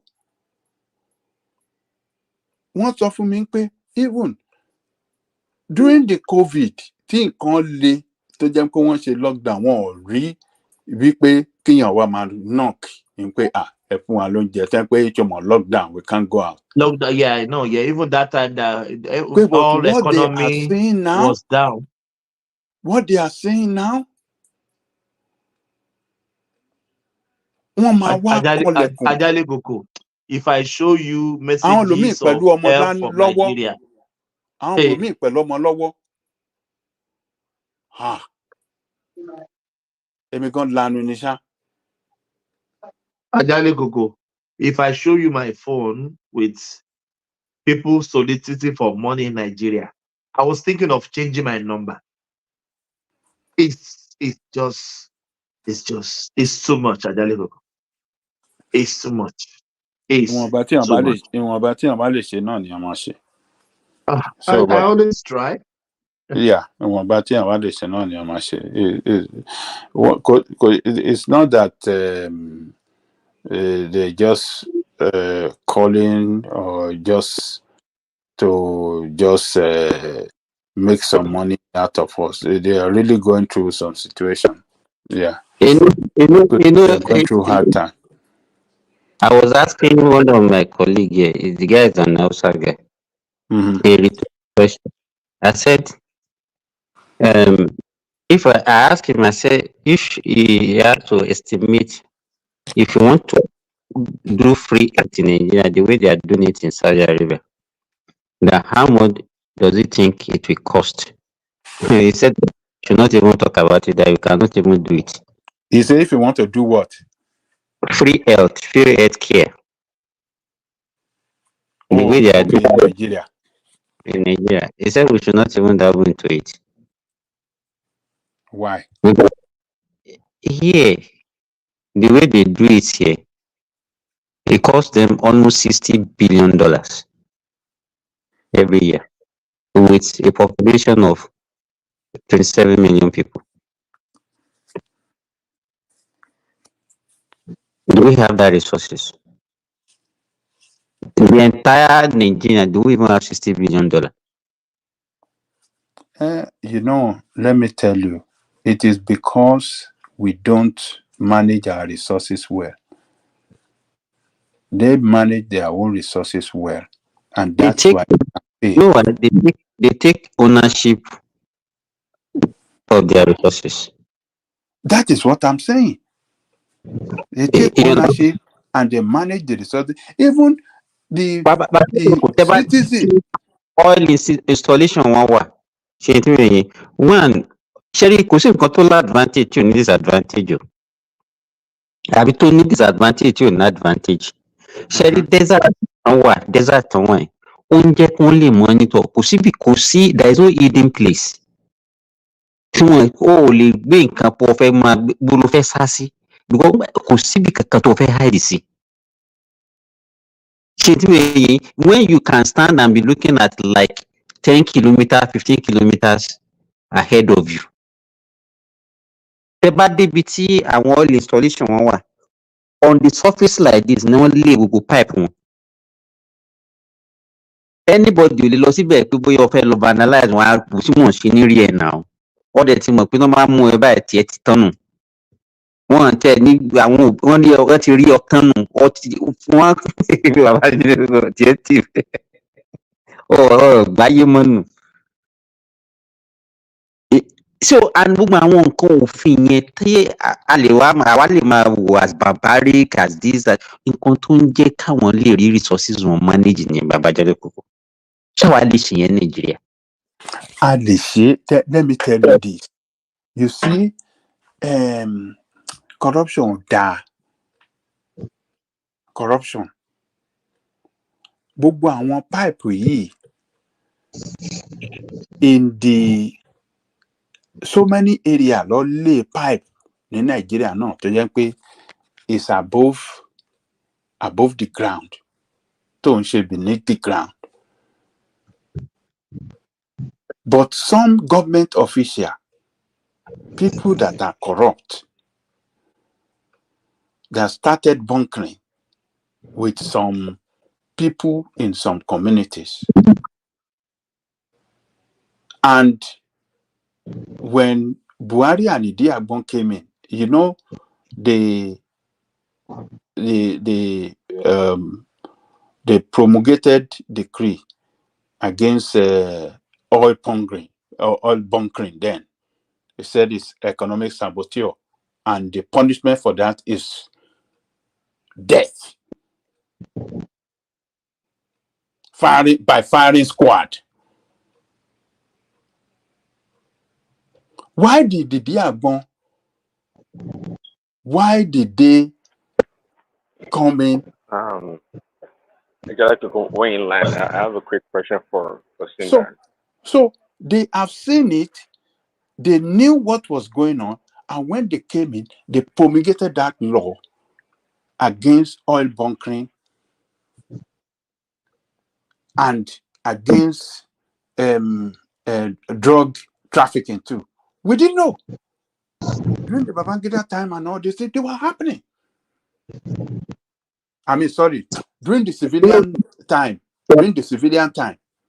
It was happening during Shagari, even before the then. Shagari time. Scene existed now. It was when they came that they opened our eyes to all those things now. It was happening. We didn't know. But when the Diagbon then came in and Buhari and they promulgated decree against this oil bunkering, they said, what is oil bunkering? Because there are places that we travel to, you will see those oil pipeline. There are some places that is under the ground, you will see the sign on top of the ground, pipeline, oil pipeline in this area. You see the signboard. You just see the signboard. You will see the signboard. Yes. Many places that we go across the country. Yes. You will see the signboard. And sometimes some places where it is above the ground, you can even sit on it and play and nothing will happen to you. Nobody cares.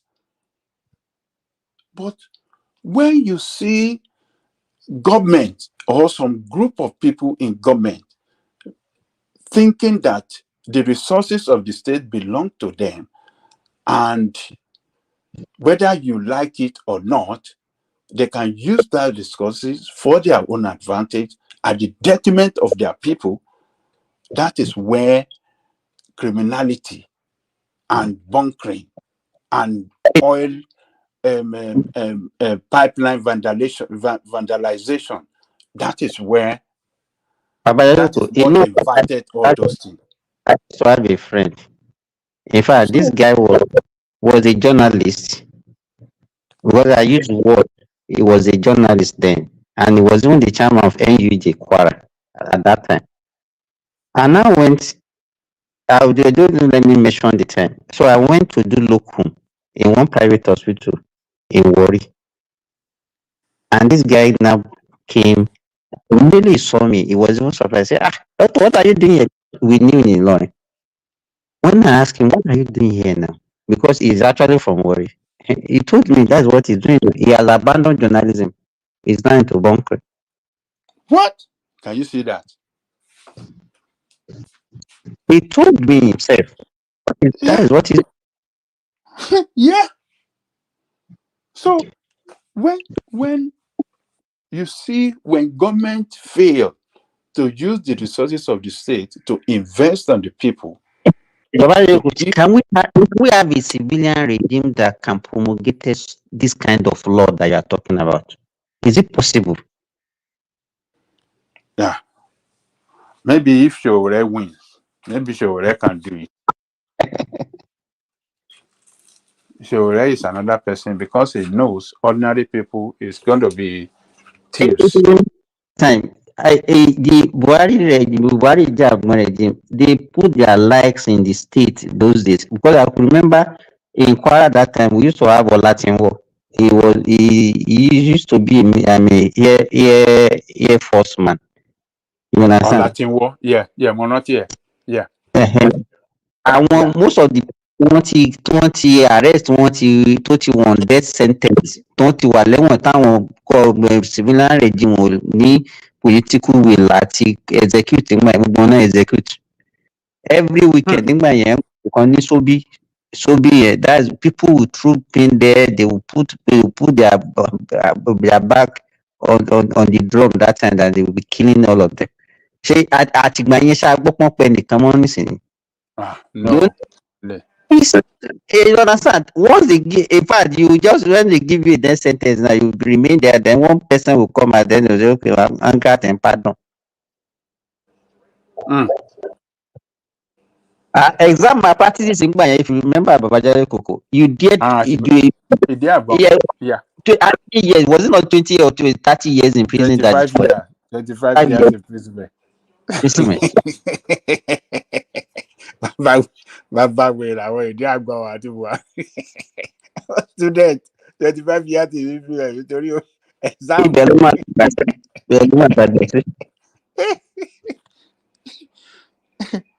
Now everybody tọwọ́ ọmọ ẹ̀ báṣọ. WAEC will release the result. They will say, okay, they cancel. The only thing they will do is that a whole school will cheat, and they will say the only thing that they will cancel the result. That's all. Everybody tọwọ́ ọmọ ẹ̀ báṣọ. I think that is the only solution to the problem in Nigeria now. We need just all these 4 years or 5 years of election are needed. We don't even need it. Not only in Nigeria, even in Africa. It's not working for us. It's not working. It's just unfortunate that we need iron hand. We need iron hand for us to reset our brain and to make sure that okay, everybody do what is right. No, kò need the iron hand. When the law is not fully obeyed, when the agency of government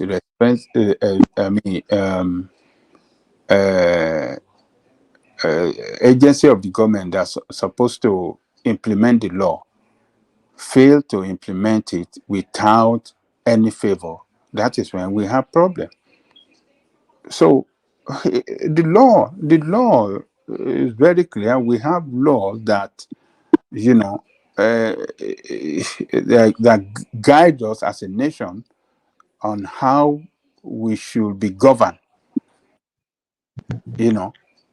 and but when we don't, when people that in charge of government are supposed to be people of integrity,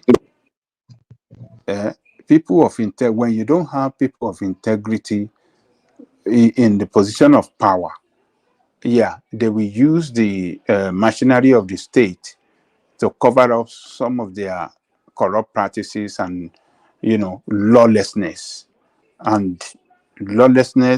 with impunity.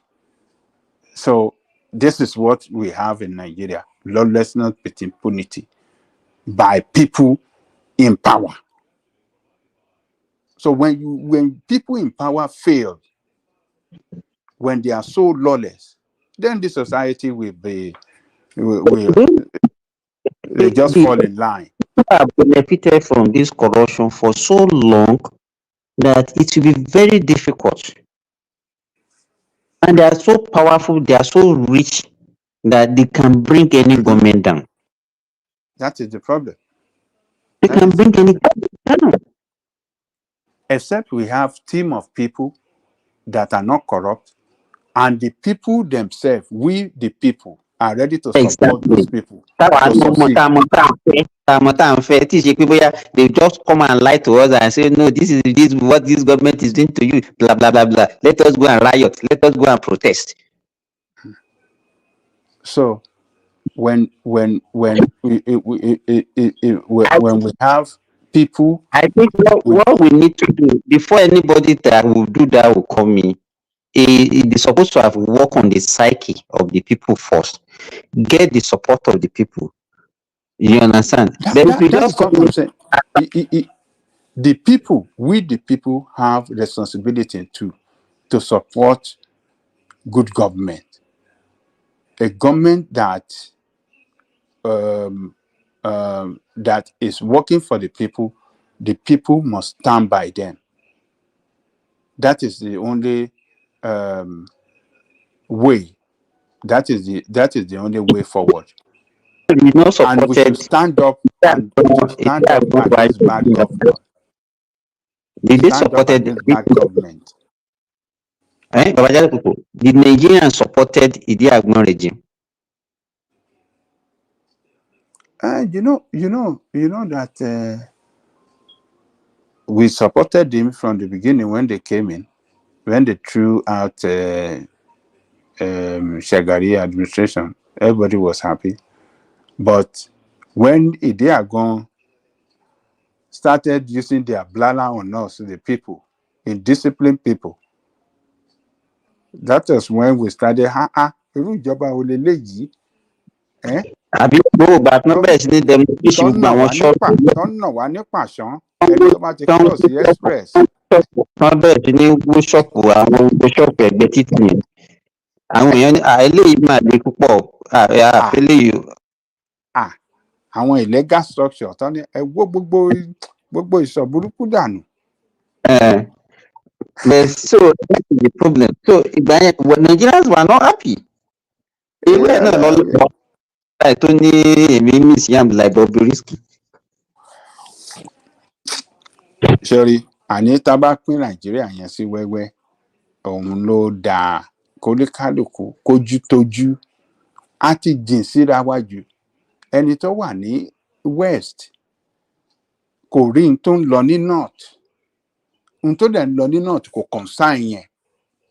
Okay, how many Yorùbá ló máa sọ pé òun fìlì insecurity tó ń ravage north? Báwo ló ṣe concern gbogbo Yorùbá tó wà ń bì? Ǹjẹ́ Yorùbá even think about them?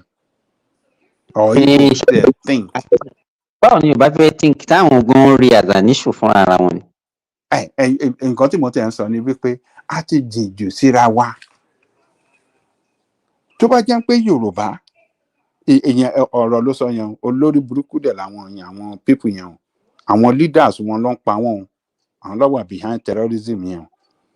So tó bá jẹ́ wípé ilẹ̀ Yorùbá ni irú yẹn ti ṣẹlẹ̀, 1% ní tó ṣẹlẹ̀ north, 0.00001% ẹ̀ bá ṣẹlẹ̀ nílẹ̀ Yorùbá, ariwo á ta.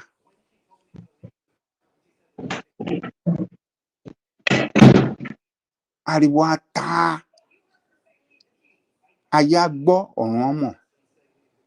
Wọ́n dẹ̀ ń jẹ́ kó máa yánkè àwọn èèyàn ṣeré bẹ́ẹ̀ ní yánkè chicken ní north. Easy everywhere for 8 years. If you are very close to them, tẹ́ bá lọ́ọ̀rẹ́ tó jẹ́ northern, ìmọ̀ ilẹ̀ tó lè understand psyche wọn kà nǹkan kún. Wọn kà kún. Wọn kà anything kún. Ó dàbí wípé wọ́n rí bíi pé èèyàn tó wálé ayé ìjọ kan náà ni ó ṣàmà filé ayé sílẹ̀. Tí nǹkan bá ti ṣẹlẹ̀ sí, wó ti lè wọ̀n kó ṣẹlẹ̀ ó ti gbà kó máa filé ayé sílẹ̀ náà ni. Ọlọ́run ló mú wá. Ọlọ́run ló mú wá, àmúwá Ọlọ́run ni. Wọ́n Ọlọ́run exactly. Irú ẹ̀yà àwọn èèyàn wo nìyẹn? So why should you now? I say each time I engage this guy, tí wọ́n bá sọ̀rọ̀ pé wá ó rí nǹkan kan tó yẹ máa sọ pé kí ni ló wá ṣẹlẹ̀ bọ́lá ṣe kọ́ nìyẹn náà. Professor lẹni tí mò ń sọ yìí o. Professor ni. Ok, ṣé irú àwọn tá à ń láti dìjọ máa ṣe àṣepapọ̀ nínú ìlú nìyẹn? Wọ́n á ní irú ìyẹn ń sìn báyìí kó wá di gómìnà state yẹn kẹ́ ní professor kan ló wà ní ẹ rí i pé kí ni mentality ẹ̀. Ṣẹ̀ríran wò bẹ́ẹ̀ yẹn. Ok, ṣé irú àwọn tá a máa jìjọ sọ wípé àjìjọ wà ní ìlú tá a máa jìjọ pera wa ní Nàìjíríà nìyẹn? Àní the same mentality. Àní the same mentality. Àmúwá Ọlọ́run ni. Tí burúkú bá ti ṣẹlẹ̀ sí àmúwá Ọlọ́run ni. Tí dáadáa bá ṣẹlẹ̀, àmúwá Ọlọ́run yẹn tó ń sọ àfọwọ́fà ni o. Wọ́n á sọ pé àmúwá Ọlọ́run. Mentality yẹn máa ń jẹ́ káwọn èèyàn lazy.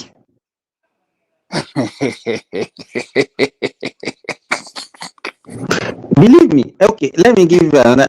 My friend is working with Nigeria Airport Authority, Kano ló wà ní Kano Airport.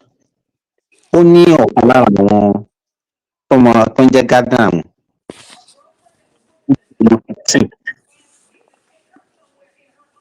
Kò sí kankan tó ń lọ skul wọn. Ó lóun á bèèrè lọ́wọ́ ẹ̀ pé ìwọ tó ń rá àwọn tó ń dé láti ìlú èbó tó ń dé lójoojúmọ́ tó mọ bá wọn gbẹ́rù tó ń bọ̀ ẹ̀ lówó, ṣé o wá rí i pé káwọn ọmọ rẹ náà tiẹ̀ rí bí àwọn eléyìí?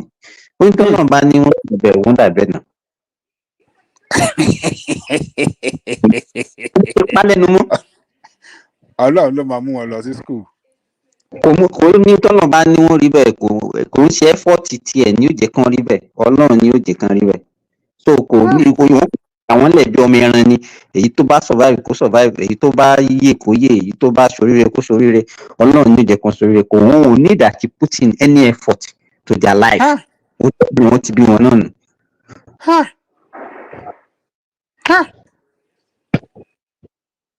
Àwọn ẹ̀yà àtàjìjọ ń pera wa ní Nàìjíríà nìyẹn. So àní tá a bá pìlú yẹn sí wẹ́lẹ́wẹ́lẹ́ a lè bára wa ṣe o, ṣùgbọ́n ìjọba ló ní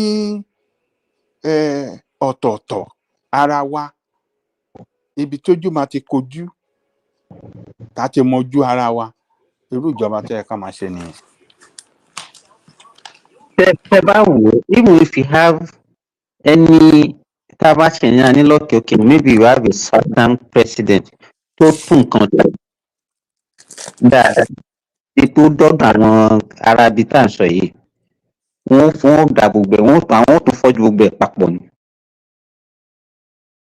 Wọ́n fọ́jú gbogbo ẹ̀ papọ̀ ni o, pé àwọn èèyàn ò ní wọn lè nìkan ṣe. Wọ́n fọ́jú ẹ̀ papọ̀ ni. Ṣùgbọ́n bí gbogbo ẹ̀ ṣe ń lọ yìí,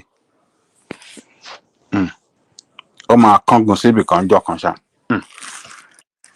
No, actually, Nigeria is just like a time bomb that is just waiting to explode. Ó kàn jẹ́ pé nobody knows when, because resilience country I've never seen it. For my own projection, I'm still surprised that Nigeria is still surviving up to today.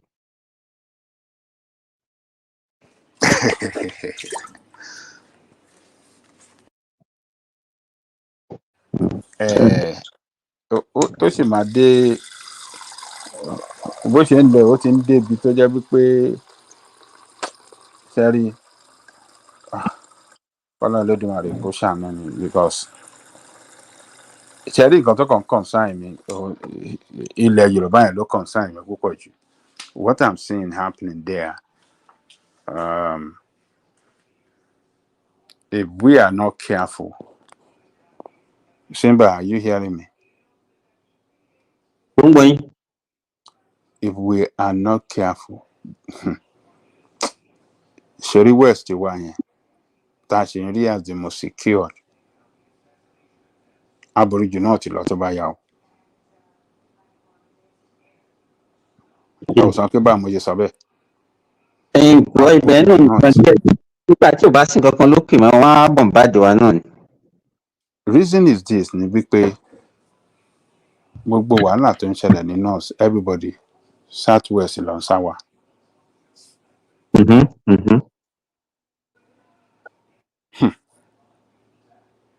Ìlú tó ò ní bọ́dà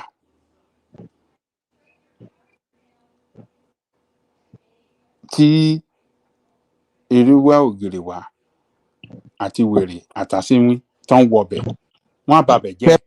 bá dé south west nísìnyí gbogbo àwọn ọlọ́kadà tẹ́ máa rí àwọn ọmọ wa kọ́ ló ń ṣọ̀kadà. wọ́n máa babẹ̀ jẹ́. àwọn ọmọ haúsá yẹn ni and most of them are not even from Nigeria. Can you see that? So ilẹ̀ Yorùbá wa yẹn á dàbí ìlú ni ìlú tó ò ní bọ́dà tó jẹ́ wípé ìlú tó fi tó ṣe alábàágbé wa tó gùn jà ń bẹ̀ tó wá ń ya wọ ìlú títí wa ó máa babẹ̀ jẹ́ náà ni. But the leadership don't care.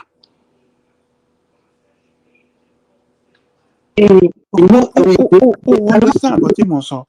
You cannot restrict them because you are still believing we are the same country and everybody should have freedom of movement and everything. That's it. They can't say they should not come. No, they can still, as the governor of each state. I'm even surprised that you are aware of what you are talking about.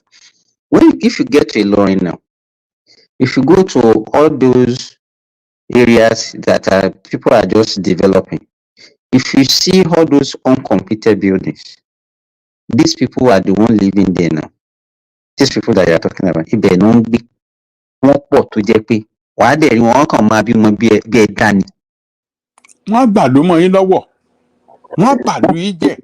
A ní ẹ ti máa rọ́mọ 7 years old tó jẹ́ pé ó ti máa fa àpò dání tá máa lóun sa ìyẹn kí ló máa ń sà káàkiri yẹn. Scavenger kọ́ ló máa ń pè wọ́n. I become scavenger at the age of 7. At 7. Ọmọ tó yẹ kó wà ní school. School care. So what I'm saying? My garden beside my house. Mo jáde. Mo padlock ẹni. Kódà sí náà máa wọ bẹ̀. Mo wá fi padlock yẹn ha pẹ̀lú key lẹ́nu ẹ̀. So I enter my compound back. Mi lérò pé mo lò tó 10 minutes gbà tí màá fi jáde ṣáà pé mi ò rí padlock yẹn mọ́. Wọ́n ti gbé lọ. Ok, kí ló fẹ́ fi padlock ṣe? Irin ni wọ́n rírin sójú irin báyìí wọ́n rírin sójú ẹlẹ́fìrí kíní tán lọ first lab tán yọ irin náà ní wọ́n rírin sójú. Simba. So look, my own fear. Well, Mike, please, 1 minute. Yeah. My own fear is that we, the Yorubas, with the set of leadership we have now, leadership that are not responsible in a country where one part of the country is going through serious disaster and everything, and people are from there moving down here. War. It's a war. War thing wọlé sí wa lára. Wọ́n máa bà ọ̀dọ̀ tiwa yẹn jẹ́ in the future. Ṣé bàbá ìwọ̀n bí ẹ̀mọ̀ kan pé ní òkè tásẹ̀. A máa ń ṣe every year ní Ilé Ifẹ̀. It's like the Yoruba New Year. It's in June. Yeah. Man wo video. Yes. I máa ń dáfá fún ìlú ilẹ̀ Yorùbá every year. Ifá máa sọ nǹkan tó ń gùn, nǹkan tá máa kìlọ̀ fún everything. Àwọn nǹkan tẹ́ ń sọ yìí, Ifá ti ń kìlọ̀ fún àti pẹ́ ó ti ń sọ̀rọ̀ nípa àwọn ilẹ̀ gbogbo nǹkan tẹ́yìn sọ pé ó yẹ kó ṣẹlẹ̀ yóò yẹ kó ti ṣe ó tiẹ̀ ti máa ṣẹlẹ̀ sí pé àwọn ètùtù tó máa ń ṣe táwa ti dáfà ẹ̀ ìfà máa sọ pé nǹkan tó ń bọ̀ àwọn kan táwọn àjòjì tẹ́ ń gbà wọlú gbọ́ àwọn kan àti àwọn tó fẹ́ bà lóyún jọ tó ti rọ ifá ti máa ń kìlọ̀ àwọn ètùtù tó máa ń ṣe yẹn ó yìn jẹ́ ká ṣe máa dúró ó yìn jẹ́ ká máa dúró báyìí ká ní kò ń ṣe àwọn ètùtù yẹn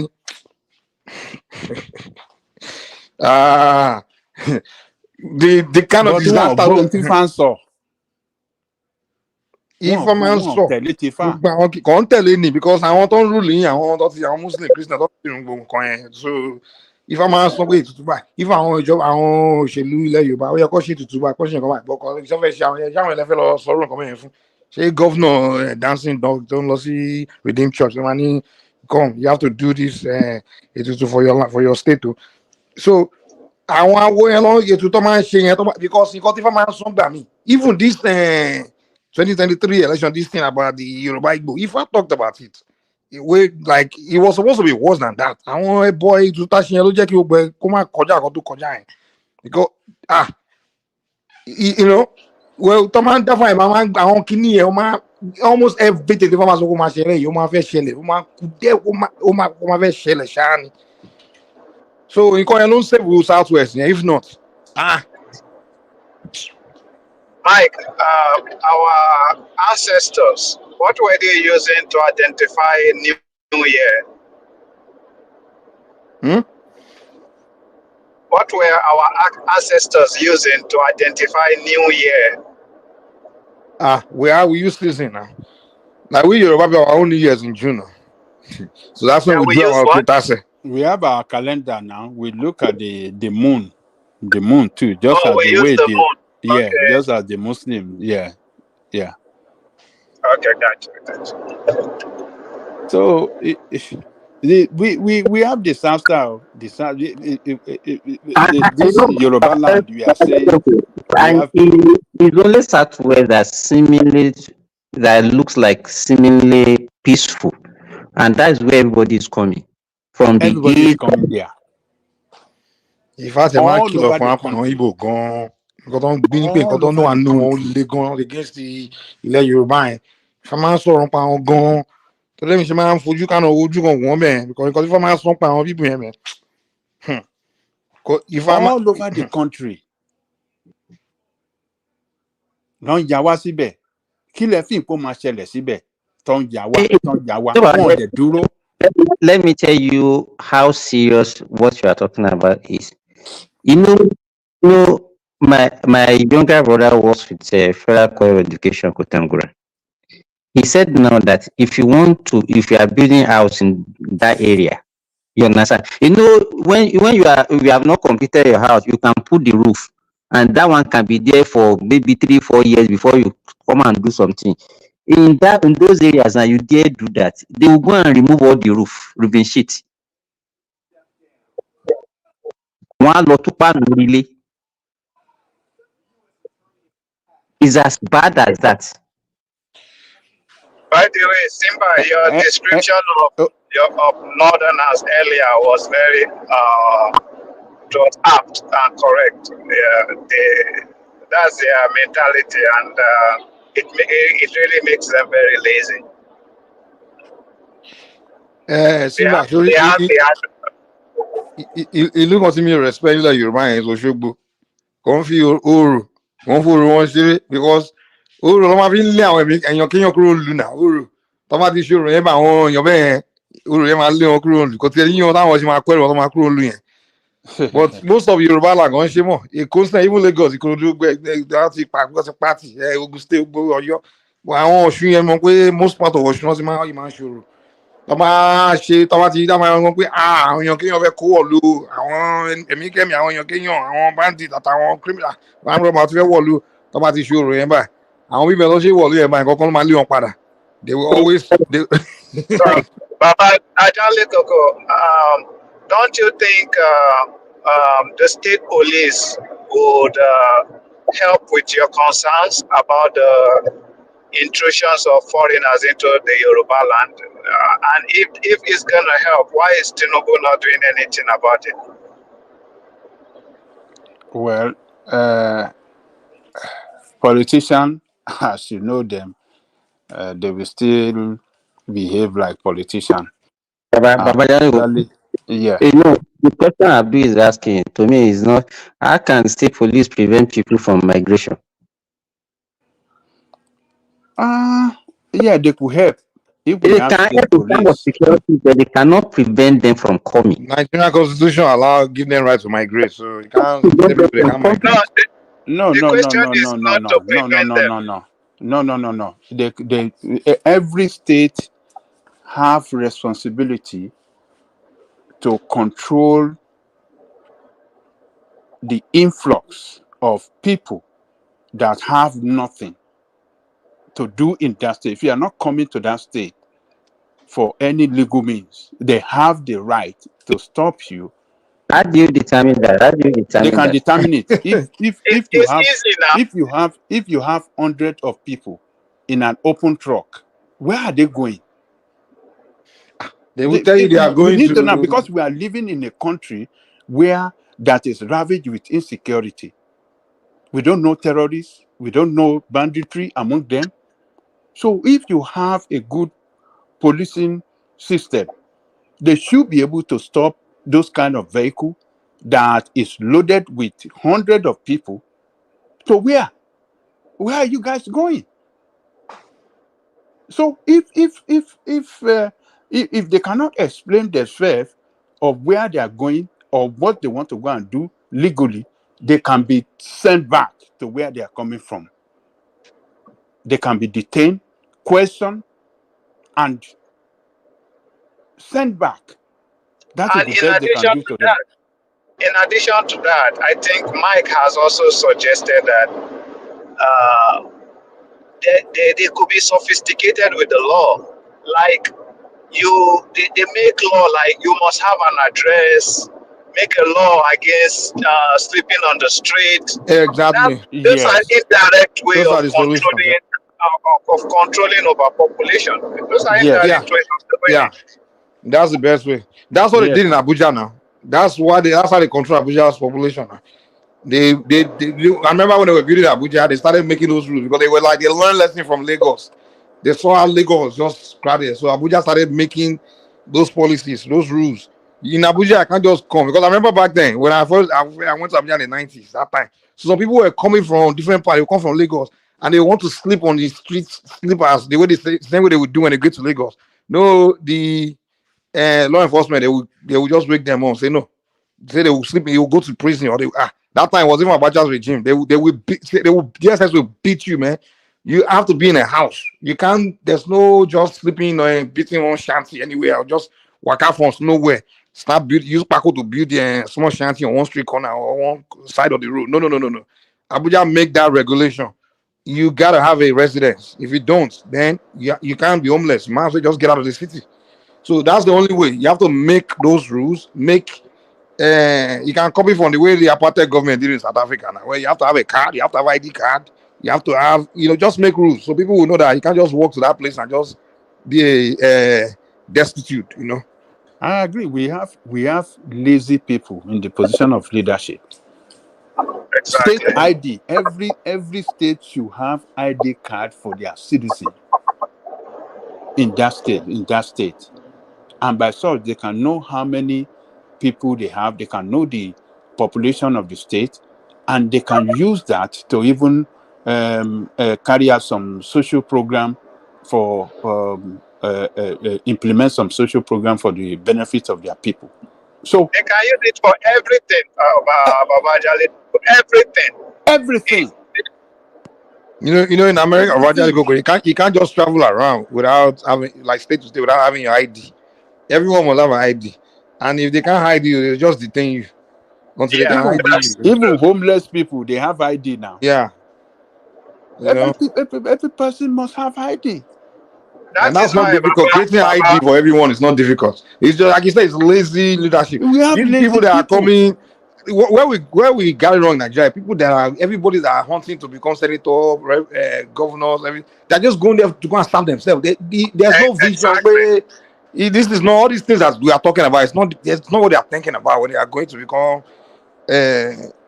go to those positions of leadership. So That's just an unfortunate thing about Nigeria. There's no visionary people. We don't have a vision to all these kind of things. What we should be. Those are our real problems. These things that we are not controlling. Population is just anybody can walk into Nigeria now and just go there and start living. We don't have system like to account for population. Anybody. They are already there from Niger, from Niger, from anywhere. You can just everywhere, walk from in. Chad, anywhere. Cameroon, Togo. Mike, You don't do what you do, for God's sake. In my area, where I was in the north, I'm telling you, I've been living with this guy for so many years. I thought the guy is a Nigerian. Until one day, this guy just pack up everything that he's going back to his country, Niger. I said, what? Niger? This kind of thing, Nigeria, this kind of thing has been back of my mind for decades. Like, come on, how do we know who's who? But our politicians never, all this kind of thing, never bring it to account. Like, okay, come on, this thing here, we have to be able to idea our people, identify. Those are the basic things we should be doing. Nigeria should be doing, but we don't even talk about those things. And we talk Mike, about. We are even talking about economic growth, economic this. Do you think when the Nigerian economy should grow now, and we become very wealthy, you don't think we have immigration problem? Exactly. So, let's say Tinubu fix something now, do one magic. We come here to talk about everything. Let's say do one magic now, everything just boom, economy just current. Now our currency become best, everything. The whole Cameroon, Niger, they will all walk in Syria. They will all walk. They will walk straight to Nigeria to go and look for greener pasture. Population will become 500 million overnight. When we talk, I just like we are not taking care of the basic things. We are talking about want to progress, but you're not securing the basic things, like accounting for your population, all those things. That is everybody they will want to go. The day Nigeria become like that, and we have the means because we are very rich in oil wealth. We have the means. We can just industrialize overnight because we already have the human capital, the brain, all these brains. We are overseas, all these Nigerian overseas have gone. If everybody just go back to Nigeria and say they're bringing their brains to the table, everybody wants to do something. Trust me, Nigeria will become like just 10 times wealthier than most of their neighboring country, and everybody from that country will be flowing straight to Nigeria. It's like the way the Mexicans are launching to American border. Mike, we're waiting for your brain. Huh? I said we are waiting for your brain. Though we have too many, Nigeria has we got too many Nigerians have like a diaspora. They have advanced, man, on all levels. Everywhere I've been in any area, every sector, I've seen Nigerians have gone far. If one day every one of those Nigerians overseas just let me go to Nigeria, just gonna contribute. I guarantee you, within 3 years, you will see something turn around. You just be seeing Nigeria, things just happening. Because those people, they will bring a lot of creativity into that country. And we'll just be 5, 6, 10 times richer than all these countries around us. Economy will just start turning around. Opportunity will be everywhere. And guess what? Everybody is going for greener pasture. Nigerians, Chadians, Cameroonians, Togolese, Benin, all of this. They will all be going to Nigeria, man. Mike, this is what baffles me with Tinubu. He talks with passion about how he wants to make great reforms in Nigeria, how he wants to make Nigeria economy a $1 trillion economy. But he cannot even take care of the basics.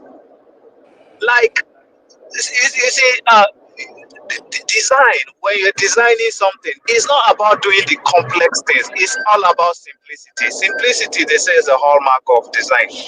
You can't take care of the basic thing, the simple stuff, like rejigging the Nigerian police force, transparency in government, all these basic things. He's not even doing it, and he said he wants to make it a $1 trillion economy.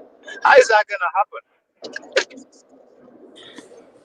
You see, the problem is Abdul, that so you think Tinubu is having health challenges. There's little that man can do.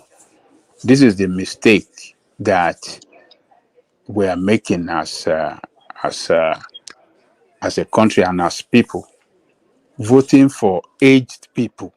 They can't do anything. The position of president is a position of the driver. We are all in the same vehicle. When the driver is sick and he can't drive, what do you think is going to happen? We are going to stuck in one place. No, the passenger takes over. Huh? The passenger takes over. What are you saying? How can the passenger take over? Look, that is the problem. When he's saying, "Oh, I want to, my stomach, oh, we have to do here," you will slow you down. The journey that is supposed to go for like 4 hours is taking you like 1 week. That is the problem we're having. Tinubu is having a serious health challenges, and the way that country is structured, there is nothing that country cannot work. And like I said, I told Simba, the party system, the political party administration that is corruptly based. It is a corrupt party, and taking that into government. How do you think it can? How do you think that government can function? Was Jonathan? Was this sick also? Was this sick too? You mean Jonathan? Jonathan government was still better than these people. I don't agree with you. That's why they did. That's why No. You can't. Are we better? Hold on. Are we better off today as a country and as people? No, we've been against backsliding the now. time of Jonathan. Every successive government. Yes, sir. I can't hear. I'm at the airport, so I can't really yell a lot. I can't talk louder. So, is America better off today than 4 years ago? Are we better off today than 4 years ago? In America, are we better off today than 4 years ago? Yes. Well, that one is debatable. It's not debatable. Hold on now. Hold on. It's debatable. Yes, we can say, well, we have higher inflation. What do you call it? Inflation. But when you talk of the economy in terms of job creation, the economy is creating job, and opportunity. There are more job opportunity in America today. So it's debatable. I'm not going to say for ordinary people when it comes to cost of living. Cost of living is generally high in America today. Everywhere. See, in America, let me agree with you that today, average American is not better off. Okay, good. So in America, America's problem for a long time but when you're talking about the economy, economy it's not about jobs. It's not about jobs. The economic performance. Hold on. It's always been about the quality of jobs and also the wage relative to inflation or the cost of living. See, you can talk about jobs all day, but people they have jobs, but they can't pay their $5,000 mortgage or rent or I mean, so how is their life improved? So they work all day instead of 8 hours job, they do 12, 15 hours job a day, and you call that quality of living? Are they really better off? You need to ask yourself that question. Are we better off today than we were 4 years ago?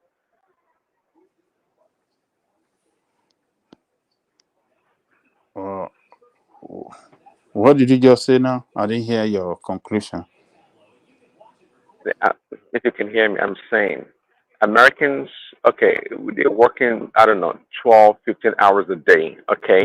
Yes, they have jobs, but the cost of living has gone up.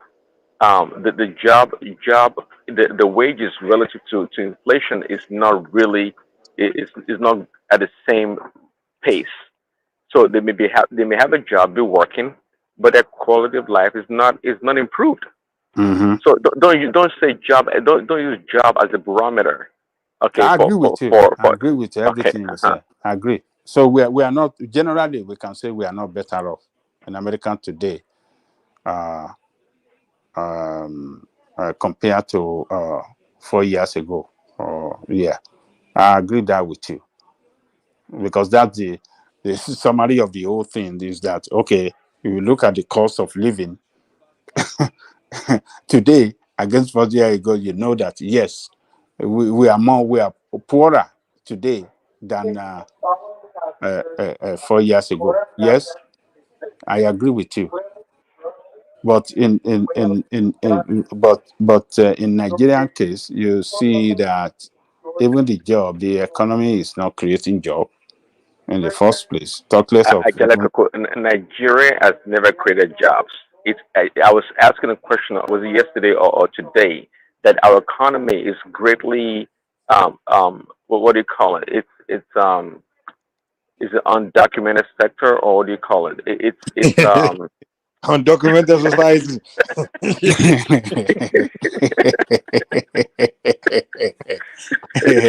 it is true, right? If you document it, we'll be paying a lot of taxes. We'll be paying a lot of taxes, but people don't pay a lot of taxes. Okay, I mean the local government people, the ag bureau, whatever you call them, they extort people, and those tax revenue don't go directly to the city or the state. So it's highly undocumented. So I mean, job has always been a problem for us in Nigeria. I don't know of any government that came No, and no, created a bunch of jobs. Nigerian economy create job when we have economic growth. When our GDP, whenever our GDP improves, yeah, the economy create job. So, but what we have today is that our economy is. We are producing at low. It's not our productivity is very low right now, so therefore we are not creating job as expected. So and the cost of living Uh-huh. cost of living is high. Cost of living is high, and devaluation of the currency, inflation is high, interest rate is high. I mean, you can't create job. You can't even have productive economy with all the economic indices. By all You know, means, you want to measure it in Nigeria. if you It's ask just too me, bad. an average Nigerian does not need much from the government. So you tell me or anyone, what are the 2 or 3 things that an average Nigerian needs to survive I on its disagree own? with you.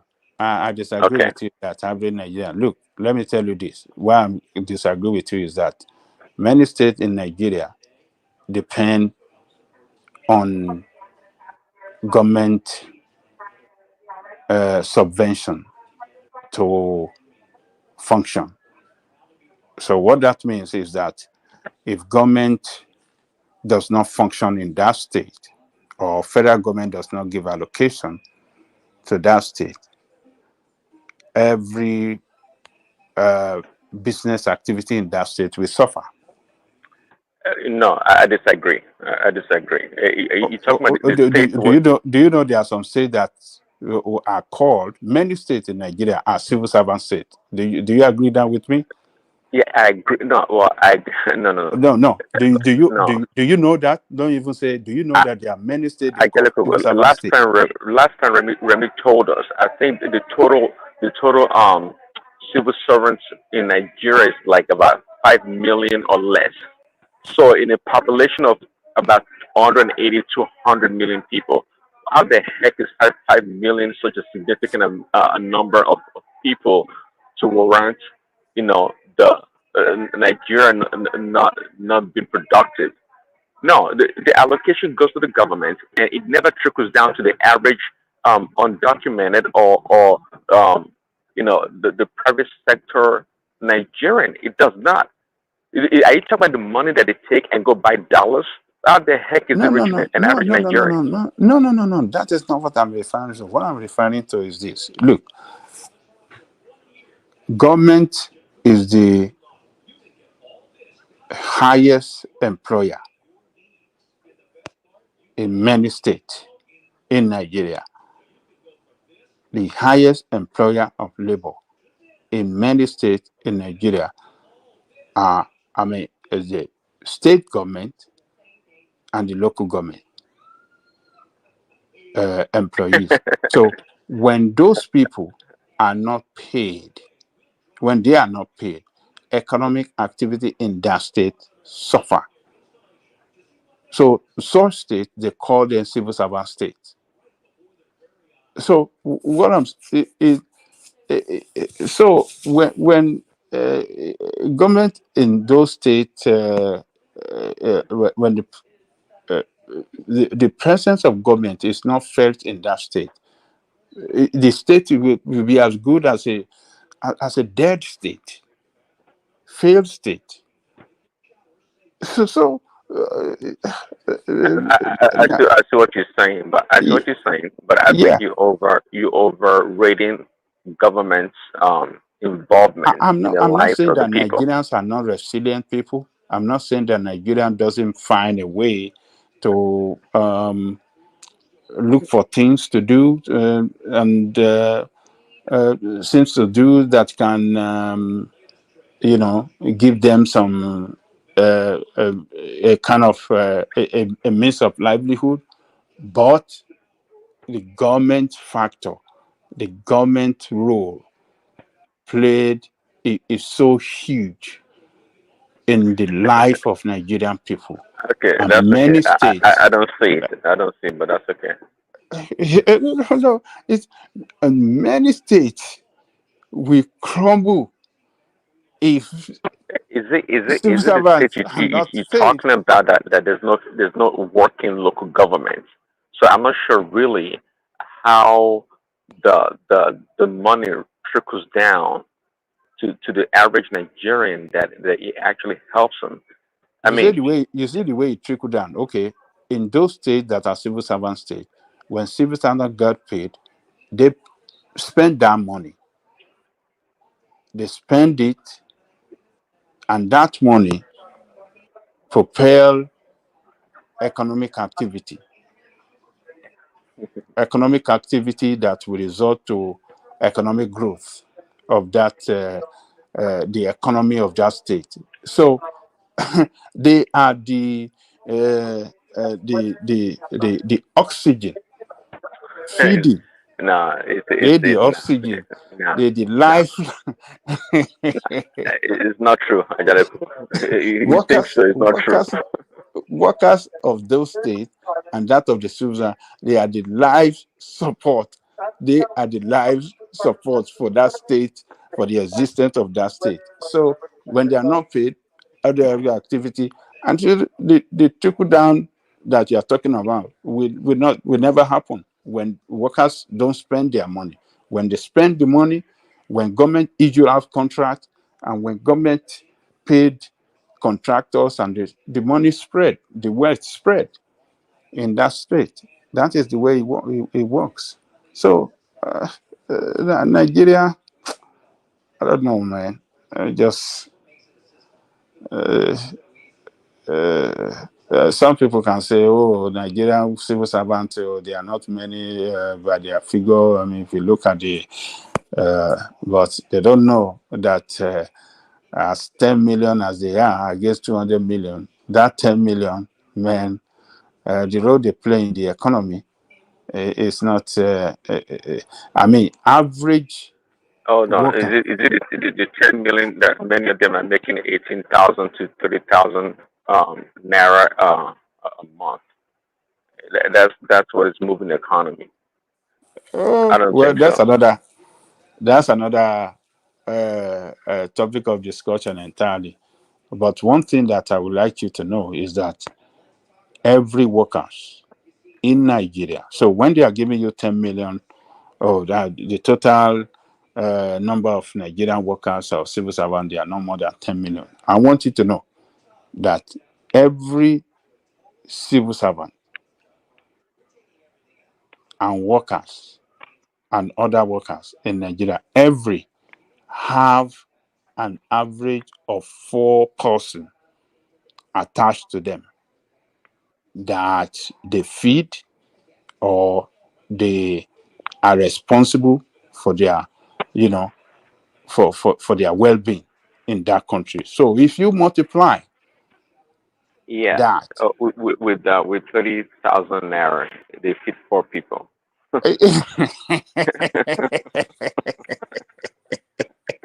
Ajale Coco. they get money from other means now. They do some wuru now. They What do are you some talking about?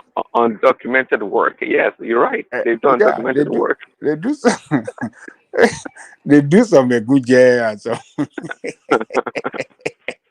they take Eguje at work.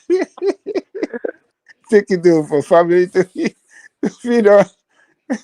So it's just America. It's tough. It's tough. Don't let us deceive ourselves. But we don't know what is going to happen with your election. The race is so close now. Oh, It's so close, Prince Daddy. So, and it looked like the way it is now that it's so close. I think it's good for your man, because if the Democrats are actually doing well, I think the gap should be, you should see a very wide gap between them. mm-hmm. But for the fact that it's so close that we cannot even tell Mm-hmm. who is going to win, that tells me that Trump is doing good. Yeah, I agree. Yeah, because it's so close. Yeah, Trump Yeah, is because it's doing so good. close. So, but I don't even think actually that Kamala is going to win the popular vote. I don't think she's going to win it. I, unlike Hillary, I don't think she has what it takes to win the popular vote. So it's looking good for Trump. Yeah. Yeah, it's good for Trump that, looking at the poll showing that their neck is a neck to neck. It shows that Trump is doing good. It shows that Trump is doing good. So hold on, election day is getting closer, right? When August, Yeah, when November September. 5th. Wow, we only Like 40 have. days. 40 days now. Can you believe that? I'm trying to catch a plane going to Atlanta, and I heard there's a hurricane passing through there. Oh, yeah. There's gonna be a hurricane. Oh, you're trying to catch a plane to go to Atlanta? When? Right now, I'm at the airport, but There's a hurricane. There's a hurricane landing. Hurricane is landing in Atlanta. yeah, it just passed through Florida. I mean, Florida, yeah. honestly, Landing at and Atlanta today and tomorrow, I guess. Maybe tonight and tomorrow morning. really, I mean, from Atlanta, I'm going to Jamaica, and hopefully I can catch my flight from Atlanta when the You're going hurricane you're hurricane going to passes. you're going to Jamaica? Yeah, Kingston? Montego Bay. Oh, Montego Bay. Okay. Yeah. Has that hurricane passed through there already, or what? Or is it not? No, it's supposed to pass through in the morning, East Coast time. I think around 1 or 2 o'clock. But I'm not sure if it's cleared yet. My flight probably won't land around 5 o'clock. No. Oh yeah. They might. Yeah, you have to be checking your email and your flight schedule. They might cancel your flight. Oh, because actually, they changed it. They changed the time to later mm, right now. But actually, we're boarding right now actually. But they changed the time like a few times. But mm, I don't think they're canceling it. Yeah. yeah, it's gonna be. You have to keep your eyes on your email and Yeah. yeah. So because it's landing. It's been raining terribly in Atlanta yesterday. Oh, really? Oh, okay. Atlanta.